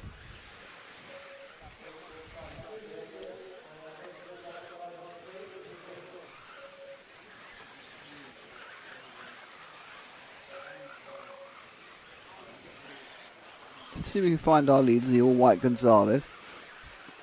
Now he's about to finish, and no, he's going to probably get this one and one more. But he certainly can't. He looked quite wild in the first two legs. This has been a very good drive from Alex Gonzalez. So he's on top of the over-exuberance. Driven very sensibly in this G main. Up and over. He's going to get another one, I think. Yes, he is. 3 or 4 seconds. Lap of honour. I think everyone else is going to get caught. So it's going to be Luchi Gonzalez in second. Anastasia Ford in third. Stefan Wout will be fourth. Looks like Holger's dropped down another position, which is going to cost him. Oh, he's got it back again in fifth. Rafa Abar, Gilles Rigaud. I don't really know who, apart from that Marco Ritz has won this. I'm not totally sure the rest of the scores, to be honest. Might be Alex Gonzalez, but we'll find out in a second who's overall in this one. There's the results. Boom. I think Alex Gonzalez might have got it. I don't know. Let's find out. It's exciting, this one. Marco Ritz has won. The other positions we do not know. We will know very soon. Very soon, Matt tells me we'll know. There's a man upstairs who has to press a button. May well have to press a button. I don't know how it works. Oh, it's magic. Not a good idea for me to pretend at any stage that I know what I'm talking about. No. On any level, really. Yeah, exactly. Yeah, I'm just here for the beer. Dust. Will was here for the beer.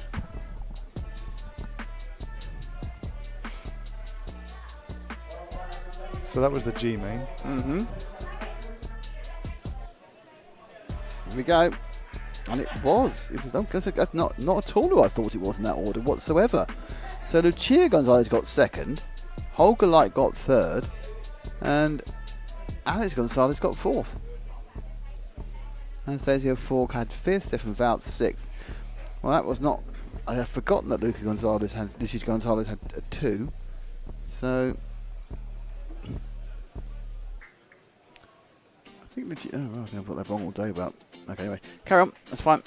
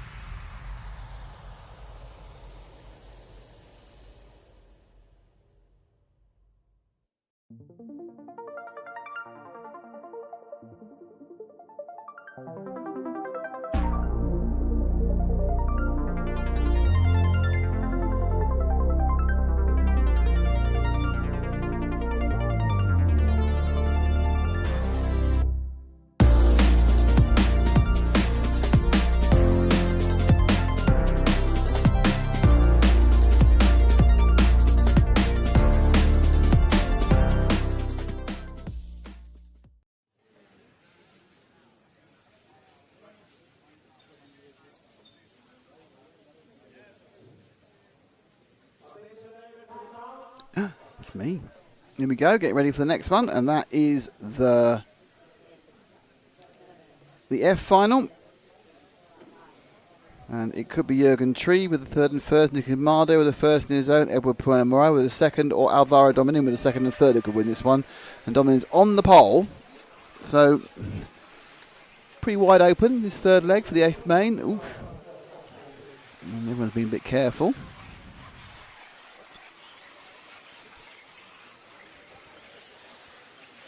Come down onto Marshall hairpin for the first time.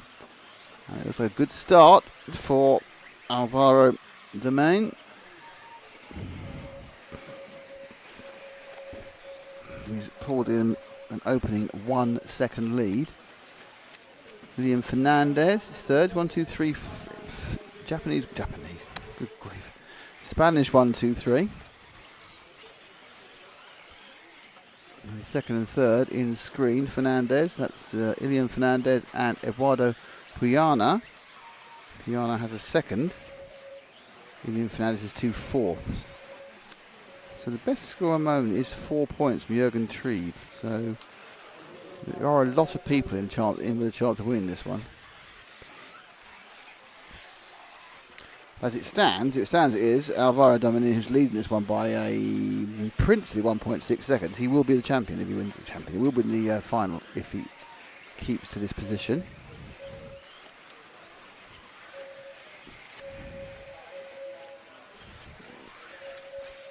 Okay, it's not strictly true actually. It won't necessarily win it. I just thought it won't necessarily win it if either Nicholas Marder or Jurgen Trieb is in second, but neither of them are at the moment. Marder's in fourth, and Trieb doesn't appear to be in this race. He's in fifth. So fourth and fifth are the only ones who can stop Domain winning if he actually remains in this position.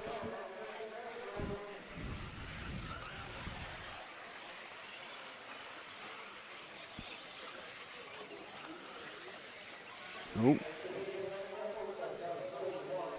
So through went. Okay, this is interesting. Fernandez now. Ilian Fernandez has gone past Dominin, who just saw just a second ago, to take the lead. So this orange car now leads. Who has 2 fourths and therefore can't actually win. So this is not a not a car that can win the race. That man can. Dominin can win over the 3 legs.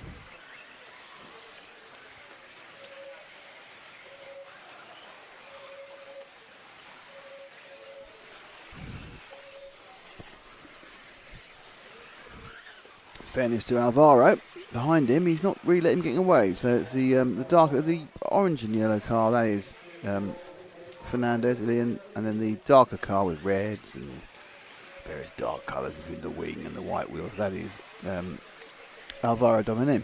Domain, I think he is. Domain. He's just done the fastest lap, 25.395, as he tries to catch up and pass Ilian Fernandez. Jurgen Trieb up to third, which is making it interesting now.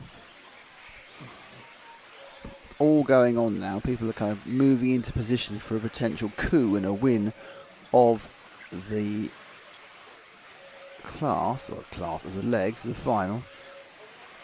There we go, top 2 at the top of the track. And then we've got 3, 4 and 5. Trieb, Puyana and Marder. Marder, of course, in 5th, has got a win from the first leg.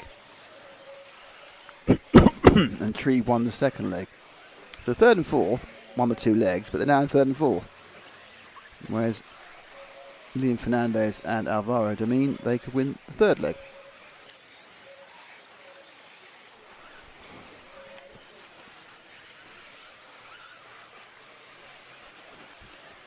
And down the hill with the 6th car, that is Jurgen Trieb in the blue and the yellow. Gap in top 2 is only half a second as well. What in the background there. We'll see a bit bigger than half a second now. I think Dominen's had a bit of moment as Trieb comes under pressure from Puyana. It's been a bit of a spread, to be honest. What we did have prior to this was Fernandez and Dominen together. They're not. Dominen's now 2 seconds behind Fernandez. Treeb's now for 2 seconds behind that. Piana just 0.5. You can see that he's just lost his drive coming out of the exit from the first corner. And then going around the outer loop, sweep back into the top of the track. And we'll drop down now for the left-hander through the Marshall hairpin. And Dominic closing back up to Fernandez now, gained about 0.2 on him. Oh, that's gone. Flew right off the track for Piana. So Tree now on his own in third place. Jürgen Story, a story of sadness. Missed the whole of Friday's practice because he didn't have a car. He put his car in his hold luggage, and the hold luggage got lost. So no car.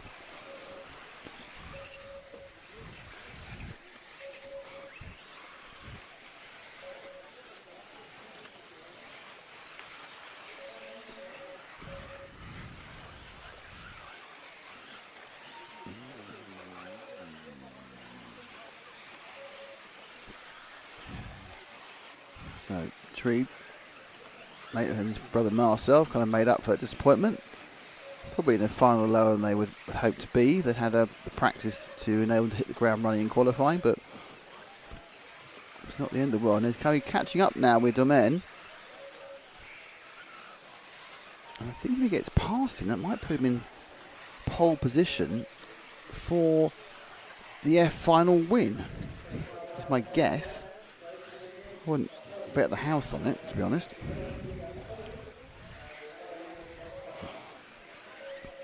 Because Fernandez isn't really in it. But if Tree can get past, and it's now a massive gap behind Tree, Poon's long gone. Marder's gone too. Weymouth, actually, Harry Weymouth's picked up fourth place, but he's 9 seconds behind these two. So Trebe needs to try and secure second place, I think. Well, I think possibly he doesn't even do that, to be honest. I think as it stands, he's in third, and as long as Fernandez doesn't drop the ball, I think he still wins. The leg. It's just dropped a little bit off the back of the Domaine car. That's a back marker. The reason for that is that Domaine just did the fastest lap of the day, the 25.223. Oh, and I moved out of the way for Trebe. He's 3.5 seconds behind Domaine. It's Fernandez who's leading with 1 minute and 52 to go. Let's move forward to Domaine. That's the number one car. Because Fernandez now is actually in his sights with the one car. But you need to go for one car, that was all, mate.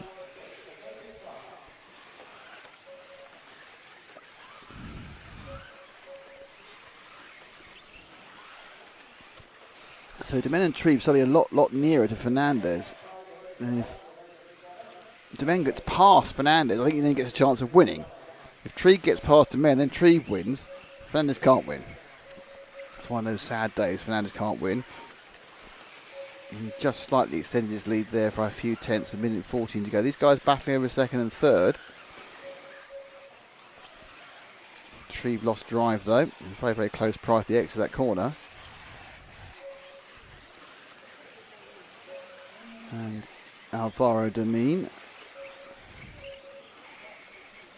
just battling away, looking for a chance to get through. 51 seconds to go. And he's gone through. So Trebe gets past Domaine with 42 seconds to go. I think that gives him a guaranteed win of this final. I have been wrong though. Let's be honest. I've got that sort of thing slightly incorrect, but I think this is going to be Jürgen Trebe who's going to pick up the win in the F main now.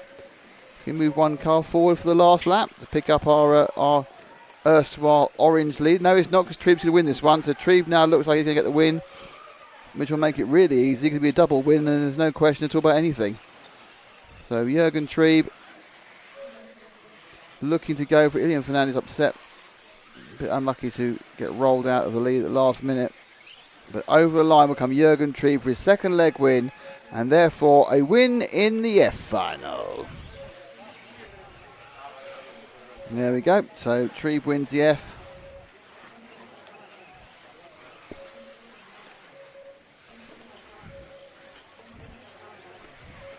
And well done to him.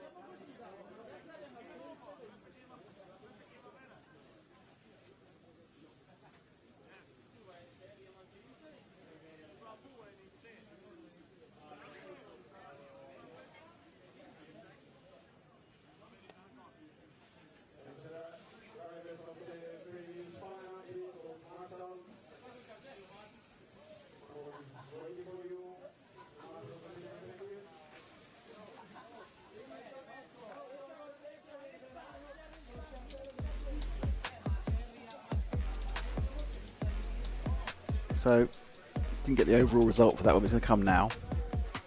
Young Matt is going to hit the important buttons and tell us.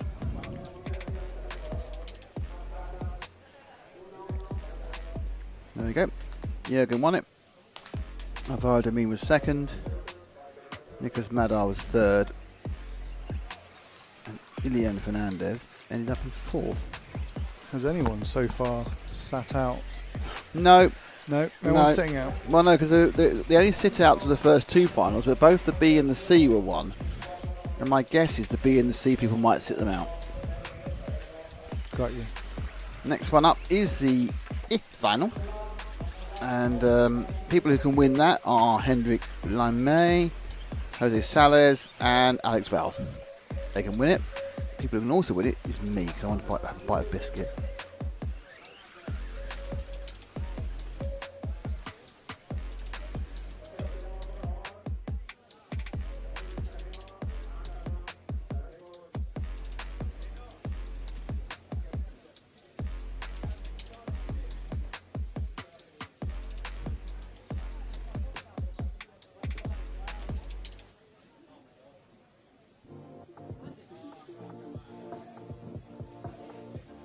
Okay, here we go. It's another one. They keep coming, don't they? Non-stop. Thick and fast. So Marcel Trieb's this way. He's not going to repeat the performance of his brother. Actually, the top five have been the same in both of these heats, but in different orders.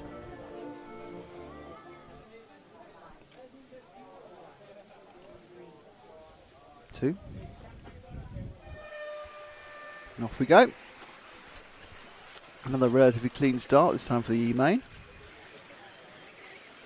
Oh dear, not for second place, man. So that should be, I think that probably Carlos Vida Penal has spun out, which may put him all the way back down the field, but depending where at the end of the action he managed to get back on his wheels again. Over the line, Lamey again leads the race.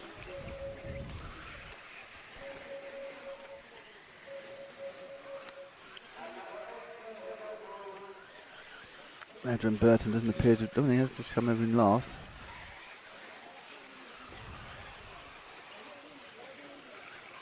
Yeah, David only just lost about 3 seconds actually. Not too bad. Almost mistake by our leader. And the second place man, Alex Valls, now right on his tail. As the Estonian. Hendrik Lamey, the red car. Just trying to put back Alex Viles from Spain with the sort of green and white, or green, white and blue. 359 from Carlos Pineda in third. Jerome Sartell is in fourth. But the first two quite close together. Val's looking to get past.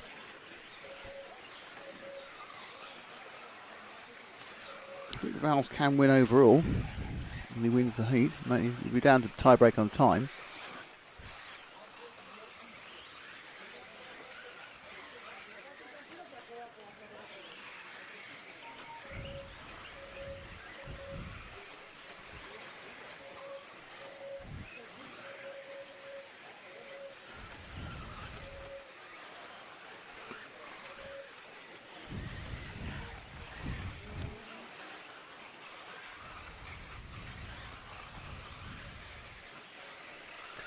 Just settling down now after the first 2 minutes.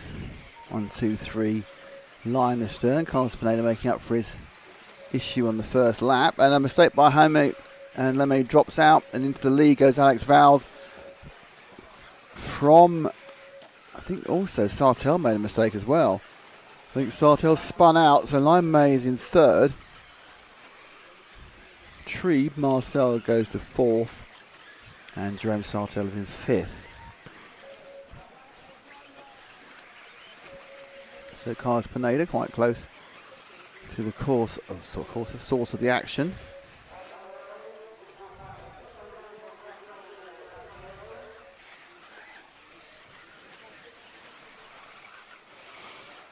Up the infield now, and Alex Viles takes another lap in the lead. 3 minutes down, 7 minutes to go.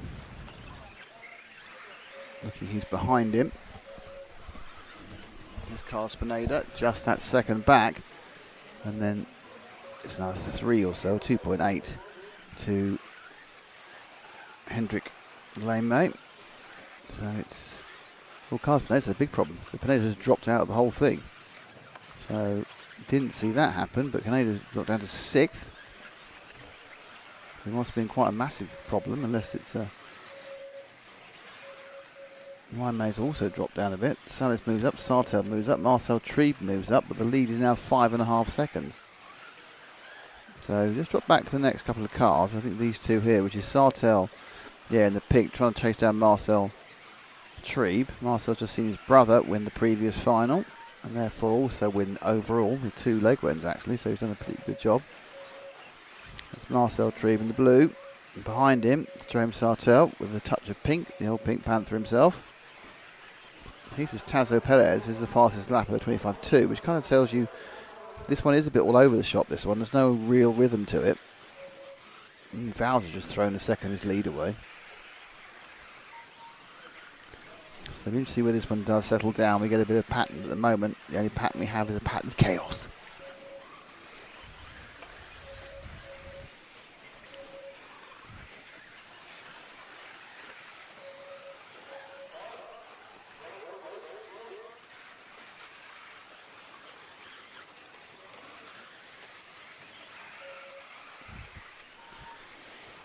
Everyone's moving on. Another lap in the book. It's not quite halfway yet. A few seconds to halfway in this one.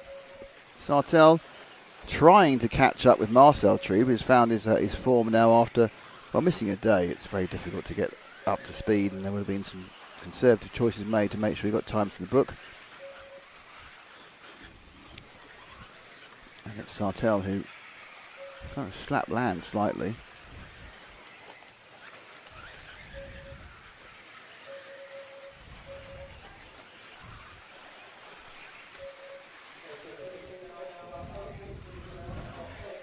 Looks like Sartell's going to lose the place. Salas tries to get round him, but then he gets slapped by a following car. I think it's the recovering Pineda Vidal is in this battle for 4th and 5th. So Lucas Sales and Carlos Vidal coming together. Marcel Trebe slightly eating into Alex Viles' lead, not massively. Put it down to 3.5. He's the car just going around top of the circuit right now. These two are trying to battle their way back to Jerome Sartell, who were with a couple of laps to go before they had a bit of a come in together. A little bit of spurt of power then from the blue car of Carlos Pérez Vidal, got him past Jose Sales. And there's an accident there, and someone rolls off, and it's all gone a bit awry. So let's try and move a bit forward. There we are with the Pink Panther. Back with Jerome Sartell.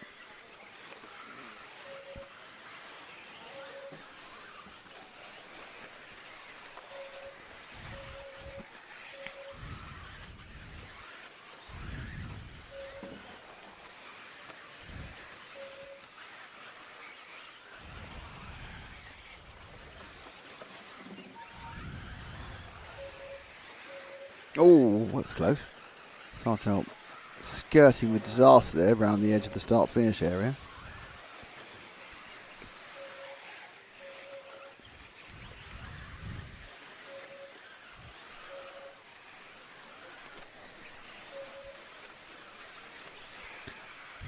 Vars now 2.6 seconds ahead of Marcel Tree with 2 minutes 40 to go.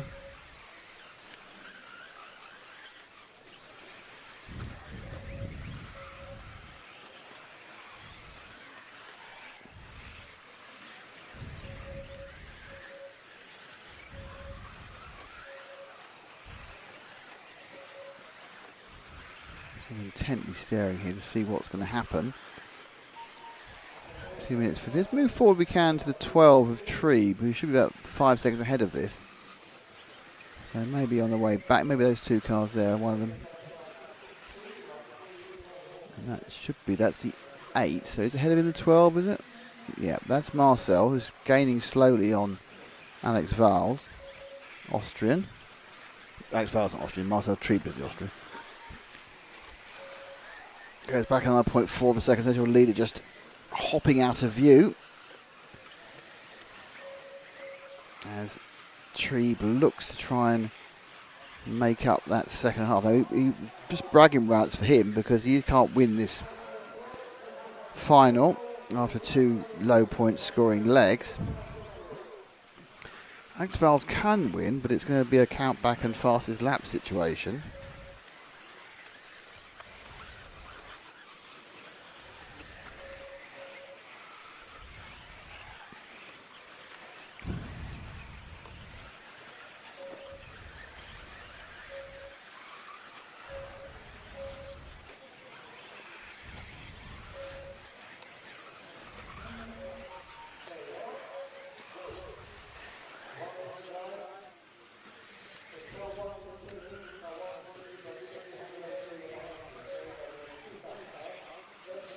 It's getting closer. It's 1.3. And I think it's close now. Oh dear, it's getting closer.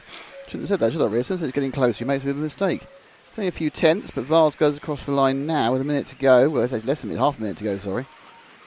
They're going to get 2 more, I think. Keep going with the leaders. Keep going with the leaders.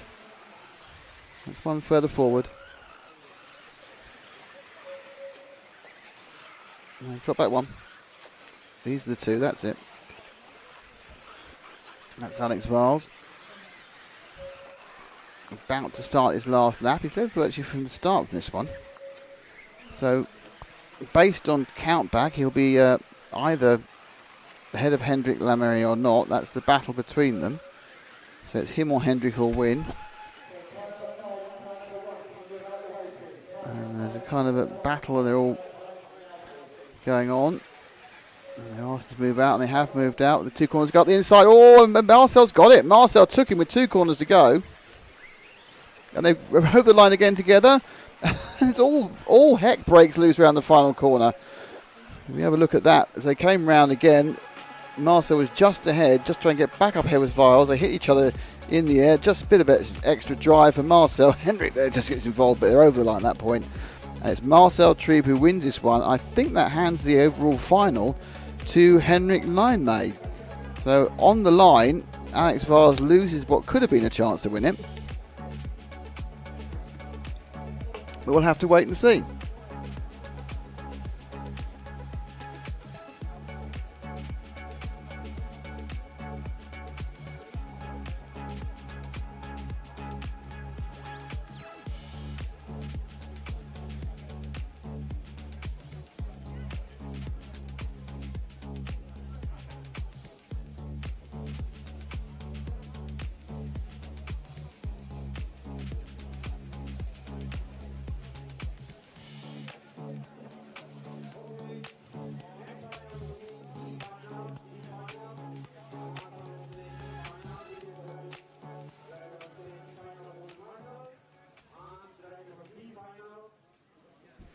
Well, apparently that's a bit of a surprise.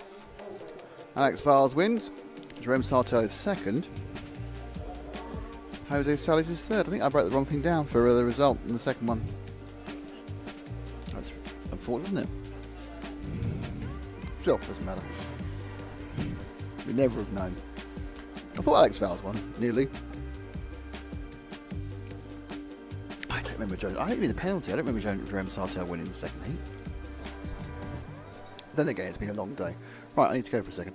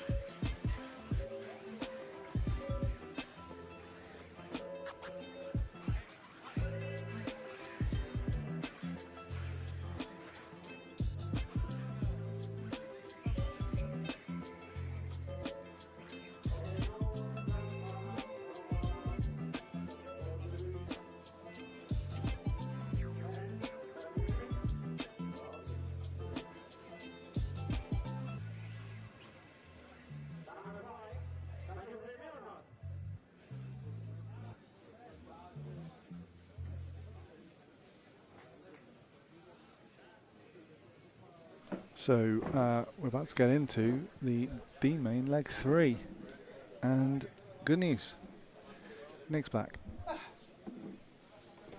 So D final. We already know that Andrea Trevisan has won this from position 2. Is he on the grid? He is. Oh, well, so everyone's having a second go.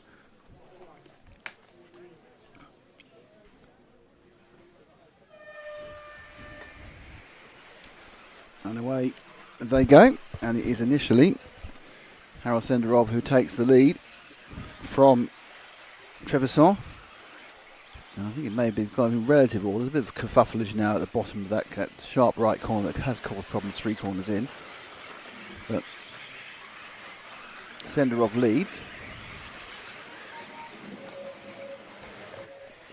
from Trevisan, from Beresil, from Aaron Tellez. And Juan Miguel Martinez, and Nikolai Lamberts and Hampus Berg. Jean-Peric Sartell is also involved.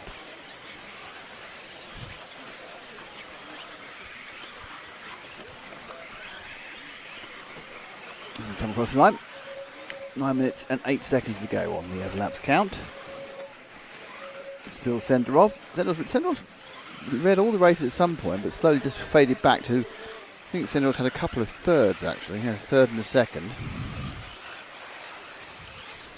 So turning up with the pace on the D final. That yellow car we haven't seen an awful lot of is Eric Beresil. He's picked up 2 4th places so far with the Associated. Trevisan's won both of these, so to my mind, I was wrong in the last one, has won this final.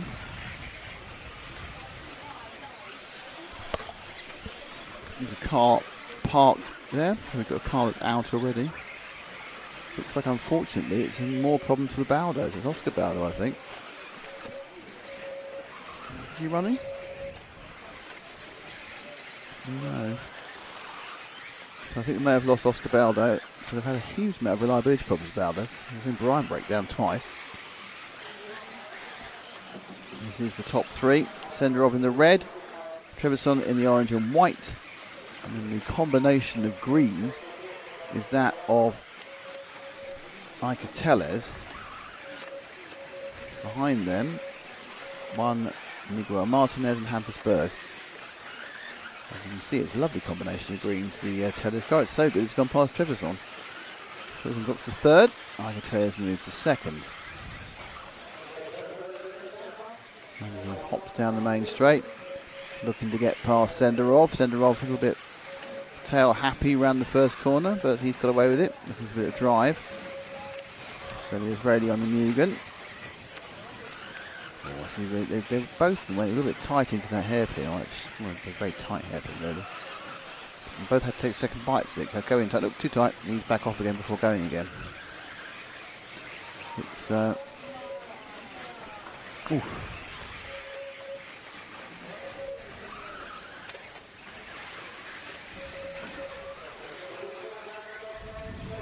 Oh, up the inside, nice one from Micah there.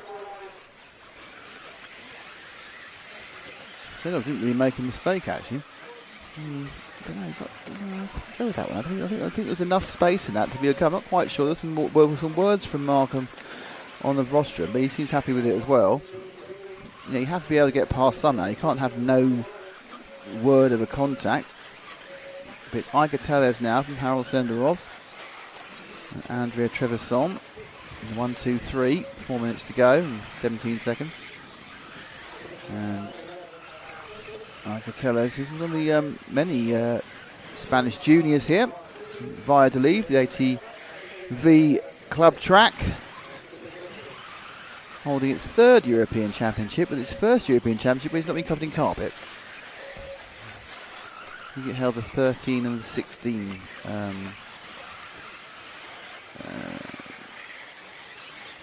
1/10 electric off-road. It's been redesigned by Miguel from Buggy Land. And it's a small, compact, but perfectly formed race circuit. And you look at what Tellers is doing now. He's got ahead. Look at second and third, because Tellers is just gapping them. Now whether Trevisan can get past Senderov, and he can't because he's upside down. It's very difficult to get past anybody when you're not actually, your four wheels aren't on the ground. Drop back to the next two again, because it's the next battle. I'm just wondering if Hampersburg has got back up to third. He has. So Berg now is in third from Trevisan. I don't think Hampus was particularly pleased with his results so far. I don't think he would have wanted to be in the D. I think he's probably thinking, you know, want to be in the B. But not to be. Not to be in the B. He's in the D. So Hampus looking a bit.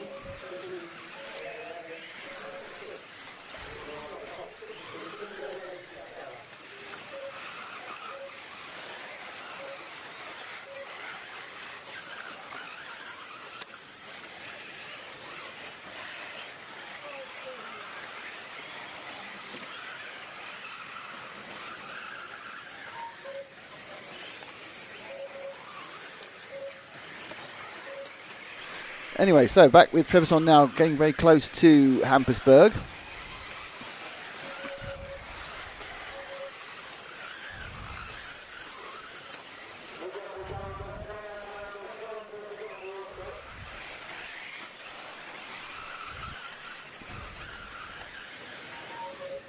It's still Senderov from Icateles. That is a gap of 0.1. So the lead changed whilst we were discussing batteries. Well, I was discussing batteries in fairness.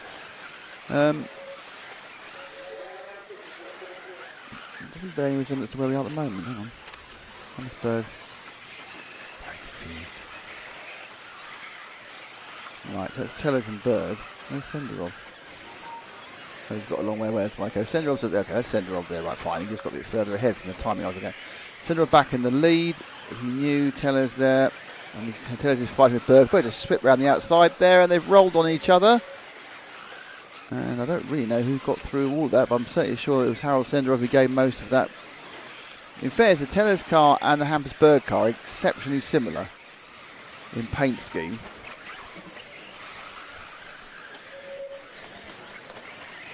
Just go clear wing actually is Berg and black wing is Tellers. So They're 3.2 seconds behind Senderov, who looks like he's going to win a leg here.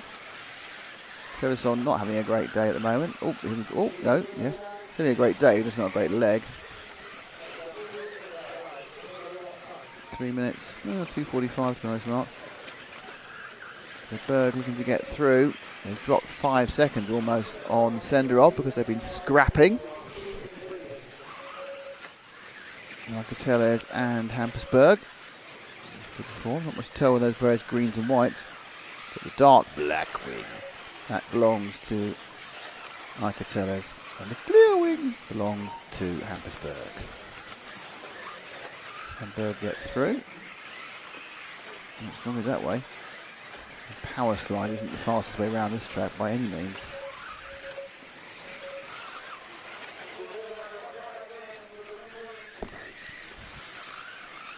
Up to the top of the track, 2 minutes to go. Senderov 4.1 ahead. Over this lap now, that drops to nothing, it's dropped to 3.5, but in fairness, that's only to Teles. Berg has been off the pace a little bit in this one.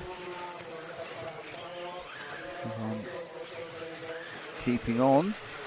Still looks like Harold Senderov could get a leg win. Minute and a half to go.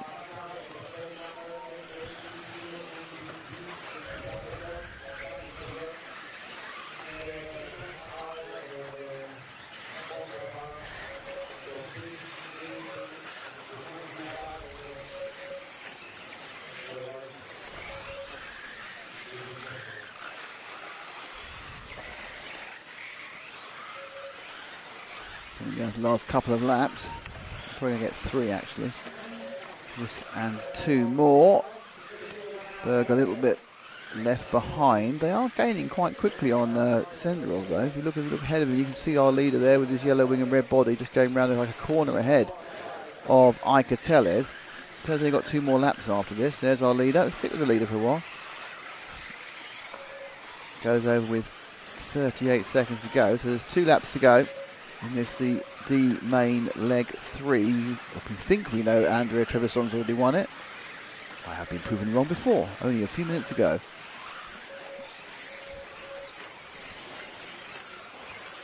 Go round and down, so Arquete's getting close with a lap to go. That's going to put a little pressure on the young Israeli to try and close this one off. Harold Senderov with the red final lap. Teles 3/4 of a second behind. And getting closer. But not that many corners to go. The time runs out quickly on this short track. As Teles gets closer and closer down this short chute.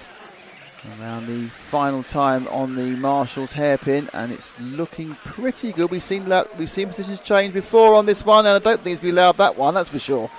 Senderov takes it. Good try by Teles, but that was never going to be allowed by the referee anyway. And so the result is that Senderov wins. Teles is second, Hampusberg is third, and then we have Juan Miguel Martinez, Jean-Peric Sartel, and there we go. That's your result. And at some point, we'll get the overall result.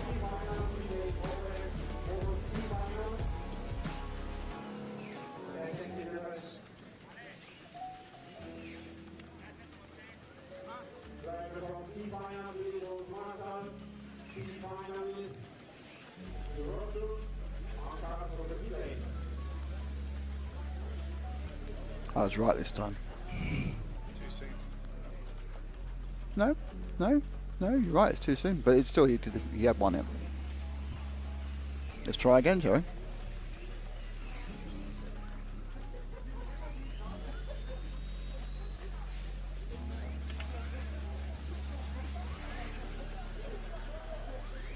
There you go, and a bonus franc as well.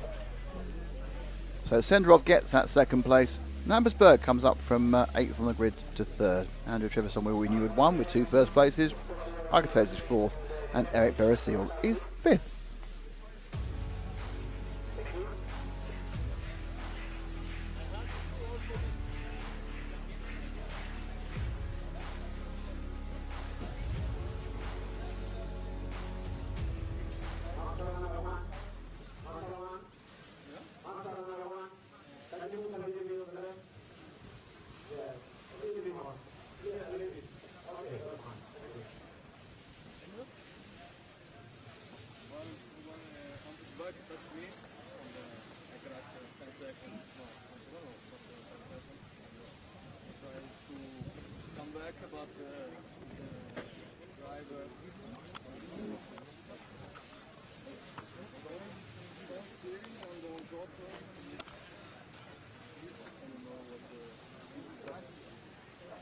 I'd just like to say thank you to Carlos Augusto Prado Goncalves for becoming an RCTV hero. Thank you so much. And Carlos, he will get a discount on merch, a set of stickers, and get to see our unique content before everyone else. Go us, as they say.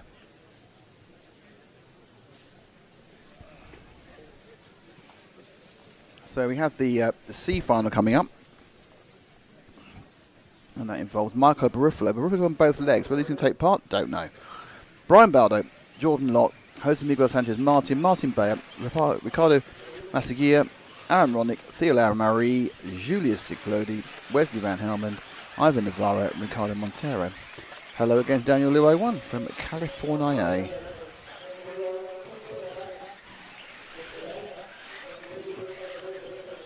Oh, someone's legs in front of the camera there. Well, I can see that Marco's there, so obviously everyone's decided that we're going to take part in all the races, even though we've won 2 of them. So Marco has 2 wins already and he's taking part.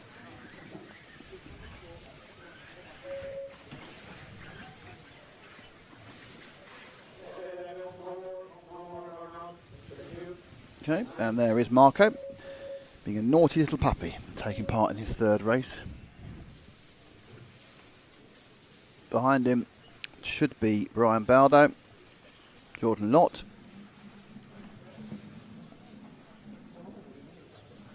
so it's 4 out of 4. Everyone's taken part despite winning 2 wins. Winning 2 wins? Winning 2 legs.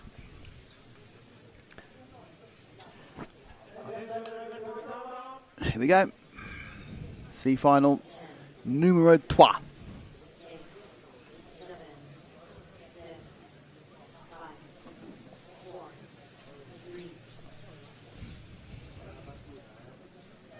And there they go. And Barufalo's away. I think we're trying to prove a point to his Kyosho Paymasters, but it's all going well. Brian Baldo, who's had a rotten time out of Oscar so far, gets a little bullied out the top of the hill. I think Jordan Lott's got himself into 2nd already. Behind him, I think it's Jose Miguel Sanchez. Oof. Someone's got right on the boondocks. I think it might have been Baldo again. Bayer moves into 4th. EFRA has a pretty decent lead already of just shy of 2 seconds. There's action galore in the middle of the pack. So there's a lot of sorting out still being done. And coming right down the hill. Here comes, oh, that's not what we want to do. So that's gone particularly badly wrong for Jordan Lott. Just got, oh yeah, just landed too far to the left onto the pipes.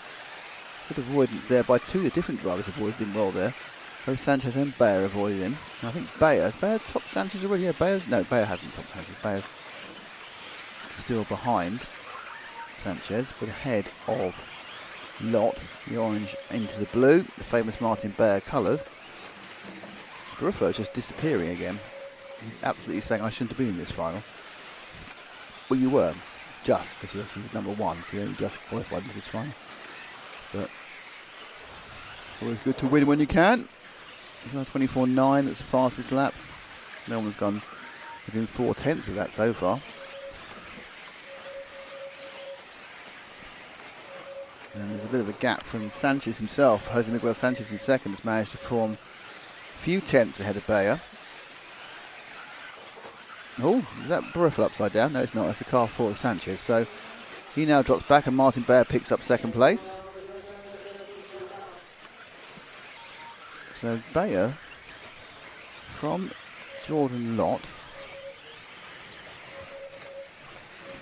And welcome to all our viewers who are joining us for the unbelievably potentially exciting 3rd leg. There'll be, we've got about 15 minutes to wait and there's 2 cracking races in between. And you get to hear everybody set up speaker in the background. It's always a fun thing. Buggy final 3 coming up. This is the C final leg 3. Oh, Barufalo has made a mistake. That's quite rare. He hasn't lost the lead though. Barufalo on the Kyosho at the moment. No, he did say he was going to stay with him forever. We got that quote, didn't we, on the grid walk? that he was going to stay with them forever. I think there was a kind of incredulous face across the RC community at that point. But, you know, okay. In fairness, there isn't really anywhere else to go. He's the only person who's really, really hoping Schumacher make a new 1/8 buggy so he can join them. Because he's been to every other chassis manufacturer. Actually, I don't know. Has he ever been to Associated? I don't know. Anyway, he's a lovely guy. I love Mark. And he had a bad back as well. So he's been chewing painkillers. So a nice trophy for winning a final with just reward for the always ebullient Marco Barufalo. Second place is Bayer, and third place is Jordan Lott, and fourth place is upside down.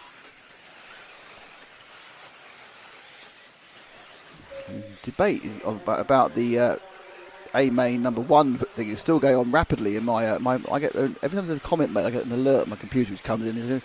So it's a lively discussion about the first A main.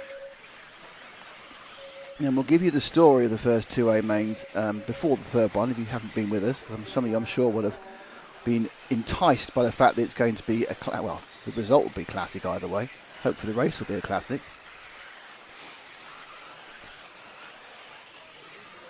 By my counting, well, we'll talk about it when we get to it. This is now a battle for the lead of the second place. Sorry, of the. Is that the Buffalo? It's gone entirely. Okay. I think Buffalo may have retired. Right, so here we go. First and second.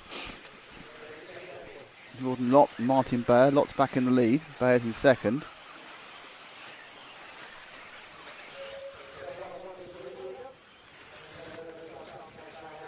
Okay, we've got some issues on the timing now. I don't think Brian Baldo's leading at all. I think we've got a bit of a timing glitch at the moment.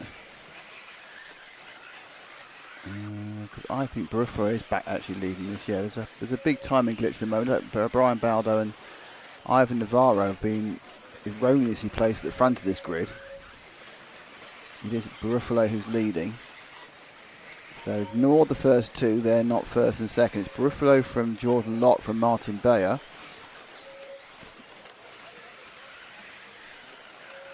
We're trying to sort it out as we go now. This is quite confusing. Let's pick up a car. There is Jordan Lott. Now, am I right? Have they got to the top in some way? I don't think they have. I don't think Brian Buffalo's 18 seconds off. No, they are manually trying to sort it out. Buffalo now back up into the lead. Bayer's in third. Sanchez, yeah, they're just trying to shuffle down problems. There's obviously been a little bit of a glitch in the timing, Pokemon the timing, that is being sorted out as we speak, so just bear with us. Jordan Lott is in second place. Baldo appears to be in fifth, actually, in sixth for Navarro, so that's okay, but it's just he got it very, very confused for a bit. This is your second place man, 7 seconds behind the leader, who is Barufalo for the third time in a row. So we need to drop back to the next battle, that's it. That's the one with Bayer having a go at the blue of Sanchez, and also with Brian Baldo, who is actually in fifth, trying to catch up with the orange and white car. 3 minutes to go. A bit of confusion there for a while. Fastest lap to Barufalo, 24.4.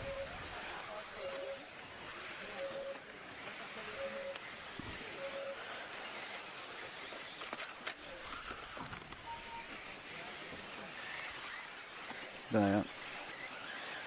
The Czech driver currently in third place.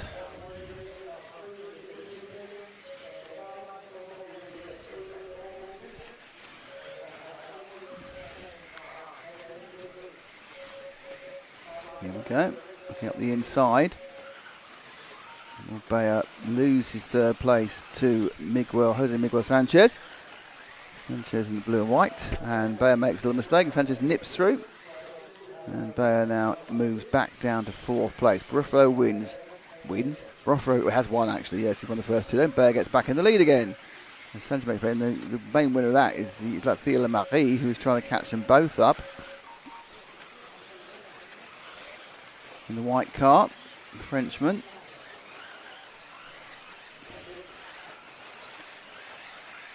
The lead for Buffalo now 10 seconds.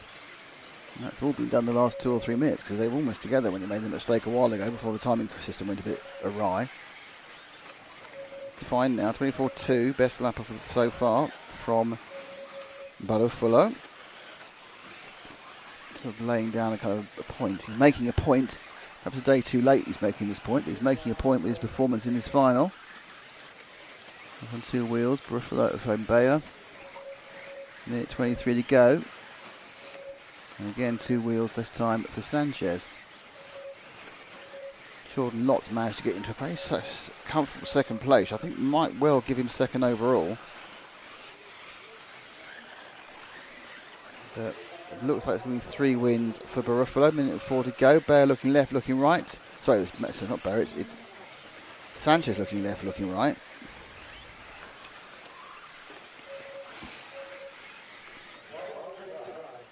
In fact, Lamarie now is having a go at Sanchez as well as they battle over 3rd, 4th and 5th. Buffalo 11 seconds out in front.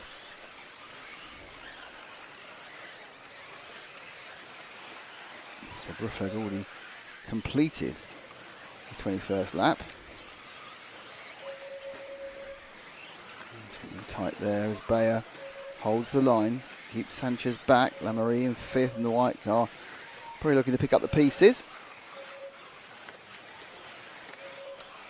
Already on the probably it's his final lap actually, so I think we may need to try and find our leader. Can we find our leader? I think it's further forward than that, isn't he? Car 1, white pink, there he is. It's going to touch and go, but he's going to get caught by the clock on this one. Bounces over, he does, and Buffalo wins his 3rd C final leg. Second place will probably go to Jordan Lott. Bit of movement around. Lott does pick up second. Just waiting now. There is Marco going. Did I win? Yes, you did, Marco. Well done. 23 and 10 flat he got there.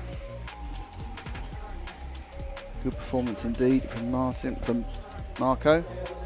There's your result.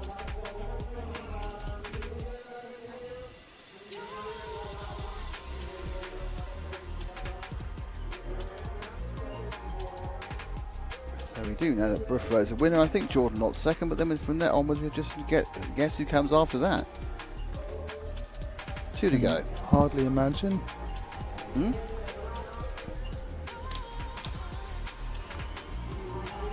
B-main. B-main. 1 to go. B-main. Well, Ryan Donovan's it's all kicking off. I've got 99p for Ryan Donovan. Thanks, Amazing. Ryan. Thanks, Ryan. This is not exactly Tom Cockerell's levels of fundraising, but I've got 1 member and 99p. Have you welcomed the member? Yes, very much so. Very good. I explained his benefits as well. Fantastic. And thanks to Ryan, who's already a member, for donating 99p, which we'll spend on some popcorn. Thank you for Kevin Mendes for saying thank you. It's very nice of you.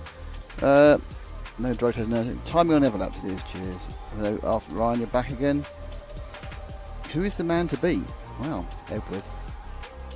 You could Police say. are here. You could. Are they? Yeah. Well, I've just driven up the side of there with the blues and twos on. no, that's probably just a bad drone person. Person to beat currently is Coelho because he's got the points in the bag. Now on the B main, well, it's already finished. David Todd has won the B main. Now whether he's actually going to turn up and be the first person who actually doesn't race 3 legs, I don't know. Everyone else has. The previous 4 people, the 5 people who won in 2 legs, have gone for it. Will David Todd go for it is the question. Will he also break the unwritten rule, which obviously needs to be written because it's getting broken all the time? Thank you to JConcepts being our title sponsor, Hobbywing, Euro RC, El Saram, S-Works, Mibo Sport. You got an hour to use our 8% discount, and X-Ray.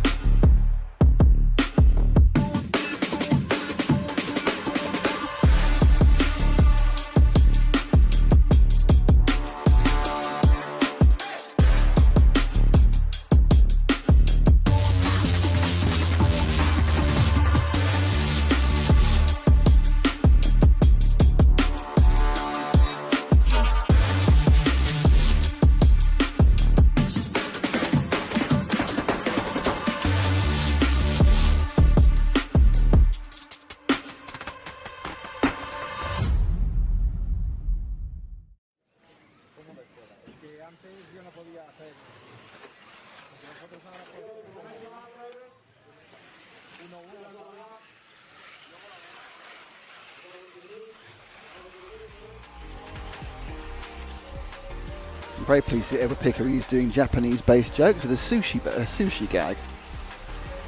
What did sushi A say to sushi B? Wasabi? Obviously, you need to have a knowledge of late 90s or early 2000 Budweiser adverts. What's up? What is that? Cardsman, too. He's offering us a popsicle. It's very sweet to him. Okay, let's go on to the main camera. Is David... Oh, look at that. David Todd. Round of applause. Well done, David. Well done, David. Only... Oh, hang on. Oh, no. Take that round of applause back. Because he turned up late. Well, you know, he is a B Euros champion. Well, no. Have a fourth go. Go Do you know what? I genuinely thought he wasn't going to be here. And then he turns up, and now I'm upset. Perfect. Perfect. Perfect. Perfect, baby. Perfect. Kieran's not happy with it, but... No, okay. No, I'm not happy with it either. There was quite a good moment earlier when Javier did this. He pushed the car, and it rolled back exactly as far as he pushed it. David Todd has won this. Who will come in a different position? Pekka Ivanen has the best score at the moment, but it could be anybody's game. It could be anybody's. There's a few people who can't win it, but you know what I'm saying. Let's rock!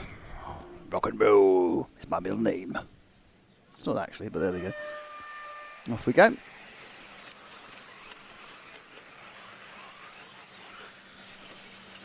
And into the lead has gone David Todd. So is it a thing that only the A finalists don't do all three finals? And it's just we kind of think it's every final. I'm sure I've been to other finals where the people haven't done the third one. Definitely an on-road. Yeah. Maybe it's a tent scale thing. Could be. Could be an off-road electric thing. No, I want all my value. I want to burn more tyres.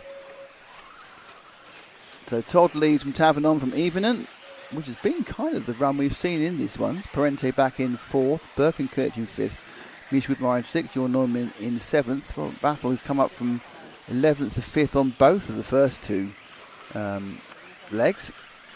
And is down in 9th. But he's 2 up from where he started. So Todd climbing up the hill, dragging Hugo Tavernon with him.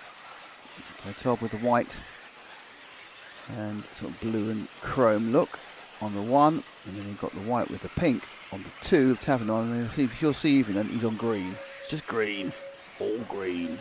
Tavernon went very wide there and lost a lot of drive going on. That's all the dust on the far side of turn 1.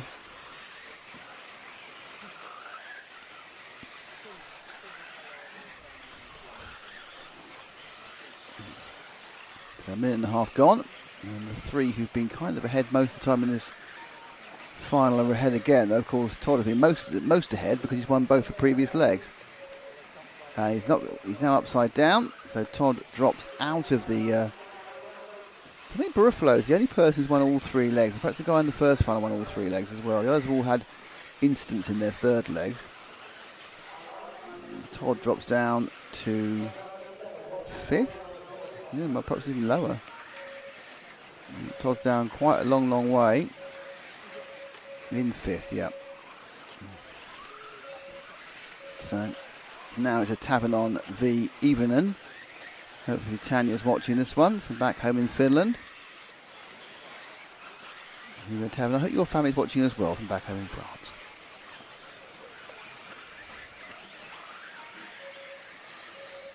Oh.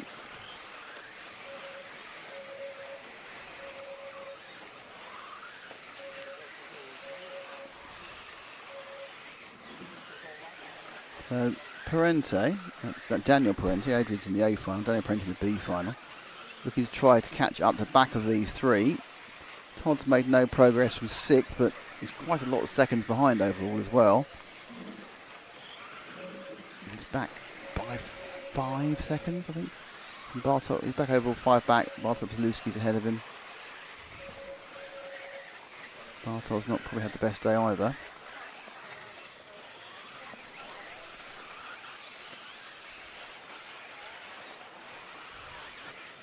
The row about the A1 event continues on my message board.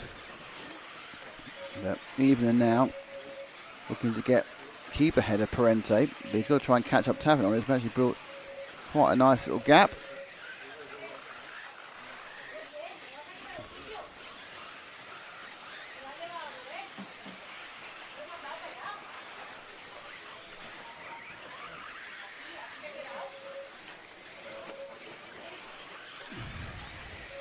The police are here apparently, but they want to see the final as well.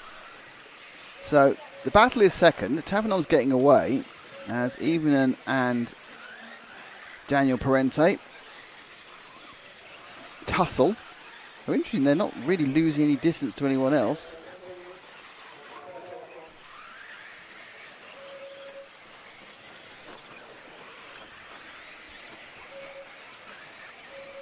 Oscar Navarro moving into fourth. Ahead of your Neumann. Lucy had a bad one. Dropped right down the field. Probably actually Lucy has a problem. Looks like it might be out, unfortunately, this one, but it's the third leg. He wasn't going to win the final at this point. But it's Tavernon, whose lead is now 2.3, and these two have been scrapping from moment one. Even just trying to stretch a little on Daniel Parente, but I think that's just the various coming and going of all this stuff.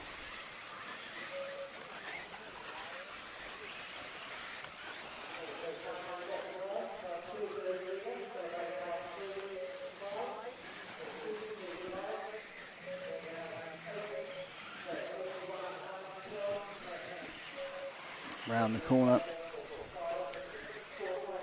goes the Mayako of Beko Evening. He's been freed from having to talk to JQ this weekend. He's not here. He was also freed from his luggage as well, which didn't arrive until a day late. So he did the practice with basically just the car, the body shell and the batteries, and borrowed everything else.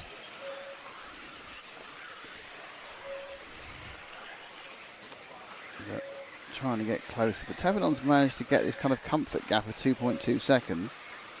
Evening's just about eking ahead of Daniel Parente. There's your leader, wishing out of screen there.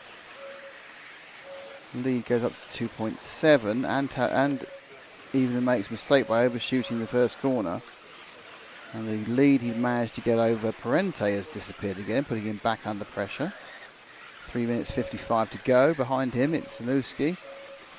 Oh, so that Bartosz Zaluski problem was a timing problem. Everything's fine. Sorry to worry you Polish fans. It was obviously a timing issue that dropped him down the order. He's back in fourth. Then you've got Navarro, Neumann, Todd, who is just here for the beer because he's already won the final.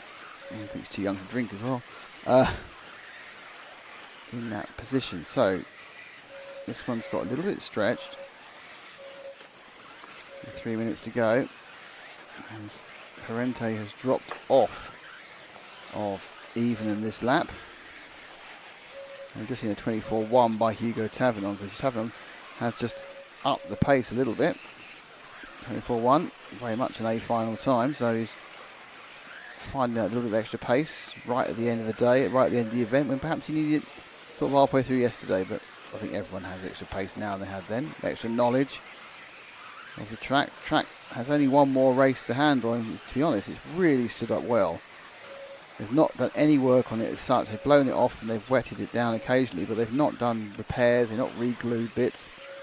And the actual strength of it really held together. Well done to Miguel from Buggyland, who designed it and built it. And there is apparently there is a substrate being held together with something, but it's not that hard packed glue you see a lot of circuits these days, and certainly not the hard packed glue we'll be seeing in 3 and a bit weeks' time when we go to Barcelos for the European Championships. So, quick right-hand turn there, and still no nearer. Let's move to Tavernon. Oh, hang on.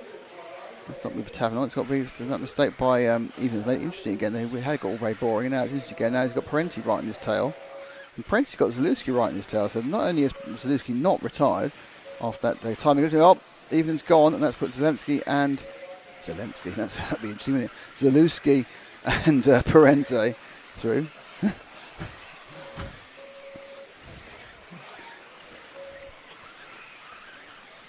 Is that as bad as Van Helsing? Frank wants a vampire hunter. I want the man who's in charge of Ukraine in the race. So Zalewski up into third, a bit to go in the blue and the pink, and then Parente just holding it back in that second and third position. Waving at us from the Spanish federations. There we go. Just down to the last minute of the B final, which means we're getting nice and close to the A final, which is what really counts. The last race of the day will go off on time in about 4 or 5 minutes' time. Hugo Tavernon. And we'll come back to him. We'll have a look at a bit of Hugo for his last lap or so. But there is a battle here between Parente and Zalewski, Bartos.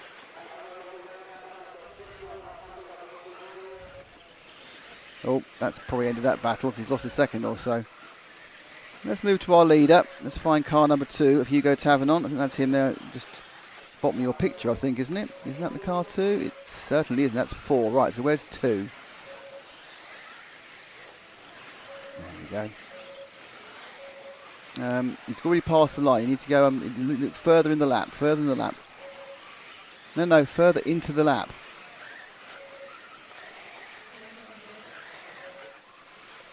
There we go. That's his last lap. 4 seconds to go. Hugo Tavernon. There we go. In the blue and the pink. Oh. Slightly bumpy. Everyone else has finished. He's got his lap of honour. Parente. Then Zalewski finishes. Then Navarro, Neumann, Evenen. But here's your winner. It is Hugo Tavernon. Well done, Hugo. Win the B.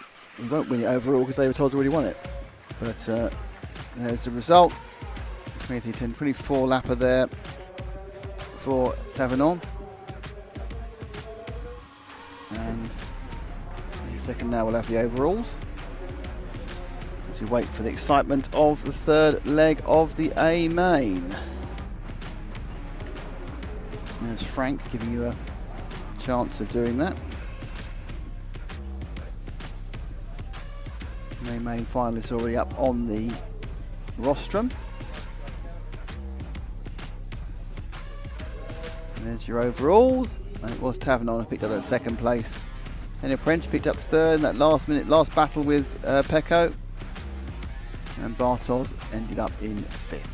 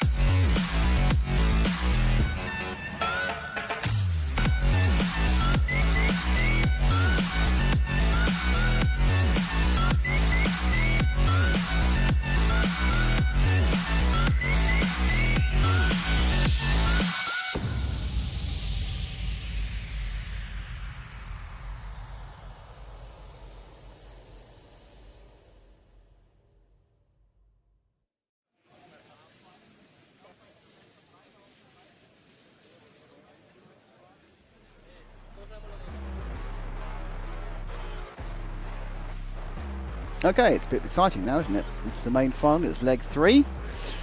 And we need to tell you that currently it is between Mr. Ongaro and between Mr. Coelho. Bruno Coelho won the first leg after a controversial coming together between Canas and Ongaro.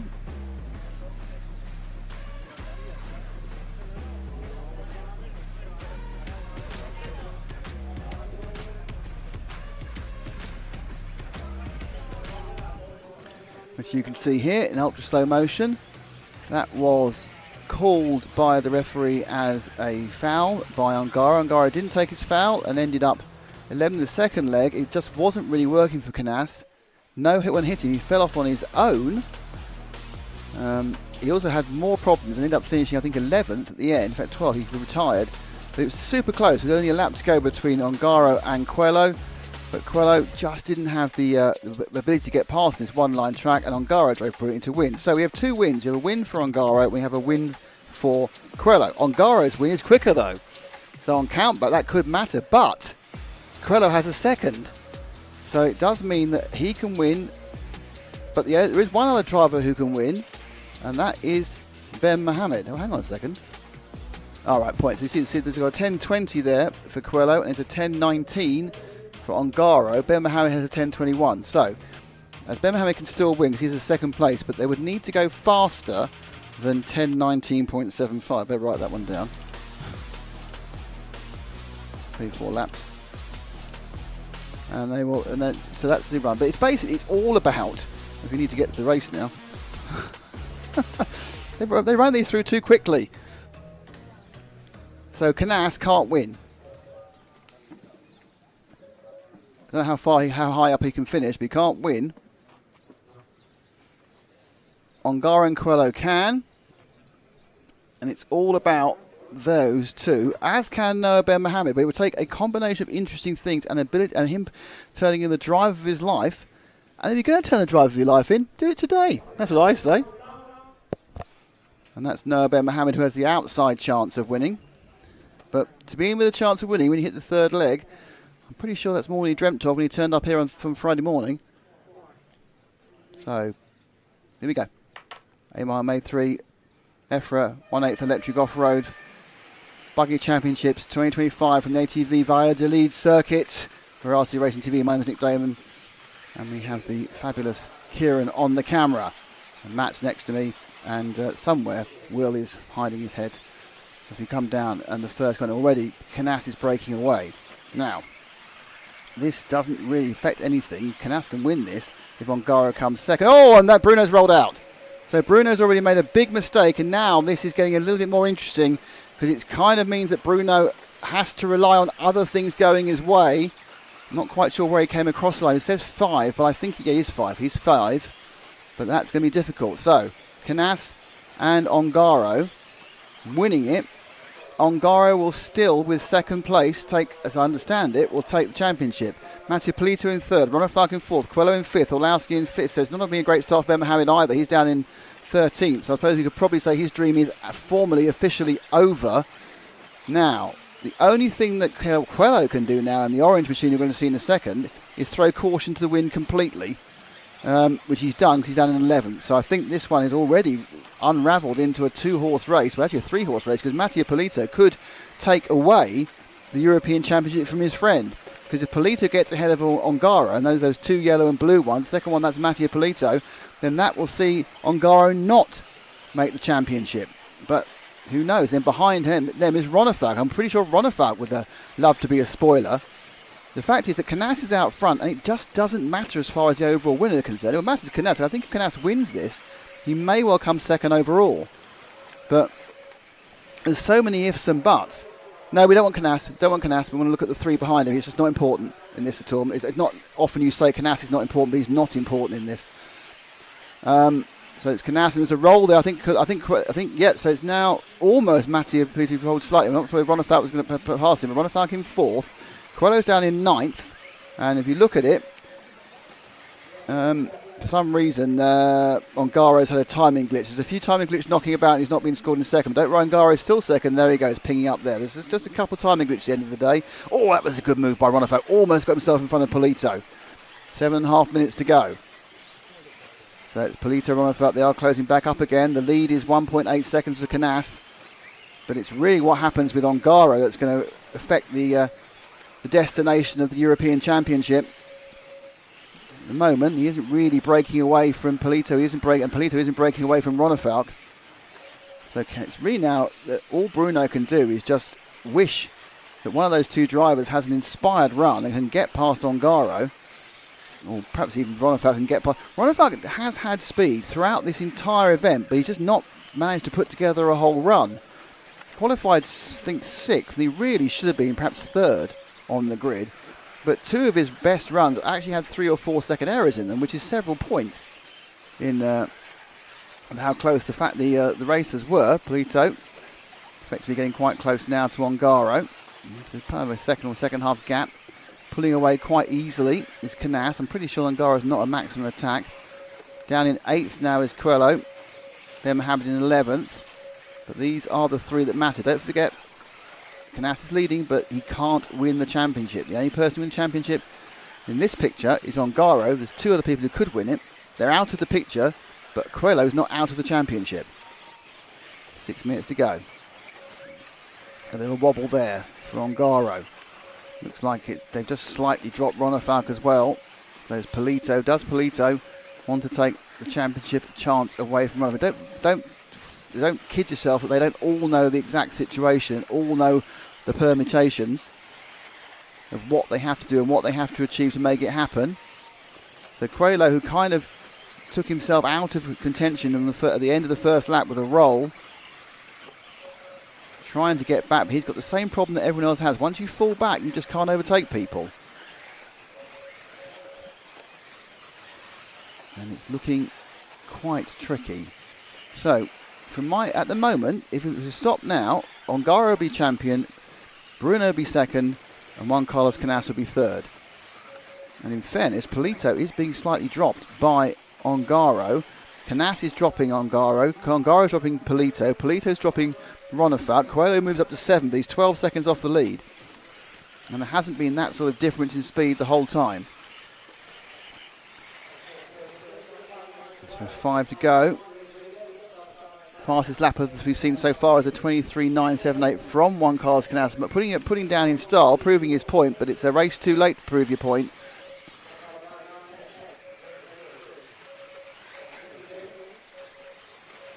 And here they all go. Ronafalk looking to get, this is the third and fourth battle. Ronafalk really looking to try and get past Polito. And kind of settling down. Polito's just about 1.6 seconds behind Ongaro. Ronafalk, as you can see, 1.1 back. There's 4 minutes 20 to go. The tension must be pretty high on it because it's one mistake by Ongaro. Like the rollout we saw from Canas in heat 2 or leg 2. And he's going to fall behind Polito and possibly fall behind Ronafalk as well. And more importantly, fall behind Coelho in the championship standings.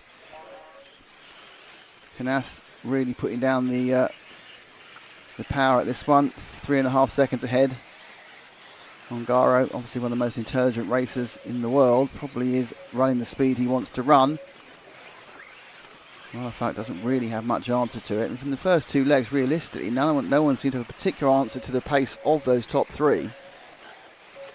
Coelho now in 7, Ben Mohammed in 8, Boots in 9, and Orlowski in 5. So there's no real chance of Coelho getting through.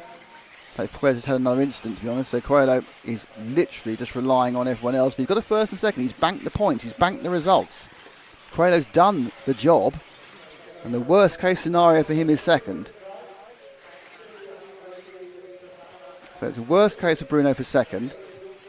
It's the best case for first. At the moment, that's not what he's getting because the man in the outside of the picture, move forward to Ongaro, the man in this part of the picture, Davide Ongaro, he is getting he'll be getting the accolades, the silver trophy and everything else, and he'll be retaining his European Championship if it stays like this, based on 1 second difference in the races they won in leg 1 and leg 2.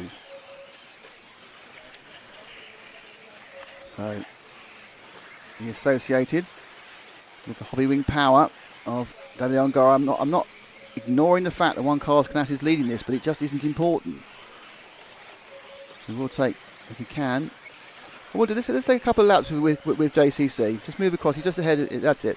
We'll take a couple of laps with JCC. It's only fair, but we won't probably take him over the line because it's more important to get Ongaro over the line.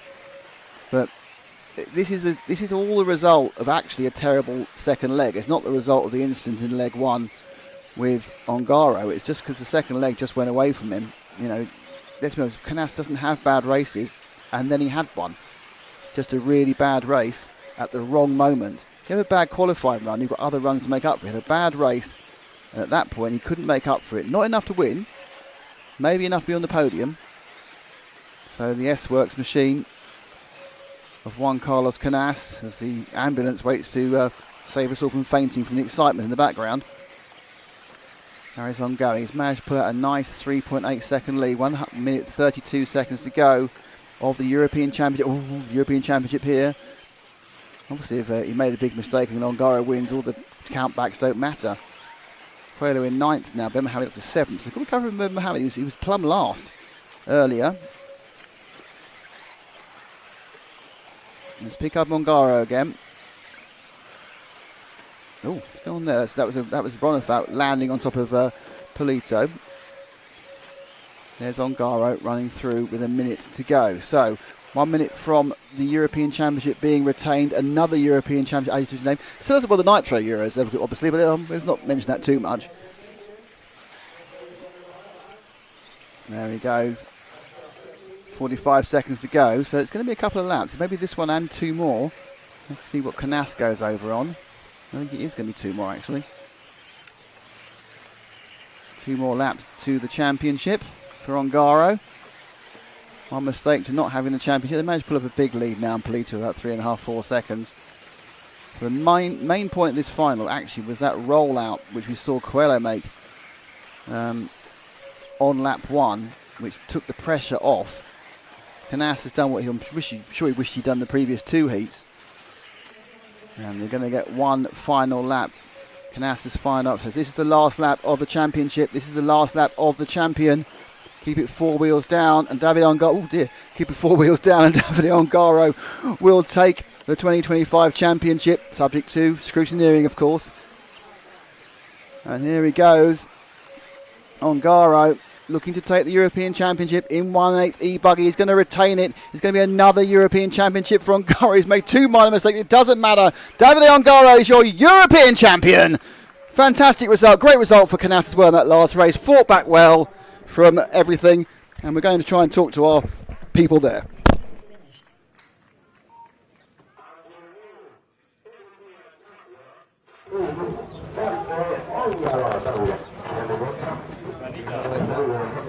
So,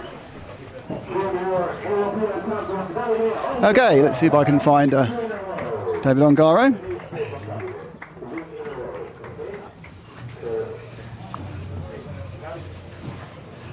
Okay, ready? I need to get you in. I need to make sure you're in. Come here. Davide, congratulations! You won it. It was a difficult 3 legs. That last one, were you pushing or were you just going at your own pace? No, I was like, I just tried to stay in front of Bruno, which was my goal in the third main. I saw Juan Carlo was a bit quicker because he was on used tired, and he has to make a first place to finish in the podium. And yeah, I tried to save my race and try to do well in the last one because of the first one, which was not so good. Another European championship, sorry. Still not the big one though. Yeah, I mean, I will try this year for sure in Portugal.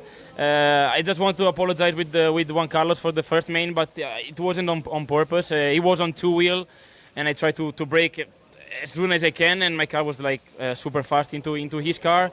But at least I take my penalty. I finished P11, so we had the chance to fight in the second and third main. So yeah, here we are. Great stuff. Congratulations. Another European champion. Well done. You guys, thank you. And another awkward handshake as well. Thank you. I want to say thank you for the help to everyone. Tom, my dad here, Team Associated, Adrian Bertin helping me with the shock package, my mom, Tom, my girlfriend, everyone, and you guys. Thank you. Thank you for the you guys. Cheers, man. Davide Ongaro. Sorry, Davide Ongaro, your European champion. 2 in a row. 2 in a row, absolutely. We've retained it.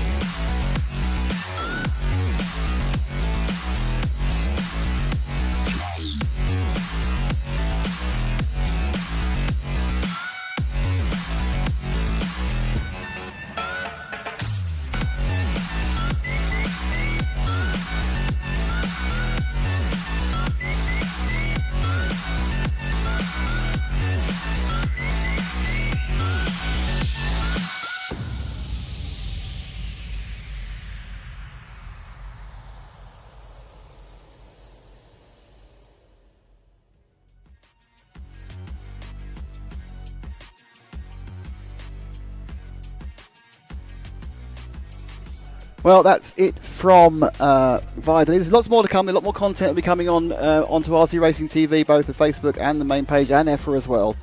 As we will talk to the second and third finishers as well, get their feelings. But fantastic event. I think you have to agree. I'm sure Matt would agree. It's a fantastic event. The Vitally Club have been fantastic. I'm saying fantastic too much now.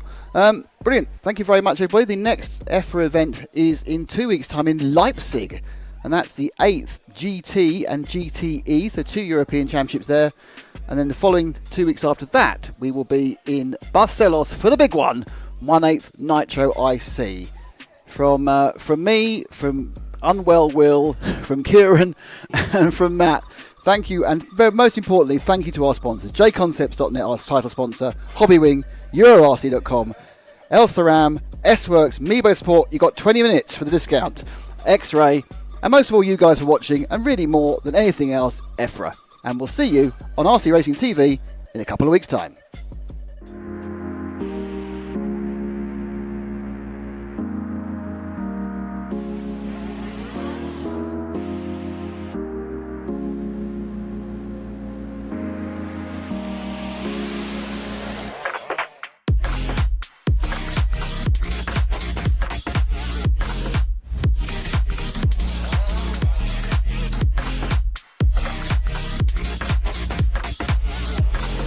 On him now, we got the Mink Rinker on. Now it's a four-way battle. Poleman is being run back to the pits. Our Poleman is going to miss the start. Oh no! Hatler's going with Ben. Ben and Hatler right together now on the last jump. And Ben's on the inside! He's got him!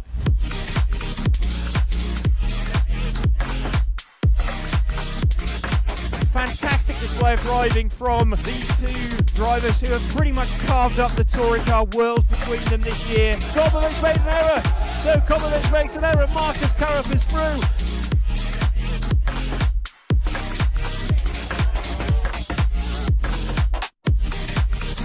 To take the most amazing European Championship, that is absolutely unbelievable.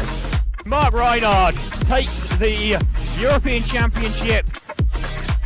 Yeah, it had to be a while, man. Waiting for it a long time again. And crossing the finish line for the last time, Dario Balestre is our 2024 European champion. As always, another title. Dario Balestre got to stop and go in the penultimate lap. Still hang on to the lead there and take the win. The four-wheel drive European champion for large scale, Van Helmen. And the winner, your European champion, is Juan Carlos Canas. Davide Ongaro, associated European champion, and didn't he deserve it? Bruno Coelho is your champion. Michael Olowski then comes across the line to win the European Championship.